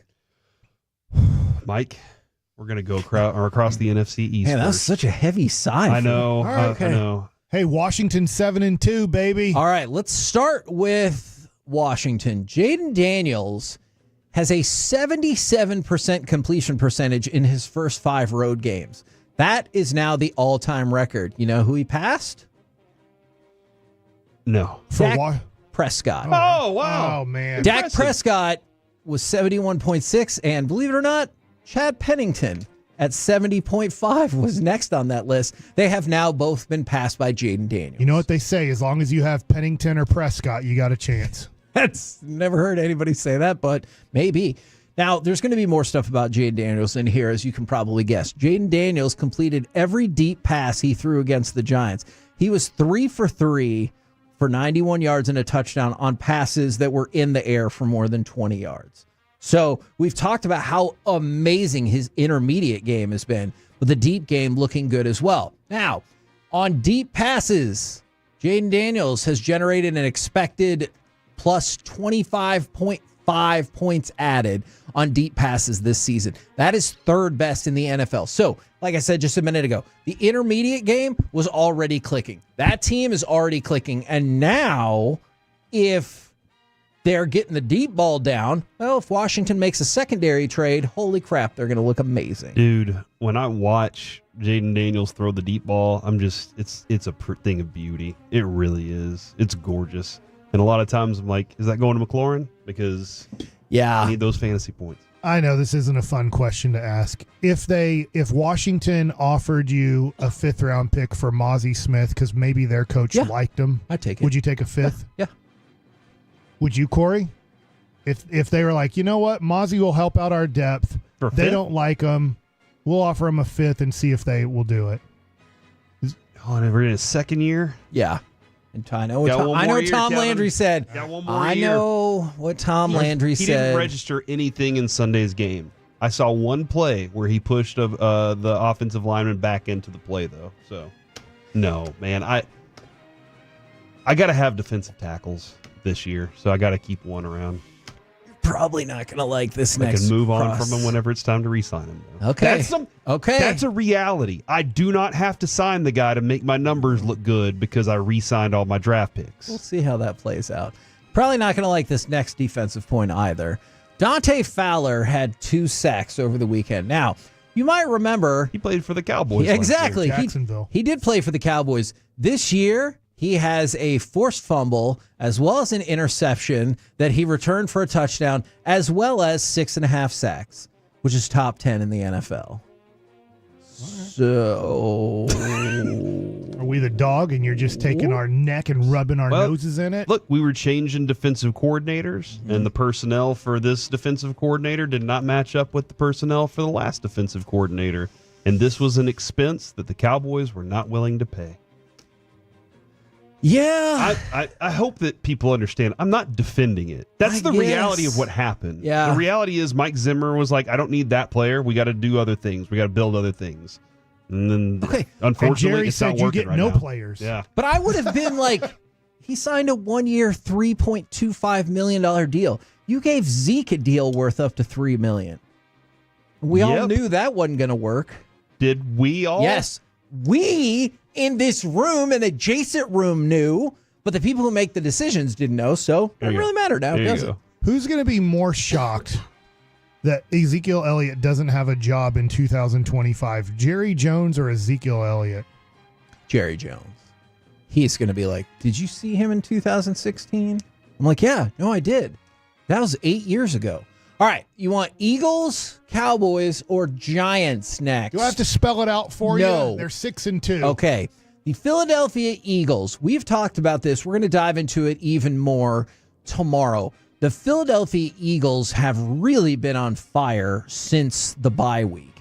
This is crazy to me. Now, I know a lot of people don't necessarily use passer rating anymore, and they go more with the QBR, but still. Jalen Hurts is the first player in NFL history with a touchdown pass, rushing touchdown, and passing rating of 115 or more in 3 straight games. Never happened in the history of football. Wow.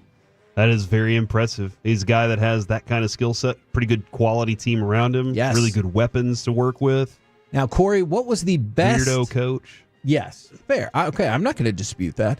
What is the best individual play that you saw this weekend by a football player? It was Saquon Barkley's reverse jump. Saquon Barkley's reverse jump. Now, for Saquon Barkley, he's the second player in NFL history with at least 110 scrimmage yards in 7 of his first 8 games with a team, joining Pro Football Hall of Famer Eric Dickerson, who did so with the Rams in 1983. So, obviously, pretty sweet company that you're keeping right there. Can we call it the reverse cowboy? Is that what we would call it? As long as you don't say cowgirl, Because he's I kind of think like it's he's fine. getting on a horse, you know? Yes, I think that's fine. Because he's a boy? No, Mike, I'll tell you some stuff off air about that other thing. 1983 was a really good year for Eric Dickerson in his rookie season. Okay, that is true. Yeah. Who was the president then? I was 2. Ronald Reagan. You went to the museum. I was 2 years old, Kevin. That's fair. Oh, Ronald Reagan. Because I did go to the museum. It's fact. Okay. Your face. Took over for Jimmy Carter. Because people were tired of him. Do you guys want... He's from Georgia. Thanks, Mike.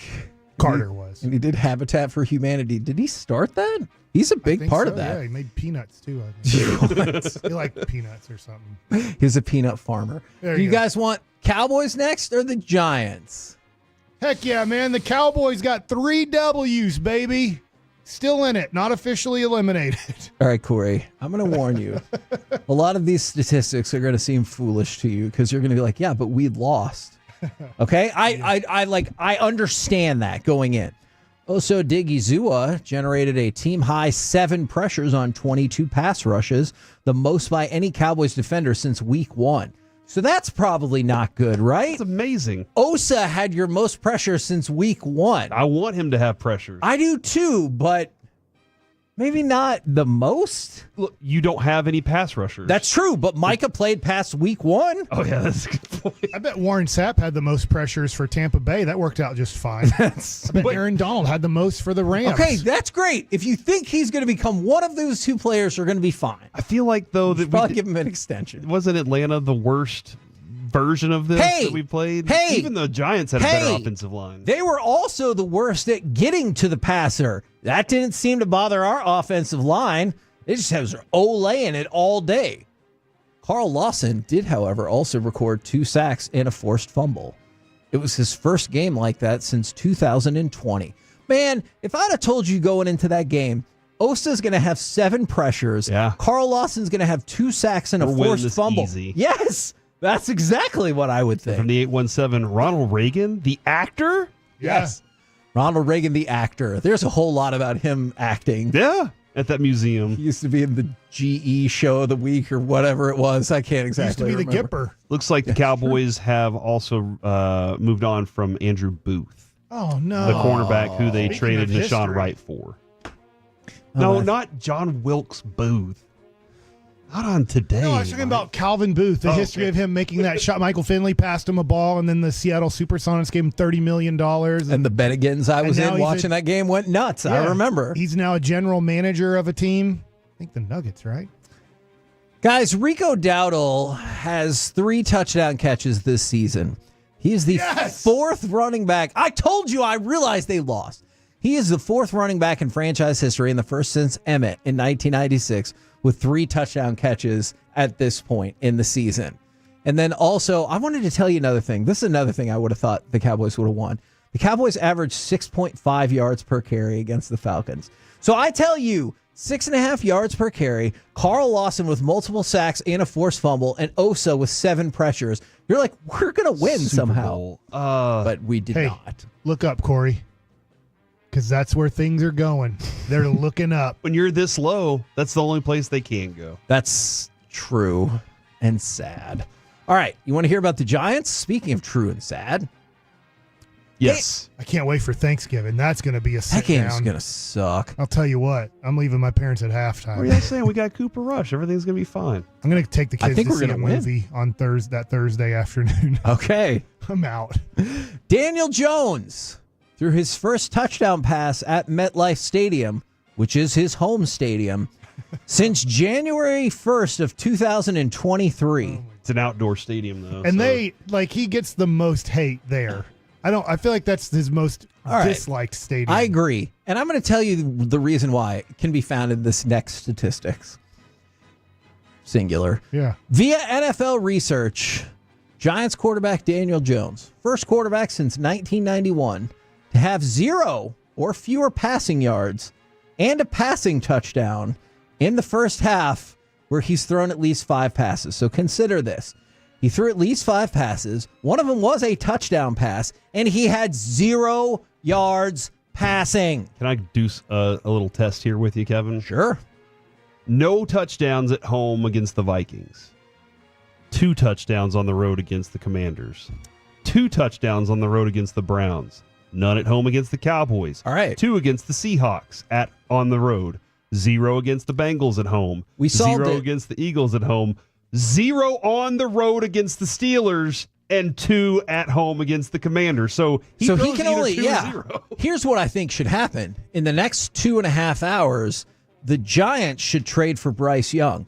Let Bryce Young start all your home games. Let Daniel Jones start all your road games. You got still probably a below average quarterback, but less below average than before. I don't know. Maybe Daniel Jones turned it around, and now he's the home quarterback. You know, Well, then don't trade for Bryce Young because he's 0-10 on the road. So don't do that. And then last note I've got for you is Malik Neighbors. He had 9 more catches in Week 9. Through 7 games, he has 55 catches. That's behind only Puka Nacua as the only players in NFL history with at least 50 receptions at this point, and he has 55. How wild is it that now rookie receivers can have that many catches. It really is. In a season, be that productive right out of the gate. I mean, just look at right now how many of them have done it, and they've stayed consistent since then. Justin Jefferson's, Jamar Chase's, CeeDee Lamb's, those guys start that way, and they just immediately get the trust because they're top pick. And it used to be, well, the learning curve for that position it's is gonna really, take years. really exactly. All right. As we power rank the NFL power rankings, do you guys want ESPN, NFL, or The Athletic? The Athletic ranks them the lowest. So let's be optimistic here. The NFL is going to keep them maybe in the top 20. Well, they were like 20 through 22 last time. Would you have the Cowboys in the top 20? No. I think I would honestly, being honest here, I would have them probably 25. 27. Wow. Okay. I just, right now, what the Cowboys are, I think they beat Jacksonville, but I'm not sure. I think they beat New England. I'm not sure. I think they beat New York. I'm not sure. Tennessee? I'll lean towards yes. So now there's 4 teams that I feel like I can rank them above. But when I went through that list with you guys right now, today, I would pick them to beat the Raiders, I think. Yeah, so they're not, I don't think they would beat the Jets. I don't think they'd beat Miami. I don't know. Carolina destroyed them. So And they've already lost to the Saints. Yeah, the Saints. Sorry, not Carolina. I meant the Saints. Sorry. Yeah, I would have them ranked about if 32, 31, 30, 29, 28, 27. Yeah, 27, 26 is about where I'd have them ranked. The bottom 3 teams, the Patriots at 32, then the Raiders 31, then the Panthers at 30. Since you set it up like this, I'm going to go ahead and read it up to you from there. Then we go the Titans, the Jags, the Browns, the Saints are 26. Then the Giants, the Dolphins, and the Dallas Cowboys are number 23 on the list. Okay, it's tough that's to about argue. where they belong. Yeah. I think if they were playing Miami, and this is going to sound so stupid. Way to go, stupid Mike. I would have Jacksonville beating them this week. Okay. All right. Now, but the other teams, I could see them maybe getting a victory, even though I think their dauber is so down right now. What? What's a dauber? Like the bingo thing? Like their dauber, their mentals. Oh, okay. I've never heard that before. Yeah, me neither. Type in if you know what your dauber being. The only down time means. I've ever heard dauber, Kevin, is coach. And Yeah, so but that's like dauber is like, I feel bad. Not like physically, like I'm so down. We're not good. Okay, my dauber's, gotcha. I can't get a hit. I can't, get a touchdown. Whatever. Like I think that their dauber is down. Dabalina. So yeah, Mr. Dabalina beat us last year. All right. By the way, in case you're curious, ESPN's got the Cowboys at 22, and the Athletic has them at 23 as well. All right. You guys picked NFL, though. How does the top 5 look for y'all? You gonna go with Detroit because they kicked butt? I gotta stick with the Chiefs. I bet they go Detroit. Okay. Detroit, number 1 on the list. On the road and beat Green Chiefs Bay. are undefeated. 0 losses. That's true. They look like they can be defeated. It's insulting. Are you personally insulted? I am. Do you feel like they took off their white glove and smacked you across the face with this? I bet their number. Well, you know what? 41-10 for Baltimore this week, but they have 3 losses. So I'll go with the Chiefs number 2. Chiefs are 6. No, I'm just kidding. The Chiefs are second. I'm just kidding. The Chiefs are second. And then it goes Buffalo, Baltimore, and Washington. I wanted to throw this out real quick. From the 5-5-9, overreact much? These games have been close. The Cowboys are definitely in the top 20. Hey, I'm not telling you my opinion. I'm telling you NFL.com, The Athletic, ESPN, all of them we don't do the say you are incorrect and they are not a top 20 team. So take that for what it's worth. We're the KNC Masterpiece right here on 105.3 The Fan. And now it's time for Mike Likes It. I guess I just got a direct message from Ted Cruz. I got his number, I guess. Sweet. Yeah, let's read it out loud. Good for him. We've had him on the show. It says, Ted Cruz here. He has a 512 area code. Is that in Texas? What is that about? I don't know where 512 is. Yeah, that's Austin, right? Okay, well, Ted Cruz is, I guess, hanging out in Austin, texting me right now. I feel like he has bigger fish to fry. I don't know. I mean, probably not today, right? His just whole idea is to get people to vote for him. All right. I do have just a relaxing Mike likes it if this doesn't go well. Okay, so you better have it go well. At the Dallas Card Show, Bo Jackson was there. He was one of the guys that was signing there. Dennis Rodman, yeah. Right, a major guy. But I think most people that I was talking to was most excited that Bo Jackson was at the Dallas Card Show signing autographs. Let me ask you a quick question, Mike. If Kyle and the good people at Dallas Card Show have already donated a whole lot for Peace-a-thon, do you think it's in poor taste to go back and say, can I get a Bo Jackson and a Dennis Rodman thing too? No, not at all. You have plenty of time. Yeah, they've already opened the door it's like anyway. 3 weeks away. That's As true. for Dak Prescott, he's not playing. Like, he can sign stuff. He has an auto pen. Bo Jackson. Back to him. Yes. I find this very interesting. I've been saving this and then kind of forgetting because things get going and take a load off has been so fun. Fernando Valenzuela, obviously we saw he passed away right before the World Series. 34 was on the back of the mound for games 1 and 2 in LA. Fernando's family was there for, I believe, game 1. They might have been there for game 2, but a big deal was made about Fernando for game 1, and it should have been, because in 1981 he was the greatest pitcher in the history of baseball. Literally in his first 8 starts, I think Corey had the numbers. He was like 5-0 with a .5 ERA. He might have been 8-0, but I think he was 5-0 with like a .5 ERA. It was insane how great he was. And they go on and they win the World Series, and Fernando Mania takes off. It was, I guess, in a way, I would say bigger than anybody could imagine if you weren't alive for it. Not that we were really alive for it, but it was huge. Bo Jackson, that was huge. For about a 3-year period, was just huge for Bo Jackson. Approximately 86 through 89, right in that area. There was no bigger star than Bo Jackson. The closest was probably Michael Jordan, and they even had like a Michael Nose deal off of the Bo Nose deal. Like the Bo Nose thing was Bo Nose was so big for Nike. They're like, well, can we play off of that and do a Michael Nose type of commercial? Because this Bo Nose thing is unbelievable. Then you have, I'm just talking about the 80s here, Ralph Sampson was a 3-time college player of the year. Then he made the All-Star team the first 3 years in the NBA and was awesome. He beat, not by himself, but he beat the LA Lakers on a most impossible shot to go to the NBA Finals. And it looked like Ralph Sampson was overtaking Kareem Abdul-Jabbar as the number 1 center in the NBA.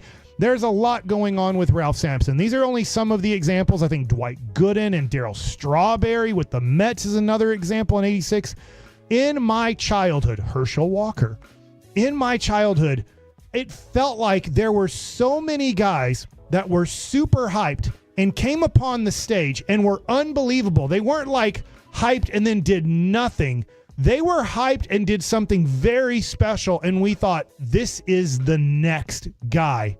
And there were so many flameouts in the 80s, especially I feel like in baseball and basketball. Now, Bo Jackson was obviously both. Herschel Walker was football. Maybe you can think of thinking Brian Bosworth, Dwight Gooden, Ralph Sampson you brought up. Yeah, so in today's sports, let's take younger people, for example, from like the year 2000 to 2020.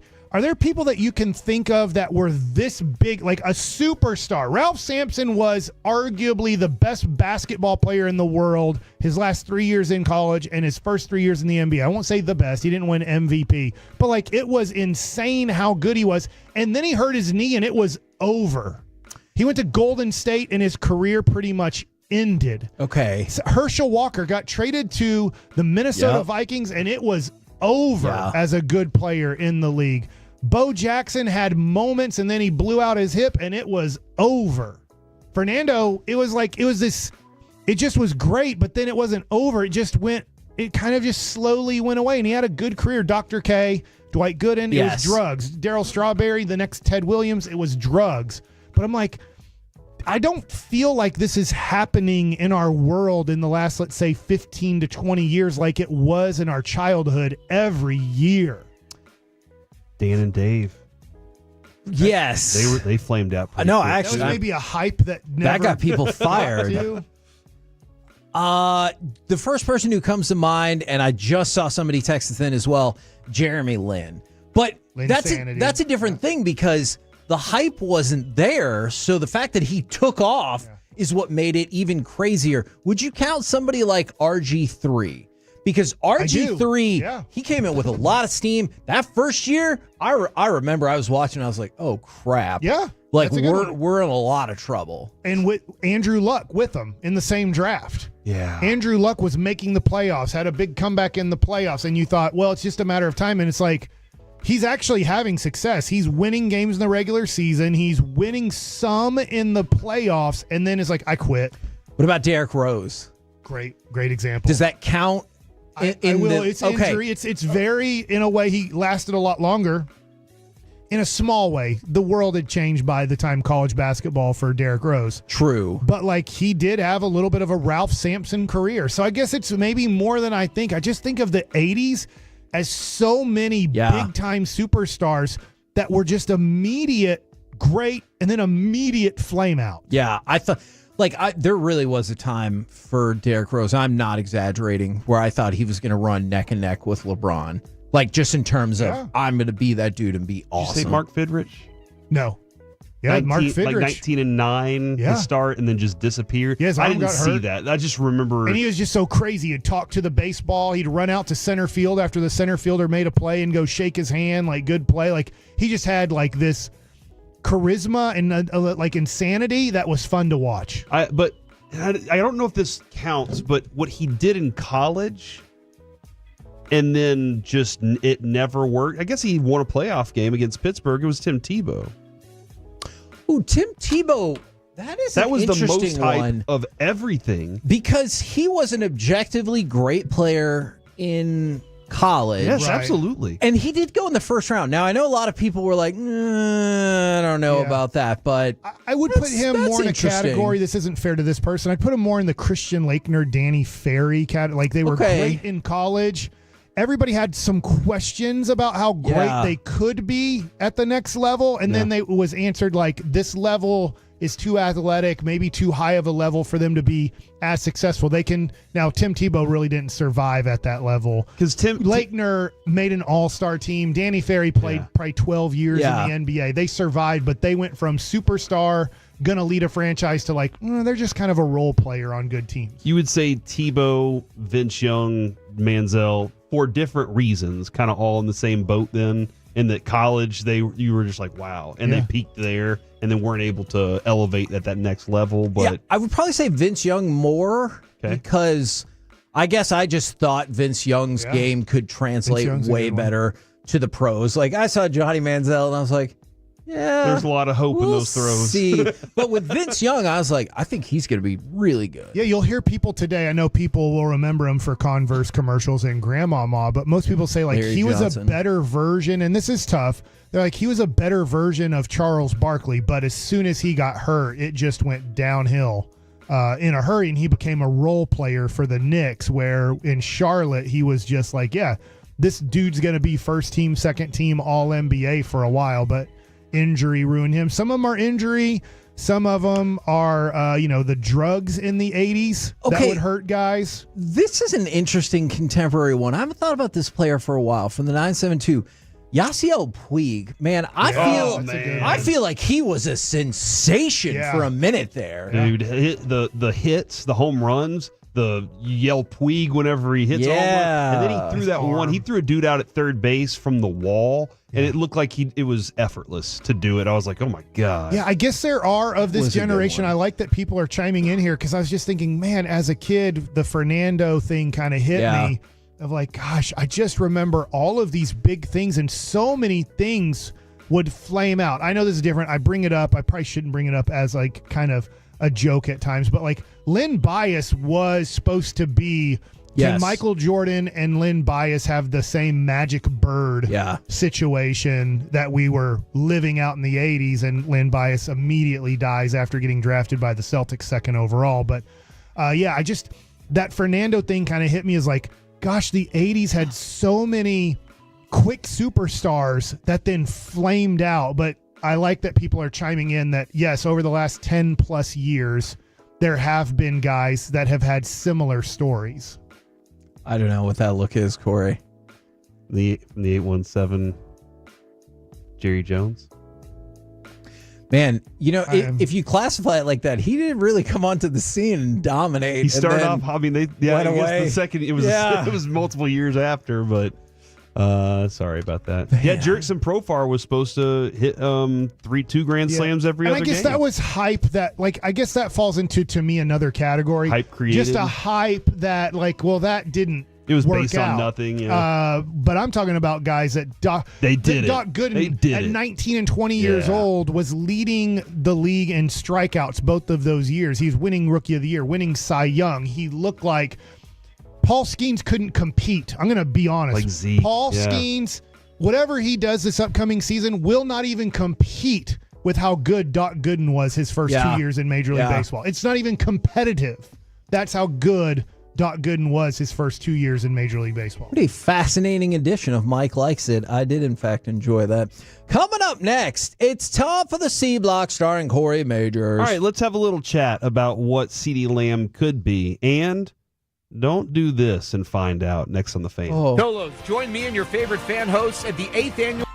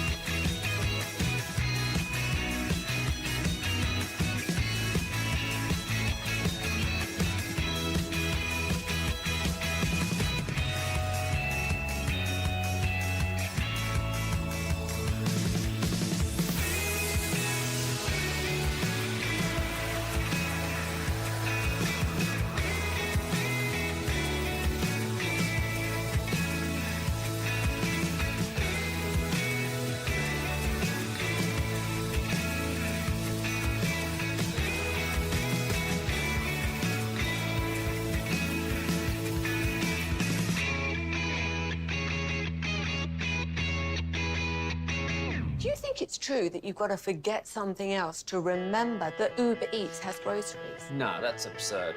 Hey, remember when you used to be a, what was it, Pepper Lady? Pepper Lady? Wasn't it Cinnamon Sisters? Basil Babes. Saffron Squad? Nutmeg Maidens? Paprika? No. Nutmeg Maidens. I just said that. Was it Spice Girls? Doesn't sound right. Was it Saffron Squad?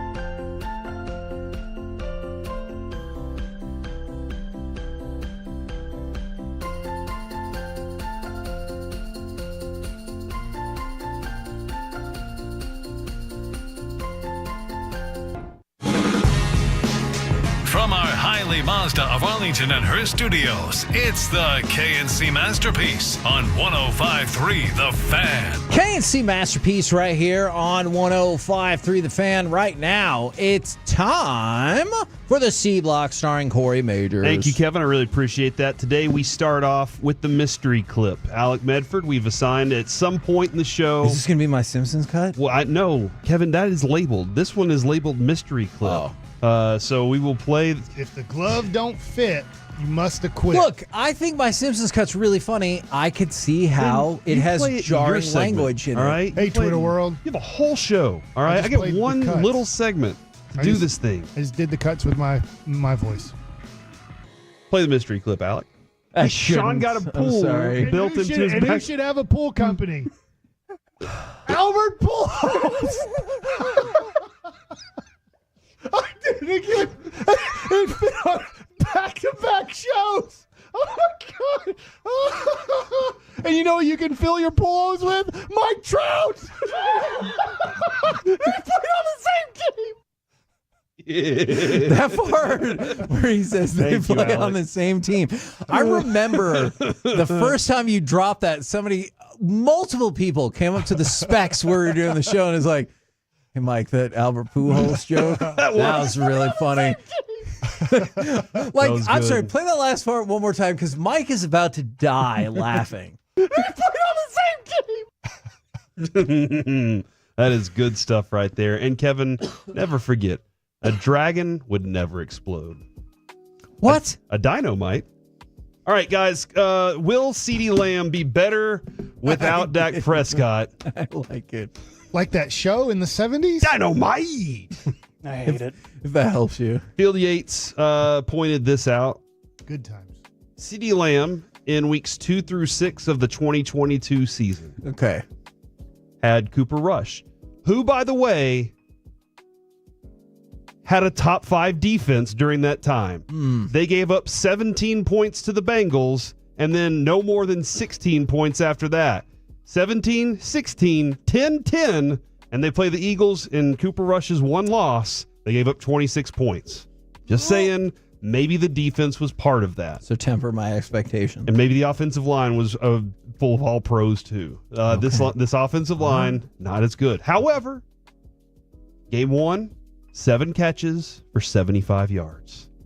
Game 2, 8 catches, 87 yards, 1 touchdown. Ooh. Game 3, 6, 97 yards, touchdown.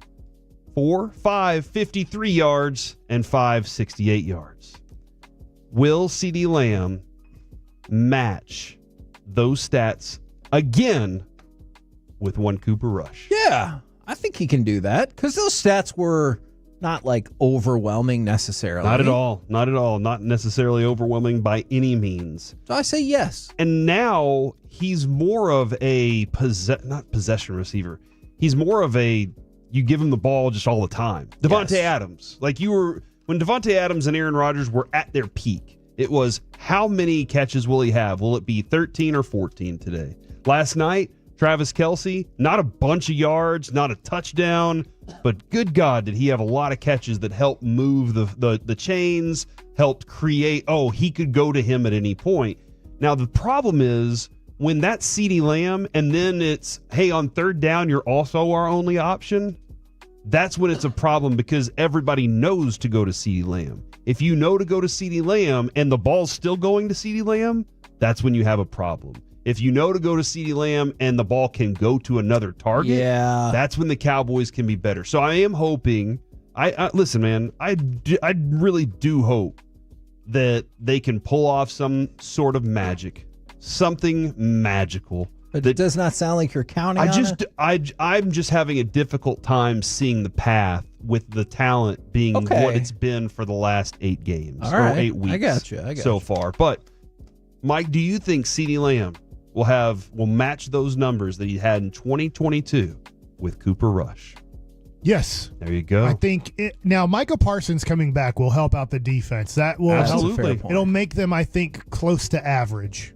Everybody else is going to still be who they are, but Micah will help out the situation. Micah will help out the pass rush. I still think teams are going to run the ball at him. I'm with you. Yeah. But I think that the Cowboys will be playing from behind in the third and fourth quarter, which means you have to drop back, and they are going to try their best to just get him touches because I guess Turpin can if he's like actually gets in shape to run more than one play every 4 times.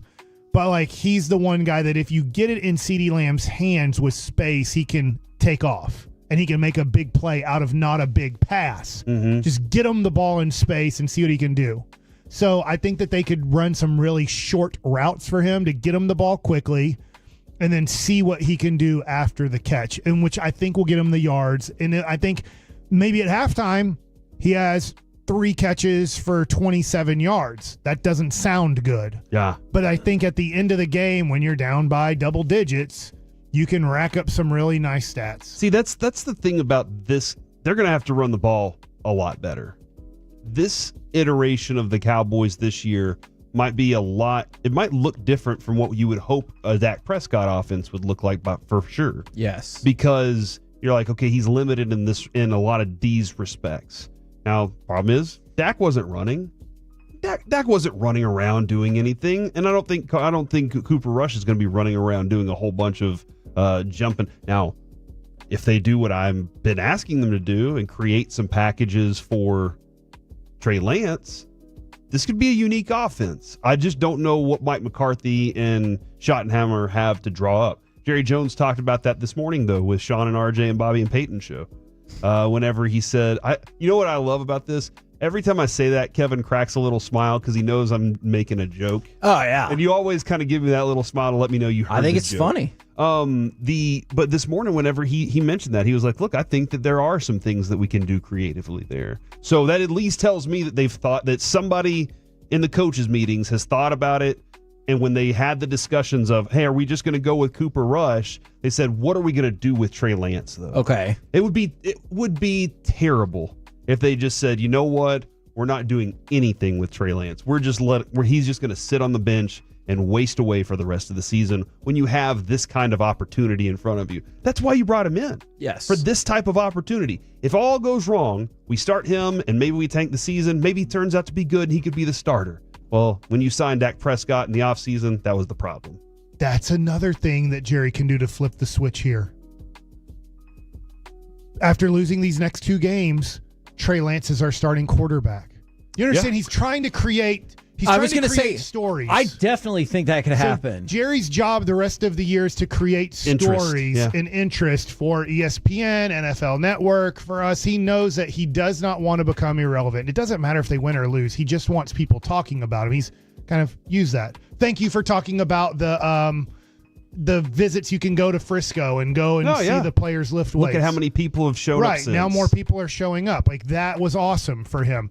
I think if they lose these next 2 games, which is likely, and Dak's still out 2 more games. Yes, after that, yeah. So you go, all right, here's a flip of the switch for everybody to talk about amongst football fans. Yeah, the Cowboys are done. They're 3-7. But Trey Lance is starting this game against Washington, and Trey Lance is starting the Thanksgiving game. Story! Yeah. And the best thing possible would be Trey Lance does those things, gets a couple wins under his belts, and then the conversation of quarterback controversy starts rolling in with the big contract that you paid, and this guy, what is he? And then maybe he plays himself, as Broadus brought up yesterday, well enough that you can get a comp pick for him. Yes. That could be a big deal. Was Dak a comp pick? He was a comp in is that a 4th round? Mm-hmm. 4th round picks are important, huh? Yeah. I didn't get to this question. I know my father thinks this and stuff, and I'm sure a lot of Cowboy fans do too, that Mike McCarthy is going to get fired in season.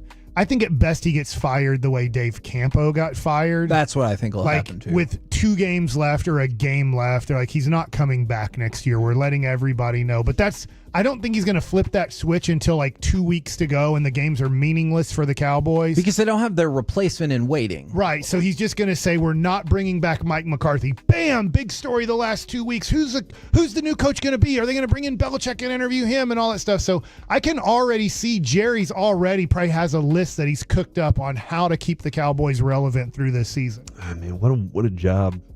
Wake up every morning and create that list. Wouldn't you love to have that job, Corey? Yes. You're like the spin doctor. The minister of propaganda for them. Do you think he's teaching his 3 kids this? Like, he's not going to be around forever. Like, hey, Steven, Jerry, Jr., and Charlotte, hey, look what I'm going to do with this season. This is going to be something you need to learn, because every Cowboys year isn't going to be 12-5. There's going to be some bad years. This is how you keep us relevant. I don't know because you often bring up succession. Yeah, it's the Jerry Jones. I think 25% of that storyline is literally based off of the Jones family. I think I only saw 2 seasons of it.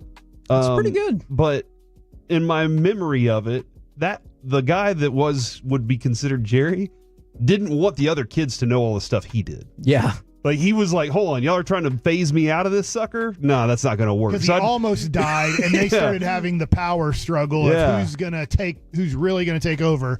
I don't want to say comes back to life, but he doesn't die. Ooh. And then he realizes that his kids, he doesn't believe they're ever going to be ready for it. So he's like, well, then I'm just never going to die. Good luck with that. From the 817, I bet Jerry sings list this while he's making said list. Guys, I wanted to, since it is voting day, otherwise known as LA Action Day, we are going to... I didn't like that. We're going to talk about the laws that we've all had that are just weird. Because we had to vote to make these laws happen, right? In order to get stupid laws out there. I have no clue if I did right on the 47 letters we were supposed to vote on. Oh, did you just start picking things? Did you want not? me to tell you what I did? No, but because I don't have much time here, Mike. Okay. A little Philly DA Larry Krasner. Okay. And we've all seen Philadelphia people. It is Philly week, right? Sure. We've all seen Philadelphia people. Good point. They get right to the point, all right?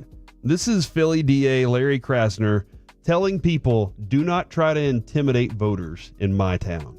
So I want people to be reassured that when they get up tomorrow to go vote, if they have not voted already, that everybody in the city is working and has been working for months to make sure that there will be nothing tough about that experience and nothing to fear in that experience.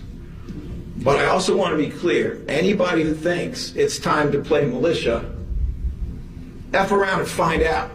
Wow! Anybody who thinks it's time to insult, to deride, to mistreat, to threaten people, F around and find out.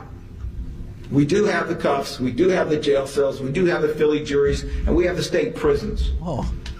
So if you're going to try to turn an election into some form of coercion, if you're going to try to bully people, bully votes or voters, you're going to try to erase votes, you're going to try any of that nonsense, we're not playing. F around and find out. Man, My favorite part of that for sure, I'm sorry, Corey, was he goes, those Philly juries. Like, he makes sure to throw that in there. It's like, it'll look kindly on voter suppression. I just think it's funny whenever somebody in a position like that throws that out there. It's always kind of fun. Was it too much on the third one? Like, the first one was super impactful to me. Oh, yeah. Then he said it again to hammer it home. At the very end, I was like, yeah, I got it. Okay, unless you're going to say that. Yeah, unless you're going to say the actual word the third time, like, I got it. Oh, yeah, he should have thrown that and one out. It would have shocked me again. I'd be Yeah. like, Alec, why didn't you bleep that? I will not F around. Yes. Is what I would be doing. I at that don't want to point. find out. So you think people are going to F around because he didn't say it? Probably not. I've wondered a couple of things. Well, first of all, don't harass anybody. All right. And then don't harass people at the polls. But do people ever just lie? Like, do you have to, like, project when they're like, who do they want me to vote for? Like, you see a motorcycle gang and you're like, I think they want me to vote for this. And, like, do you ever just lie and tell them who you think they want you to vote for so they don't harass you? I just move on about my business. Yeah, I've always said all these politicians want my money. I've never given them any of my money when they ask for it. Give me money. You give me the most money, I will vote for you. Oh, man. Yeah, Mike said that. I don't move to Pennsylvania. We can make that happen. Hey, instead of me giving you money, which I never have and never will, you want my vote? Give me $1,000. I'll make sure that you are number one on my ballot. So we are out of time for all the weird laws, Kevin, but I did want to get this one out. That's making an assumption this election will be done with tomorrow. In Alaska, you cannot push a live moose out of an airplane. All right, there you go. That's the weird law for today. What? We'll get more weird laws Great tomorrow. news is if you kill them in the plane, you're okay. Right? I have so many questions. My first question is, how's that you're not right. a law in all of the states? Yeah. I feel like you should not be able to just push things out of a plane. And what's a live without- moose doing in the plane anyway? Yeah. I feel like it's going to you tear better that plane kill it up. before you push it out of the plane. You can go Indiana Jones, and when everyone looks at you, you go, no ticket. Oh, yeah. And then maybe they'll be like, oh, well, Do you okay. think everybody wolves pulls their and tickets bears out, are obviously. excited? They're like, it's raining mooses from the sky. We don't have to go hunt. We're the Scattered I think everywhere. it's It's just moose. really easy to eat. I think it's just moose. I think that's the plural of Do moose. you I think think it's meese. Would they call that day Christmas? No. Let's get to the next segment, Kevin. No. That was... We're the KNC Masterpiece. You know what? Just for you guys, just because of that. Coming up next, it's the Tuesday tailgate. Oregon is undisputed. USC isn't getting their ass kicked, and Navy doesn't want to talk about gambling. But I heard that. So just for Alec and Carter, I'm going to trot out another joke at some point in that segment. Next on The Fan. We're not playing.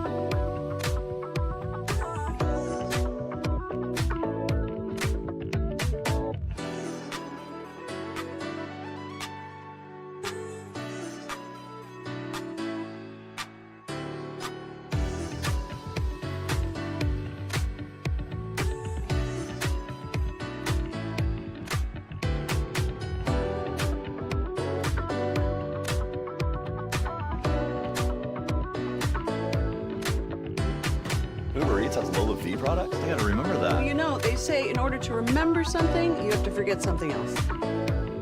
Okay, now that is a very cute haircut. That's like a little shag. I've never seen it before. Well, I mean, of course you have. It's the Rachel. Oh, is that your name? No, I mean like your name. No, I'm Jen. My name's Jen. Right, but I just mean like this is your haircut. But that's hair on your head. I'm not saying this is your hair. Okay, forgive me a little bit.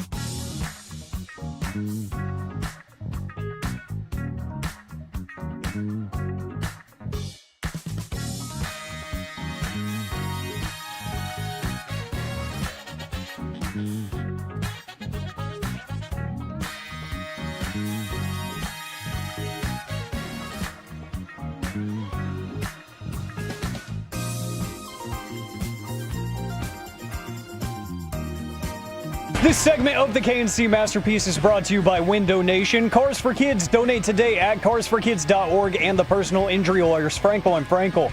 If you've been injured in a car or truck wreck, call Frankel first, 214 or 817-333-3333. With Frankel and Frankel, there is never an out-of-pocket cost. They only get paid when you win. Frankel and Frankel, the go-to car and truck attorneys in Dallas. Empty backfield, design run, and it's Lenore Sellers on his way to the end zone. Touchdown, South Carolina. It's time for the Tuesday tailgate where we wildly speculate whether or not Alec was thrown off because of his excitement for my forthcoming joke. I was scared, if anything. That is fair. You did not hate the one I put on the cutting room floor, though, did you? No, I did. I just didn't say anything because I was going to be vulgar. The Tuesday tailgate where Texas A&M is always there to pick us up so they can let us back down again. Not only did Texas A&M get smashed by South Carolina and prove that Gino Toretta was right, but Le'Veon Moss, the starting running back for Texas A&M, is out for the season with a leg injury. Carter, I know there's a lot of other things to discuss, but it feels like your fortunes don't get too much wildly different than A&M over the last 2 weeks. Hey, we found our quarterback. We beat LSU, or the last undefeated team in conference left in the SEC. Then we lost. Our running back's out. Crap. Yeah, and Sean McDonough on that broadcast, I believe he said something about Le'Veon Moss, said he would only leave a game if it was on a stretcher. And then I think 2 or 3 plays later, that's when he got hurt and ended up leaving the game on a stretcher.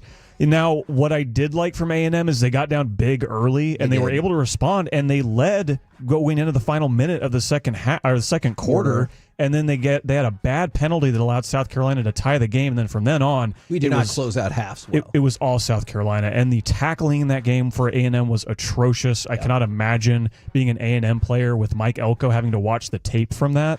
But there are still things that A&M I think did well. But yeah, that is a tough face plant. And Mike talked about this, I believe, yesterday. South Carolina is an underratedly hard place to play in the SEC. Yes. They're not a sexy big name program that's going to be on a lot of these games. But when you hear Sandstorm by Darude playing on there, that's one of their like iconic songs.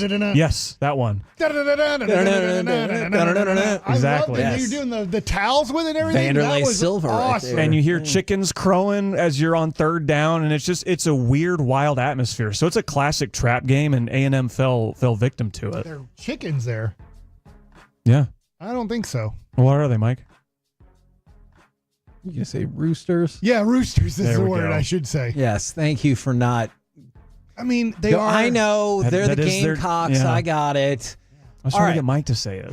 Oregon Speaking of birds. Undisputed, top of the AP poll. But my question for you tonight, Carter, is are you more interested in the election results for the country or the first release of the college football playoff rankings? I was actually more interested in the 2 MAC games that are on tonight because we do have football on tonight. I know. I told Corey that yesterday. Yes. That's true. Just as far as the CFP polls, those are going to come out immediately at 6, right? Okay. Or they're going to roll out, over those 30 minutes. So I absolutely will be tuned into that. Oregon will 100% be number 1. I'm interested who will be number 2. It should be one of Ohio State or Georgia. Both of them have a great road win over a top 5 team, but both of them have kind of struggled a little bit over the last couple weeks. If it was me, I would have Ohio State at number 2 because their quarterback isn't turning the ball over 3 times a game like Georgia's is. Okay, so what are we to make of Carson Beck, who, look, I know it was way too early then, and it's still too early now, but some people were saying, hey, he could be the top pick in the draft, or certainly a first-round pick. He has struggled mightily with turnovers this season. Immensely.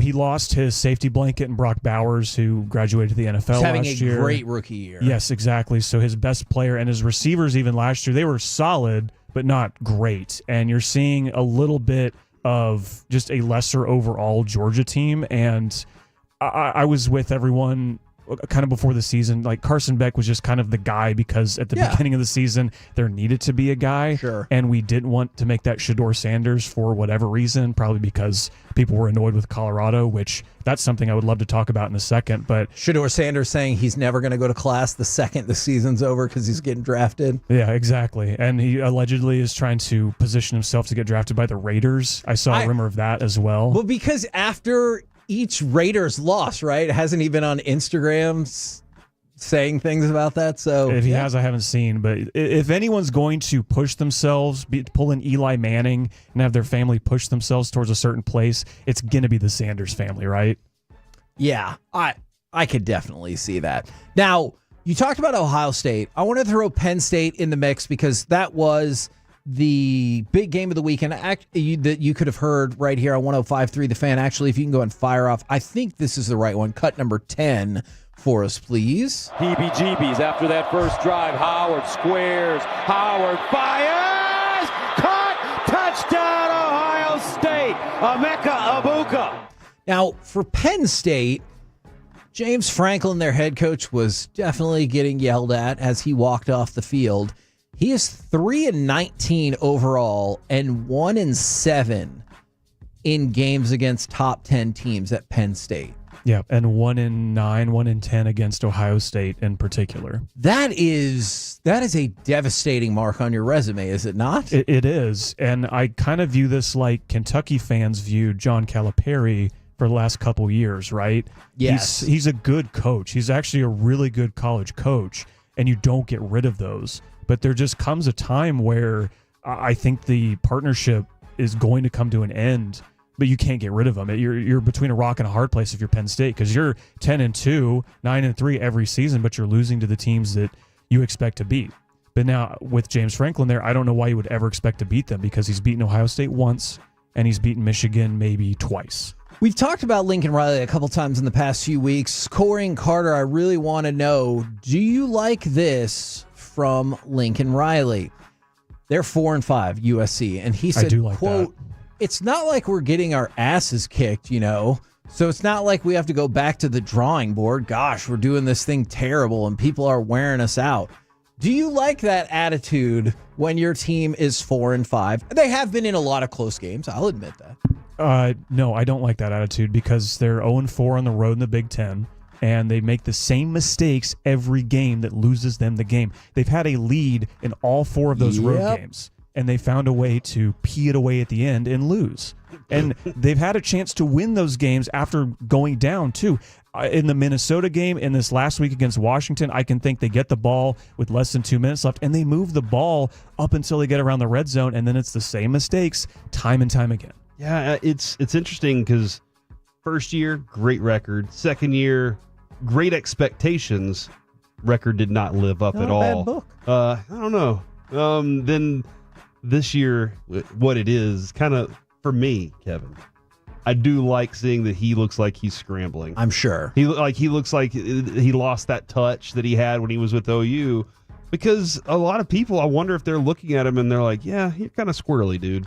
So that's a feeling there. It's fascinating that he's not able to recruit and create the team that he had here or at Oklahoma. Yeah, and that was something he said going to USC is this is a better place to recruit than Oklahoma was. Yeah. And California for a long time, the talent in that state has been going to Alabama, Ohio State, even Oregon and Washington. Their other West Coast programs were getting those great California players. And that was Lincoln's promise when he moved to USC, and we haven't seen it.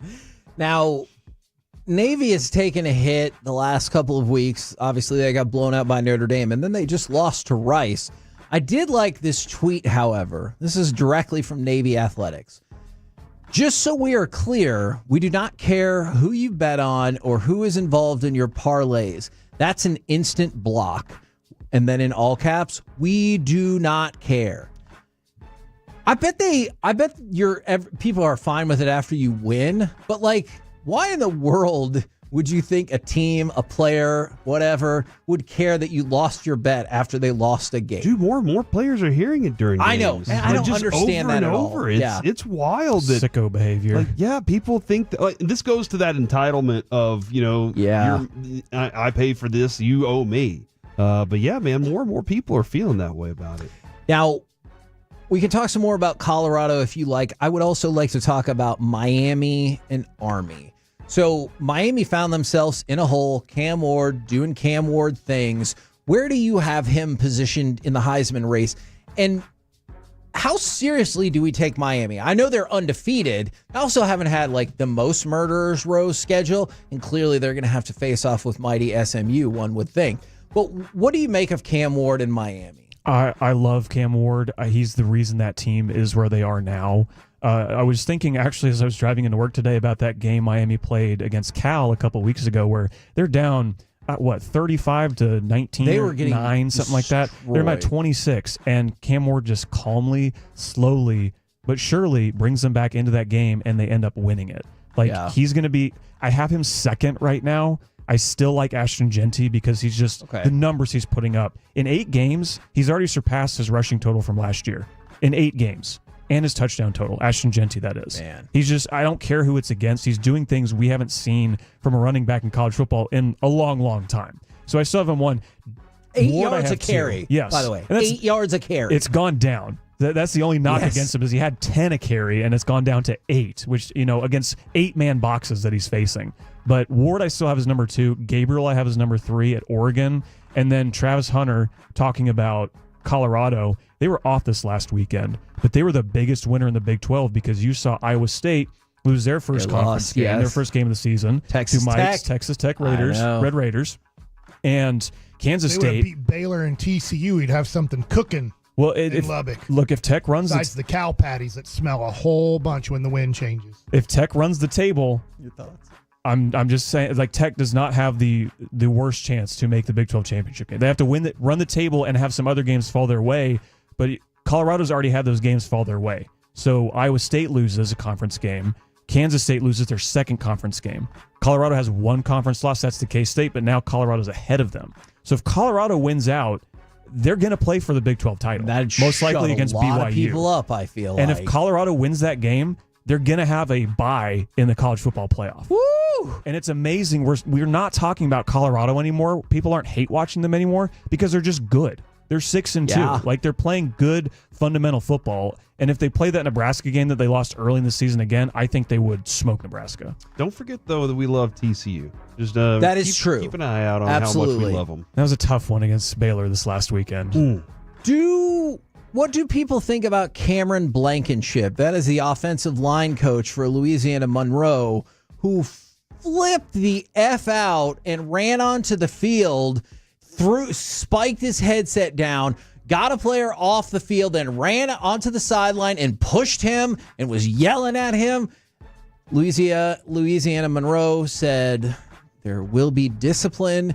Did you see this, Carter, and what did you think? Yeah, so I put it in the worst of the weekend in my article I do for 1053thefan.com. It's just something you shouldn't do to anybody, let alone if you're in a position of power, to not only scream at the kid as he's running off the field, but spike your headset right in front of him, run after him. Yeah. That's not going to fix the play that just happened, right? There's a better way. And look, anger's going to happen on the sideline, but that is the wrong way to direct it at a 19, 20-year-old. Yeah, the only way to fix a play that just happened is to throw beers on the field from the stands. That's true. We've learned that. It gets immediate gratification. That fixed Clemson's their loss to Louisville last week. That is this true. The third or fourth week in a row that we've seen fans do that. And speaking of beers, I went to a bar with my wife. A couple of chemists walked in, and the first one said, "I'll have an H2O," and then the next one said, "I'll have an H2O too," and then he died.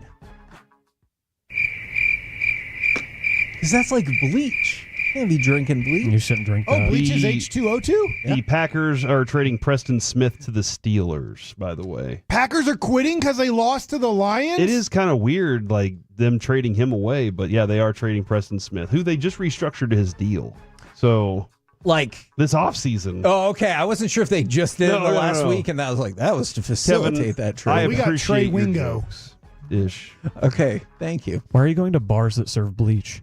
Dude, that's all because he's trying to get off of coke. But are you impressed that that bartender would know Alaska. straight away? Yeah, that's hydrogen here it is. peroxide. Just under Let's the make sink. it happen. I didn't know that. We're the KNC Masterpiece. Learn something every day. You see, because he meant H2O also, but the guy just threw a Words two are on. important. Yeah. Words are very important. Whales are mammals. Scientists can be bartenders too. Good point. Coming up next, it's time for our chit chat with those fellas from the G-Bag Nation. Let's ask them where they would take Aston Genty in the draft next. Coming up.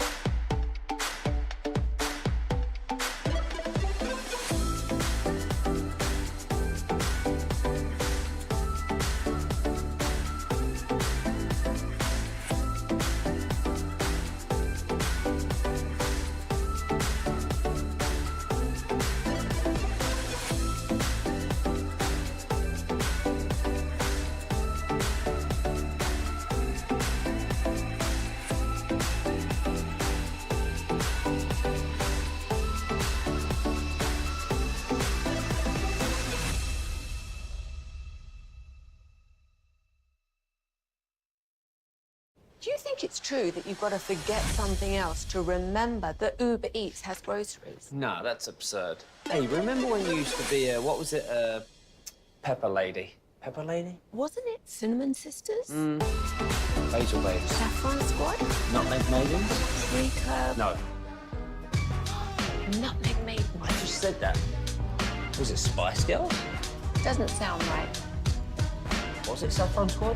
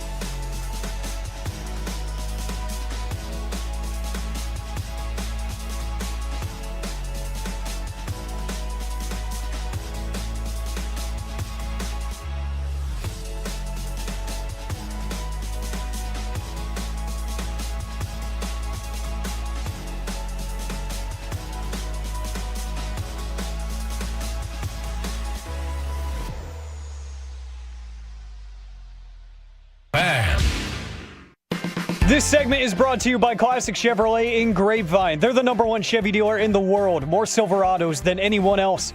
This is Texas. This is Classic Chevrolet. Together, let's drive. Based on new Chevy registrations 2023.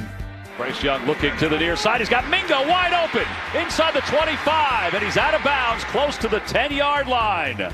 KC Masterpiece right here on 105.3 The Fan. Right now, courtesy of D&M Leasing, it's time for our chit-chat with those fellas from the G-Bang Nation. Gentlemen, how is you today? Awesome, Heggie. How are you? I'm good. I would feel better if I didn't just see a thing pop up that maybe the most important state that's voting tonight has already had a software malfunction.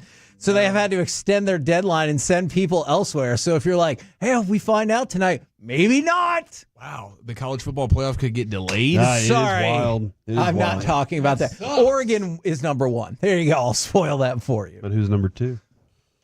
That's a good question. Don't know. We're going all the way to 12 now, man. Yeah. That's true. I'm just glad this time I know to expect that it might be days or weeks before we get True. the result. It's so disappointing sometimes when you're staying up at night, 12:30, 1 o'clock, you're counting down the sleep hours, and then you're like, I have to go to sleep without knowing? Yes. I think we go to sleep tonight without knowing, hey, I'm expecting it. I'll be down by 11. I still wish we counted votes.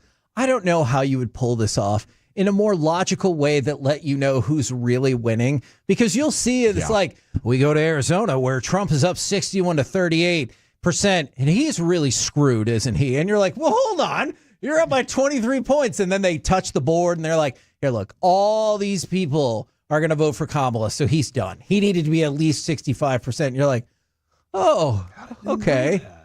Or when they called the state and like Kamala is going to be winning a state, I don't know, 55 to 45, and they're like, yep, Trump won it.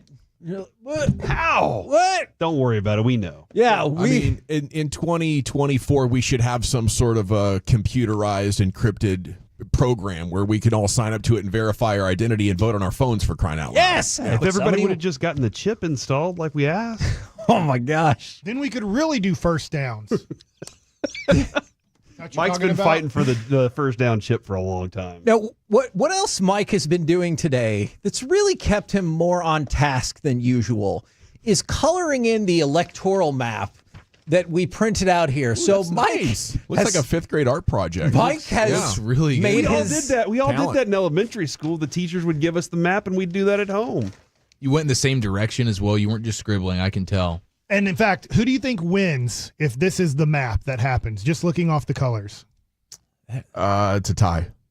It's 270 to 268. Woo! Vice President Kamala Harris. Oh, look at Corey's. Corey's looks pretty sharp, too. Mine's nice. Yeah, these are satisfying lines. Different approaches. What did you do with Wisconsin, Michigan, and North Carolina? North Carolina, Trump. Michigan and Wisconsin, Kamala. I think that is. I could see that being the way that plays out. I think he's going to have to win. Go with Harris. I think they're going to have to win one of those. I think they're going to have to win one of those Pennsylvania, Michigans, if Wisconsins. They don't, depending on who you're rooting for, whoever takes Pennsylvania, that feels. My expertise was to go to Wikipedia and look at the last about 5 elections and see that Trump barely beat Hillary Clinton in 2016, and every other time in those states it went Democrat every time. So I was like, well, I'll just go with that. I don't know if people dislike Harris. I could be wrong, as much as they disliked Hillary Clinton, but I don't know. It just depends on the human being you ask, right? Like, there's some wild opinions about all of this. Do you guys care? Like, I know you care, but I mean, like, will you be watching returns, or you're like, I'm going to go do something else? Let me know when we figure it out. Nah, man, this is when John King shines. It is. Yeah, this is when John King calmly tells you about what's going on in specific counties, why this thing is going to go one way or another. And I'm fascinated by this. I really, really am. Do you think they decided against the holograms that they tried like 4 years ago or 8 years ago, and they're like, this is just not working? And they're like, hold on, let's punch up this person. They would appear as a hologram, and then you couldn't hear them talk or anything. And you're like, bring the hologram back. Yeah, we need more holograms. We weren't doing it very well, so I think that's probably why. I had fascinated Disneyland or Disney World with the talking president thing. Have you ever seen that? Oh yeah, the Hall of Presidents. The Hall of Presidents. President. If they could bring that back, I would love that. that. That would be really cool. Yeah. What did you guys think of the Cowboys' move thus far? Obviously, we talked about Jonathan Mingo. It feels like the consensus early on is a pretty big overpay, but what do y'all think?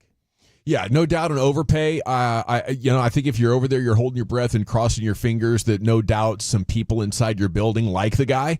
I know his stats from this year, and Brian was showing us some film, is rough. I'm trying to see the 2023 tape because the highlights from 2023 are actually going downfield. And I think his yards per reception would be significantly higher.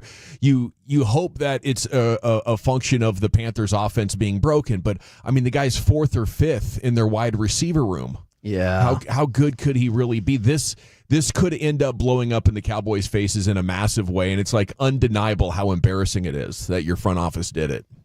Yeah, it's just really difficult for me right now. And you look at what quality wide receivers are going for. What DeAndre Hopkins went for. And guys that have a lot more, they're established. Yeah. And there's a lot of people that did like Mingo.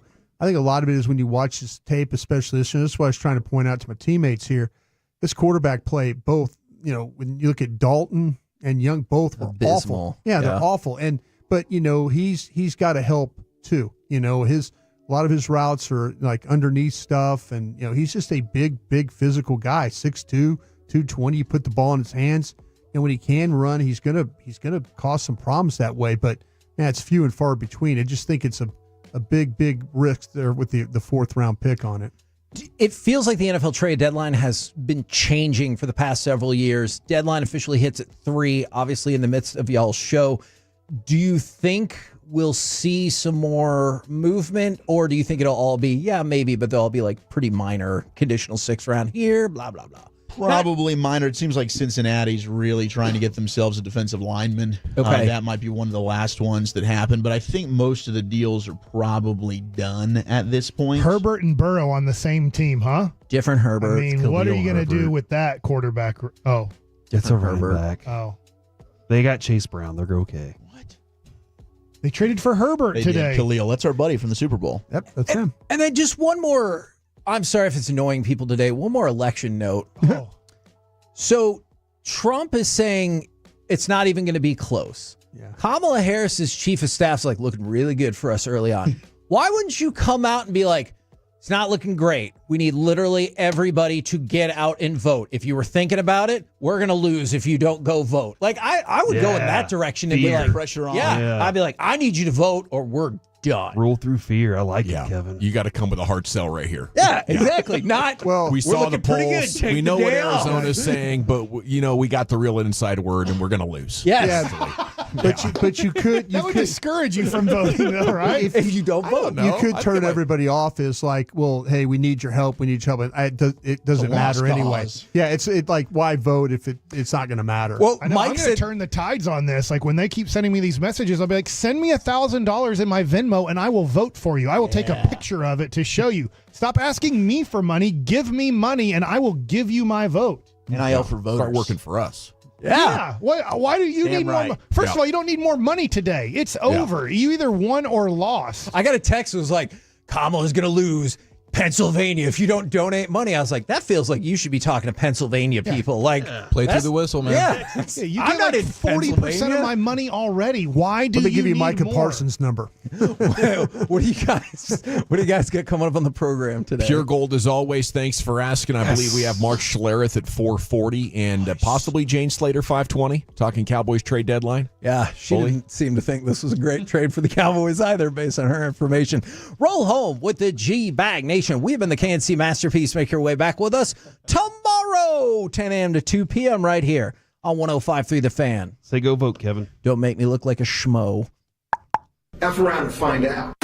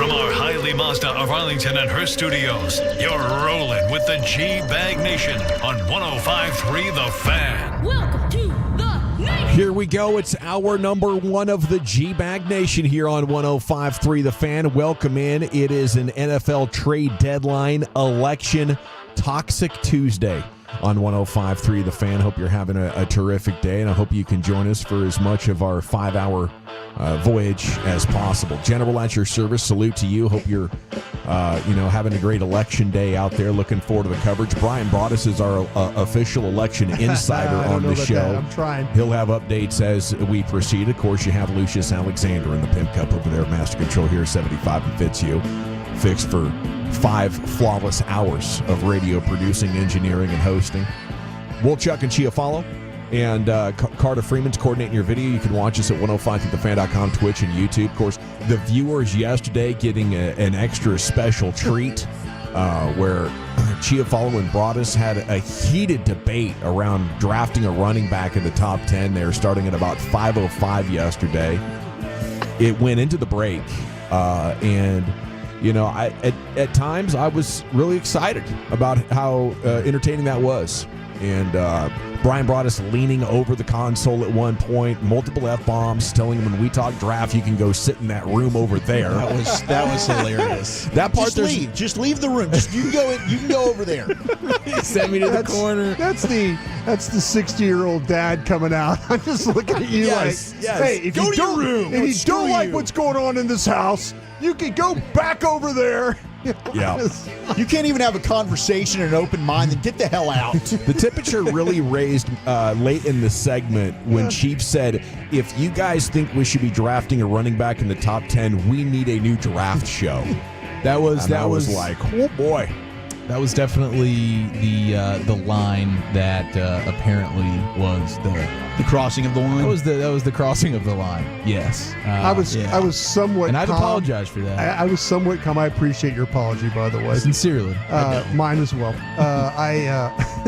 When you said that, I'm like, F this. No, I'm not. I should have known that was a grenade. This is the one thing in my life I really love in media, and you're not going to take that away from me. I think the fights might be the one thing I love in media more than anything. It's so great when you're. I mean, sometimes when you're in it, it's great. But observing is always amazing. Yeah, observing. So thank you for that, guys. It was some very golden broadcasting. Like you said, you could have jumped in like Rob Phillips did. And then me. No. See, I was thinking of ways that I could possibly fan the flames, but I didn't need to. No. I could just stay out of it. And I love that it all goes back to you teeing up the sarcastic. So you're good with Genty then? That was the comment. Was it? That was the spark. Everything off the interstate. The draft show comment, no doubt, was the kerosene. That hurt me a lot. That one hurt me, and I wasn't very nice either. But I was encouraged by the midday guys. They were talking about running backs and their love for them. And I'm like, bring back the running back. I'm like, oh man, at least I'm not standing out here in this island by myself. Well, you likely won't be using a 4th round pick on a running back. No, you won't. That can destroy you for the second year in a row. Yes, oh, my tradition. Gosh. Yeah. So I mean, consistency. That's the topic that we'll get some national media reaction coming up at 2:40. Brian, just throwing them around like nothing, man. Fourth round, sure, why not? It seems like just their inability to negotiate the Amari Cooper deal and to have this one happen as well. It's like, do we just decide that we want to make a trade and call and see what people are offering and take it because we're too impatient to do the job properly? Like, how do you explain it, Brian? What's the mechanics of that like? I don't, I did live it one time with the Joey Galloway trade. I didn't feel like we were going to give 2 1s. I didn't feel like that was really necessary. And, we all talked about it. And, that ended up being pick overall number 18. And then the next year became pick 7, and now you're a bad football team. And, not that we were any good drafting or anything like that, but man, it hurts you. I'd been in some organizations that took a lot of pride in the way that they built their boards and stuff. And Dallas has gotten better at building the boards, but man, it's just tough for me when I know that Zach and I and you guys will be watching the draft other places and stuff. But that day 3, man, that's an exciting day for grabbing players. And if Dallas continues to, just to lose football games, that's going to be an early day 3 pick, right? And my experience of that is there's guys on that board, maybe a 2nd round grade on that board, maybe a 3rd round grade still on that board. That that's a hard one to get back in when you're out of that round, that first 12 picks or so. People ain't letting you back in. Yeah. They're gonna have to overpay. They're sleeping on their board, and now I'm thinking if Dallas wants to get back in, now they've got to give more assets to get back in. Mm-hmm. I hope this player works out for him. I really do. I do. When we get it in 340 in Krusty's Corner, I got a scouting report on him and some questions for you guys. But to me, this just seems like I'm looking at what other teams are doing, Gavin, and like accomplished receivers going for pick swaps and 5th round picks and 6th round, and you're just kind of like, man, do we have to give a 4? I mean, well, I think for a former 2nd round pick who still has rookie contract left, you would pay more. Like a 4 would be good if he'd been producing, right? But he's not producing. Right. In a so wide receiver group in Carolina, he's 4th. He was 5th before the Deontay Johnson trade. So I just think this is a real long shot. I guess I'll give a little bit of deference to the scouts that no doubt said this guy is going to make plays for us. Yeah. It's just the Carolina defense is broken. He's a big athletic guy. It looks like he has good enough hands. His jukes after he gets the ball, he looks kind of like the man out there. He's just not producing. Yeah, and a lot of it has to do with the quarterback play there. And I'm sorry, TCU fans, cover your ears. Andy Dalton, I mean, they have a hard time getting this guy the ball. It looked like they have a hard time getting anybody the ball, at Carolina. True. So, my hope is that it works out that when we look back on it, it was a 4th round pick that was well spent. That, okay, hey, there's nobody. But what have we found, though, Zach, when we work on the draft and we start to look at those receivers? Oh, yeah, it's rich. We're in the golden age of receiver right now. Yeah, the 4th round is always kind of like, if you're interested in a receiver, I got a 4th round receiver. But they're probably saying, well, hey, we had a 2nd round grade on this guy. It's basically the same thing they did with Trey Lance. They had a 2nd round grade on Trey Lance, and they said, oh, well, hey, we had a 2nd round grade. Let's make this deal. So I hope it works out for him, though. I just hate to give up, and I'm sure they're listening right now, and they'll say, "Oh, we'll use multiple 5s and get back in." I'm like, "Okay, fine, make a trade, go back, do what you have to do." But man, that 4th round pick could start your day 3 and give you a lot of momentum. And now it looks like Carolina is going to have 2 in maybe the top maybe 2 in the top 10, to start that day. And that kind of kills me when I know I got some players probably still going to be on that board. So you start 14 games as a rookie, you make 43 catches for 418 yards, no touchdowns. It appears like maybe you make a jump in your second year, but you come out your second year and the offense is worse. You're performing worse. And, the Cowboys believe. I just think for Cowboys fans right now, you got to hope that this guy hits the ground running, and we're wrong because it looks like a really bad trade for no reason. We know where this team is. He's a good-looking player, though. You're right about how he looks at 6'2", 220. He cocky built. Yeah, physically, he reminded me a lot of A.J. Brown. Now, they went to the same school, and I wonder if that was like, hey, Jerry, you want A.J. Brown here? This is A.J. Go get yourself some Mingo, baby. Yeah. And he's a good yak guy. He could block as well. That's something that these receivers have had an issue. He plays special teams. He's lined up. Play inside, outside. That's him. And he's under control for 2 more years, and he's cheap. Yeah. So those are the positives. What's just a gut punch is and Jane's going to join us at 5:20. She talks around, and every executive that'll talk about it's like, they overpaid here, and then the Panthers are having a party. Yeah, what they got for this guy. Like if you look at the Panther blogs right now, they're like, Dan Morgan, you've outdone yourself here. Yeah. Always a good day when you steal Jerry Jones's lunch money. Jerry Jones is an idiot, and I'm all for it, says NC Panther 59. A 7th-round pick is practically worthless. So to get a 4th-rounder for a guy that has as many NFL touchdowns as I do is a steal, says Keep Pounding 88. The Panthers are having a freaking celebration. This is the biggest win of their season. And when you look at the trades they've made. Perhaps in the last few years, this is their greatest day to be a Panthers fan. The best moment you've experienced, other than the false hope of Bryce Young at number 1 overall. It's an organization that's just gotten fleeced every single time they make a trade. They get offered like multiple first-rounders for Brian Burns. They trade it down. They turn it down. Then they end up trading him after basically having him for a 1-year rental for nothing. The trades they've made with Brian Burns and Bryce to get Bryce Young and Christian McCaffrey, they're bad. They're one of the worst run front offices in football, and they just dunked on you here, according to everyone with knowledge of what the value was for said player. So I'm hopeful Mingo's good, but it just doesn't look good right now. It seems like a Jerry trade, all like Trey Lance was. I mean, we could hope that in the background the scouts were pounding on the table, and Jerry was like, "No, we're not going to trade. We're in rebuilding mode." They're like, "Dude, this is a golden opportunity. This guy is going to do this, that, and the other thing." That's what I want to hear from insiders: is that this wasn't just a member of the Joneses wanting to do a deal, off on their own because he was a 2nd-round pick a couple of years ago. That's really what it appears to be. Well, your hope is now that he comes in and he's better than Tolbert. Yeah. And we don't know when Cooks is going to be back. I mean, we're hearing some progress there, but it's, there's no guarantee when, that knee will be right. So, yeah, you got to hope that he's better than Tolbert and Brooks and everybody. It sounds like he's the exact same as Tolbert to some extent. I mean, I think he's obviously a bigger guy. And he's bigger. Yeah. But I love the first line in the Dane Brugler draft report about him. It was uses his frame to keep defenders from the catch point on slants or when working back to the football. Yeah. So slants and comebacks. Yeah. That's the cow. They love that more than anything in the world. 209 says, I just voted and I wrote in Brian Broaddus, make America scout again. Hey, thank you very much. Appreciate it. Hey, congrats on voting. That's a good job on your part too. Brian needed to pick me up after what Chief did to him yesterday. Yeah, I got pummeled in the polls. That's not true. I got pummeled in the polls. Good. I took a beating in the polls. I went home, I had my meal, kind of sat there and thought, man, I need to watch some tape, kind of get better at my craft.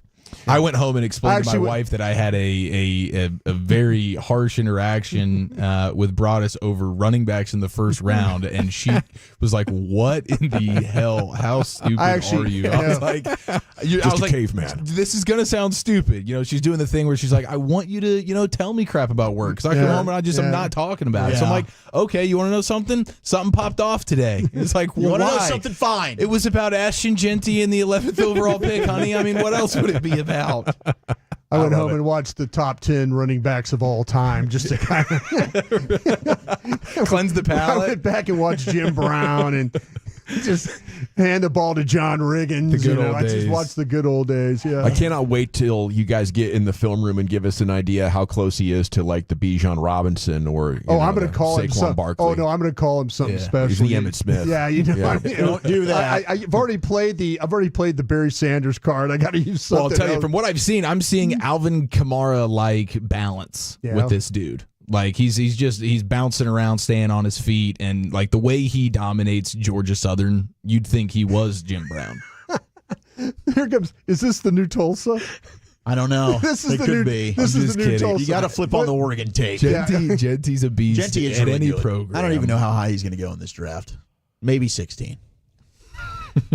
Unless you guys have anything to do with it, then it'll be 11. Watch us just stand up on the table, just constantly. Come on, Yeah. come on. Hey, Oh, Ashton Cowboys, Genty, what are you doing? what is it? What's the draft day line? Vontaze Burfict or nothing? Oh, or whatever? yeah. Ashton Genty or nothing. Yes. I'm going to be wearing his jersey on draft night. All right, there was at least one big trade in the division. The Commanders solidifying their secondary, trading for Saints corner Marshawn Lattimore. How about that?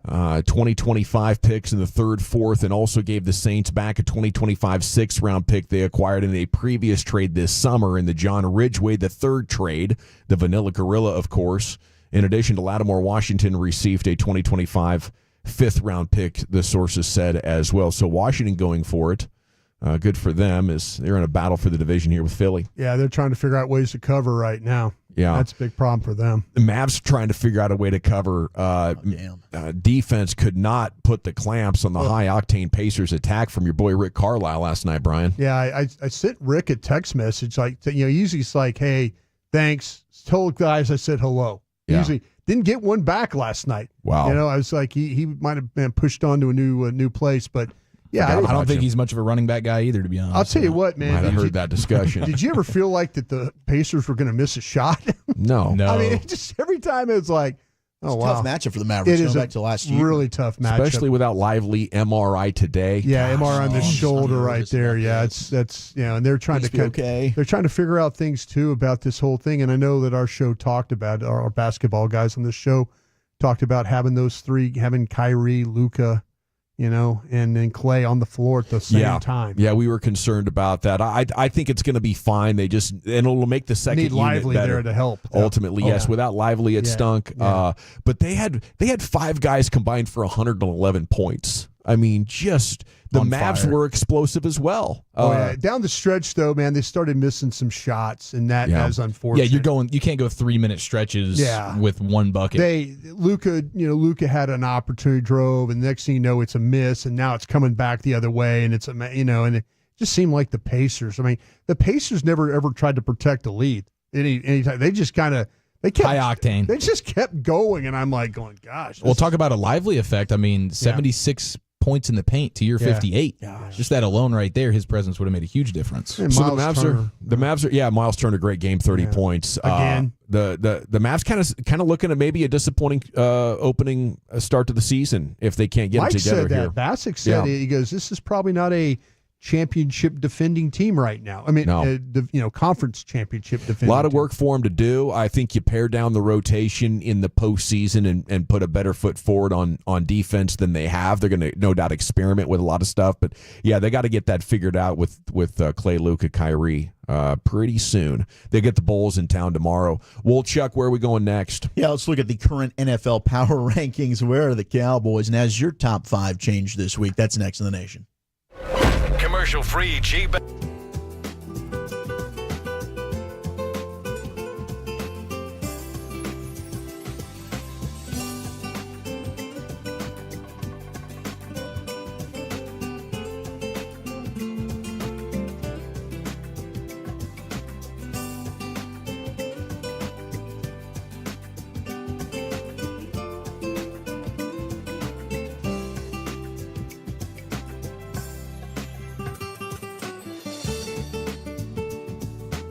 Do you think it's true that you've got to forget something else to remember that Uber Eats has groceries? No, that's absurd.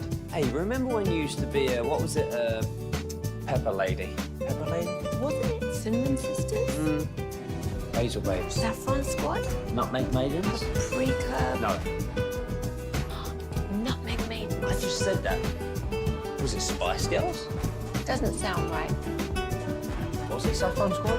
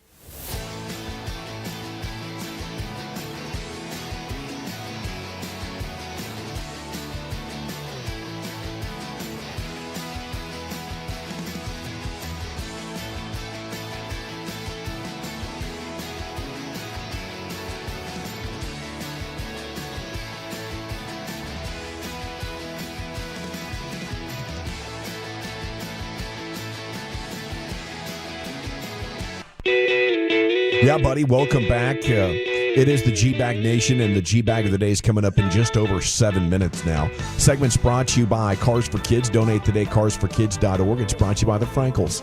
Life's unpredictable. Accidents happen. If you or a loved one is injured in a car, truck wreck, call the Frankels and get a free consultation, 214 or 817-333-3333. Hit frankelfirm.com. Any Election Day updates, Brian? Yes, the polls at Kentucky and Indiana will be closing at 4 o'clock today. So those will be the first ones that we probably will get. The state of Michigan, their electoral folks are saying that they think the results will be counted tomorrow. Okay. By tomorrow. But that's a big swing state, right? It's a battleground state. Georgia thinks that they'll have theirs in tonight. So keep an eye on that one. That's one that's always kind of an interesting one. Them, Nevada, Arizona, these are all battleground states. Those votes are going to be key for both candidates. Maybe we'll have a pretty good idea by the time we go to bed tonight, but probably not finality. Speaking of voting, here's Wolchuk with some NFL power rankings. All right, the power rankings are fresh. They're hot off the press, and your Dallas Cowboys are, they're 26th. Definitely not in the top 10, guys. Oh. Not in the top 15 either. Wow. They've fallen 23. Pretty far. 23? I said 23. You're going 25. You're going with the Jordan? Yeah. You're going Reggie Bush? I'm going Reggie Bush. Yes, I am. Was Reggie Bush 5? 25, I guess. When he was really good, he was number 5, right? In New Orleans, he was 25. He was 5, yeah. He was 5 at USC. Yeah. Fight on. 25 is a Super Bowl champ there with the Saints. They're at 22. They're at the Emmett, the Deuce. Oh, nice. Yeah, at 3 and 5. Last week they were 20. They've fallen down 2 spots. Most important game remaining. They're going, how about this week against the Eagles? And I don't know if that was Mike McCarthy because he just said we just need to win a game. And we just win a game. I thought it would be the Jonathan Mingo revenge game versus the Panthers in a few weeks. That might be. That's a big one because seriously, that's when the Pets start. That's when jobs start being lost. You see what happens in New Orleans. You lose to the Panthers. That's honestly the big game. Boom, Dennis Allen, get out. And players just kind of aimlessly walk out the Cam Jordan, stadium. I'm embarrassed. That's when you start apologizing to the fan base in the city when you lose to the Panthers and your coaches get fired. Yeah, that's the biggest game on the skid. That's brutal. On the skid. All right, top 5s right now. Were you collecting your thoughts there? No, I wasn't sure if you guys were done talking. Oh, top 5s in the National Football League. You guys are going with the number 1 team. Are you still sticking with the Detroit Lions? Me personally, I would. It's Kansas City, but my team would be Detroit. Yeah, I'm going Kansas City at 8-0 at number 1. I mean, that team just keeps finding ways to win, and I think that the Mahomes stuff is kind of crazy right now. When it's like, I get it, like statistically, he's probably not having the best starts to a season in his career. But what he does is, anytime the game's hanging in the balance or he's got to step up and make a play, it seems like he's able to do it.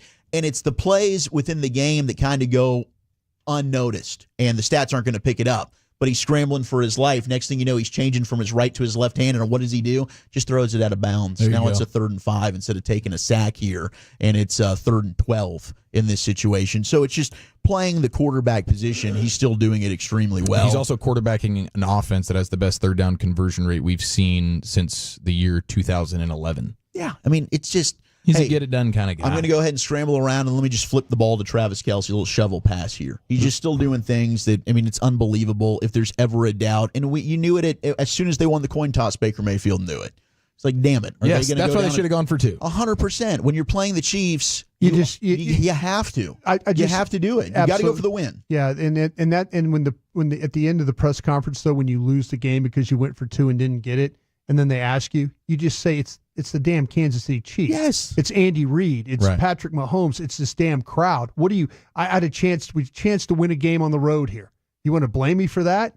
You know, I felt like we needed to end the game right there, right now. Yeah, I can leave it up to a 50-50 coin toss, or I can leave it up to my guys. That's why you should never be ashamed of going for 2 if you're one of these. Amen. I mean, if one of these teams that like you're going to somebody else's place and you shouldn't win the game and you go for 2 and lose, and the reporters ask you that question, you fire it right back. Yeah, you stand on that. That's damn Andy Reid over there. Yeah. You can't see Chiefs. He won back-to-back Super Bowls. Everybody knows you take your shot. Yeah, that's a stupid question you just asked. Unless you have a horrible offense, you take your shot. This top 5 is fascinating, though. I think, Kansas City and Buffalo out of the AFC. Is Washington in there? I did. I went Detroit, KC, Buffalo, Baltimore, and Washington were my top 5.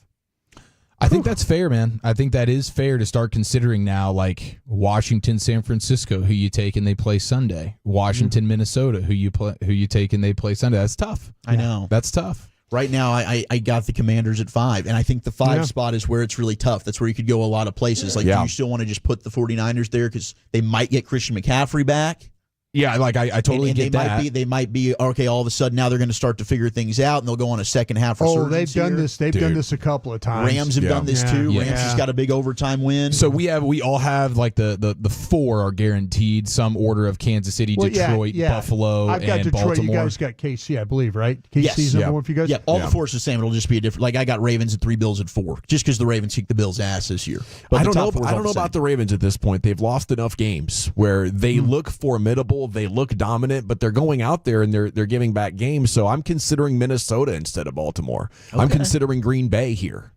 I think it's more like a top 8 or 9 right now. It's hard to differentiate. Man, that quarterback kills Green Bay at times, though, with some of his stupid mistakes. Jordan Love. Gosh, he looks just, what are you doing right before half throwing, throwing a Will Levels. That was a silly play. To the D lineman. It's in the rain, and just protect the ball, get to half, and all of a sudden you throw a pick 6. Matt LaFleur's like, I'm honestly annoyed by the questions about the interceptions. Yeah. That was a direct quote. He's competing. Yeah. He's competing. He's working his ass off. Eagles, by the way, are 9. They're the highest, the second highest team behind the Commanders, who are at 5 on ESPN. And I know I couldn't bring myself to pick the Eagles over the Commanders.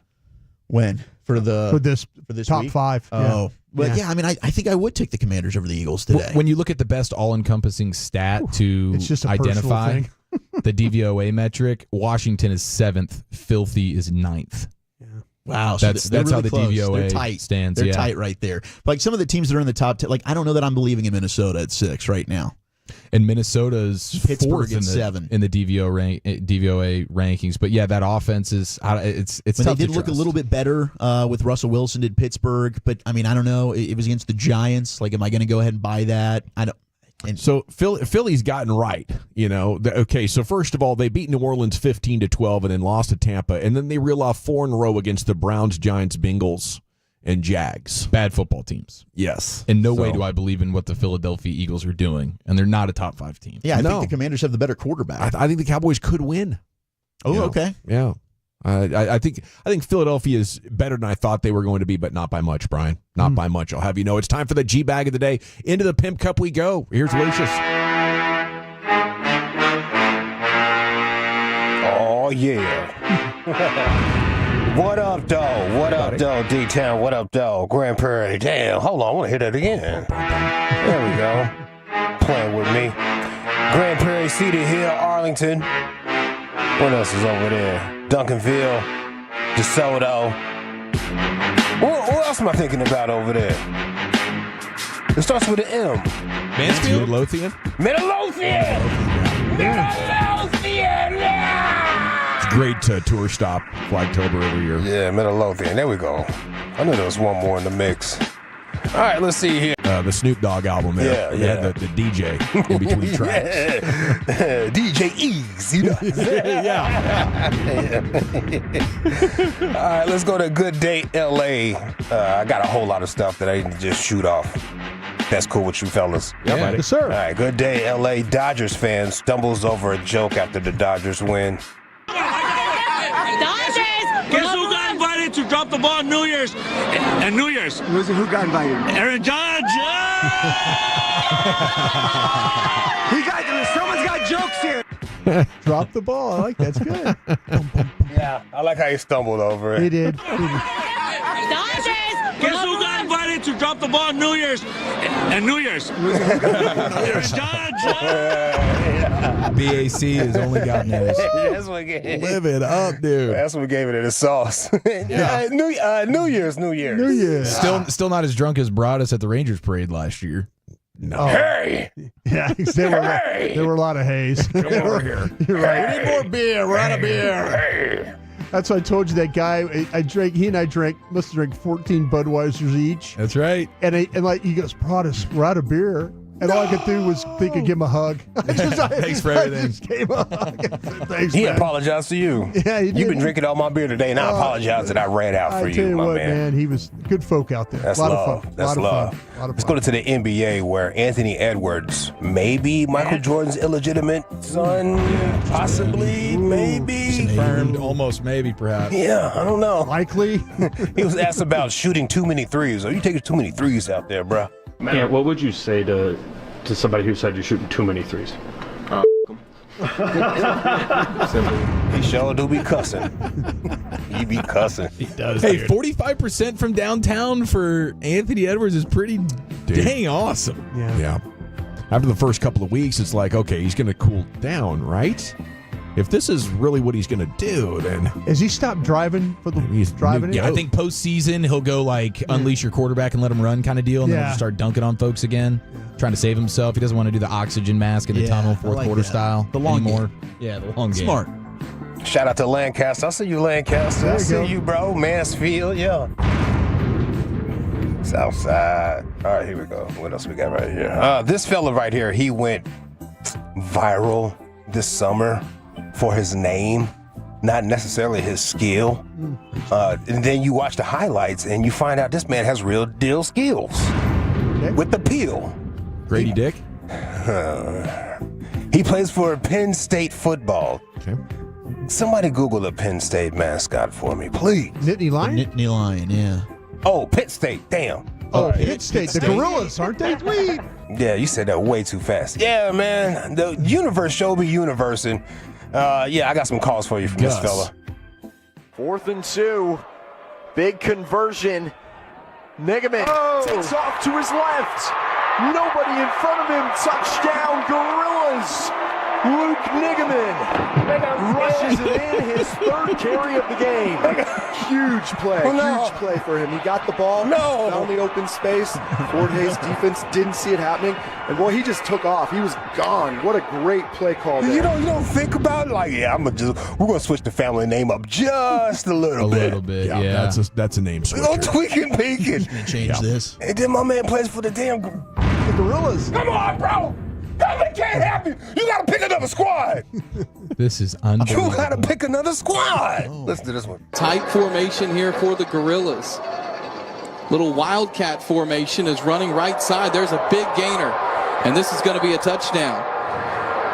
And we saw this wildcat formation last week, and that's Luke Nigaman who makes the touchdown run for Pittsburgh State.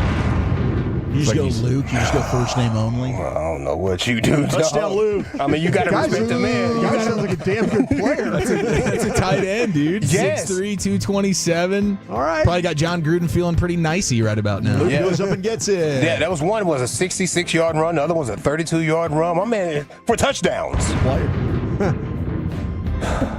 You just got man. You got to figure something out, bro. That is crazy. Yeah, I feel triggered every time I hear that. I said, what squad? Who? We're not getting butt cracked? Hell no. This is the multiverse.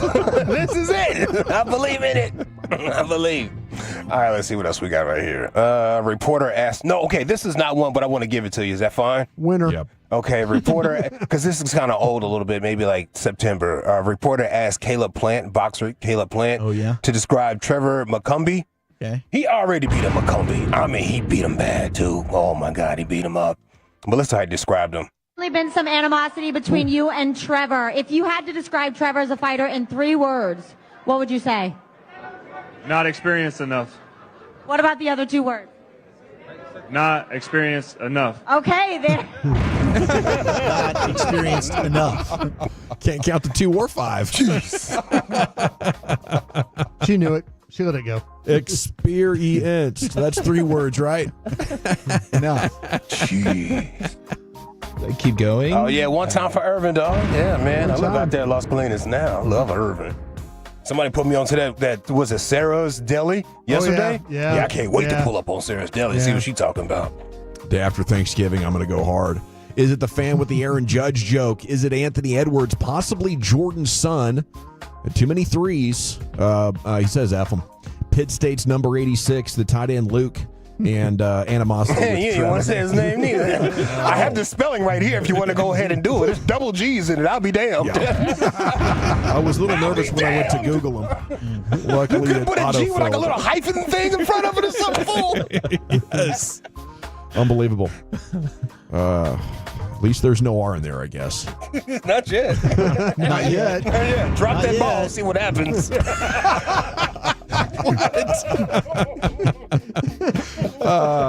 Tough fan base. I'm going to go with the Aaron Judge joke there by the Dodger fan. Give me Anthony Edwards. Oh. Shoot, man, Caleb Plant. Yeah, I'm gonna go Caleb Plant as well. Brian? I'm gonna go with Ant. I want to go with my heart. We're tied at 2 between Caleb Plant and Ant. Jump on to @GBagNation. You're going to vote there on X. We'll create a little Insta poll, and you can follow us all when you get there. All of our handles are in the bio over there at GBagNation. Who is your G-Bag of the day? Vote it up. We'll announce the winner on the other side. And then, gentlemen, what are we going to do after that? We're going to get national reaction to the Cowboys trade. NFL News Today is coming up at 3 o'clock, and we're back with that and more here at the G-Bag Nation on 105.3 The Fan.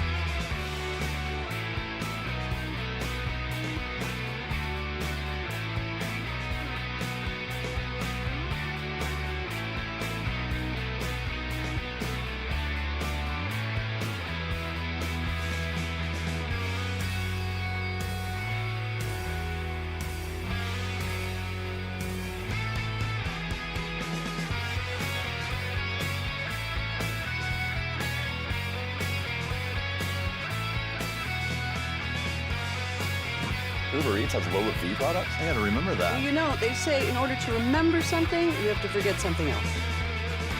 Okay, now that is a very cute haircut. That's like a little shag. I've never seen it before. Well, I mean, of course you have. It's the Rachel. Oh, is that your name? No, I mean, like, your name. No, I'm Jen. My name's Jen. Right, but I just mean, like, this is your haircut. But that's hair on your head. I'm not saying this is your hair. Okay.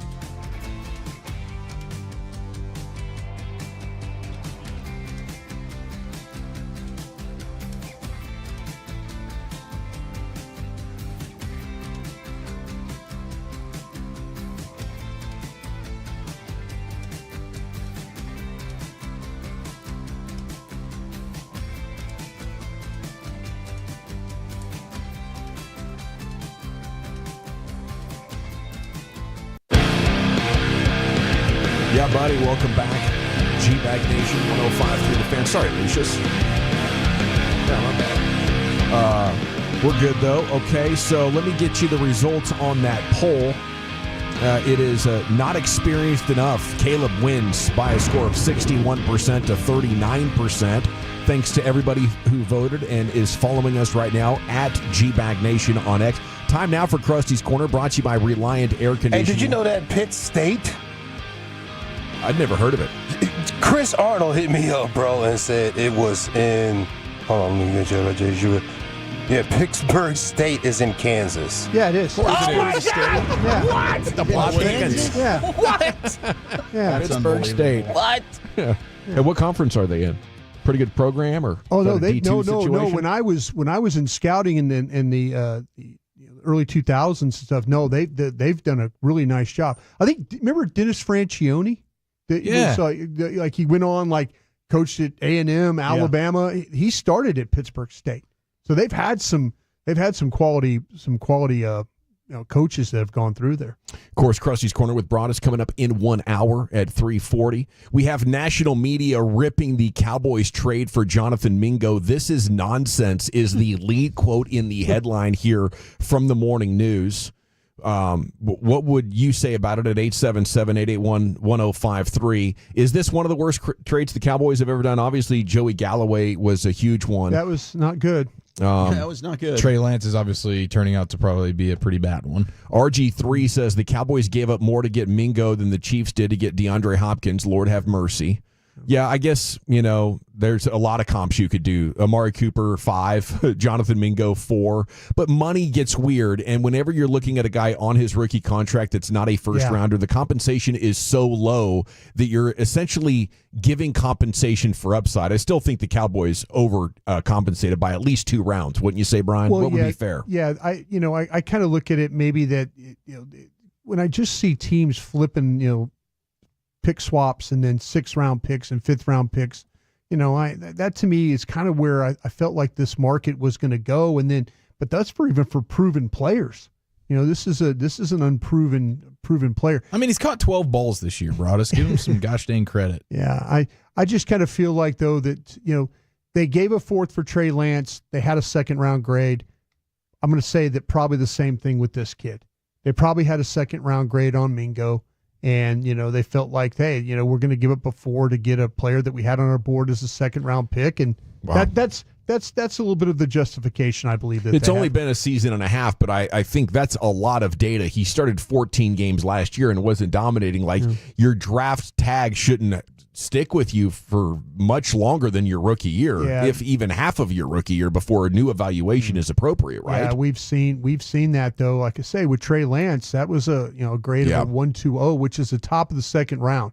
So they're thinking, we like this guy. We'd have drafted him in the 2nd round if we'd had the opportunity. That's sometimes your thought. Whoever has that thinking up there at the Star needs to be extricated from the process. And by that, I mean removed from the process, because he apparently is in control. I can't imagine you go around and get consensus from the smart football people up there that we should be doing this. No, unless everybody's opinion is just that he was in such a bad situation in Carolina with such a bad offense and quarterback. That's your hope. That's really the only thing that they must be looking at and saying, we can get so much more out of this guy than what it is they can. Man, and I hope we're right that is the proper scenario here. I feel like there have been plenty of times in the past where we react to a player, whether it's Taco or Mozzie, and eventually we're right, but sometimes we're wrong, and that's desperately what we needed to be. But on a scale of 1 to 10, Wolchuk, I would say my hope for that is about a 2.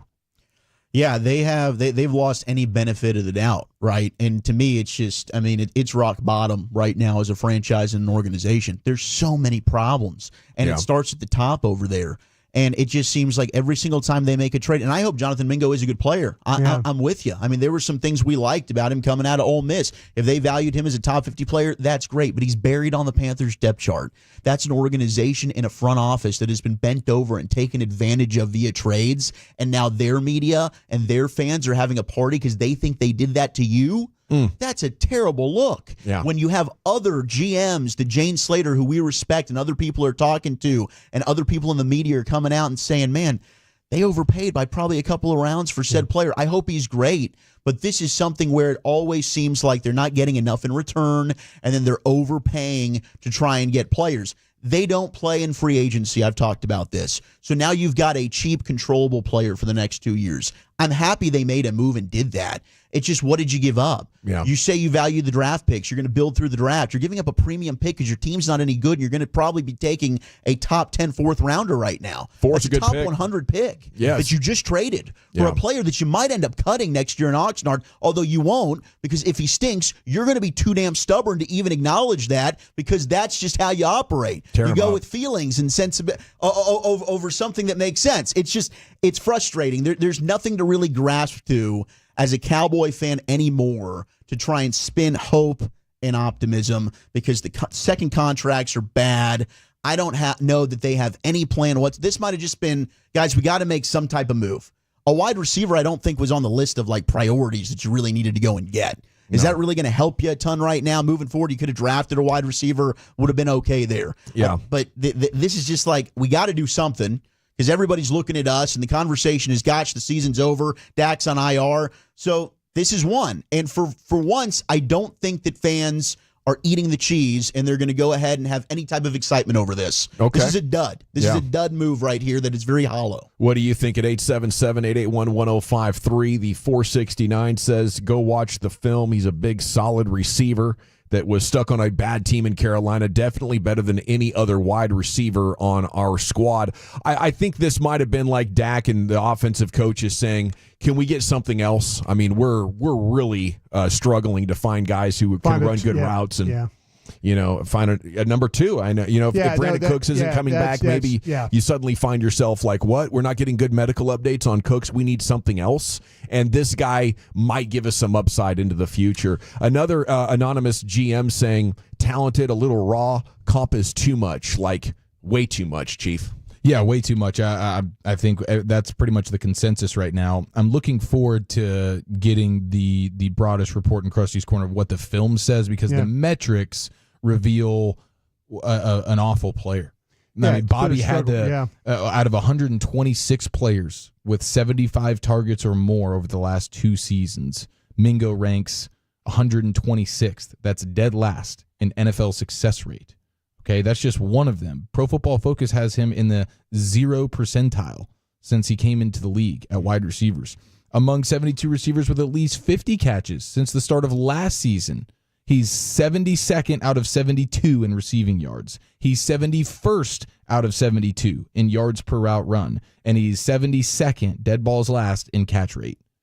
Yeah, I'm starting to think some of these highlights that I watched from 2023 must have been preseason games, Brian. I got to go back and check these game logs. we could pull it up. Like I said, I was just trying to give you an idea of the catches, the 12 he had. I mean, we saw 24 routes, and there's some struggle. Depth of target is like 4 yards at most. If you look at his chart and that the spray chart of where the receptions or where the ball's thrown to him, everything is between 0 and 9 yards. There's so much underneath stuff there, and the couple there's very rare that you see a ball that's thrown to him down the field that has success. Well, that fits this Cowboys offense to a T. I mean, but there's nothing awkward about the way he moves around. Oh no, and like to say he will punish people when the 12 he's a good yak guy. Yeah, he will run over you. Now you got to get him the ball, and he can block, which you don't have in your receiver room right now. Special teams as well. So that's your hope right there. That maybe that situation in Carolina was so bad at quarterback.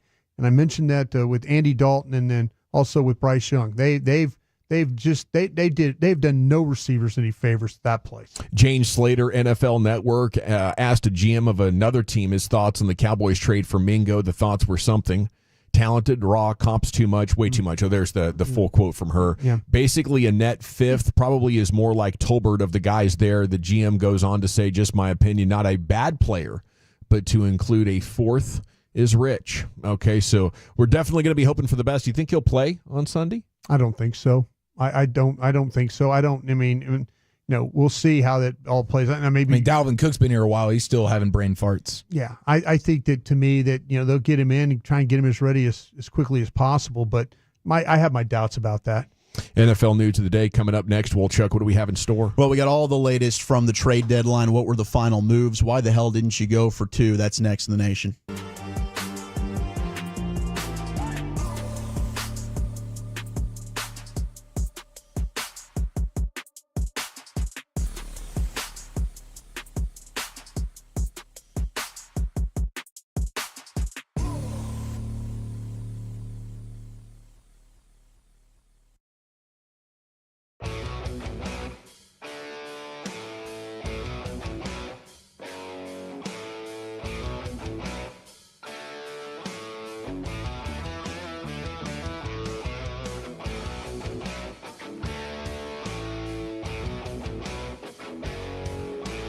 think it's true that you've got to forget something else to remember that Uber Eats has groceries? No, that's absurd. Hey, remember when you used to be a, what was it, Pepper Lady? Pepper Lady? Wasn't it Cinnamon Sisters? Basil Baby. Saffron Squad? Nutmeg Maidens? Pre-curb? No. Nutmeg Maidens. I just said that. Was it Spice Girls? Doesn't sound right. Was it Saffron Squad?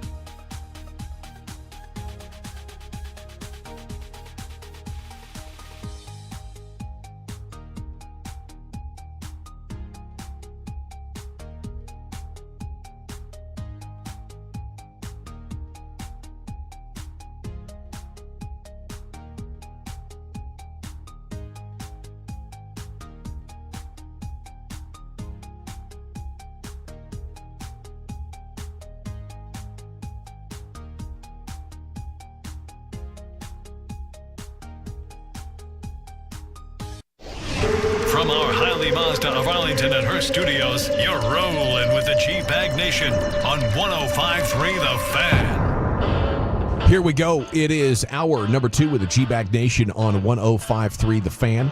Hope you're having a great day. Brian brought us our Cowboys insider, our Mavs insider, and also an election insider for you today. Okay, so stick around. We know that he reported last hour that the first exit polls are going to start becoming public news at about 4 o'clock Texas time. Yeah, we've got the polls will be closing in Indiana and in Kentucky. So maybe some of the first results that we'll see, on the election coming from those states. Right on. We all get in and vote. I did today. Had to vote up some cool stuff for Sunnyvale. Oh, nice. Absolutely. Yeah. I got the vote in on Friday. It was actually pretty quick. I got there right after it opened at 7. It was probably 10 minutes. Boom, boom, bang. Easy money. Yeah, I know. You see the news stories of the long lines and stuff. And so I was giving myself a little bit extra time, but I was in and out, maybe 5 or 6 minutes or so. Had a nice conversation with a gentleman in the parking lot. They were advocating for different causes, So, yeah, it was a day for voting. Did you intently listen? Did you sit there and what are you talking about nod your head a lot? Like I did. Would? How I do it.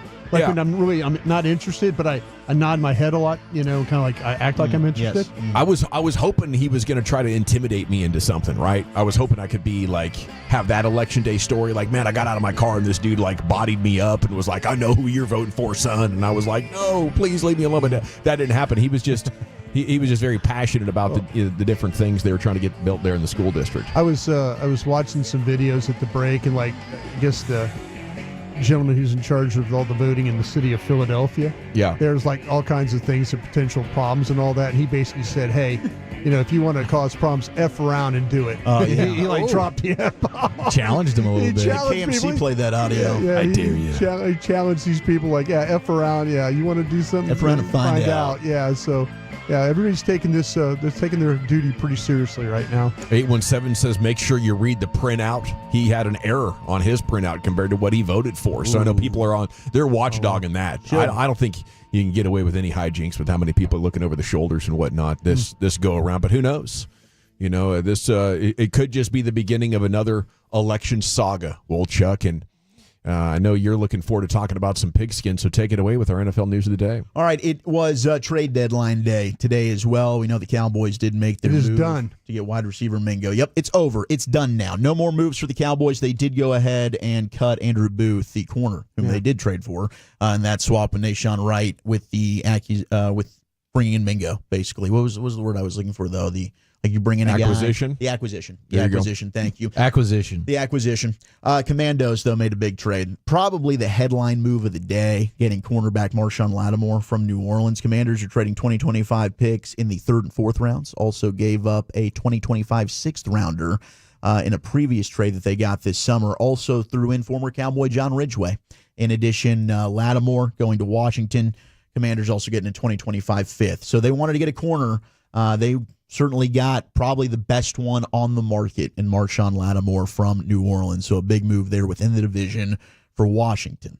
Pittsburgh was wheeling and dealing today. They finally got a wide receiver. They'd been hunting wide receivers all offseason long. We thought maybe Brandon Ayuk would be a Pittsburgh Steeler at one point. He wasn't. Now they trade for former Charger, former Jets wide receiver Mike Williams in exchange for a 5th-round pick.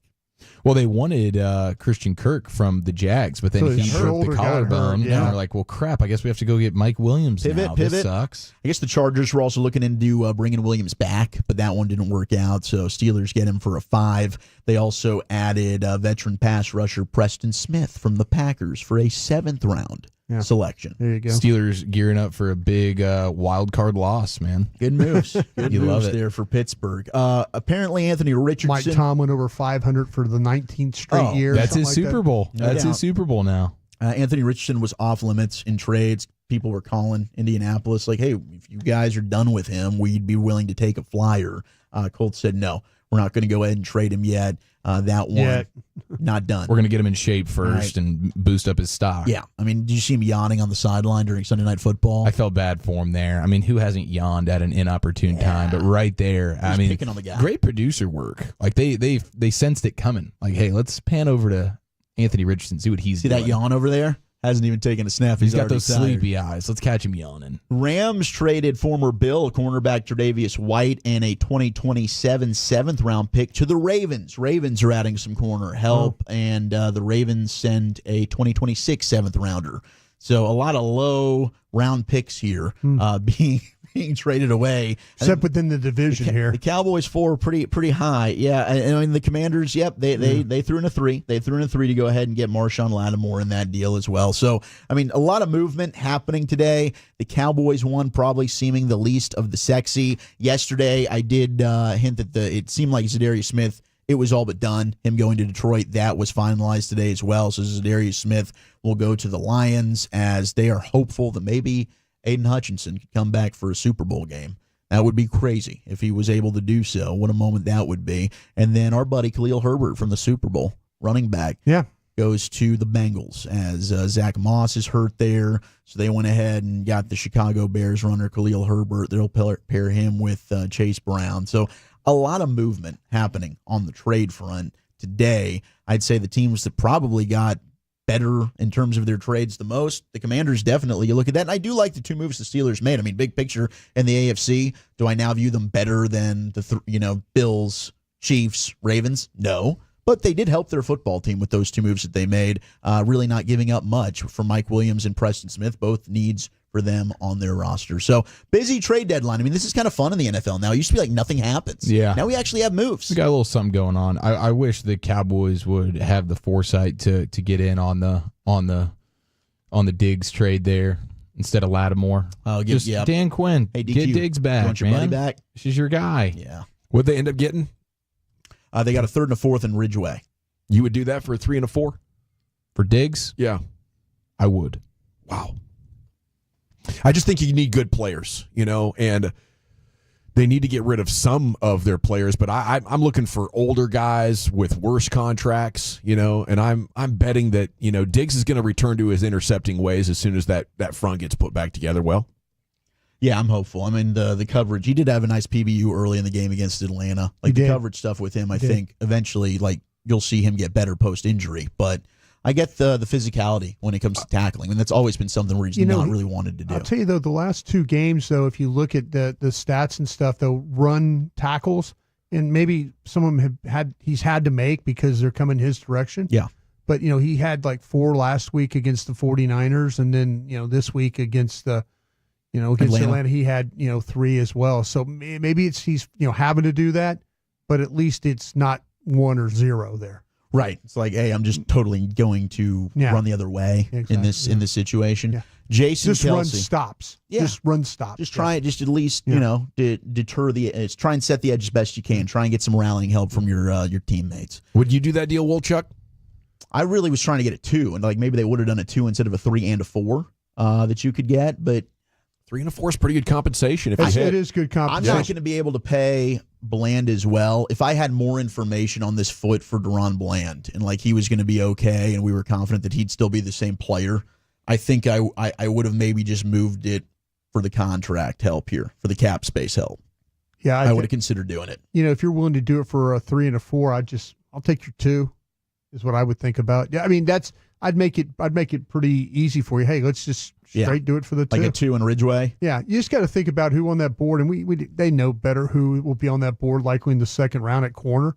And you have to ask yourself, is there a better 2nd round corner on that board than what you have with Diggs? Yeah, and they used a 2 on Diggs. You're kind of getting that pick back in a way. Now it would be in division. 60th overall. Yeah, so that pick. But 2 on 4 Diggs over Bland. Hey, we haven't seen Bland play this year, so I hear you. I mean, maybe they'd let Bland walk and go somewhere else, but Bland's got some versatility, being able to play inside, outside. I don't know. There's probably a lot of fans out there that wouldn't want him to make that move. I'm just looking at this cap space. I mean, you're not going to be able to pay all these guys. So what's the best way to kind of maneuver this? Jason Kelce issued an apology for slamming a phone. He did. Buy the guy a new of course, phone? he had to talk about it. Monday Night Football. He's on the pregame show there, and the incident happened. Ohio State, Penn State. Eric, you told us about it yesterday. Just grabbed that dude's phone and slammed it on the ground. He was, yelling some slurs about his brother, and Jason didn't react to it well. And here was what he had to say about it on ESPN. Listen, I think everybody's seen on social media everything that took place this week. That's what I'm not happy with anything that took place. I'm not proud of it. And, in a heated moment, I chose to greet hate with hate. And I just don't think that that's a productive thing. I really don't. I don't think that it leads to discourse, and it's the right way to go about things. And in that moment, I fell down to a level that I shouldn't have. So I think the bottom line is, I want to live my life. I try to live my life by the golden rule. That's what I've always been taught. I try to treat people with common decency and respect, and I'm going to keep doing that moving forward, even though I fell short this week. Great apology. Well said there. I personally love what he did.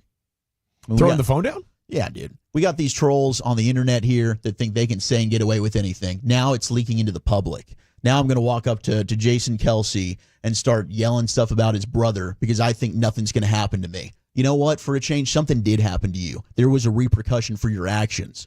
Maybe that person will know better next time than to go out and be yelling and saying and doing stuff like that. And hey, Jason admits, I was wrong. We shouldn't meet hate with hate. You're absolutely right. But eventually, something needs to be done because people are getting a little too overconfident here where we can just say and do whatever we want to other people, and there's nothing's going to be done about it. Yeah. So I personally side with what Jason Kelce did and how he reacted.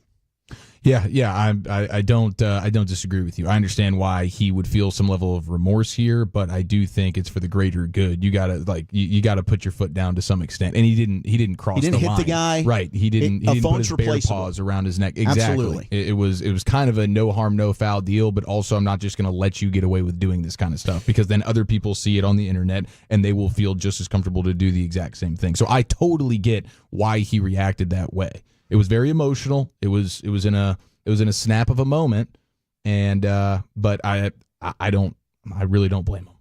Yeah, I see what you guys are saying, and that was really messed up what that kid was saying to him. But I do think that's a crime, and what the kid did was not a crime. Like taking somebody's phone and breaking it is a crime. And is that a 12-pack of beer in his hand? I wonder, I think that as he is exploding into stardom, there is a lot of alcohol-fueled intensity surrounding him. And most of the time it's fun. Like I think 99% of the time is fun. But I wonder if a guy this public can be on BAC related rampages like this for long. Yeah, I'm sure that's something that he's going to have to maybe that did have something to do with it. Like maybe he was several. I mean, that kind of sounds like post drinking day remorse to me in that clip. Like, man, I was having a good one and maybe I let it get the best of me. Like what I kind of expected to hear was, I've been cracking him a little bit at the tailgate or whatever, and I was walking along, and a guy got in my face, and it happened. But I also think you guys make a good point, and I wonder what the established appropriate play is going to make. Are we all right with that now? Athletes taking phones and slamming them, because we're gonna be asked to be consistent with that. I feel like. And athletes usually don't get that much of a loving reaction from the media. No, and I think it would have been different. Like if he ended up like beating the crap out of the dude and punching him in the face. Like obviously, no, I wouldn't say that. But I do think like these trolls out there, man. Like if something needs to be done on the other side of this. Like you can't just be going around and saying things to other people and it's just totally cool. And we're just gonna, hey, everything's fine. Don't worry about that. It's not a crime. It's okay. We're gonna look the other way. Yeah. What that dude did wasn't okay. Going up and just heckling him and saying all these things about his brother. Like, are you not going to defend your family? I think it's human nature to do so. Mm-hmm. But he's probably going to have to pull back a little bit on just the public setting. Like, he's a cool, fun dude. He loves being at these tailgates, but it might not be something that you want to venture out into anymore. Yeah. I mean, so his brother is like dating the most politically charged music star, and it's election day and the build up to it. There's a lot of ignorant things being said, but I feel like, that's kind of what the internet of information will do to people, like so passionately against one side. Like we're not having political disagreements. Like the other side represents pure evil, and so that's why I think people feel so justified in it is a result of, on a day like this, I guess we could talk about it a little bit, but just the political polarization and the echo chamber that people are in. Of course I am. Do you know how bad of a person Taylor Swift is for supporting the candidate she does? I'm out here fighting to be a patriot. This isn't a random act in that kid's mind. It's not a random act of hate and ignorance. It's him doing his part to save America. That's what touched this off. Yeah. Last night, Patrick Mahomes, speaking of the Kelces, Travis ended up having a pretty darn good game, and I guess Taylor was in attendance. But Mahomes, You guess. she was. Monday she was Night there. Football made that very, very clear. I think it's after every catch. They're just panning. They Boom, pan to her, boom, boom. and she knows to cheer like he just caught a game winner, even if it was a 5-yarder. Yeah. And a lot of them were. I mean, it was supporting like, the hell out it of was her one man. of those Jarvis Landry type of stat lines where it was like 20 catches for 50 yards type of thing. It was still cool, though, because I don't think anybody his age has had that many receptions in a game. Wide receiver, tight end, or not. No, he was fantastic. I mean, it was a career high in terms of catches. But Zach Ertz is kind of coming back around with the Commanders Ertz a little with the bit. Commandos. He certainly is. He was left for dead. He certainly is. But post game, Todd Bowles, he's got to answer like, why the hell wouldn't you go for 2? Baker has an amazing drive, goes right down the field. This is a scenario. It's Kansas City. It's Mahomes on the other side. If they win the toss, hell, they might. 30 seconds left. They got a chance to maybe kick a field goal and beat you anyway. Yeah. But at least I'm taking my chances with the lead. Todd, why didn't you go for 2? Very minor. We wanted to get it to overtime with the wet conditions on the field. We felt like we had to go into overtime instead of go for 2. So we had our shots. We lost the game.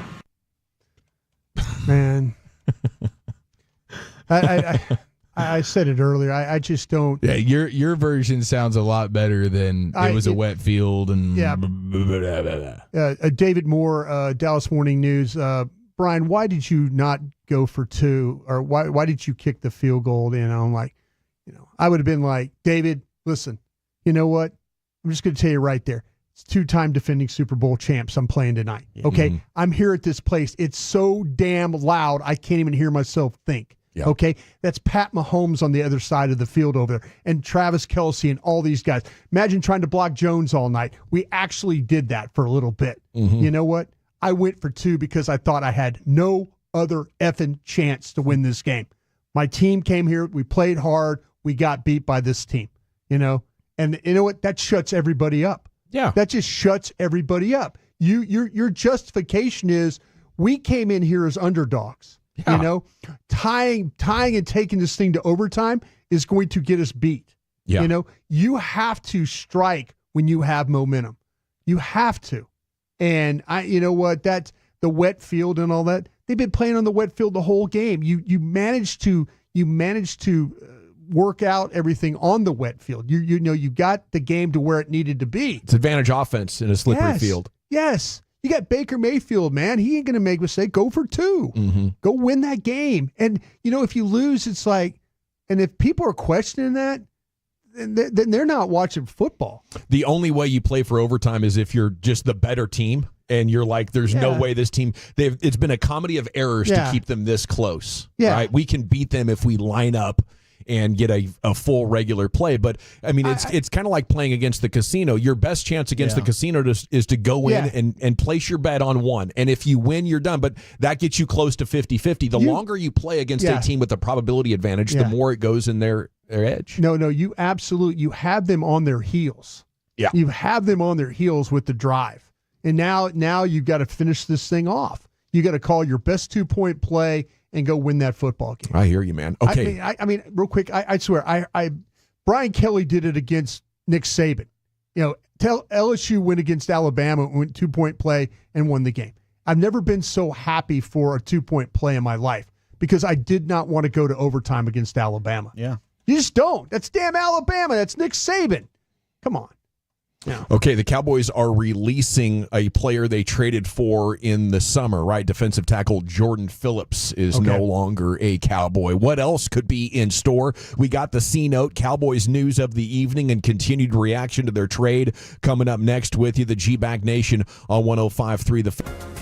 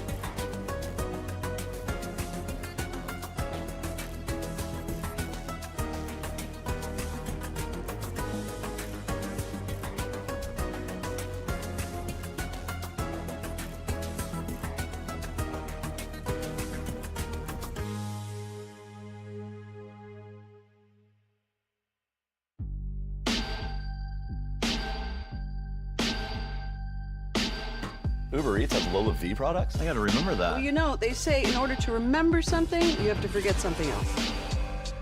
Okay, now that is a very cute haircut. That's like a little shag. I've never seen it before. Well, I mean, of course you have. It's the Rachel. Oh, is that your name? No, I mean like your name. No, I'm Jen. My name's Jen. Right, but I just mean like this is your haircut. But that's hair on your head. I'm not saying this is your hair. Okay, freaking me out a little bit.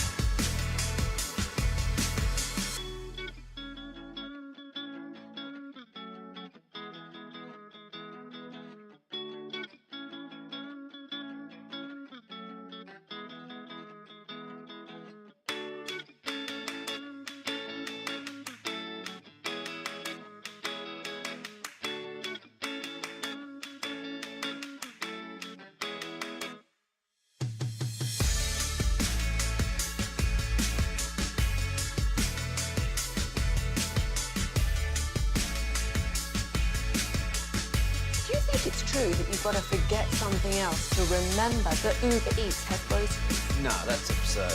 Hey, remember when you used to be a, what was it, Pepper Lady? Pepper Lady? Wasn't it Seaman System? All right, welcome back, G-Bag Nation. Hope you're having a good day. Time now for the C-Note, Cowboys news of the evening on an NFL trade deadline. Election Day, Toxic Tuesday here with you on 105.3 The Fan. A little bit of Cowboys breaking news just a few minutes ago. Segments brought to you by the Frankels. Life's unpredictable. Accidents happen. If you or a loved one is injured in an accident due to somebody's negligence, call the Frankels and get a free consultation, 214 or 817-333-3333. Go online to frankelfirm.com. Cowboys releasing defensive tackle Jordan Phillips. Didn't they actually make a trade for this dude?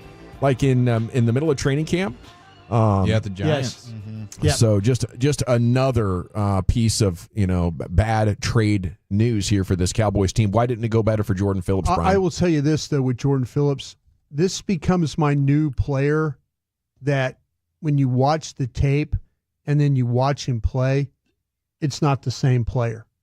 And I wonder, I mean, I felt like watching him play at Buffalo, and you could go back and watch him play against Dallas and what he was able to do, how disruptive he was, beating Tyron Smith for a sack. I mean, there were a lot of really positive things. Watch him against the Commanders. I mean, he was a big part of some of the stuff that they were doing. And then he goes to the Giants, and they have a bunch of young guys that they were playing and liked. But man, this guy takes over as the guy you watched and is not the same player once you got him.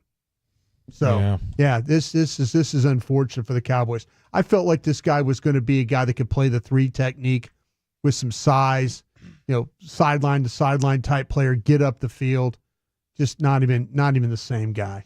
That's unfortunate. Nothing has gone right in what appears to be a snake bit season for these Dallas Cowboys. Everything on the field and the games that could possibly go wrong. They put it on the turf 3 times. You only get one of them. Any of the other 2 could have been a potential game-breaking moment on Sunday. They just cannot catch a break. What do you think about some of this local coverage of the story? Ed Werder's take is interesting to me. He says, just so you know, whether you like the Cowboys trade for Jonathan Mingo or oppose it, Jerry Jones is not alone in making such personnel moves. He has the GM title, but Mike McCarthy's involved. Will McClay and the scouting personnel staff are evaluating and making recommendations. The trades to improve the wide receiver core for now and future seasons. And I hope it can improve. I hope it's not a Trey Lance version of a wide receiver where there's just a sliver of hope that there's still a little bit of upside in there. Usually, wide receivers in today's game, Brian, they come in ready to rock. Like when we were growing up, it would take a year or 2 for a wide receiver to get ready. Now, if you can't play in the middle of year 2, I don't think you can play. Yeah, it's funny how these things have changed. There was a time where you're absolutely right, where rookies just, especially at wide receiver, but now we've got more rookies that have been plug and play. Yeah, and come in and done.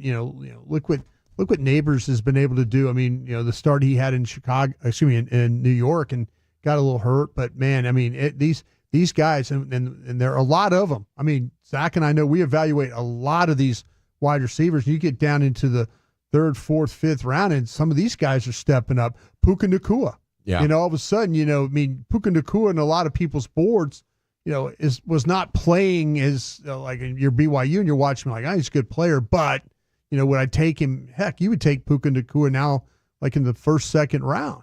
The way that he's played. So yeah, these guys have done a much better job of running a lot of routes, catching a lot of balls with the way college's offenses are, and transition right into the NFL.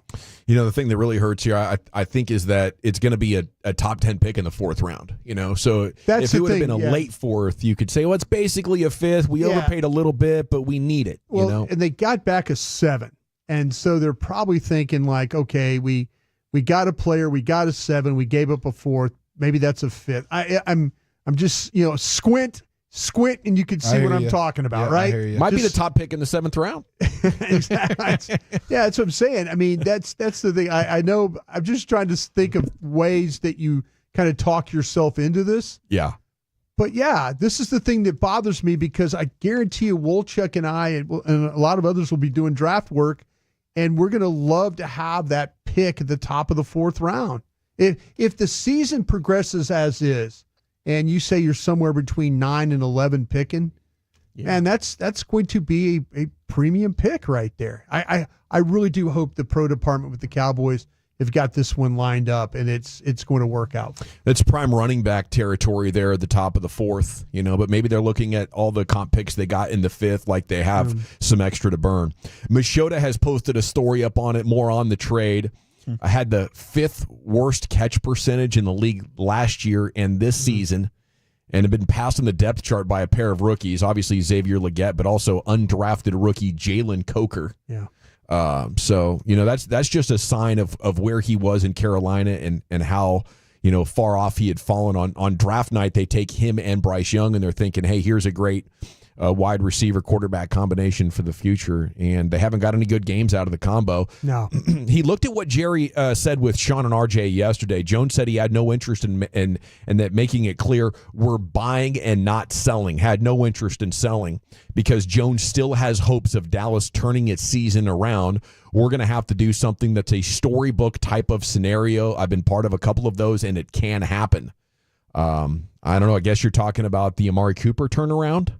But yeah, I mean, we are looking for the first evidence that Jonathan Mingo is going to be a rotational wide receiver. I think it's kind of a pipe dream right now to think he could potentially be a number 2. This is another depth body that's not going to save your season. How big of a surprise would it be if he's significantly better than Tolbert and Brooks and Turpin? That's your hope if you're a Cowboy fan. That's your hope right there, and in the front office they do have a lot of hope in Tolbert. I mean, and last week in the game, Tolbert was pretty open, and some of the opportunities that they just didn't get him the football. But that's where now this kid's going to come in, and he's going to have an opportunity. But they need a second receiver right now. They need somebody to step up behind CD and make some plays, and maybe this big body guy will do that for him. 940, Jerry's too old to sell. 817, Mingo looks like an old Dez Bryant. That's a decent comp, actually. He's a big Dez is a good-looking guy, yeah. He's faster.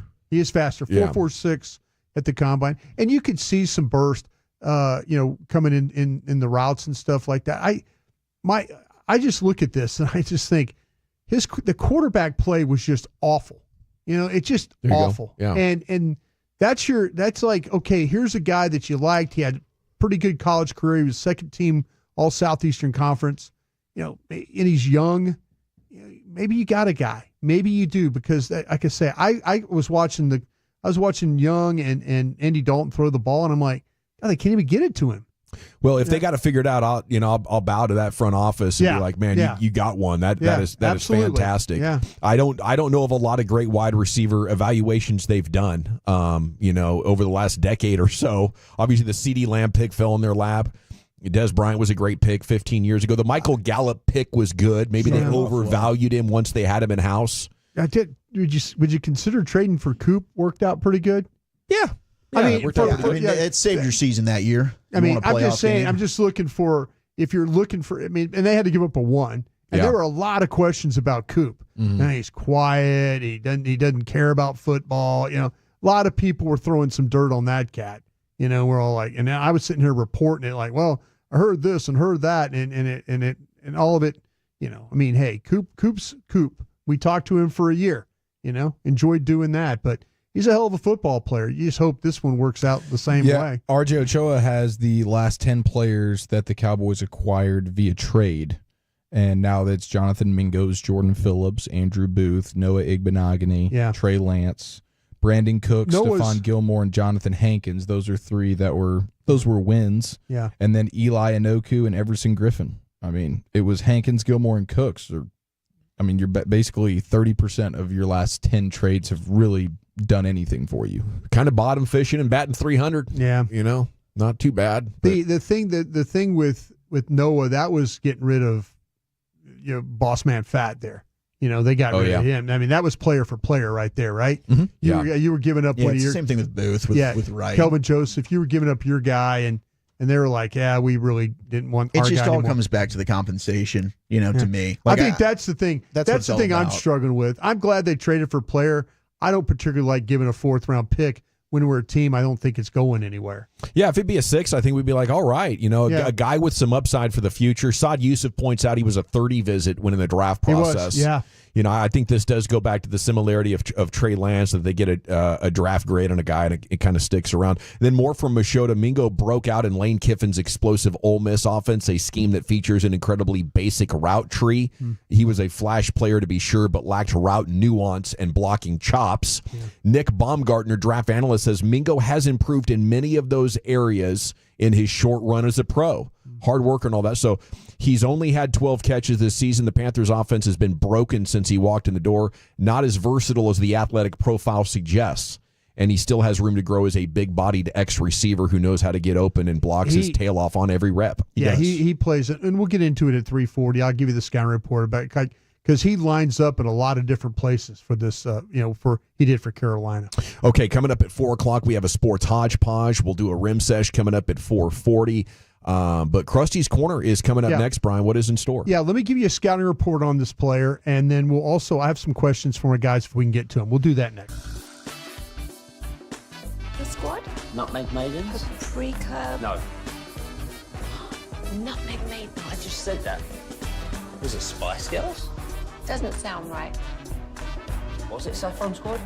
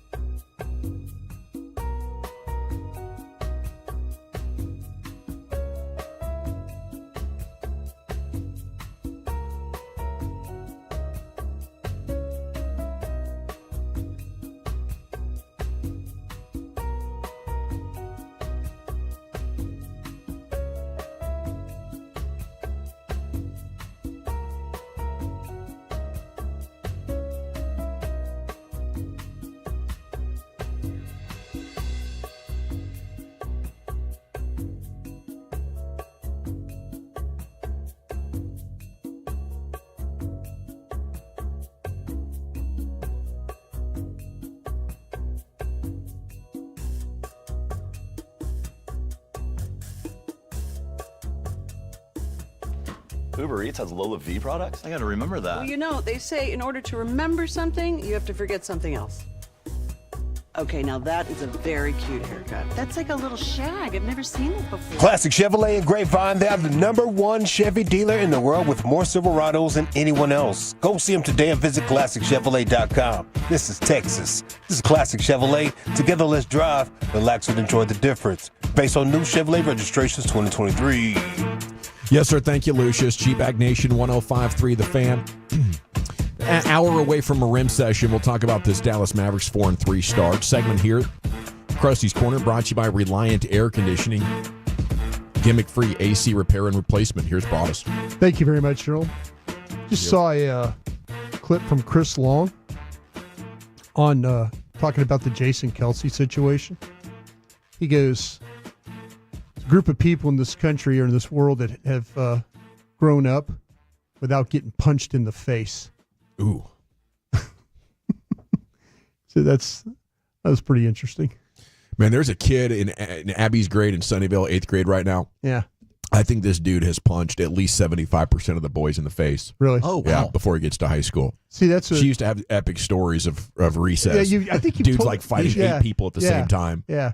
Good fighter. Yeah. Pretty good little wide receiver, too. He just said, yeah, we have a group of folks in this country that have never been punched in the face. Yeah, I that's think probably why yeah. people act the way they do. Social media age just trickling into real life. Yeah. It's like, I don't know what you're really supposed to do to stop it. Yeah. Just punch him in the face. Punch him in the face. All right, Jonathan Mingo. We've talked about him for the last hour and 45 minutes or so. But I kind of wanted to throw my 2 cents out there. And so I always take the opportunity to try and look at these guys, right or wrong. I appreciate you guys out there for kind of hanging with me on it. I saw, before we get started, anybody want to comment about anything? I know you guys got just a brief little look of anything you want to throw out there that you saw or something like. I mean, the size obviously is a good looking thing. There's just not a whole lot of production there right now. But I think he can do a lot more than what he's done so far this year. Yeah. I think the Panthers offense looked at him and said, well, we can't do a lot, but this athlete who can break tackles, we're going to get him the ball close to the line of scrimmage and, maybe try to pull the defense, up with that. And I just don't think it's worked out very well because they can't block anybody. Right. So I think it is a tough evaluation, but you do have to have respect for the Panthers coaching staff that had him so far down the depth chart on a massively losing team, a pathetic offense. I'm hoping you can give me some traits here to help us be a little bit more optimistic about it. Chief, Wooly, you got anything on that? You wanted Chief Wooly about the Ole Miss stuff? Did you have any Ole Miss thoughts? Yeah, on I pulled up my notes on him. It was basically like he's got a strong lower half, really really thick build, right, and then good at catching traffic. Good yak guy, certainly a good blocker, was played outside, played in the slot as well. I thought he took a little while to get going to top speed if you wanted to throw the ball deep to him. Mm-hmm. But he certainly is a guy that didn't get a whole lot of separation. Yeah. That was something that was from the Ole Miss. That was from college. Yeah, no doubt. And hey, I mean that isn't a good situation there in Carolina. So the hope is change of scenery. It's just still crazy to me you give up a 4 when everyone else in the league is like, that's 2 rounds too much. That's what's upsetting. It's not the lack of maybe Mingo can be a good player. Right. It's just why every time does it seem like this team's either overpaying or they're not getting return when the rest of the league seems to be able to do this. Yeah. Yeah, I think that's all fair. When you watch it, when you showed us some of that stuff, you're right. Like everything just right around the line of scrimmage, depending on him to get some yak. Right. You wonder about how far he is down the depth chart. He's a second round pick. You invested a lot in him, but then they had the turnover with the regime. So now you have no sponsors in there, and you kind of just get kicked to the curb a little bit. Yeah, I think now with no 4, you got to think about a running back at 1 because you can't get one at 4. There you go. You don't have a pick. See, now we're talking. Now we're building championship football teams. Now we're building championship football teams. All right. And my guys are right here. This is a big guy. He's 6'3", he's 220. He does play inside and out, is what he does. The club like to put him on the move. You could see this guy playing like as a motion guy and stuff. Right. So they'll line him up in the backfield too, and then they'll like swing it out to him, trying to get him the ball on the move, and then let him be physical with ball in hand. He's got a really good split as far as the wide plays and then his slot plays. So but he's had some production out of the slot. But mainly when you put him on the left-hand side, that's where he's kind of been a little bit slot left. That seems to have worked out. He had 7 catches, mainly of his 12, out of that left slot. So I think he gets a little bit better separation, though, when he plays on the outside than he does in the slot. So, like I say, you could use him inside or outside. He's not the quickest guy for the slot, but that big body, getting him the ball quick and then allowing him to do something with it. He does make a lot of receptions, like Chief was talking about, in that 0 to 9 yard range. So that's kind of, they call it short in the metrics world. That's kind of where where a lot of his catches are. That's really been the case for him the past 2 seasons. He's had his share of trouble in the middle of the field, and that's down the field. And I think that's a little bit more because his quarterbacks, the slants and things like that he runs, the in-breaking routes. Andy Dalton couldn't get him the ball. Young couldn't get him the ball, when he had some opportunity. I just remember the one deep shot I saw, I believe it was against the Broncos, where they threw it down the field on the vertical, and it was intercepted. They just can't there's just a connection. Just haven't been able to make that connection with deep balls in the first couple of seasons with him. I think he runs well for a big guy. I talked about the run after catch with the ball in his hands. I think he's physical. I think he's tough. I think he'll use his size to try and bully people with the ball. I do feel like, though, that there's times when he fights the football catching it. I did see a drop where he was alone. He just missed it. Sometimes you have concentration problems, and you just, you're in the middle of the field, you're by yourself, and they throw the ball and they hit you, and you just drop the ball. He double caught a ball, and when I mean double caught it, like it hit his hands, it bounced up, and then he grabbed it on the second. That was when he was going away in the flat. But that's something you probably need to keep an eye on about him. So a double catch isn't good. You just want to be able to snatch that ball with your hands. You want to be able to catch it, put it away. When you body catch or double catch, how sure are you with something your hands? Could happen. You get hit, now the ball pops in the air. You just want to get it clean. I feel like you should get more PPR points. Yeah, you get a double catch. Double catch. Well, yeah, like what happened the other day with Dowdle in the end zone. That was a double catch right there. That was a good job right with him. But he's dealt with a ton of tight window throws. I don't think this is his biggest strength. I don't think when they've asked him to when guys have been on him, I don't know if this is his biggest strength with the hands and stuff like that. So we'll see. He runs a lot of in-breaking routes. Those are the things. That's what they were trying to do with him. You got targeted about 15% of the time. I looked at the metrics. I was thinking, okay, how many routes are you going to see inside? And because, being that big guy, 15% of the snaps. He hasn't had a reception this year when facing press coverage. For a guy this big, I looked that up. I'm like thinking, how does he do when he's playing, having to deal with man-on-man stuff, one-on-one stuff. But he hasn't had a reception this year when facing press. He's faced press coverage 24 times this season, and he's got 5 targets and no receptions. Something to keep an eye on there. You would think for a big body guy. Yeah, and it would, yeah. And he's played special teams in multiple games. So, that's a possibility. If you're going to get him on, if he's not one of your top, receivers, well, maybe you can work him in, but he's also played special teams. So that's something that maybe Bones Fossil could use him with that big body. So that's what I saw with this particular player. So what kind of a role do you think you would be advocating for without having the opportunity to see him play in the Cowboy offense? Well, he's like Chief was talking about, the routes that he runs, the in-breaking stuff, the slants, the curls, the hooks, the hitches. It's going to be much of the same, really. It's going to be a lot of the same. But it's just how accurately can, Cooper Rush get him the ball until, Dak gets back. But a lot of the routes that he ran at Carolina are routes they run here with the Cowboys. But can he do it? Can he do it better than all the guys not named CeeDee Lamb? Because that's the only way you justify giving up a 4 is if you think he will be better than Tolbert and Brooks, right? I tell you what, I would take Brooks over him right now myself. I've seen Brooks, like I say, get open, and I haven't seen him get the ball like he. Now, there's been some, if you look at this Cowboy, this receiving core in this game the other day, we talk about tight window throws. He had nine tight window throws, only 2 receptions by the whole receiving crew in that Atlanta game. And the 2 receptions were CeeDee Lamb. They've got to find somebody if they're not going to separate from people, or routes are not going to allow them to separate from people, got to find a way to make some of these tight window catches is what they have to do. So are you thinking at all that they have 4 fifth-round picks that, hey, we have so many picks here on day 3, we can afford to take a shot here with this 4? Absolutely, yeah. I think that they're banking on their college notes is what they're banking on here. This is very reminiscent of what they did with Trey Lance. You know, I guarantee I could ask somebody over there like, oh, what grade did you have on Mingo? They're going to tell me, oh, he was a 1, 2, 3. That's what grade. You know, it's a the 1, don't pay attention. The 2 is the second round grade. The 3 tells you where is he, high up in the second round, is he in the middle of the board, or is he at the bottom? If he's a 1, 2, 9, he'd be at the bottom of the board. Whereas Trey Lance was a 1, 2, 0. He was the top player in the second round.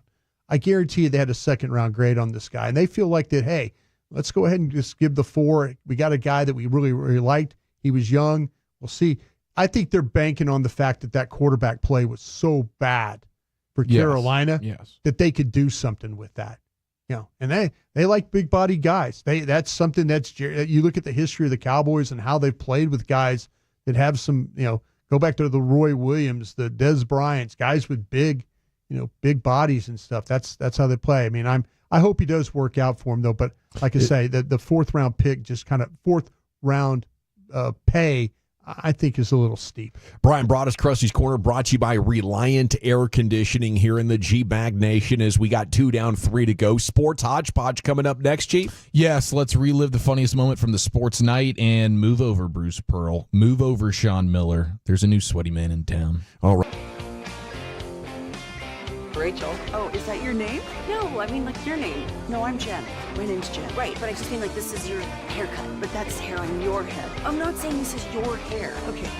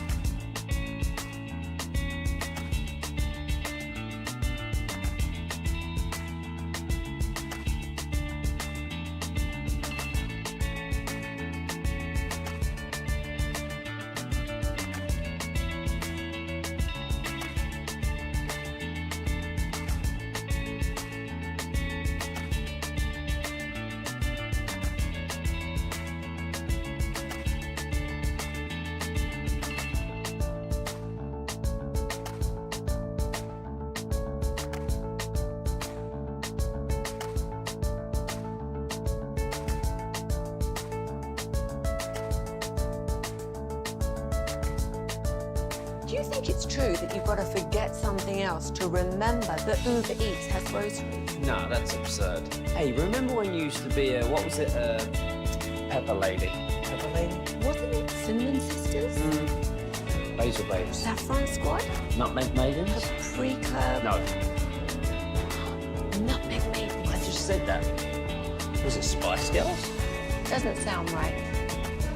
Was it Saffron Squad?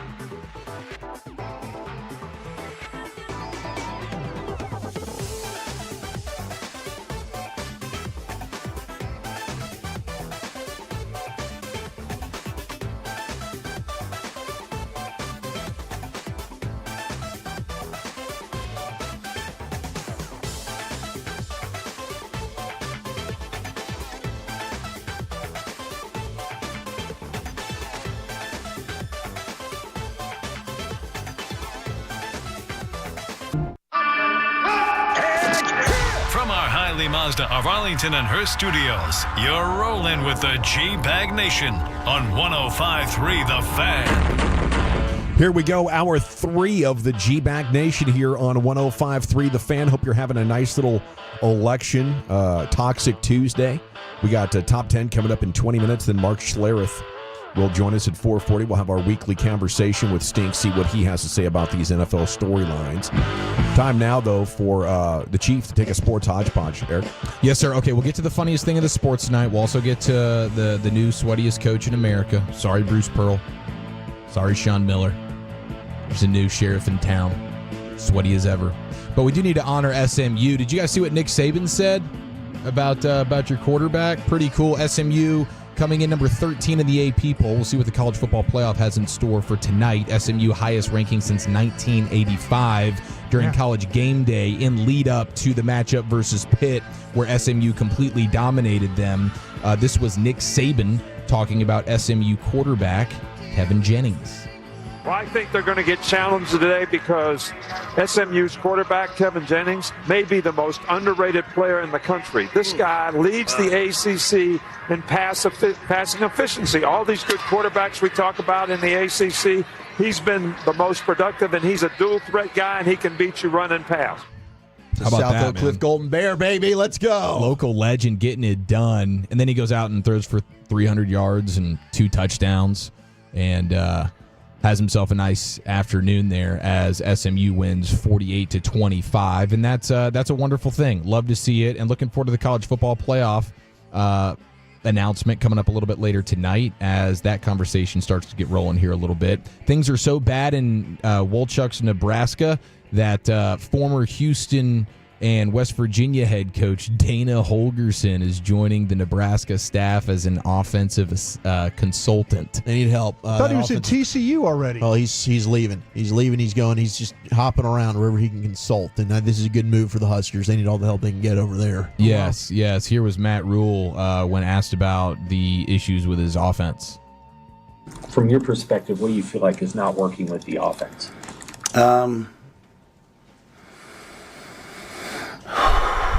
It's a great question. That's pretty much all you need to hear from that. Yeah. What's wrong with your offense? Deep sigh, great question, nervous laughter. It's a disaster. Now remember, that's the offense who the coordinator was asked about yards per play, and he didn't know that was a stat. What's good? 4 to 6. That was a couple. That's kind of what we're going for. 4 weeks to 6 ago. It is. It's as bad as ever. It really is. Almost as bad in Nebraska as it is in Auburn right now. Vanderbilt beats Auburn. And it's no shame getting beat by Vanderbilt this year. No, you're right. There's no shame. But, I mean, Vanderbilt traditionally not an SEC No, power. yes. This year they really do believe that I'm terrified LSU has to play them this year. It's the first time anybody said that. No, I'm serious. They're a tough out. They have found ways to win these games. And so Auburn is not a good football team right now. There's no question about that. That's for sure. Yeah, there's no question. That's your sports fact of the day here in the G-Bag Nation. That's my sports fact of the day. But no shame losing to Vanderbilt this year. Yeah, I say this year. And for Hugh Freeze, how funny is this? One of the biggest laughing stocks in all of college football. Yeah. Diego Pavia, the quarterback for Vanderbilt. Yeah. He has now beat Hugh Freeze teams in 3 different matchups over 3 straight seasons. Because you had Diego Pavia was the quarterback for New Mexico State. They beat Liberty when Hugh Freeze was the head coach. Then the next year, New Mexico State beats Auburn when Hugh Freeze was the head coach. And then this year, Diego Pavia is now the quarterback for Vandy, and Vandy beats Auburn. So totally just living rent-free in the brain of Hugh Freeze is Diego Pavia. And also, one of the fallouts from this was the screenshot from the Vanderbilt linebacker. Oh, Brian Longwell. Did you see it? No, but I did see the fight that almost took place. Maybe this is why. Yes. Well, no, the fight that took place was, I guess, just Auburn players were upset that Vanderbilt was partying. Pavia was like talking about how he owns Hugh Freeze. Like, that's 3 in a row, 3 in a row. And Freeze afterwards did say, like, I want nothing to do with this guy anymore. Yes, Please let him leave. I don't want to play him again. Well, Vanderbilt linebacker Brian Longwell screenshotted a text exchange that he apparently had from an Auburn coach. Oh. And it's from December 25th of 2022. This is Christmas Day. Okay. And it reads, Brian, I'm sorry, buddy. Oh, I've seen this. We're not going to sign a high school linebacker in this class, more than likely. You're a great player with a bright future. Hope you and yours have a Merry Christmas. So, kind of a jerk move on Christmas. By way of Merry Christmas, he sends him the thanks but no thanks for your football services. But don't worry, Brian. In a couple of years, you're going to come into our house and you're going to kick our tails. Yeah. And so it was a beautiful full circle moment. Hey, tonight we got some action, and I just want to acknowledge I've never heard of this guy until today, but apparently he is College Football 25 NCAA EA Sports highest overall rated tight end in all of college football, and his name is Harold Fannin Jr.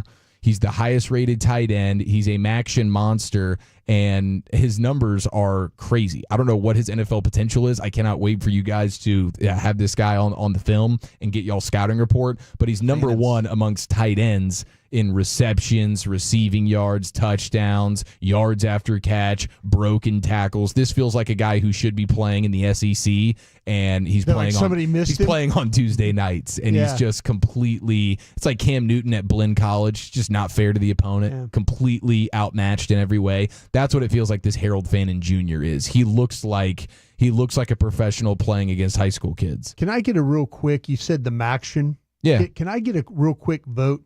Better nickname for a conference, the Maction or the Fun Belt? Wow. Both great. That's a brain buster, dude. I think I'm just going to lean Maction.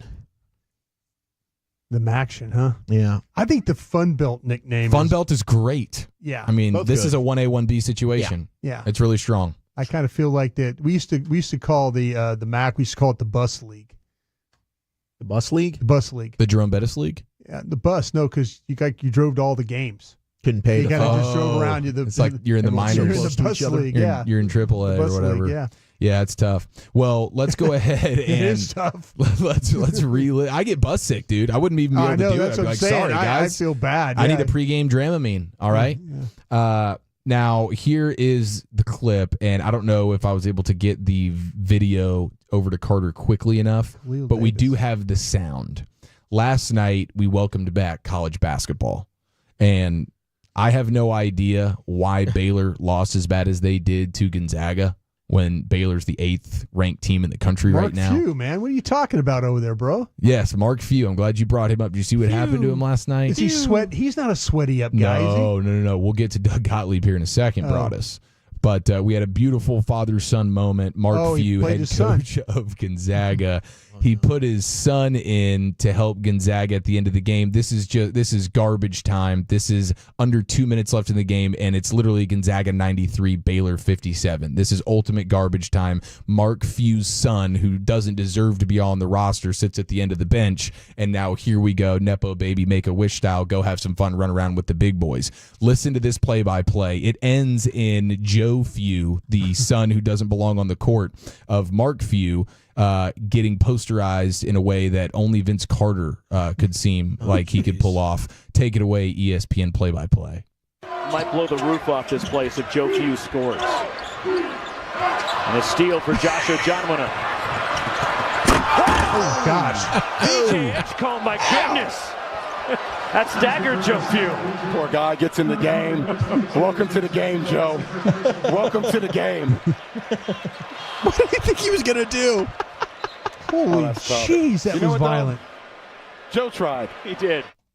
Joe tried. He did. It's the saddest highlight ever. It really is. The fact that the play-by-play guys are chalking it up to, well, he tried. You understand the context of the situation here. Joe Few having no business being on the court there with the athletic freaks that are on that Baylor basketball team. But listen to just the very beginning of this, Lucius, if you don't mind. Listen to him set up. The play-by-play guy is saying, like, this place is going to erupt if Joe Few, the Make-A-Wish guy, makes a shot. Might blow the roof off this place if Joe Few scores. And a steal for Joshua Jonwinner. VJ Edgecombe, my goodness. Blew the roof off in a different way. Oh, my gosh. I mean, that sounded so bad. That was so bad. It was, that is a poster that'll live on forever. The different angles of it, the still shots, they are as funny as anything you'll ever see in sports. He goes 2 minutes, 0 points, and one facial there for Joe Few. He's 6 feet tall. He's $170. And destined to be a coach one day. He is. That's like me when I'm super skinny. And I'm at 206 right now as the weight loss competition gets underway. Oh, 206. I thought you were going to order pizza here in a little bit. Not till after Thanksgiving. Oh, just a full-fledged baptizing last night, and that's the story. As Gonzaga wins by 40, it doesn't matter because the son of the coach got posterized in a very, very disrespectful manner. It's take your kid to work season, apparently. Yeah, dude, I guess that's exactly what it is. That was just, it was wonderful the way it all played out. I feel for the kid, but gosh dang it, that was funny. Okay, and just get out of the way. That's don't let that like, happen to yourself. Joe. It's one thing if you can't physically do it, but clearly you're not mentally aware either. Like what was getting set up. You should have looked to the side and been like, oh, dear Lord. I got to try. Either one of those dudes could have got you, Charge. I'm going for the charge. You're out there looking like a cheeseburger. Did anybody come off the bench and try and help him? Defend him? No, everybody was like looking away. Oh, like were they? They were. Everybody was just covering their eyes like they had just witnessed a homicide. Like, oh no, I'm gonna have to be a witness for this. So here's Carter, if you don't mind, you can go ahead and throw up the Doug Gottlieb from last night. That's a Muay Thai move where you drive your knee into a dude's chest, really right? Bad. Oh my goodness. Like, usually people are overreacting like, is he okay? But seriously, this one, is dude okay? Does he have bruised ribs today? People started yelling world star. It was just it was a moment last night. It really was a moment last night. Jeez. Now, elsewhere in college basketball, I want to acknowledge the awesomeness of Cooper Flagg, but I can't because the sweatiness of Doug Gottlieb it won't leave my mind, and we have to discuss this for a second. I'm so happy this is happening. Doug Gottlieb, who of course has been more so known as a media member at this point, covering basketball at every level for many, many years, has now entered the sidelines as the head coach of the Green Bay basketball team. Yeah. And he had his first WDB. outing yesterday. He went back to Stillwater to take on Oklahoma State. And this dude just looked like he was in absolute hell. I don't know if the AC wasn't working or if this was nervous sweats or if this is just who he's always been. But look at the drenched shirt on him. It's not just the armpits, okay? It is the chest, the belly. It's gut sweat. It's back sweat, Wolchuk, which... is he wearing a 3/4 zip, or what's he got? No, he's wearing a white button down. He's just wearing... It's like a light blue one. A light blue one, yeah, and a green tie. And he's gone jacket off here, and clearly should have gone jacket on because the sweaty shirt that he had... it looks like he just jumped in a pool. No T-shirt? It doesn't look like he's got any tie. If he does... then that's even worse. Wow. Yeah. Because he's drenched. And I don't know if that's just because of nerves or stress or what, but we've seen this with guys like Bruce Pearl in the past. Bruce Pearl will go through a suit. He will sweat through a suit. Oh, yeah. So will Sean Miller. Yeah. Sean Miller will sweat Now through here's a suit. another one. Yeah. Doug Gottlieb. I'll tell you what, the coach that I really had some respect for last night was Coach Holloway from Seton Hall. They get a victory, and then in the post-game presser, his left wrist was wrapped, kind of like Wolchuk's is right now.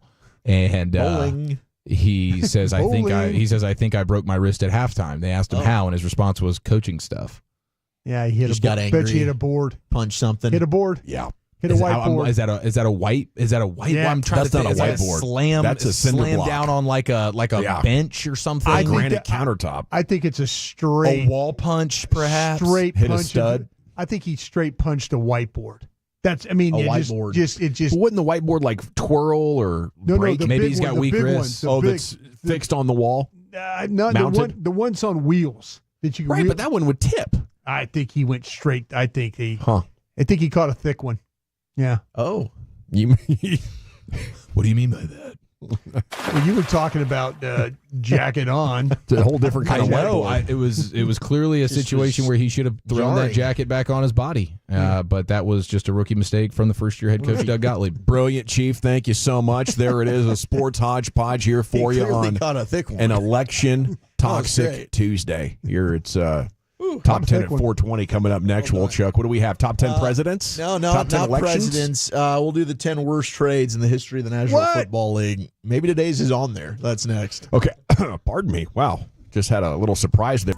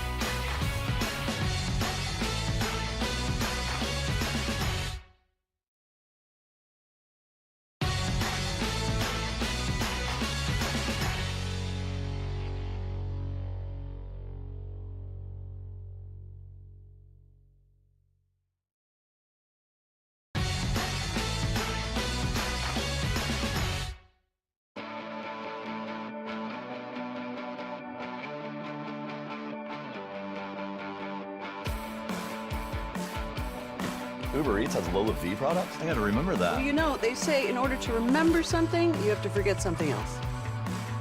Okay, now that is a very cute haircut. That's like a little shag. I've never seen it before. Well, I mean, of course you have. It's the Rachel. Oh, is that your name? No, I mean like your name. No, I'm Jen. My name's Jen. Right, but I just mean like this is your haircut. But that's hair on your head. I'm not saying this is your hair. Okay, freaking me out.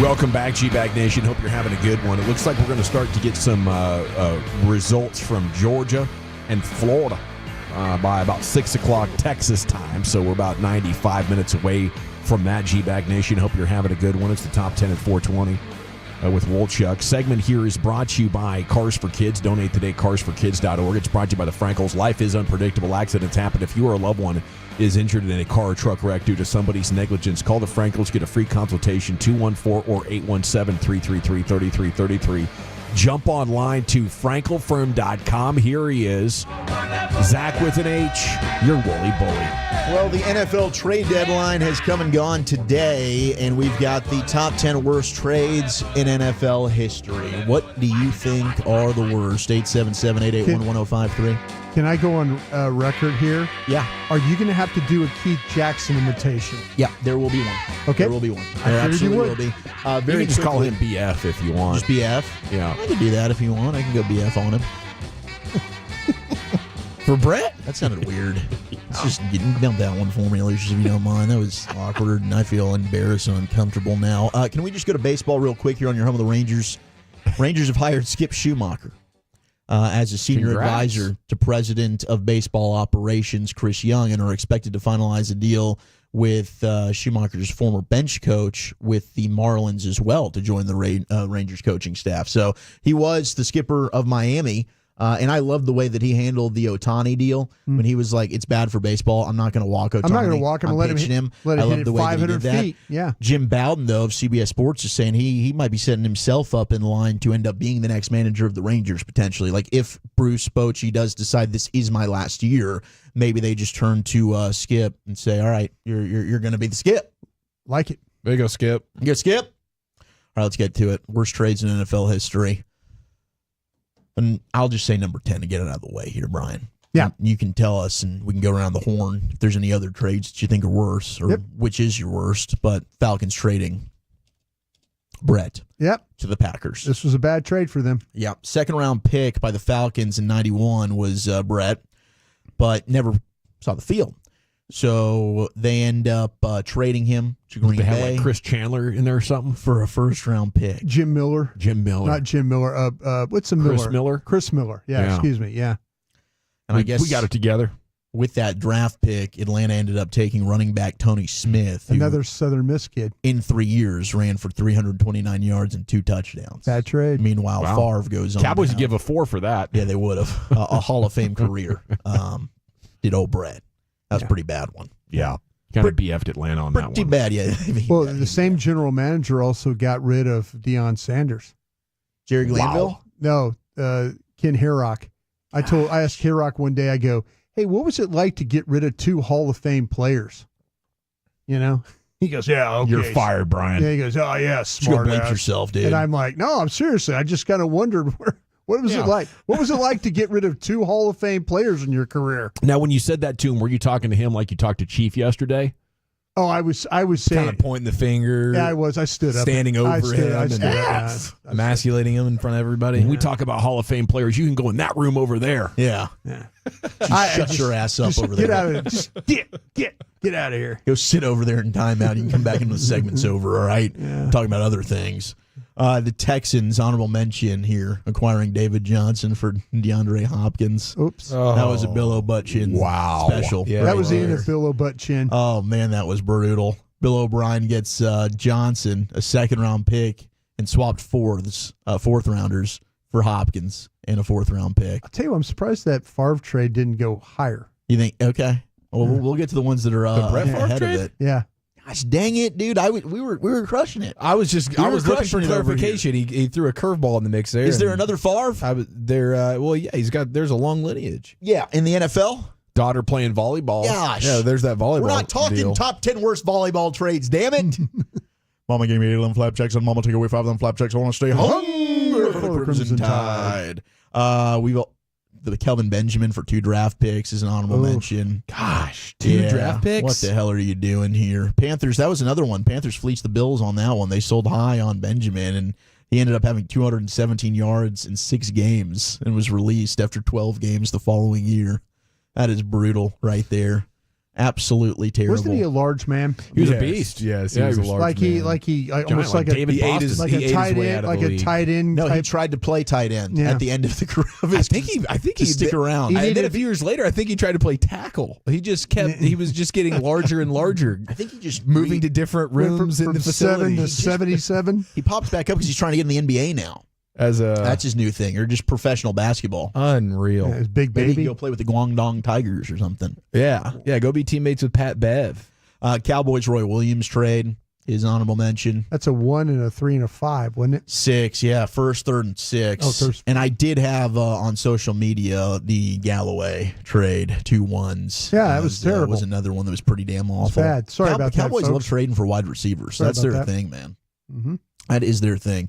Number 9 on worst trades in NFL history, Colts trading Marshall Faulk. Oh, to the Ramets. Yeah, Rams get Faulk, and the Colts got a second-round pick in the 99 draft, which they used to take Mike Peterson, and then a fifth-round pick, which they used to take Brad Scioli, the defensive lineman. Yeah. And I don't think Penn State? I guess. Brad Scioli? Definitely. I trust you. Sounds like a from Penn Jersey. State Nittany Lion guy. Yeah. But Falk was unbelievable, though. I mean, So you good. talk about the rare running back who would be worth the number 1 overall pick. I remember going to the game when it was the first year, 98, when Peyton Manning and Ryan Leaf went at it. And that year, man, Marshall Faulk must have caught 1,000,000 balls. I swear. I mean, that's all Peyton Manning did was throw the ball to him. I'm like, this guy's incredible. Ready and to then show on this turf. Moved on from him. But then a few years later, the Colts ended up sort of exercising their running back trade demons by giving up a first-round pick for Trent Richardson. Yeah, they made it right. Yeah, that one was also Mike full Lombardi circle. was part of that one. Was he? Lombardi. We got to bust his chops. No, about that. Lombardi traded him to the Colts. Oh, he was. Yeah, He got Lombardi the was with the one. Browns. Yeah. Lombardi was part of, I guess, drafting Trent Richardson, which was also a disaster. Yeah. What did they take, though? Tim Couch That or rookie something? season was great. But I don't know what happened to that guy.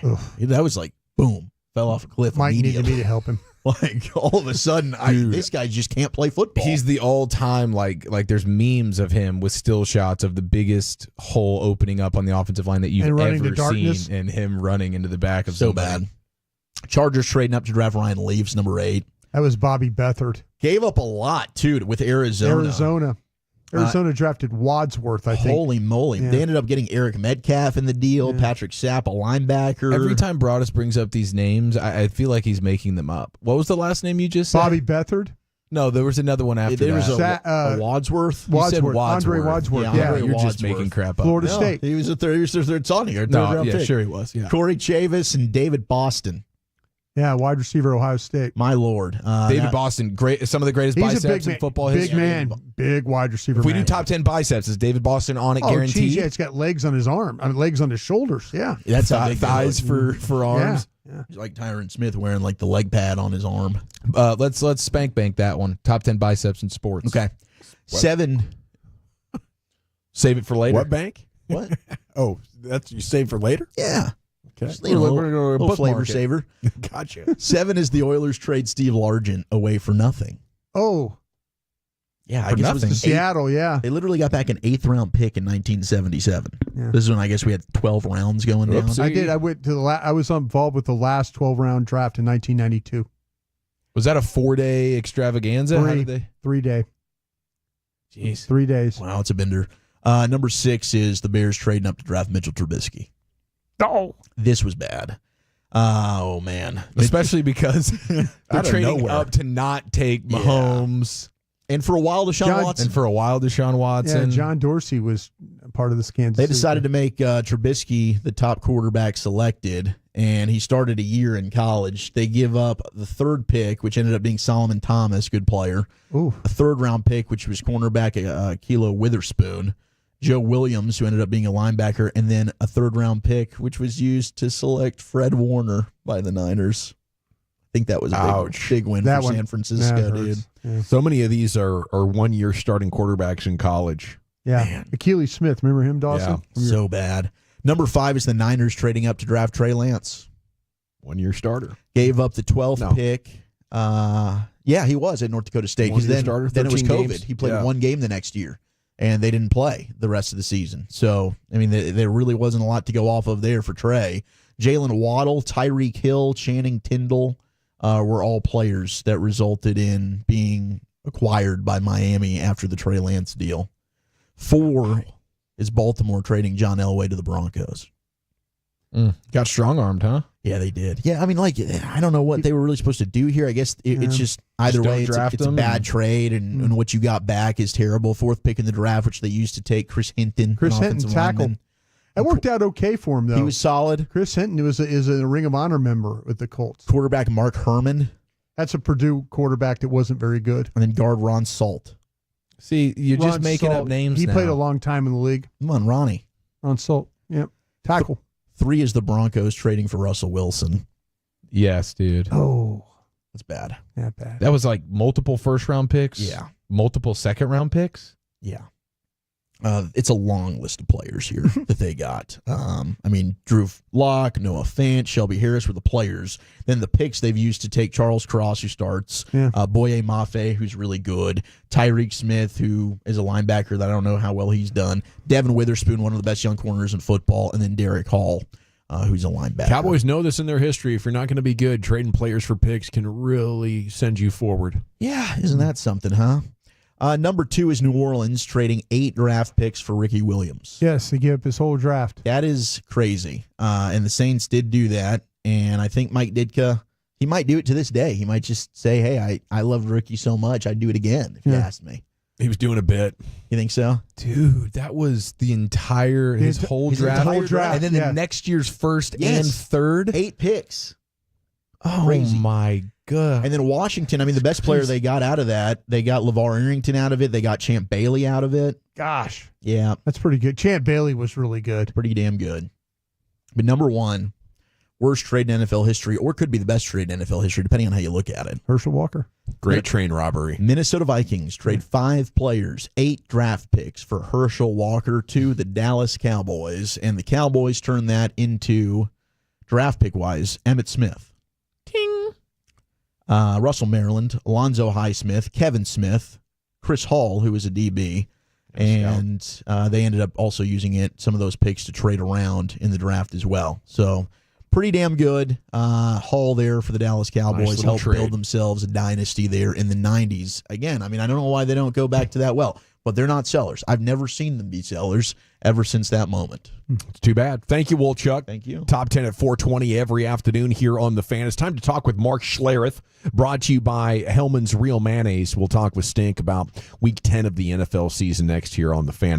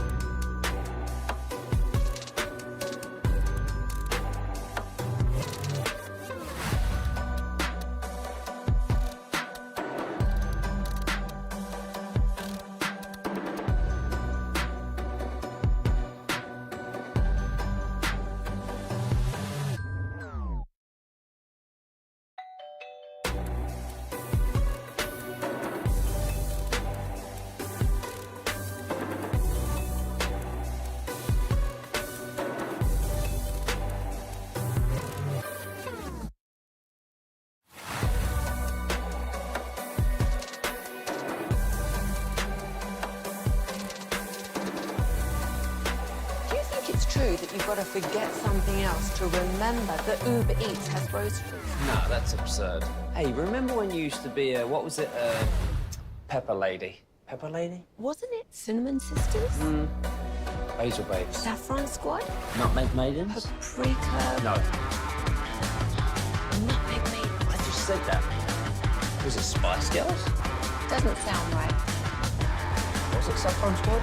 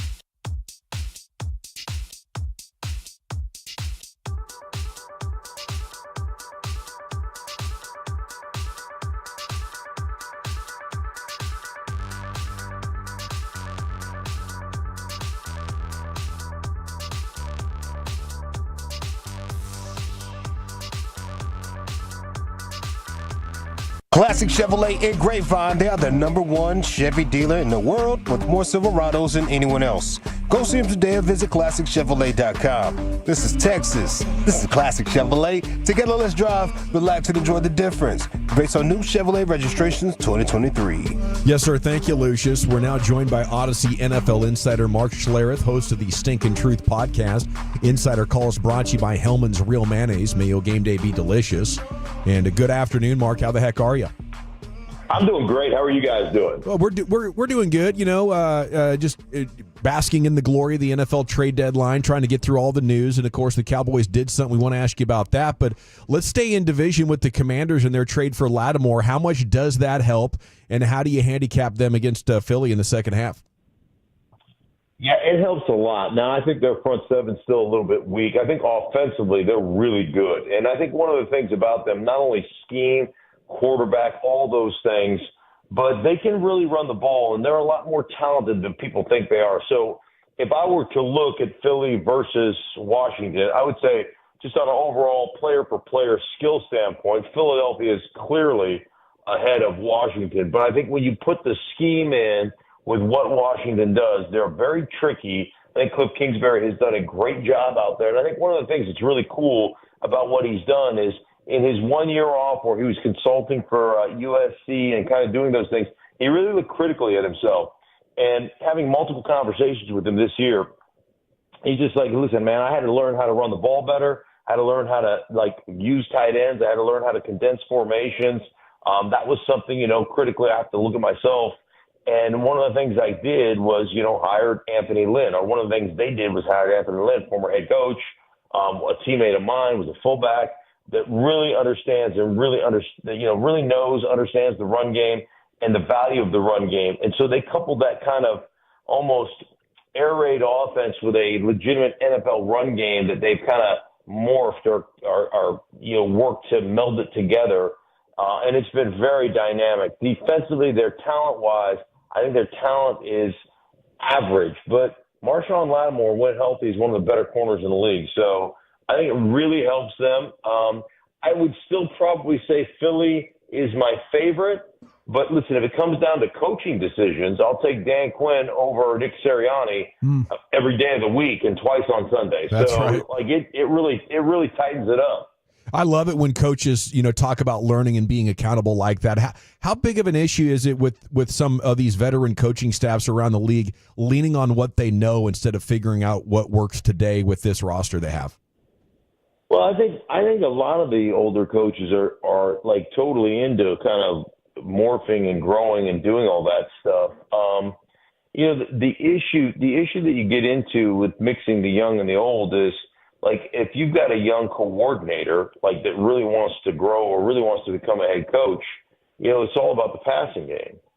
And if you develop a young quarterback and you create a big time passing game where you have big time success in that, that's like Viagra to 80-year-old owners. They can't get enough of that. You're getting hired right away. Yeah. And they don't understand the value of actually running the football and being balanced. And I think, one of the big things, look at Buffalo. Buffalo got rid of a bunch of talented guys, Gabe Davis. They got rid of Stephon Diggs, and everybody said, oh, they're going to have an off year. They're going to drop. And all of a sudden, Joe Brady, has learned and grown in the running game, and they're a more balanced football team. And they're not just pushing around their quarterback anymore and saying, when the game is tight in the fourth quarter, they don't just throw it to the quarterback and go win us a game. They remain true to what they're doing right now, and there's value in doing that. You look at you guys, the Dallas Cowboys. I mean, they can't run it. They're not worth a squirt of piss when it comes to running the football. They're awful. And I just called the Tennessee Titans game, and listen, neither of those teams are they're not great at anything. The Tennessee Titans and the New England Patriots. But let me tell you what, Tony Pollard is a full-grown ass man that can run the ball. And he's a good player, and he's a 3-down player. And I look at you guys without a running back, and I go, well, what was wrong with Tony Pollard? So you look at those things, and a lot of those things, I mean, they matter, and they count for something. So, there's a little mixture. It's good. It's good to have?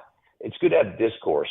It's good to have some arguments. It's good to have two guys that have a little bit different philosophy and can argue about it and then come to some happy medium and figure out how to win. That's good. And I think that's one thing that Dan Quinn's doing in Washington that maybe isn't happening in some other places. When you look at what the Chiefs did last night and Todd Bowles' decision, the 2-point conversion, were you kind of screaming at your television? Yeah, I was. I mean, Todd was a teammate of mine in Washington, and he's a very good coach. But when you come out and say, "Well, it was raining," yeah, when we want to go for halftime, was it raining on the 30? Was it raining in the 10-play, 71-yard drive that you put together to score? Was it raining then, or did it just start raining? It was only raining from the 5-yard line into the end zone, just on that part of the field. Don't give me that it was raining. And again, there's some things that you have to look at. Like, you cross the 40 or the 50, you're a defensive coach, so you're not calling the offense. So you should be talking to your analytics guy, talking to the guy that every head coach has a game management guy. And so you're having those conversations, right? And one, you haven't run a 2-point play. I think one of the things that a lot of people don't understand is think about the 2-point conversion plays. And when I hear analytics, people say, well, you should go for two every time. Mm-hmm. I'm like, you guys are idiots. You don't know how it works. So you may have one 2-point conversion play that you love, another one that you like. And then the rest of the plays that you would run down there are just out of base offense. And so you haven't run a 2-point conversion all day. You scored a touchdown, right? So you've got your best play on the docket. And the other thing about 2-point conversions is the only time you run goal line 2-point, the only time you run that stuff is on Friday. You install and you run it on Friday in shorts and T-shirts. So you've never had a full go rep at any of that stuff. And so I look at it, I understand that, but that's your best play is up there. You haven't run that at all. You haven't run any 2-point conversion plays. If not, then win. You got 27 seconds left. Run it. Yeah. Win it right there or lose the game. But at the end of the day, nobody's going to question you at the podium when they say, well, at least you died on that hill. I didn't understand it. Like, one thing you don't want, if you watch the coin toss and you watch Baker Mayfield, once the Chiefs won it, he just rolled his head back, his eyes back, and go, oh, my God, Mahomes gets the ball, it's over. Yeah. Right. And everybody knows that. Like, it's one thing, if Geno Smith, I shouldn't say that. It's one thing if, some young quarterback who can't play is you're handing the ball to him in overtime. But it's another thing if you're giving it to Patrick Mahomes. I just don't want Patrick Mahomes to have the ball at the end of the game. Mark Schlereth, Insider Calls, brought to you by Hellman's Real Mayonnaise. You can purchase Hellman's at your local Walmart, Kroger, or grocery store to add extra deliciousness and creamy flavor to your game day dishes this football season. Hey, Stink, we had a discussion yesterday on our show about running backs, and you played with some of the best running games in the history of the National Football League. And there's a guy like myself who believes in having, maybe drafting a running back in the first round. And I know you played on some teams that didn't always have a first-round running back, maybe never had a first-round running back. Where do you fall on the importance of maybe drafting a running back in the first round or waiting till the later in the draft? Yeah, I think the history would show you that you can get running backs, later in the draft, and they can be very productive. There's some guys that are special. Saquon is special. Yeah.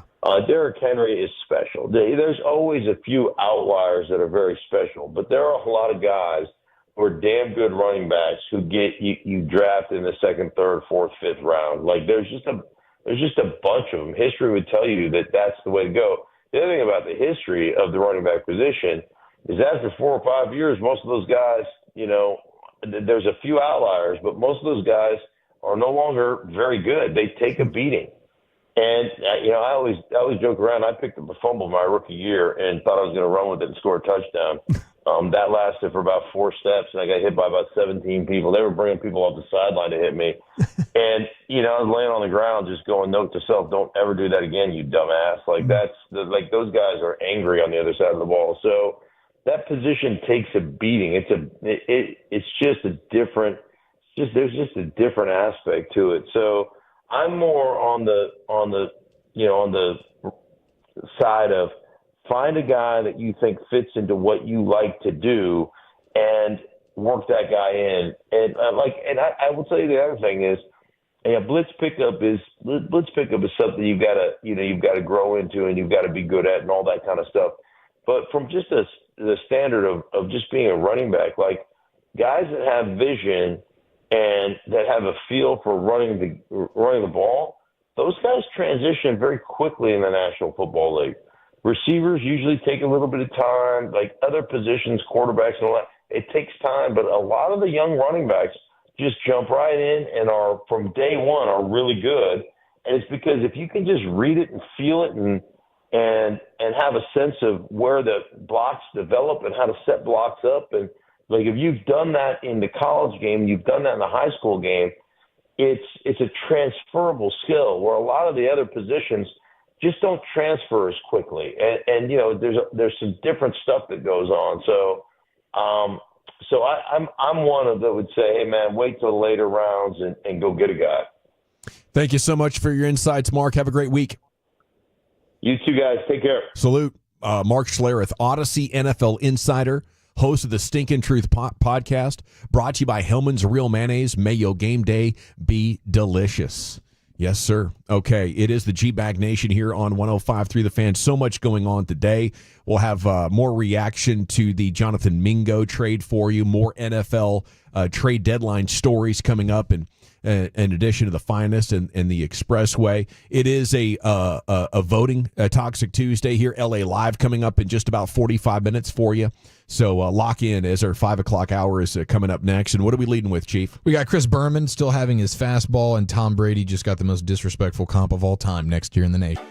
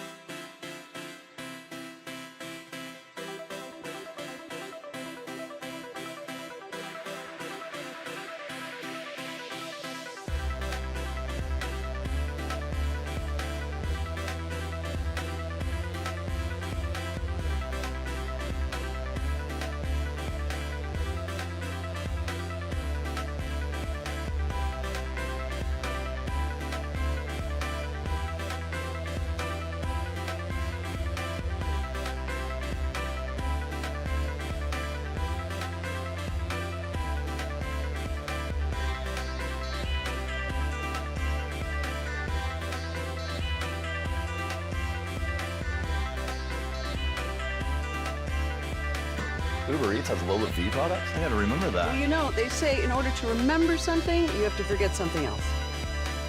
Okay, now that is a very cute haircut. That's like a little shag. I've never seen it before. Well, of course you have. It's the Rachel. Oh, is that your name? No, I mean like your name. No, I'm Jen.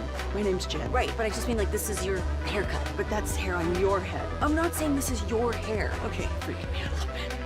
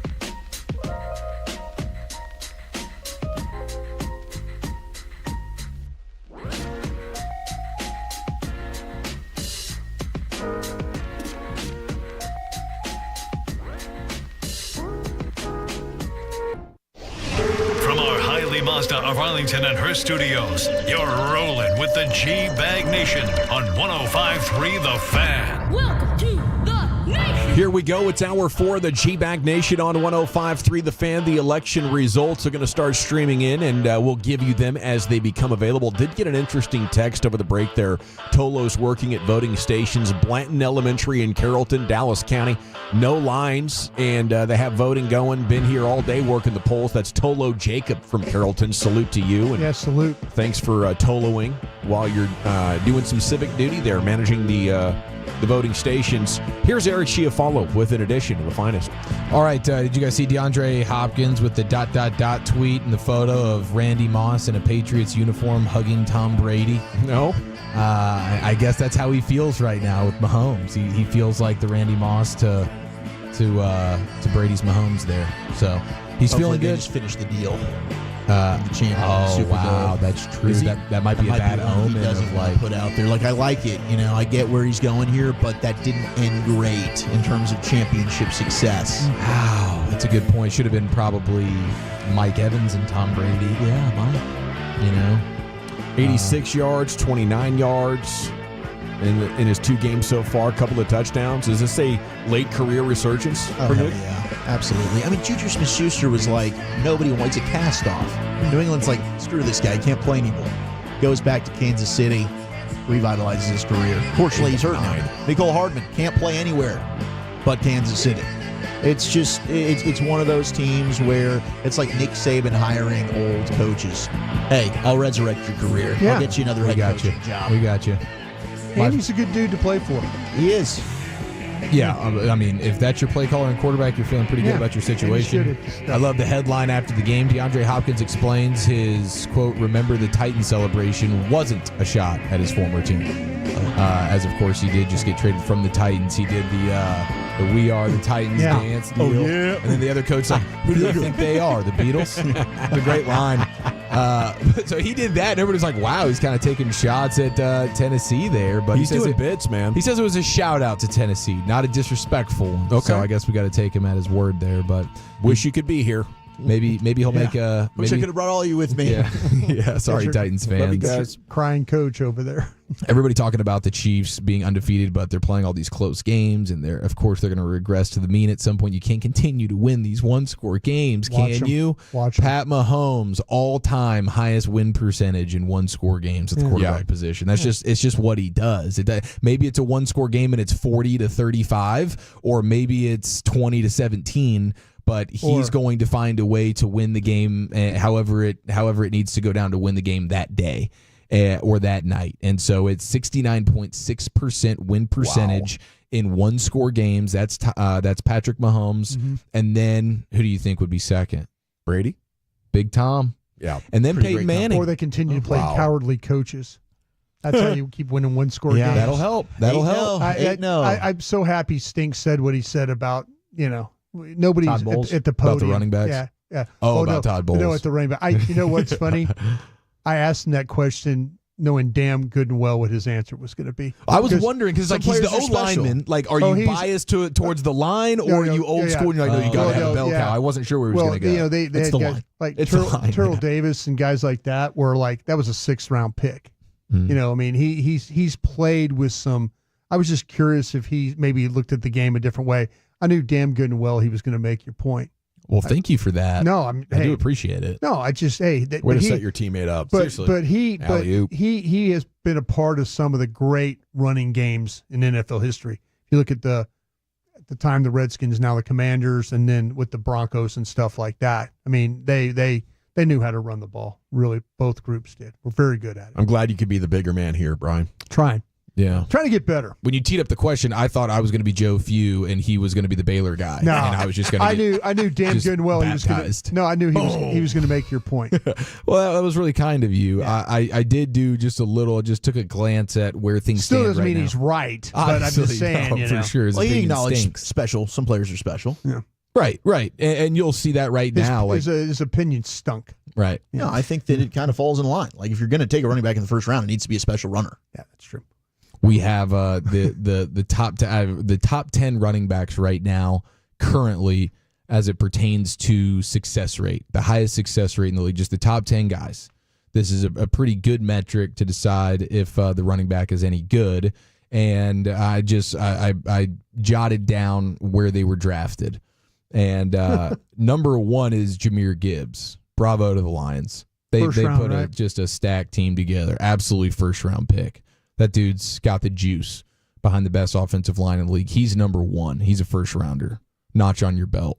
Then you get to Kareem Hunt with the Chiefs. Third? He's third round. Yeah. Then you get to Chuba Hubbard of the Panthers, who Chris Berman last night called the Chuba missile crisis. And I mean, during his fastest 2 minutes, it was brilliant. And Chuba Hubbard's a 4th round pick, but he's third best in the league right now, success rate wise.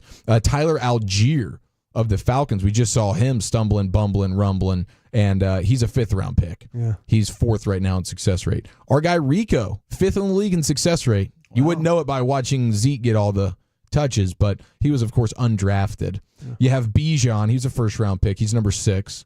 You got James Cook of the Bills. He's 7th best in the league right now, success rate wise. He was a 2nd rounder. David Montgomery of the Lions. He's 8th. He was a 3rd round pick. Derrick Henry, 2nd round pick. And then the rookie Bucky Irving was just a 4th round pick. So on average right now, the top 10 running backs in success rate are picked in the 3rd round of the draft. So just I thought you were going to tell me the 4th round, but you really, you're probably. I thought you're going to have to draft early. Now. It was 3.3 is what the average Couldn't get came the out round to up there. Then? Yeah. I was trying to round up. I was hoping for a 3.5. I would have made it a 4. Yeah, man, you're good. You're good. 4 of the top 10 leading rushers were first rounders right now. This was interesting though, because I went back and looked, like according to PFF, just basically like their top 10 position rankings. Which of these positions that you would take are first rounders? How many of the top 10 corners right now in the league do you think were first round selections? And this is just according to PFF, so the rankings is very subjective. Totally. 5. Again, 5, 2. Wide receivers, 2.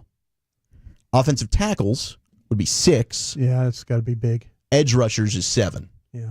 So need to stop the edge rushers. If you need a, if you so want kind of get like a line of scrimmage player, maybe on the offensive line, maybe on the defensive guy line. Guy that throws the ball, guy that rushes to get the guy on the ground, guy that blocks the guy from keeping the guy to get on the ground. Yeah. Line of scrimmage. Yeah. Line of scrimmage is a good place to hang out. Yeah. Especially when you got holes all over it. When you used to be plug and play.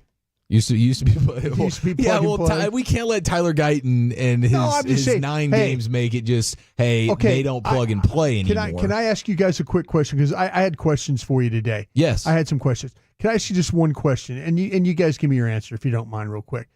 What if I told you that Tyler Guyton allowed the fewest pressures in the Atlanta game than any of your other offensive linemen?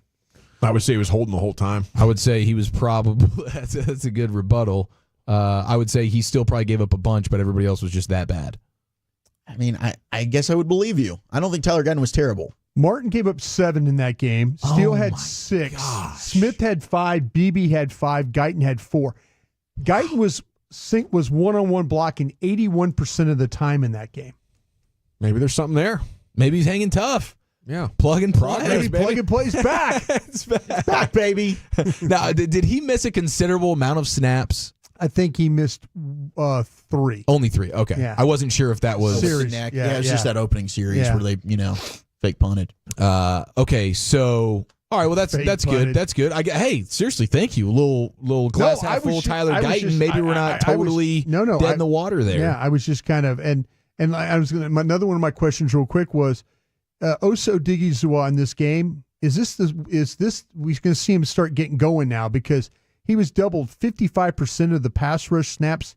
He had 7 pressures. Yeah, he was the one guy that jumped out as like he was around the feet you think of it's Kirk going to Cousins. start now because he usually by week like 13 tapers off, goes off the map. Just starting late, and he's going to finish strong here. You think with the money on the line? I can hope. Yeah, that's right. Contract year for sure. Okay. Yeah, I mean, he matters now. One of the few bright spots, no doubt, on Sunday. Now you have the clarification from the NFL because we were wondering about Tom Brady criticizing the officials. Is he going to get popped for this because he's a minority owner now of the Raiders? And the NFL says the concern would only be if Tom was egregiously critical of officiating or called into question the integrity of an official or the crew. and that did not occur in this instance because he was giving him an laboring. out. They're giving him an out here. Yeah, yes, he can have the opinion. I don't like that call. He could say I don't think they should have ejected Brian Branch in this scenario, which is what happened. So he's allowed to say that, but I guess if he crosses the line or if he questions the integrity of the official, then all of a sudden it becomes an issue. So I'm guessing this will be a non-issue because he's not going to go out of his way to just tear up a referee, I wouldn't imagine at any point. But Skip Bayless, I guess, has his own YouTube show now, and he's not liking what the Tom Brady broadcaster he's not a fan. Not a fan. Not a fan. He's one to know. He says, as a TV analyst, look at this comparison. This has to be rock bottom here. Never imagined that you would get a player comp for Brady and it would be Daniel Jones. That's where Skip went. Man, I mean, you want to talk about a below the belt punch. He's the Daniel Jones of broadcasters. As a TV analyst, he is nothing but Daniel Jones. And then he says he's sorry. I think that's a good comp. I think it's a disingenuous I'm kind of sorry. deer in headlights look. I think he's getting a little better, huh? He has some decent moments. He says, but Tom Brady, I think the guy, the tight end is the best. I love Greg Olsen. I think Greg Olsen does a hell of a job. Maybe in year 3 or 4, Brady gets there, but he needs to stop. He says, we need it's not like Dawson there for a minute. It's a 1 year deal. It's like something you would say. Like, he might get there, but he needs to stop. Yeah. It just doesn't make sense how you can be. I mean, we're having stories like this. Like, oh my gosh, the NFL's not going to penalize him for being negative towards the officials. That's the job. When you're calling an NFL game, you're going to disagree with some calls. It's going to happen. And you got to be great at anything. You can't just be like, yeah, I guess I'll do that for $20 million a year. Like Tony wanted to be amazing at it, and he was for a couple of years. I think they have to be careful. The NFL, they're paying billions of dollars to broadcast those games. If that's who Fox picks to be the broadcasters, I think they have to like be nice, play nice. Agreed. They do. Absolutely. Yeah. He says, Tom Brady drove me nuts yesterday during the Green Bay game with his endless, giddy, Captain Obvious blather. He just talks and talks and talks. Some more about what is so cliched, obvious, so Patriots, Brady talking to the media, obvious, so eager to be the nice guy, Tom. That was the criticism there from Skip, but my goodness, being compared to Daniel Jones, life comes at you fast. Yeah. It really does, man. Skip's trying to get a gig. There's some bite in there from Tom. You know that he's got some intenseness in his personality. I think he's too busy trying to be what he thinks is an analyst instead of just being a straight shooter. You know, and we're going to do our best work when we're straight shooting and being genuine. Like when Brian went off on you yesterday at about this time. You know, that was full sports passion. Just want that same energy towards the corners and receivers from here on out. That's all I ask. You got it. Okay. Yeah, just be fair. No problem. Just be fair here. Starting to watch players on Thursday. We'll be at it. Yeah. Now, speaking of receivers, Justin Jefferson, really in a league of his own. 32nd career game with 100 or more receiving yards. Most by any player in their first 5 seasons. He's really tracking to be one of the greatest of all time. Now, Jameis Winston, on the other hand, there's some funny stats with him. He has already thrown almost as many. He says most dropped interceptions this season. It's Matthew Stafford with 6, and then it's Jameis Winston with 5, and he's only played in 2 games. That'd be a Larry Fitzgerald stat moment here. It was close. It was close. I was like, oh gosh. I was hanging on by a thread there, and then it popped up, and I was so thankful. So that one's tough. And Jameis Winston did throw his 100th career interception this weekend. So it was a milestone moment for him. How many games do you think it took? 80. He had a year where he threw 20. 1 year. Go 57. It was 98 games, but an interception a game almost. Over an interception per game. That's exactly right. What do you guys believe to be more difficult, winning 2 Super Bowls or throwing 2 touchdown passes in your home stadium? What would be more difficult? I would think the Super Bowl. It's not like this is a Daniel Jones. It's got to be Daniel Jones stat of the day. Well, because Sarah York pointed out on Twitter that the Chiefs won 2 Super Bowls between Daniel Jones's most recent 2 passing touchdowns at MetLife Stadium. Yeah. It was like almost 700 calendar days, since the last time Daniel Jones had thrown a touchdown pass in front of his home fans. Yeah. Golden opportunity the Cowboys have had with this window being open. Commanders, Giants. I mean, it was really just one other team. It was only good about a third of the time. Couldn't do any better than they did. No, they could not. You know. But I think the highlight of today's finest is Chris Berman bringing out the Chuba missile crisis yesterday. Absolutely. Yeah. That dude, I'm so glad he's still doing those halftime shows. He's back in his bag, dude. He is. The fastest 3 minutes. A golden one. Thank you so much. Football's finest most afternoons, 5 o'clock here in the G-Bag Nation. Now, did Jane Slater confirm, Wolchuk? She did. Jane's going to join us next, give you the very latest on the Cowboys and her reporting of the Jonathan Mingo trade with you next in the nation. All right, let's talk Trajan wealth, shall we? That's Trajan. And how about it? The holidays.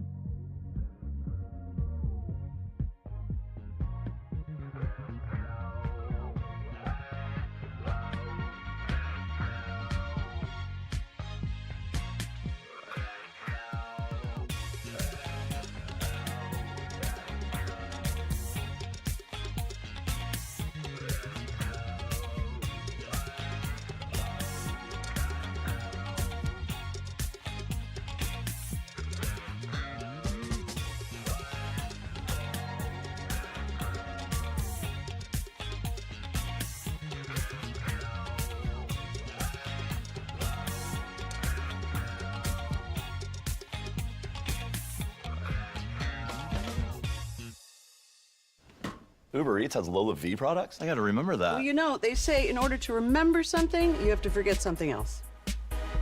Okay, now that is a very cute haircut. That's like a little shag. I've never seen that before. Well, I mean, of course you have. It's the Rachel. Oh, is that your name? No, I mean like your name. No, I'm Jen.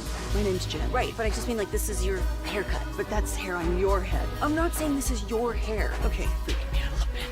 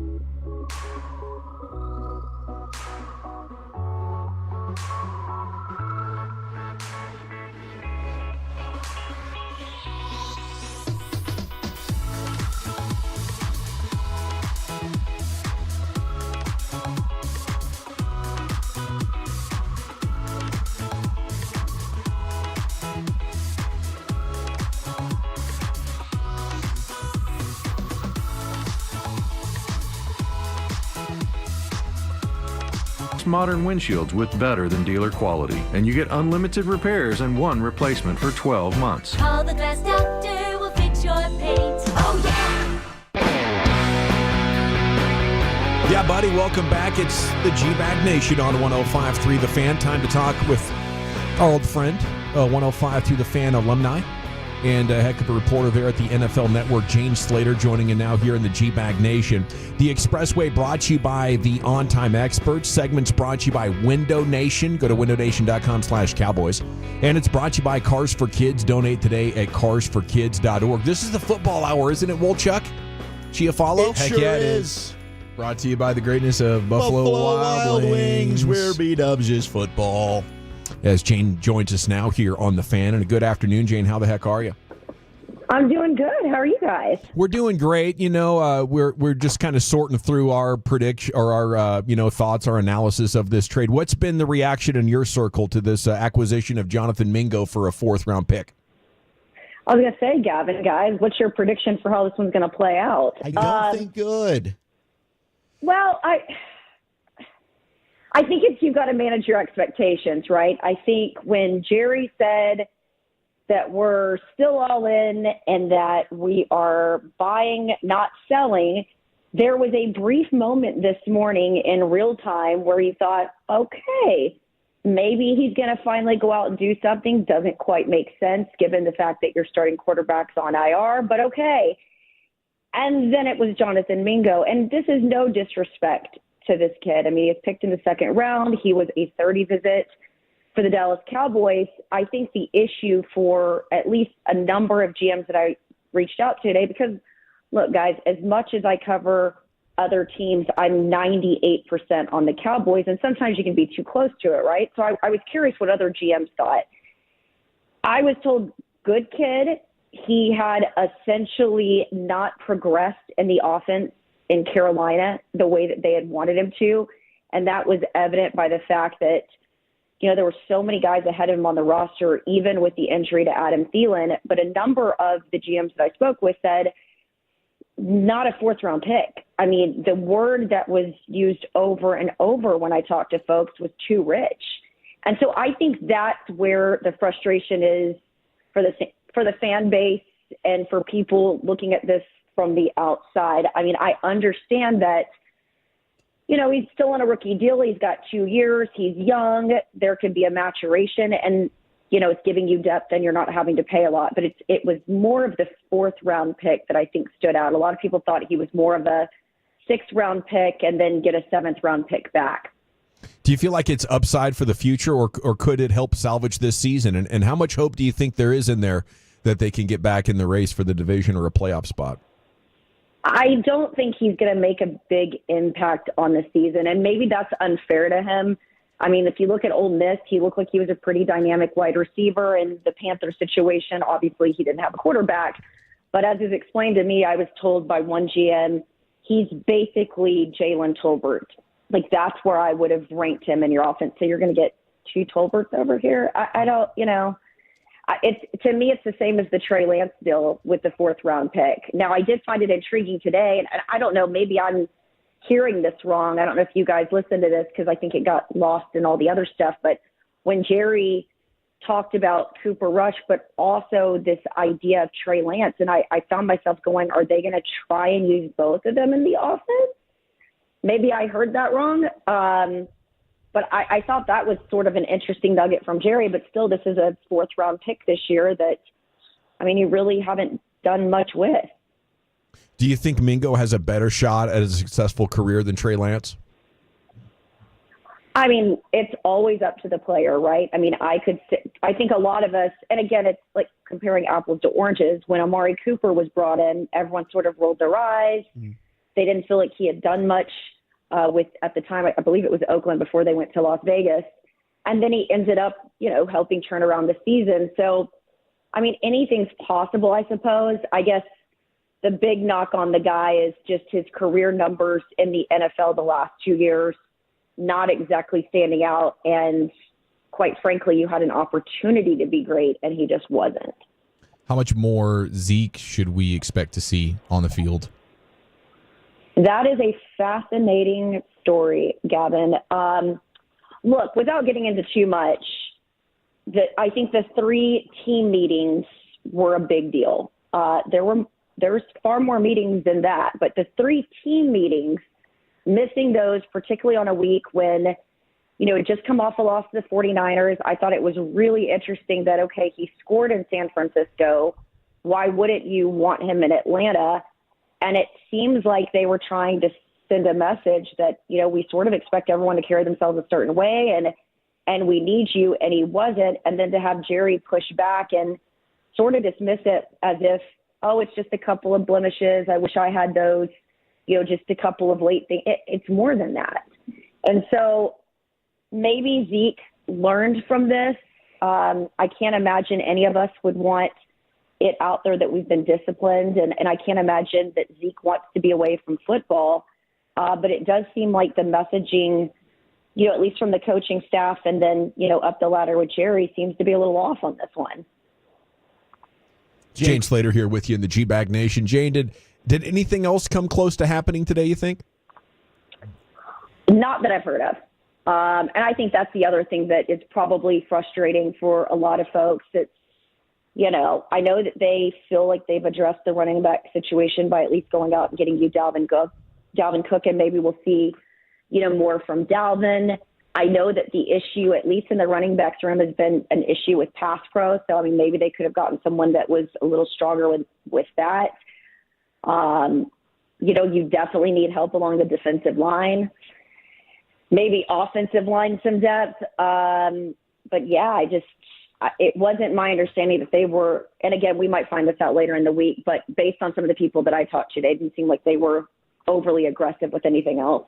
Jane Slater with us here on The Fan. Do you have any idea, Jane, like who spearheaded this thing? Was this a Jerry strong arm? Was this Will McClay and the scouts saying, hey, we got to do this? Any idea there? I do not. So, yeah, I'm sure, again, all of this stuff will come out at some point, as it does in Dallas. But to my knowledge, I will say that again, this was a guy that was part of their 30 visit. So, if you make the 30 list, you've got to at least have, a vote of confidence from a couple of those guys. So, I think if anything, there was probably, this guy looks like he could help us. Maybe people in the building, and again, I don't know. I can't imagine people in the building thought he was worthy of a 4th round, but maybe that was Jerry. I don't know. Hey, Jane, I'm just going to ask you to maybe play a little bit of psychiatrist here. And what do you think the state of Mike McCarthy is right now, going through all this? Look, I mean, even when I talk to other coaches, you might be shocked how many people send me text messages, from other teams. I mean, they're watching the national shows as much as fans are, as much as we are.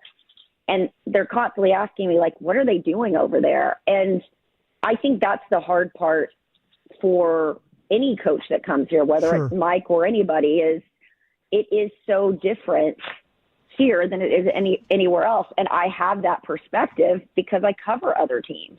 Right. I think Mike's probably doing the best he can do at this point, given, you didn't exactly bring him, from what a lot of us on the outside could see is necessarily players that could make a really big impact for you. And while I appreciate them paying CeeDee Lamb and Dak Prescott, we've talked about all of this stuff ad nauseum, sort of the delays in doing that, how that, essentially affected your cap, sort of the team morale of some of it. And then I've got to imagine for a lot of, not just Mike, but the rest of his coaching staff, you're on 1-year deals and this is the roster you've got to roll out there. And then you're looking at the division and you're seeing the way the Commanders are playing and the Eagles are seemingly figuring things out. So without having, insight from Mike specifically, I mean, Mike hasn't told me anything personally. Mm-hmm. I just think human to human, that would be hard for anybody. Yeah. Has it been different at all in your perspective, the way that people are viewing the Cowboys situation this year versus some of the criticism they've gotten in years past, where it does seem like now it's kind of the finger pointing is at Jerry and the front office versus maybe the play on the field? Well, I don't think it helped that, again, the buzzword that Jerry used was all in, or necessarily the the piece that he did with Clarence Hill, touting what a great GM he is. You know, it's like, I think you put a target on your back when you say those things, good or bad, right? And so, as one person said to me today, another GM from another team, that's the Cowboys. And so, you know, I think there's a little bit of just eye rolling, but laughs sometimes when it comes to the Cowboys when I talk to other teams. But with that being said, guys, there are so many players and coaches that tell me they'd love to be in Dallas. You know, they want to join the circus. And so it's sort of that catch-22. It's just, this is just how the Cowboys are. And I think that's how a lot of us that cover the Cowboys have gotten too. Jane, final question. Do you know how long Dak's going to be out, and do you think they can beat the Eagles without him? You know, we've seen this before, though, right? I mean, when Cooper Rush has come in there and the teams had to galvanize around him, it is interesting to me the way that those guys step up. Now, we haven't seen Cooper Rush do that longer than, 5 games? So how sustainable is that for the season? And, you know, I certainly hope that we never have some sort of controversy that we're talking about, because that would just be, you know, a whole nother thing. But I do think that these guys, sometimes when their backs feel like they're up against the wall, they find a way to respond. But I felt like their backs were up against the wall against the 49ers, when it was a 49ers team that was pretty injured and you're coming back from the bye week, when you then went on the road to play the Falcons. And the Falcons, a lot of people thought that some of their wins were anomalies or it was a bit of an outlier. You know, so I don't know. What I do know is when I look around the league and I see, you know, like a positionless offense like the Falcons, and how excited the guys are when they talk about that offense, or New Orleans with Clint Kubiak before the wheels came off the bus, the excitement around the offense. I don't feel that around this offense. And I don't know if that's, you know, if that means pointing a finger at Shoddy or Mike, or if that's pointing a finger at the players. I honestly don't know where that lies. I just know that it's different when I go other places. Fantastic reporting once again, Jane. Appreciate your perspective, and we'll catch up with you soon. No problem. Bye, guys. Bye. Wow, that was, you know, really profound, I felt like, at the end. She's going around and seeing things and seeing excitement, and is not seeing with these Cowboys what she sees elsewhere. Jerry said yesterday he could make a trade that would make fans forget about Election Day, and for at least a few hours he did that. As you know, the fan reaction has been very loud on the text here. On an Election Day, the results are starting to stream in here. Brian, our Election Day insider, has been filing reports throughout the show. If he sees anything of note, he's going to jump right in there for you. One of South Carolina's most famous residents was blocked from voting at his local polling station today. You see this? Clemson head coach Dabo Swinney went to vote and was told that the William Swinney listed on the voter rolls had already voted last week. Swinney says the name on the list was actually his oldest son, Will, but he was locked out of the voting system and had to complete a paper ballot instead, so he still did it done. Got it done, yeah. I wonder who he voted for. Yeah, right? Yeah, him and Gundy. Big mysteries. Oh, we got to get to Gundy, right? We'll get to Gundy. Let's get to Gundy. Oh, Mike. Wow. Looking forward to that coming up at the 6 o'clock hour. We got TD Tuesday, of course, coming up, and we'll have a college football segment for you there coming up in less than an hour now, about 45 minutes away. We have been on the lookout for Derek Lively news, MRI for a shoulder injury, and obviously hoping for the best, not out long, but also, you know, I think he's got to get busy with his strength and conditioning and flexibility here. This is too many injuries early in his career, if you ask me. I think the comparison to Tyson Chandler might be apropos with that one. Oh, my gosh, but a better offensive player than Tyson. Yeah, but just the banged up factor. Yeah. Yeah, I mean, that was what a fluky, unfortunate, huge bummer. Like, gosh, dang it. What are we doing? We got back-to-back sprained shoulders. We got CeeDee Lamb with a sprained shoulder, and now Derek Lively is a little contagious here. And, hopefully you know, it's not serious. Mavs not off to a great start. I feel like they have more than enough to win in the regular season and secure a top 4 seed, even without Derek Lively. I think that much of this roster. But with another loss yesterday, 4-3 on the season, and defensive ability has to start coming into question here. Their offense, no doubt, unbelievable. I mean, what Luka, Kyrie, Marshall combined for last night was insane. And then Clay had 16 and Dinwiddie had 14 on top of that. But I think the question has to be at this point, would you be concerned if they stay in like the 6 to 10 range around the All-Star break? Or will you trust that this team has a postseason formula and will finish strong? I think the track record of Jason Kidd being able to figure out the defensive stuff as the season goes on and starting seasons as being like not just a not good defensive team, a bad defensive team, and then when it starts to matter, all of a sudden now you're a plus defensive team and you're like top 10. So we've seen the turn. I'm willing to be patient, of course, without in a split second notice. Here goes Derek Lively. What a huge presence he is defensively, and then right before the game he's out. So still too early for me to panic for sure, but it does show some of the questions we had about Kyrie, Luka, Clay, all on the floor together. You were hoping the offense was going to outweigh the defense. I think more often than not it will, but you got to have all your horses. You're not winning without Derek Lively. Yeah, you got to have Lively to be able to kind of pick up the pieces. Clean up. When guys maybe become, I'm not saying disinterested in defense or anything like that, but when blow-bys happen. Yeah, the paint points were ridiculous for the Pacers last night. And the offensive rebounds and stuff, too, all that, man. Well, and P.J. Washington's been ruled out tomorrow against the Bulls with the right knee sprain. So the fact that they haven't given us any information on Lively, that is interesting to me. Maybe that's a positive, but maybe it also could end up being something that there will be a substantial period of time here. That'd be a huge loss. When they didn't have Lively last year, it was a crusher for them. Nuggets off to a 4-3 start as well, and they are going to be without Aaron Gordon multiple weeks because of a right calf strain. So that's tough. Signed a huge deal in the offseason. 15-7 plus 3 assists. Really, really good. And I'd say like a star role player. Stars getting a break, a few more days off after returning from Finland. They'll host Chicago on Thursday. That was a rough 2 days there in Finland. It was. Whoa. And Finlandia was not good to them. No. Zadarius Smith is headed to Detroit from the Cleveland Browns. The Packers, I believe, traded Preston Smith to the Steelers. Steelers were busy today getting Mike Williams as well. And lightning killed a 34-year-old soccer player, injured 4 others during a football match in the Peruvian Andes. Did you see that? I did not see a video of it. There's actually a video of unfortunately, the poor guy getting hit with lightning. Like all 4 of them got hit at the same time and laid down. Okay. And you didn't see any lightning. You just seen well, and they went laid down. And then a second bolt hit players as they began leaving the field. Terrifying. Oh, my gosh. Yeah, that's scary, dog.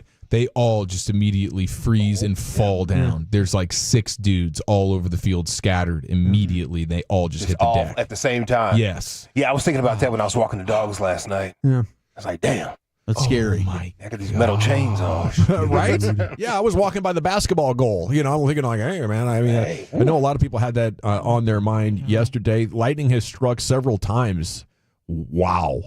I just saw the video as well. At Peruvian matches, but never before has it been lethal. Jeez. Okay, it's time now to go to the Pimp Cup where Lucius has LA Live. And they say it doesn't start. Yeah, I appreciate it. This guy died because of lightning. Let's go to Lucius for an update. Dude, it was like a sniper lined all 4 of them up and just got them in a line. They all fall the same way. Just wild, dude. Oh, my gosh, that's so scary. All right, let's get into a toxic Tuesday, an election Tuesday right after the great Rick James.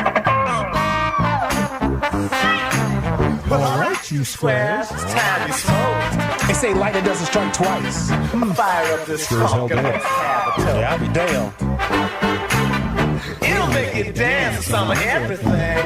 Oh. Everybody get high. Vote for me, because I'm not 95 years old, and I still remember where I parked my truck a few hours ago.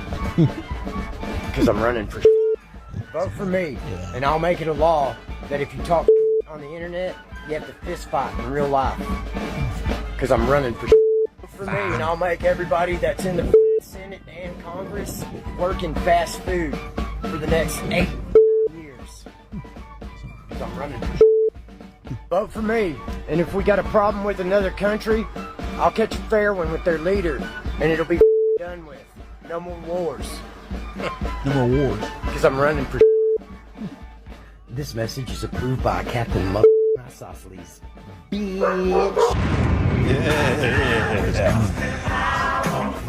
And what they say, stay in line.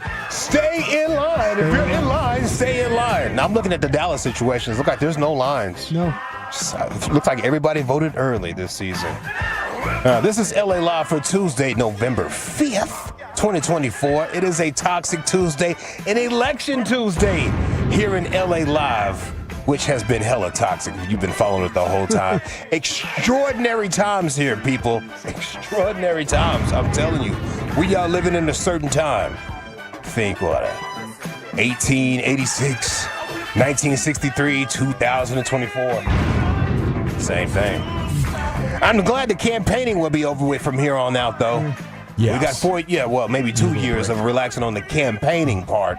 Yeah. You know, there's always going to be tension and toxic, but the campaigning part is good because the election season has wreaked havoc in my little community. Oh. My little gated community. Not hanging out like you used to. Not right now. Signs everywhere. A lot of signs. They're kicking down signs. They're taking signs. Yeah. There's guys. They're blaming the people that's rolling around in golf carts with their flags. These people. I'm one of the youngest folks there. You know what I mean? Like these people are old, bro. I live in an old community. These old folks are fighting on Facebook with each other because we have like the little community thing. Yes. Yeah. You can snitch on something. Yeah. All they're doing is fighting with each other. I love it. Mad at the HOA trying to push them out. Yeah, my neighborhood, somebody took a bunch of signs and put it like on the official neighborhood entry. There was a big kerfuffle about that. It can only be on private property. See? Yeah. Well, it's 2 inches from the ground here, so technically you can't have this sign. Yeah, whatever, man. It's been hella crazy. You guys have any hella crazy situations in your neighborhood? No, I did see, Lucius, what you're talking about. There was a building that had a sign for one of the candidates, and then the business below made a sign pointing up and saying, "We don't like this sign above them." We did not post this sign. So, like, sign on sign crime is what we got going on. Sign on sign crime. That's been crazy. Yeah. Wild-ass times. Is anyone in here planning to go to an election party or are you throwing an election party? No. Just going to watch with the fam. Philadelphia Eagle tape and keep it on, though. Keep on the elections. Okay. My first job in radio, K-Van, 1550 AM in Southwest Washington. Covered election. Let's just focus on the fact that it's K-Van in Washington. K-Van. Vancouver, a.k.a. the Couve. Like it. Yeah, the Couve. I'm just thinking of how the weirdos are out there. And I say that respectfully. They love their vans. That was W's big win. But I was cruising around Southwest Washington to all the different parties of the local elected officials, and they were either celebrating or giving a concession speech. It was really interesting. That was is the food? pretty cool. Yeah. Good food. It was good. Good appetizers. Yeah, I like hors that. d'oeuvres. Good appetizers. That is a pretty cool moment. Yeah, I went to one before. It didn't turn out well. It was 2016. Stand around, make small talk. Yeah, some people didn't know they were in mixed company. I realized the whole time. Some people didn't know. When they found out, boy, it was chouse, as my cousin would say instead of chaos. Chouse. Wait, some of you guys are happy? Yeah, what's going on here? I do think, you got to have everybody probably on the same team there. You got to be all rooting for the same squad. It got kind of weird, bro. Bad. It got kind of. I think SNL made a skit, and I feel like it fit my whole life. About that. G, back in the day, we do it every weekday on the Fan at 2:30. If you see anything floating out there, don't be afraid to hit me up at Lucky Lucius P on social media, Lucius Alexander on Facebook, or you could follow us all if you find G-Bag Nation on Twitter. Our winner right here, it's kind of old. I wasn't expecting it to win. It's kind of like a filler. I played earlier, just to make sure we have enough audio for that time. Super middleweight boxer Caleb Plant was asked to describe his opponent, Trevor McCumbee. Now, he beat Trevor McCumbee up in September. I'm talking about washed him. It's a pretty good clinic of how to kick somebody's behind in boxing if you go watch that highlight. But here he is. Three words to describe your opponent, sir. There's been some animosity between you and Trevor. If you had to describe Trevor as a fighter in 3 words, what would you say? Not experienced enough. What about the other 2 words?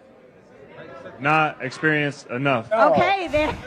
Okay, then. Yeah. All right. Yeah. No, we're not going to get anywhere here. Maybe a broadcasting career is not waiting for this one. Oopsies. 3. Oh, man. Oh, man. Hey. Experienced enough. Yeah. All right, let's see. LA Live 105.3 The Fan on a toxic election Tuesday. Lots of wild things happened this election season at the polls.